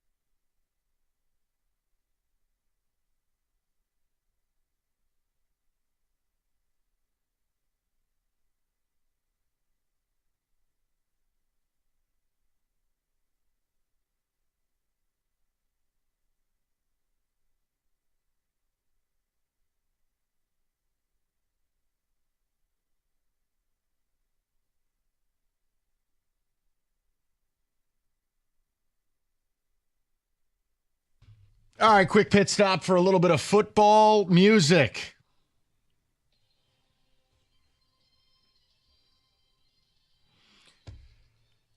Yes. Oh, Mike, let's have some fun. Let's do a little prediction. Let's go with the college football teams, the likelihood that they will crack the college football playoffs this year. I got a surprise one for you. Okay. So I got one, and how about this? I hate the coach, and I generally kind of hate the program, but I think they're going to be a playoff team. A shocker. I got a good one. We'll see if it's in your list. Okay. Let's start off with the group of five. Stands out. And guys, sorry, but this is for Mike because Mike knows all of these teams and he knows the colors and everything. Just go ahead. All right. UNLV. Dan Mullen is there. Could UNLV, I'll give you the UNLV, Tulane, Memphis, or UTSA. Any of those four teams crack the college. Well, UNLV doesn't have the money to pay Dan Mullen's contract. Have you read that? No. Not a good sign. Maybe some payroll issues at Nevada, Las Vegas. Were they giving them to him in the buffet coupons? Yeah. Tulane's just built a stone cold winner. They have the most consistent product. Now, Memphis, I got to see who the quarterback is, unless Seth Hennigan's back for his 50th year. But UTSA, meet me, love them, but I'm not ready to go there. It would be Tulane, just based on program pedigree. They're putting players in the NFL. They're in the portal. Now, their problem, they lost Mensa. Duke, I don't know how he ends up at Duke. Maybe they gave him a medical practice building or something. But I think Ty Simpson's going to be their quarterback. Right. I would say Tulane. Okay. Best helmets, too. From the Big 12, Texas Tech, Kansas State, Utah, Baylor, Iowa State, or BYU. I'd go Tech. Oil money. Texas Tech is ripping it up in the recruiting trail and on the portal. That'd be where I'd land. I mean, K-State, until I see Avery Johnson capable of actually throwing a forward pass, I can't go there. Maybe ISU, Rocco Beck backed again. Maybe. I was about to say Iowa State. Yeah, no. You can, but I'm annoyed by Matt Campbell. Give me Tech. Guns up. Okay. You guys want to jump in? I knew the group of five. I knew that was up Mike's wheelhouse. I love these teams. UTSA does have Texas A&M to open the season, so that win could help them. Oh, and we could just knock Texas Tech right out. All right, let's go with a team that we all know, the Auburn Tigers. I'm out. I leave it to Kenny. I can't. The Peyton Thorne experience scarred me, and I know they've bought a whole bunch of new players. Mm-hmm. I can't get there with you, Freeze. Okay. Kenny, Auburn Tigers? Can't do it. Won't do it. Not going to do it. Okay. I feel like Mike, though, with the Peyton Thorne thing. It's like but they bought new players. I know, but it's a scarring experience. Yeah, you know what? Hell, they bought new players. But it's Hugh Freeze is my problem. But money's going to talk, and if you're able to buy new players, that's ultimately going to get you where you need to go. Who is the? Hold on, I gotta do this. Who the hell's their quarterback now? Oh, I know this bum, Jackson Arnold. Yep. Yeah, Jackson Arnold sucks. On Auburn. Or damn Eagle. No. Let's stay in the SEC. For you, Michael. Yes. The Ole Miss Rebels. Lane Kiffin's work in the transfer portal helped him take Ole Miss to essentially unprecedented levels.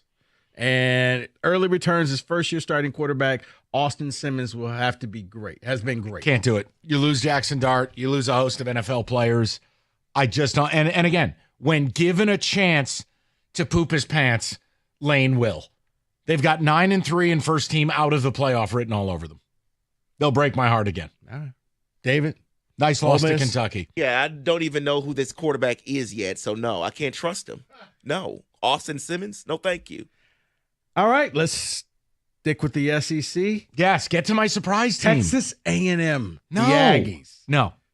Texas A&M controlled their own SEC title and playoff destiny deep into last season, but ran out of gas in the final month. Can they crack the college football playoffs this year? I'm going to say no. A&M is a team. When's the last conference championship they won? Rico feels like it's been 40 years. Seems like it. Big spot, they come up small. I'm out on A&M. Can't do it. Plus, Mike Elko's like Kenny. He wears sweatshirts in 100-degree weather. He's in a long-sleeve T-shirt. It's 95 degrees out. No. Okay. The Louisville Cardinals. No. Just get to my surprise team. Okay, Mike. Patience. Louisville Cardinals. Miller Moss transferring in. I don't like him. No? No, I don't like. What did Miller Moss do at USC that makes me go, oh my God, let me pay him millions to bring him to the Ville? He did nothing. I can't do it. But you're in the ACC. It's not as competitive. True. I like their stadium. Good helmets. Matte black finish. I can't. Kenny, this one's for you. The Florida Gators. Yes, all in. No. No, Kenny. DJ Lagway's a star. Napier saved his job. That team played hard for him. They survived the hardest schedule in America last year. They're going to be very good this year. Yes, to the Gators. Mike, you're probably right about everything you just said. Can I just be a hater for one day? No. Fine. All right. Fine enough. Fine. They're in the playoff. You guys win. We're all in on Billy Napier's $10 haircut. I wonder if this one is yours, Mike. What? The Illinois Fighting Illini. No. Why would I pick Luke Altmaier? No. And Coach wears a bedspread. No. Is that on the list of rules? Yes. You can't win if you I wear- think Bert does a nice job, but he caps out at 8 wins. No. Okay. David? You want me to support Illinois? Yes. No, I'm good. I'm just okay. I'm good. It won't all be favorites. You guys know that. I have a surprise. All right. Last time they were good is when they had the leather helmets that they wore this past season. All right. Michael, the South Carolina Gamecocks. Yes. Lenoris Sellers. If you don't know the name, you're going to learn. Sonoris. Sonoris, Lenoris, Bedoris. Yes. I'm telling you, South Carolina's going to be really, really good. And he's a Heisman Trophy caliber QB, an explosive playmaker. Plus, they got the cockaboos. Got to do it. Okay. I got one more. Let's see. This better be my surprise. The Miami Hurricanes. No. Damn it, Rico. Prize pickup of Carson Beck. Kenny. He hates Carson Beck. There it is. No. And you can't win a national championship when your quarterback gets dumped in the middle of summer camp. Can't happen. Well, some things will happen. No, my surprise. Team I hate, coach I hate. I think the coach is a total doofus. The Oklahoma Sooners. Oh. John Mateer is the best quarterback nobody pays attention to. Washington State transfer. Kid is awesome. With his arm, with his feet, and they got Jaden Ott, Cal superstar running back. What has Oklahoma been missing now for years? A quarterback. That system, everything else is there. You're right, because for years they were having Heisman Trophy quarterbacks. I mean, heck, half the league for it seemed like Jalen Hurts, like all of these guys, Baker Mayfield, they were all Oklahoma quarterbacks. And I think John Mateer is going to save Brent Venables' job. John Mateer is awesome. I think Oklahoma could be that shock team. But not Miami. No. I'm with Kenny. There were some holes in Carson Beck's game, and I'm starting to go, am I sure this guy's good? Spending a ton of money, though. Miami. I understand that. Okay. John Mateer, FTW. We're going to learn a lot about Oregon. A lot about Oklahoma because they have Oregon at Oregon September 6th. Well, listen. We'll learn it early. According to Rico, if you play a tough schedule, the committee will respect it and things. So we'll go ahead and drop that game. 9-3 OU's getting in. Is that how I sound? Probably not accurate. Hey, that's a bold call. I don't even know what their odds are. I'm just telling you, they won't be one of the favorites. But John Mateer, Jaden Ott in that backfield, that's a long way from Jackson Arnold or other bums they had. Okay. All right. Well, he hates it. He hates it, Kenny. No. I like the Oklahoma thing because I just hate the Boomer Sooner thing. It's so annoying watching a game. Oh, my God. They just play it into the dirt. I guess we'll find out more about Oklahoma. Was that David, week 2? Week 2. Week 2. Boop-a-doop-boop. You know they play, right? Boop-a-doop-boop. Boop-a-doop. That's when they play Michigan, right? Okay, ready? Yeah. 31-0 Oklahoma. Bryce Underwood picked off 3 times, fumbles twice. You want to put that And then Brent Venables is going to drive the Sooner Schooner right over the entire sidelines. You want to put that up on the board? Put it on the board. Night game. Give me OU minus the points. Give me the under. Give me over on turnovers for Underwood. Right here, right now. Give me Sharon Moore in a neck brace if he doesn't have a show cause. So you would give up 17.5. Whatever you want. Okay. Boomer Sooner. Wow. David, are you taking that bet? No. Yeah, you know. No. See, and this is why people say you're not a Michigan fan. You're not supporting your team? Because it's June 3rd and I don't want to take that bet right now? Yes. Come on, David, I'll lay you 6.5 points. David, he'll give you 13.5. I said 6. He'll give you 13.5. I'm not doing that on June 3rd. Leave it alone. All right. We'll get to it as we get closer to the season. All right. But I'm telling you, Greater Life Church is going to be mine. I like the deed to that house of ill repute. That's going to be mine when OU covers. I didn't even put it up. I didn't even put the deed up. Those are the stakes. I like the Oklahoma. I like OU's going to score a touchdown for every level 1 violation your school's got. Oh, so 0. 6 of them. But I will say this. Depending on who Illinois, I got to look at the Illinois schedule. But the fact that they can run the ball, Mike, they may be that team that backdoors their way in. Coach, and gets the final Duvet cover. Okay. No. All right. Luke Altmaier also no. Well, he's back for the 10th year. He's awful. But Drew Aller, he's Okay, this next. year's Drew. All right, that's your OU minus 8.5. David. He knows. All He right. knows. That's your college football playoff prediction blitz 97.1.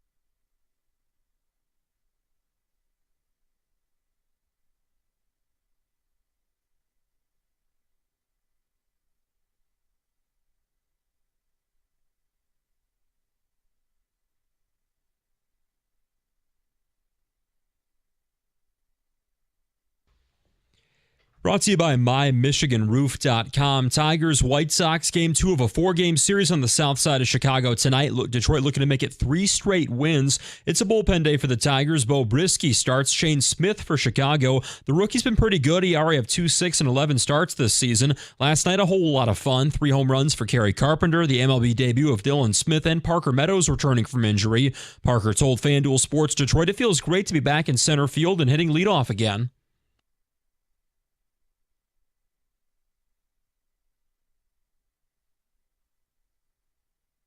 After last night's 13-1 win, the Tigers are the first team in baseball to 40 wins this season. They look to win their 8th game in the last 9 tonight. First pitch from Chicago at 7:40, pregame at 7:15 right here on 97.1. The Free Press listing 5 trade targets for the Pistons this offseason. They include P.J. Washington and Klay Thompson of the Mavs, Celtics sharpshooter Sam Hauser, and Pelicans two-way forwards Herb Jones and Trey Murphy. The Lions running back duo of Jahmyr Gibbs and David Montgomery, now the stars of a new Faygo commercial. You can catch Sonic and Knubble's advertising Faygo's new Super Pop and Bubble Pop this summer. And midweek odds for the NBA Finals show the Thunder is a heavy favorite. FanDuel's got them at minus 750 in their series with the Pacers. That game 1 tips off on Thursday night. At the Corba Health Sports Desk, I'm Luke Sloan. For more, go to 97.1 The Ticket or Odyssey.com.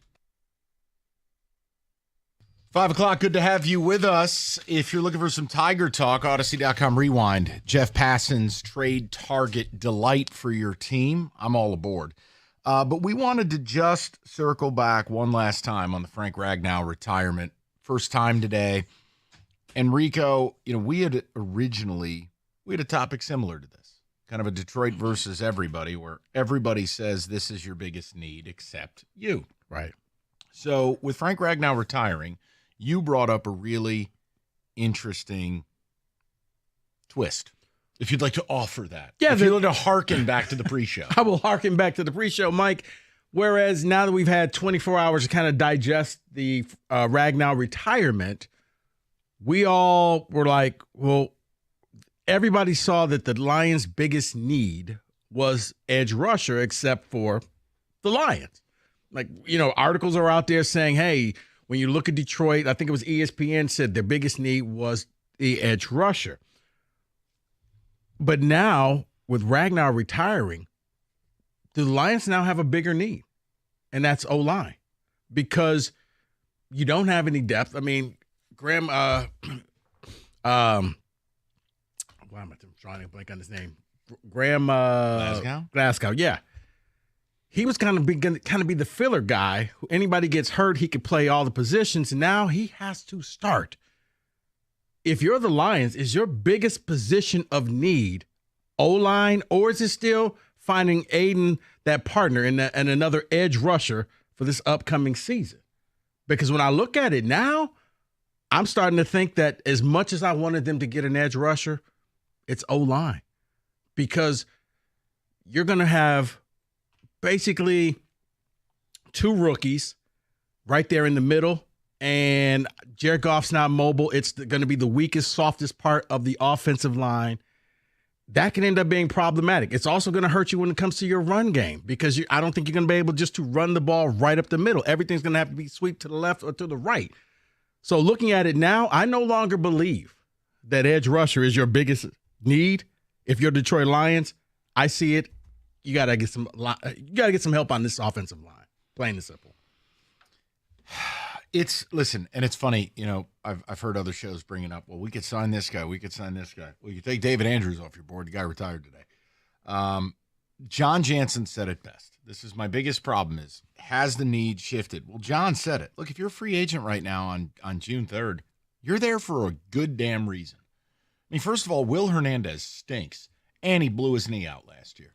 Well, that's why you're a free agent, Will Hernandez. He blew out in week 5. Brandon Scherf, that's a guy long in the tooth, 32, 33 years old, doesn't play center. Is that what you want to do? Look, I do think the need, because I heard Cookie say this, and he's right. Like I said, I'm not always mean. It's people say stupid stuff. What do you want me to do? But like with Jim, it's what we talked about. You didn't just lose Ragnow. You lost Zeitler. Mm-hmm. You lost a Pro Bowl caliber guard, and you lost a Pro Bowl center, plus your OC. So, yes, I could actually flip the script, and I could tell you that as much as I would love to add to the pass rush, as much as I feel like they are deficient in that realm, with Ragnow retiring and doing it when he did it, cost them the ability to sign Zeitler. Mm-hmm. I'm not mad at Frank Ragnow. No, it's his choice to leave, but I think, yes, the biggest need for this team is now an interior lineman, because, again, You can't plug and play like it's a video game. Ratledge is going to have to learn as a second-round pick to snap a football. He's not a center. Right. It takes time. And I think Mahogany's started one game. Like, we all are like, oh, he's going to be good. He was excellent. Right. But this is relatively two rookies out there in the middle of your offensive line for a quarterback that is not mobile. And there's really no center that you can be like, oh, well, you could just go make that trade, or you can go pick this person up. Mm-hmm. These are the cards you're going into the season with. And with Glasgow being inserted in this lineup, he was kind of your position, your floater. Yeah. You don't have that. You said it yesterday.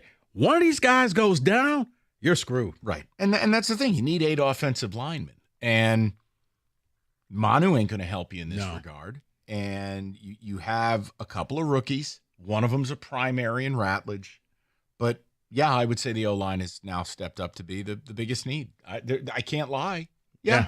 Because I was thinking like, well, no, granted, you still need an edge rusher. Here's the question for you. I'm being serious. Or for David or Kenny or any of you guys driving home from your job today. Right here, right now, with Ragnow gone, and obviously Zeitler left, do you have a top 10 O-line? Are you sure? Remember, last year we talked about this as probably one of the 3 best units in the league. Mm-hmm. Can you say with conviction you have a top 10 offensive line? I can't. No. Because if you don't, what does that do to your quarterback? And look, I like Jared Goff, but I have never hid from the fact he's got to be insulated. Right. But if that line is not great and it's just good, if the running game is not great and it's just good, this is the deterioration, because what you don't have Ben Johnson to alleviate that pressure, where known offensive genius. I don't know anything about John Morton. Right. You don't, if you're not able to run the ball the way that you were, it takes the play action off. And yeah, mobile golf season, we laugh about it, but no. I don't think you want that to be something regularly. Mobile golf season is a delicacy. Right. Mobile golf season. Treat. Right. It's the over-under. Will he have one run over 6.5 yards that game? Right. You don't. He ain't Josh Allen. No. To your point, though, I can't say that they still have a top 10 O-line. No. And for that reason, yeah. Now, what are they going to do to fix it? Look, man, they've got a super smart front office. I'd like to believe that they are scouring. Can you make a trade in the summer for a rotational piece? It happens.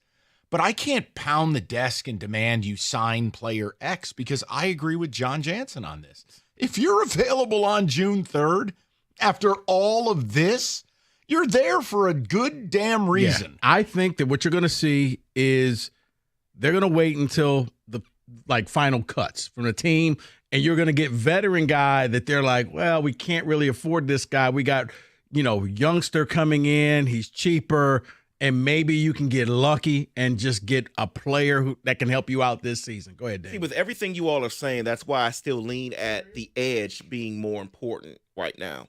Because, yes, it's not a top 10 with Ragnow gone, but I don't know if there's any move that you could make to put it back in the top 10 right now. So I think that if you make your defensive line that more dominant and you become that dominant as a defense. Well, who we adding? I'm just saying. I don't know. No, but my point is, Trey Hendrickson would be the guy. But again, until I read a report that a team offered a first-round pick or offered a contract and Cincinnati said no, Rico, there's something going on there where I'm starting to question the availability on basis of the player. So I'm with you, but the conversations we were having in March are far different than what we're having now. It's June 3rd. Yeah, Why have we not gotten a report that somebody's made an offer? And that's why I don't think he's going anywhere. I think this is a game of chicken where it's it reminds me a lot of Myles Garrett. I want out. Well, we're not trading you. But I want out. We're not trading you. Yeah. And here's $40 million a year. Oh, I love this place. I love Cleveland. So look, do you guys, and it's a two-way deal. Do you believe the O-line has now leaped the pass rusher as the greatest need? And then answer my question. Do you believe you have a top 10 line? Do you have growing concerns about the offensive line? The spear, the tip of the spear, the tip of the sword, really what the team's identity is? When we start to look at it, you didn't just lose Ragnow. Right. You lost Zeitler. Right. And Zeitler was a PFF darling. You got Graham Glasgow probably going in as center. Skills are starting to come down. He wasn't great last year. Right. And on the opposite side of him, relatively two rookies in the middle of your offensive line, problematic. You are one singular injury away from this thing coming apart. And I know John would completely agree with me on this. It's a Jenga piece, except it's not one piece that gets affected. The whole line has to play as one. Mm-hmm. Well, when you've lost the biggest unifying factor in that line, in that principle, and you factor in that you lost the best guard on the team, together in the same offseason? No, I'm concerned. So yes, I would shift to O-line's a bigger concern. Because Aiden coming back, at least I know I have an all-pro player returning. And if Aiden is that dominant, look, we see Myles Garrett fight through triple teams, whatever it is. And at some point McNeil will be back. Okay. At some point. Who's coming to save you on the O-line? Exactly. So I'm with you. I could lay down the pass rush sword. Yeah. I know Brad Holmes would be thrilled. Does this happen in other markets? Oh, so, okay, great. Now we're sitting here and the O-line is a concern. Yeah. Or is it? I leave that to you guys. But for the people who are, look, I mean, I know Gators like, no big deal. Whatever. It's all good. I can't get there. No. I just can't say that to you guys. It's not. No, I'm with you. And then, like I said, listening to John this morning, I was like, wow, you're two rookies in the middle with Glasgow. That's not ideal for a quarterback. Last year, you had an all-pro center and a Pro Bowl guard. Yeah. You've swapped that out completely now. Right. That's a problem. Right. You tell me you got Jaden Daniels, and this isn't a thing on golf, but if you got Jaden Daniels back there, I feel a little better because if the pressure comes, can take off and run. I'm not really seeing it now. 248-539-9797. Get some ticket checks, see where you guys are at with it. Weather's got everybody ready to get moving this summer. Now is the time. Hit the road in style. Moran Chevrolet, Michigan's #1 selling Chevy dealer for 24. Guys, they've got you covered. 25 Silverado LT, $294 a month, $1,495 down. Also, the 25 Blazer EV all-wheel drive, lease it, just $227 a month, $999 down. Moran Chevrolet, where you always get the best price, period. You can find your ride fast and easy.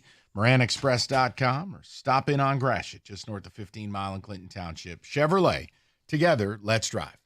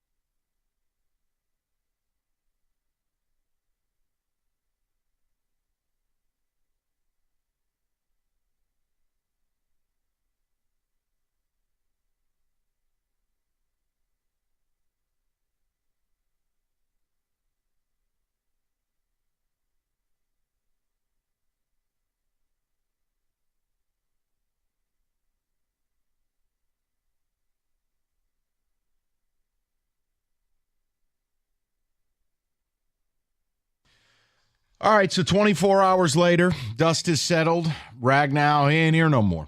And Rico asked what I think is a really interesting question, which is the offensive line now the biggest concern on this team over the pass rush?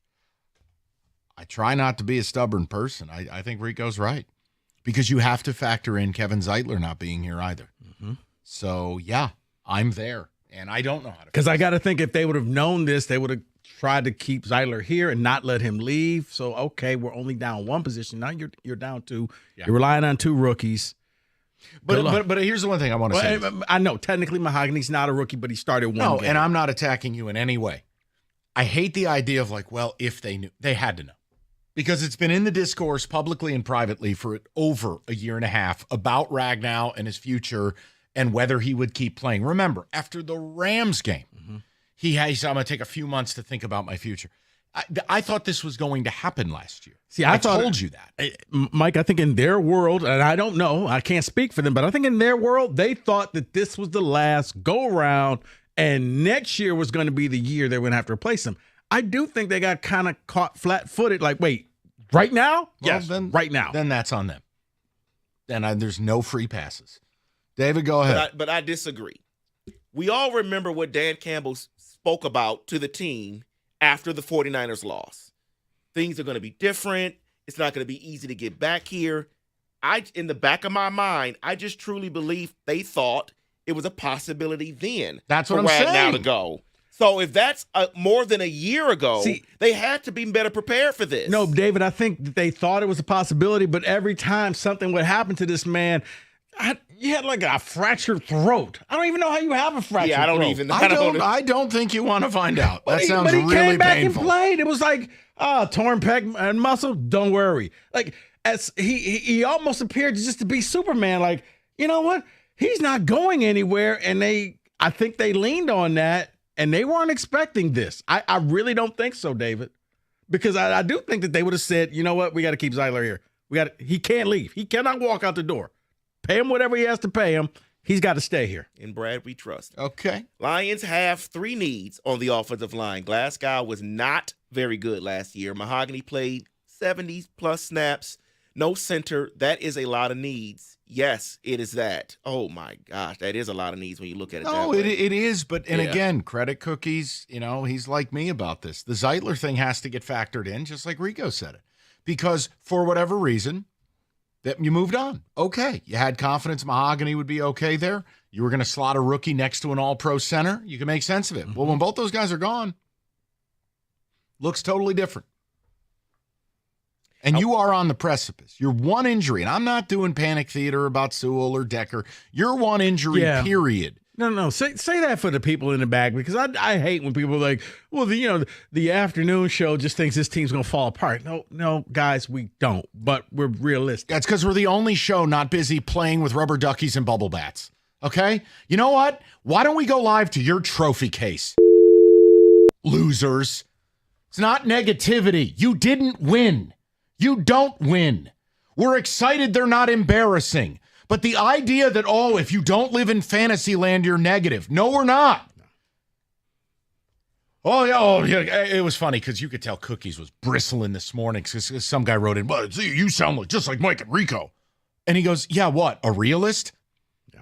Like, it's not negativity. Losing an all-pro center, it's a bad day. What did I say yesterday? You go on the Maury Povich show, and you find out you are not the father. Right. That's not a good day. Right. Because then reality kicks in. Wait a minute. I wasn't the only one here. Okay. Hello. And listening to John, I mean, it was almost sobering because coming from an offensive lineman perspective, I got to thinking like, wow, this may be problematic. And you're right. One injury and this all falls apart. I mean, can these guys turn out to be all pro? Yes, they can. I'm not saying that. But right now, it is a gigantic unknown for an offense where you wanted to come out with a new offensive coordinator. I kind of figured they wanted to lean on the running game a little bit until you got your feet wet. I don't think you can do that now. It's going to be fascinating. Look, and again, no one's canceling the season. No, I still think they're going to be a good football team, but I think they have some serious challenges ahead. Yeah, I mean, Montgomery makes his money running up the middle, and I don't know if you're going to get that same type of blocking. David. I want to believe what Jansen said, that Hank Fraley will just figure this out. I have trust that it will happen. Bill in Lapeer. Okay. That's great. Because if it's as easy as that, why would you ever pay a lineman? I mean, why pay Frank Ragnow? Yeah. You didn't need him in the first place, right? Hank Fraley's an effing magician. He's Willy Wonka. He just hands out golden tickets and everlasting gobstoppers. What if he is the Chris Fetter of the Lions, though? Everything he touches. There you go. Turns to gold. Yep. He's a gold member. I got a feeling. Faja. I didn't know if you were going to pick up on it. I got you. I know. It's gold. Sorry, I didn't mean to derail you. No, you're not at all. You're not at all. Go ahead. That's great. Can you hear me? Okay. Please. No, but I think that Brad is, man, when final cuts come, that's where you got to hope that there's something you can find that person with one more year to at least to get you to next season, because then that's going to be your top priority. Look, we all know edge rusher ain't Brad's thing. It's our thing. It's everybody else's thing. It's not his. But for this, you have to go out and you're going to have to find a center, a backup center, or somebody who could take over and become your main guy. Or if not, good luck. See, and let me say this, because, yes, I believe that they've known, and I'm complaining that they should have done better and prepared better, and people say, oh, well, they drafted Ratledge.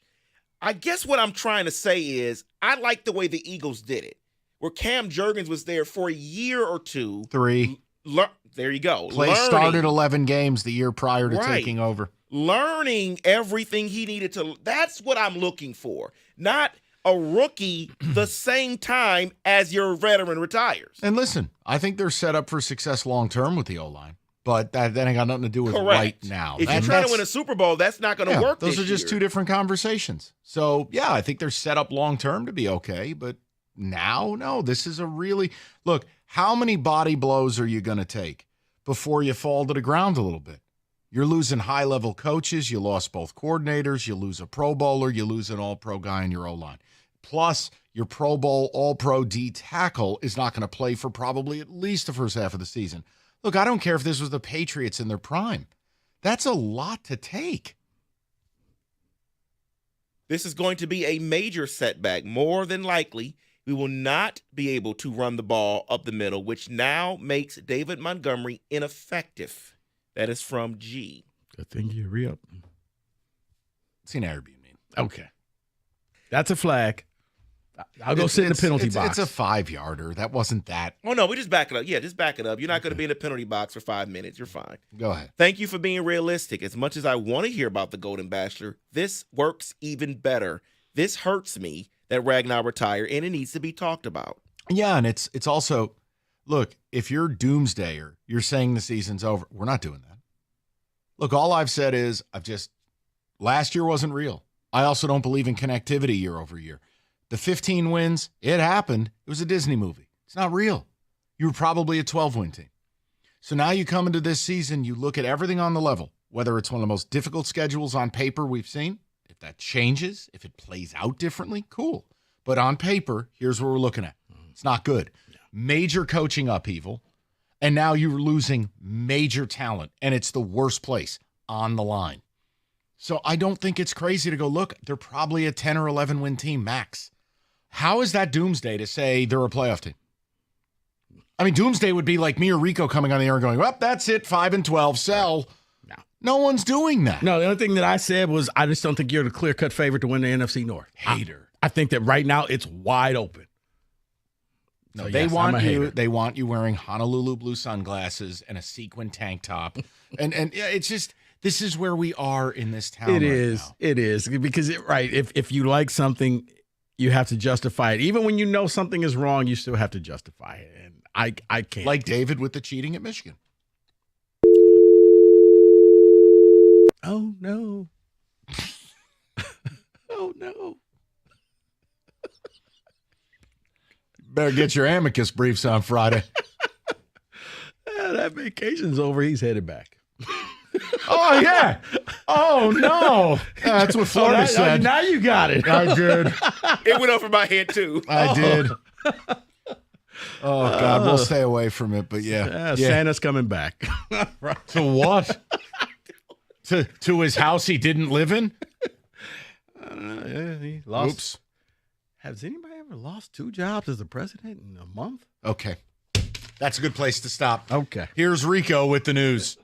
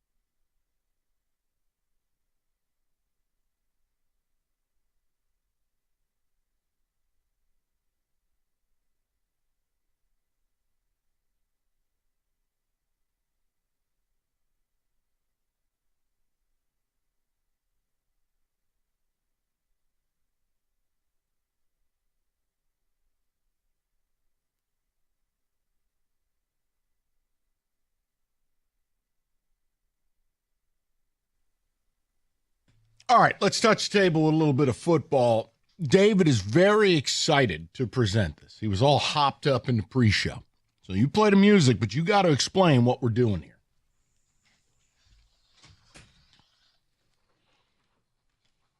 So what we're doing here, I love this this bed. ESPN needs to go back to this one.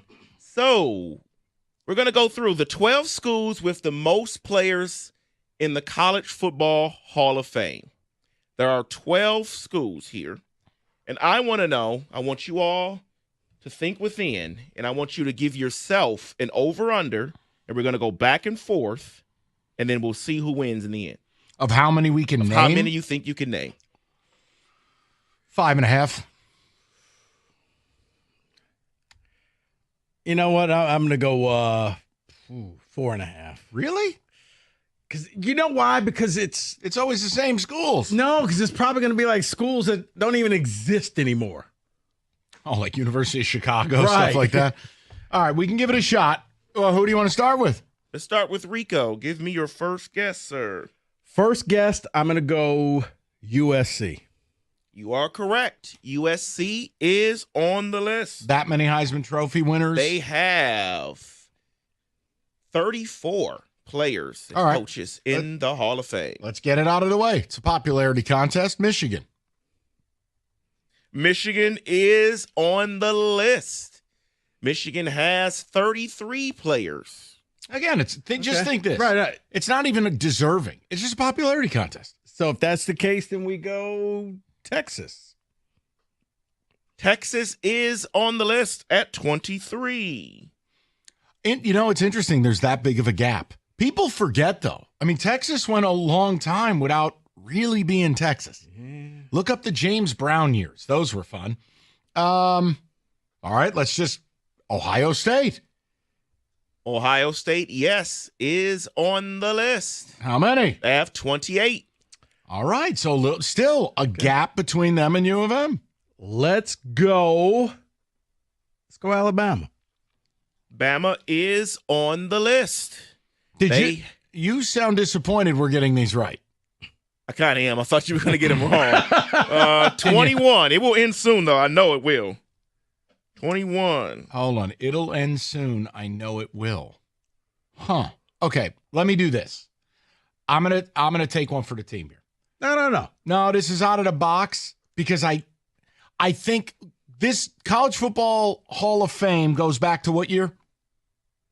Oh, way back. Okay, so I want to make sure.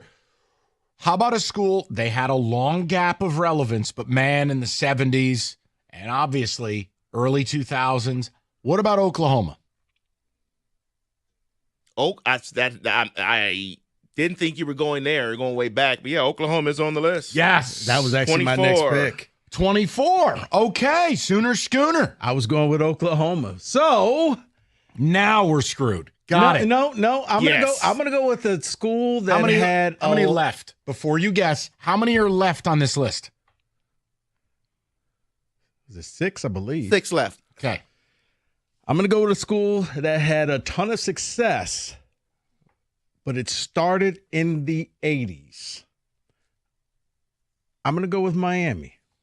Miami is not on this list. Okay. See, here's the problem. I'm going to guess another school that I always associate with the 80s. And I hate their guts, and it's a cult, and I hate their current coach. But damn, if they put a lot of players in the pros, and I think they've got the legendary profile. We are Penn State. Penn State is not on this list. So we've got to think old school. Okay, so if that's the case, Mike, I'm going to go with the other half of Oklahoma. Oklahoma State? Nebraska. Oh, I'm like, what? Nebraska is not on Wow. this list. All right, you're down to your last strike.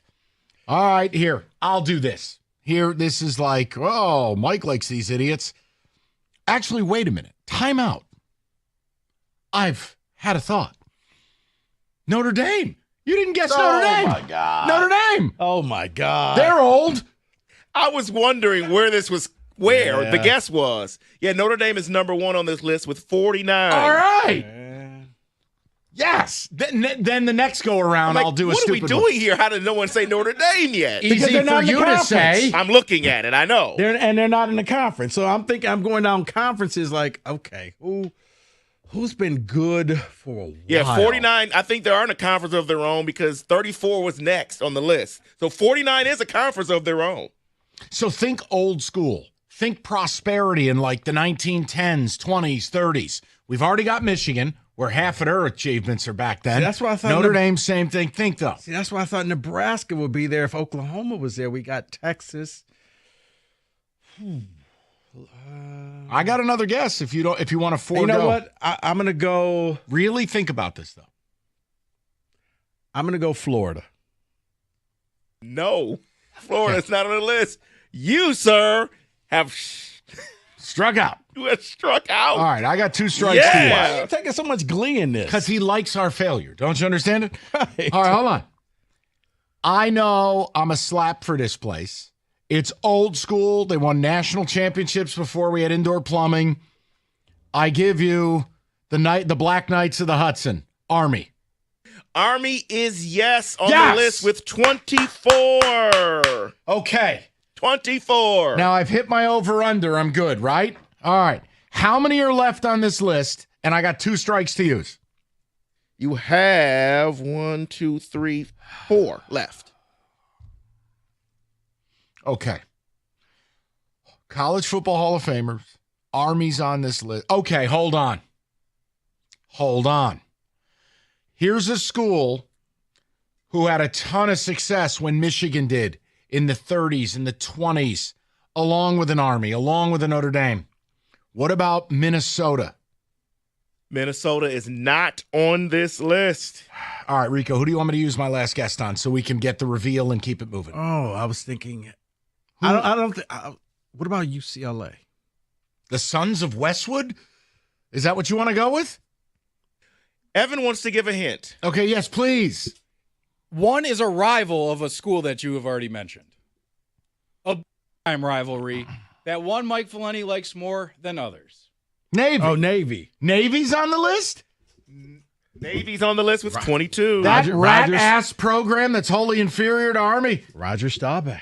And then I could be right. I think I'm right about this, but they also have a winged helmet. Delaware State. Yeah, close. You got to go back to Well, MSU had a winged helmet. Everybody did. It's how the helmets came. Illinois had a winged helmet. Think smart. Stanford? Keep going. Princeton. Oh, come on. Princeton has 21. Yeah, and none since Way 1921. back. You all also missed Tennessee with 22. I never would have got to Tennessee. Guilty as charged. I never would have found my way there. And one more. Hold on. Is Pitt on the list? Pitt is not on the list, but Yale is. Oh, come on. Oh, with really? 24. Now, look, I don't think, at least I speak for myself, I don't think I did that bad. No, I said, 4.5, 3.5? Here's what's crazy. The most recent Yale, 1930. 1927. Yeah, I mean, come on, man. Well, that's what I'm like, okay. That's what I'm like. I thought Nebraska would be on there because Oklahoma. Look, I like stuff like this, but a couple of those, I never would have found my way to Tennessee.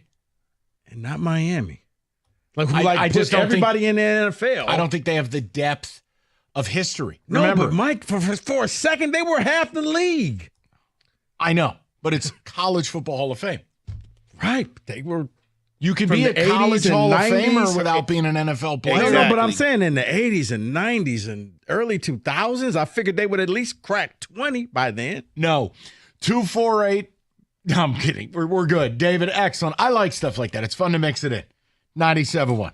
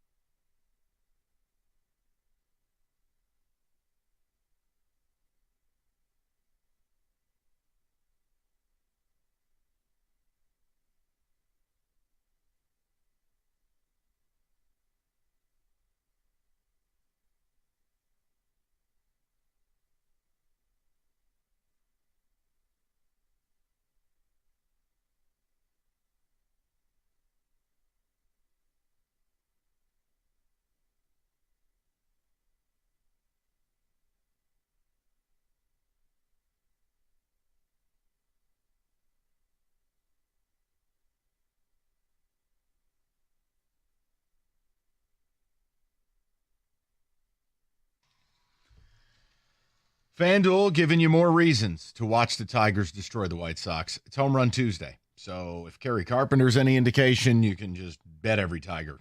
They give you profit boosts on Tuesdays. This is a Jim Costa special. He loves betting this home run stuff.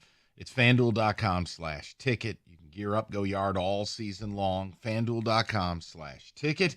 Get those profit boosts for Home Run Tuesday, the official sports betting partner of Major League Baseball. 21 and up, present Michigan, opt-in required. Bonus issued as non-withdrawable profit boost tokens. Restrictions do apply, including any token expiration and max wager amount. Sportsbook.fanduel.com. And if you have a gambling problem, call 1-800-GAMBLER. That's 1-800-GAMBLER.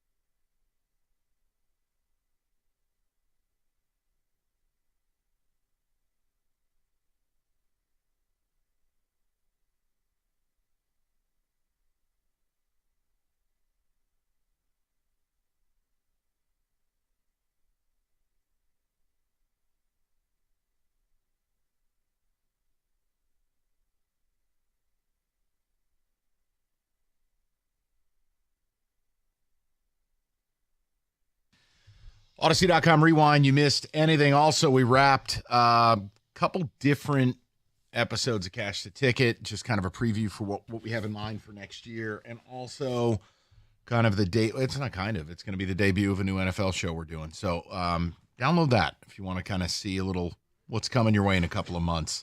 David, some ticket text first, though, and then Rieger is already hosting a show in the bullpen. I just don't understand it. Go ahead, David.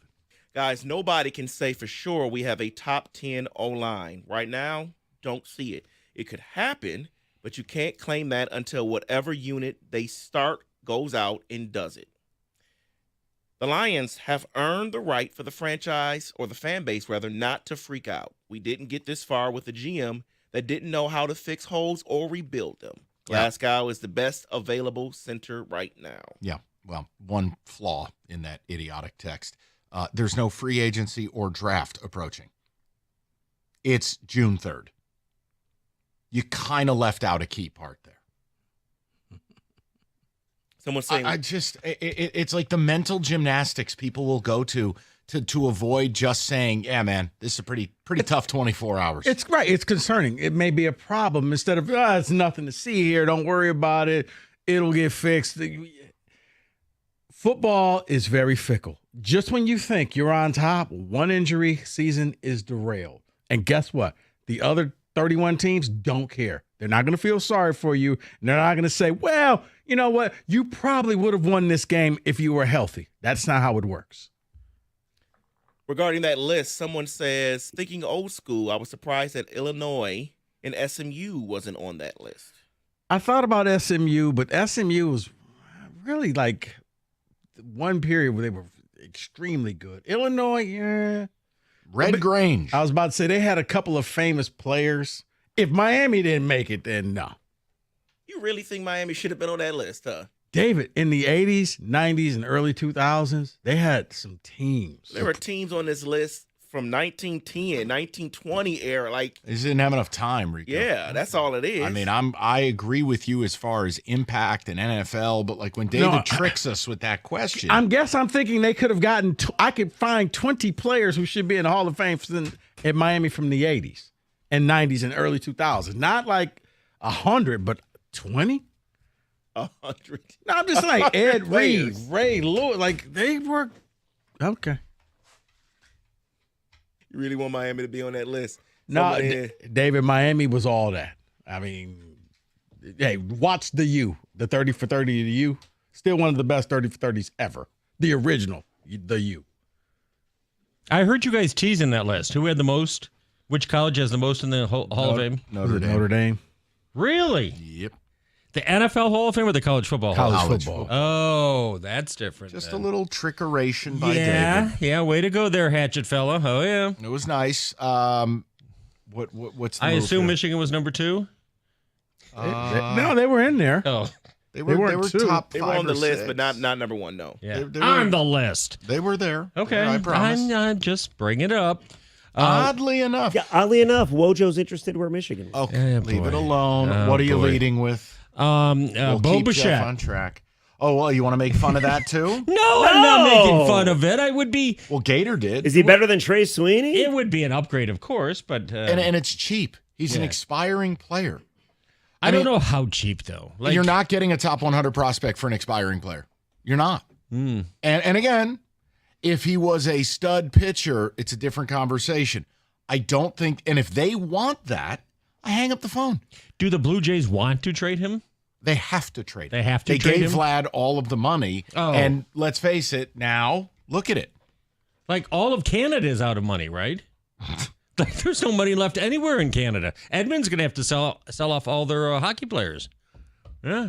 Mm-hmm. Yeah, what would the tariffs cost on Bo Bichette? See? Okay. Great point. I'm going to ask again. Hatchet. What is your league Bo going to be? Bichette very upset. Okay, we're going to talk about baseball, Michael, and fans of baseball and what they prefer also. And the greatest team in the history of I baseball. prefer a shorter season. I'd prefer teams that actually try. Mm-hmm. I prefer. There are a lot of teams that don't try. You were doing your show out there. Yeah. I was testing on you guys. So, and again, knows. I don't hold it against the Tigers. They play clean baseball. They're winning games. But look, right now they got a 4-game set against Chicago. Oh, there's nothing to do with awful it. to This watch. is because Chicago's not trying.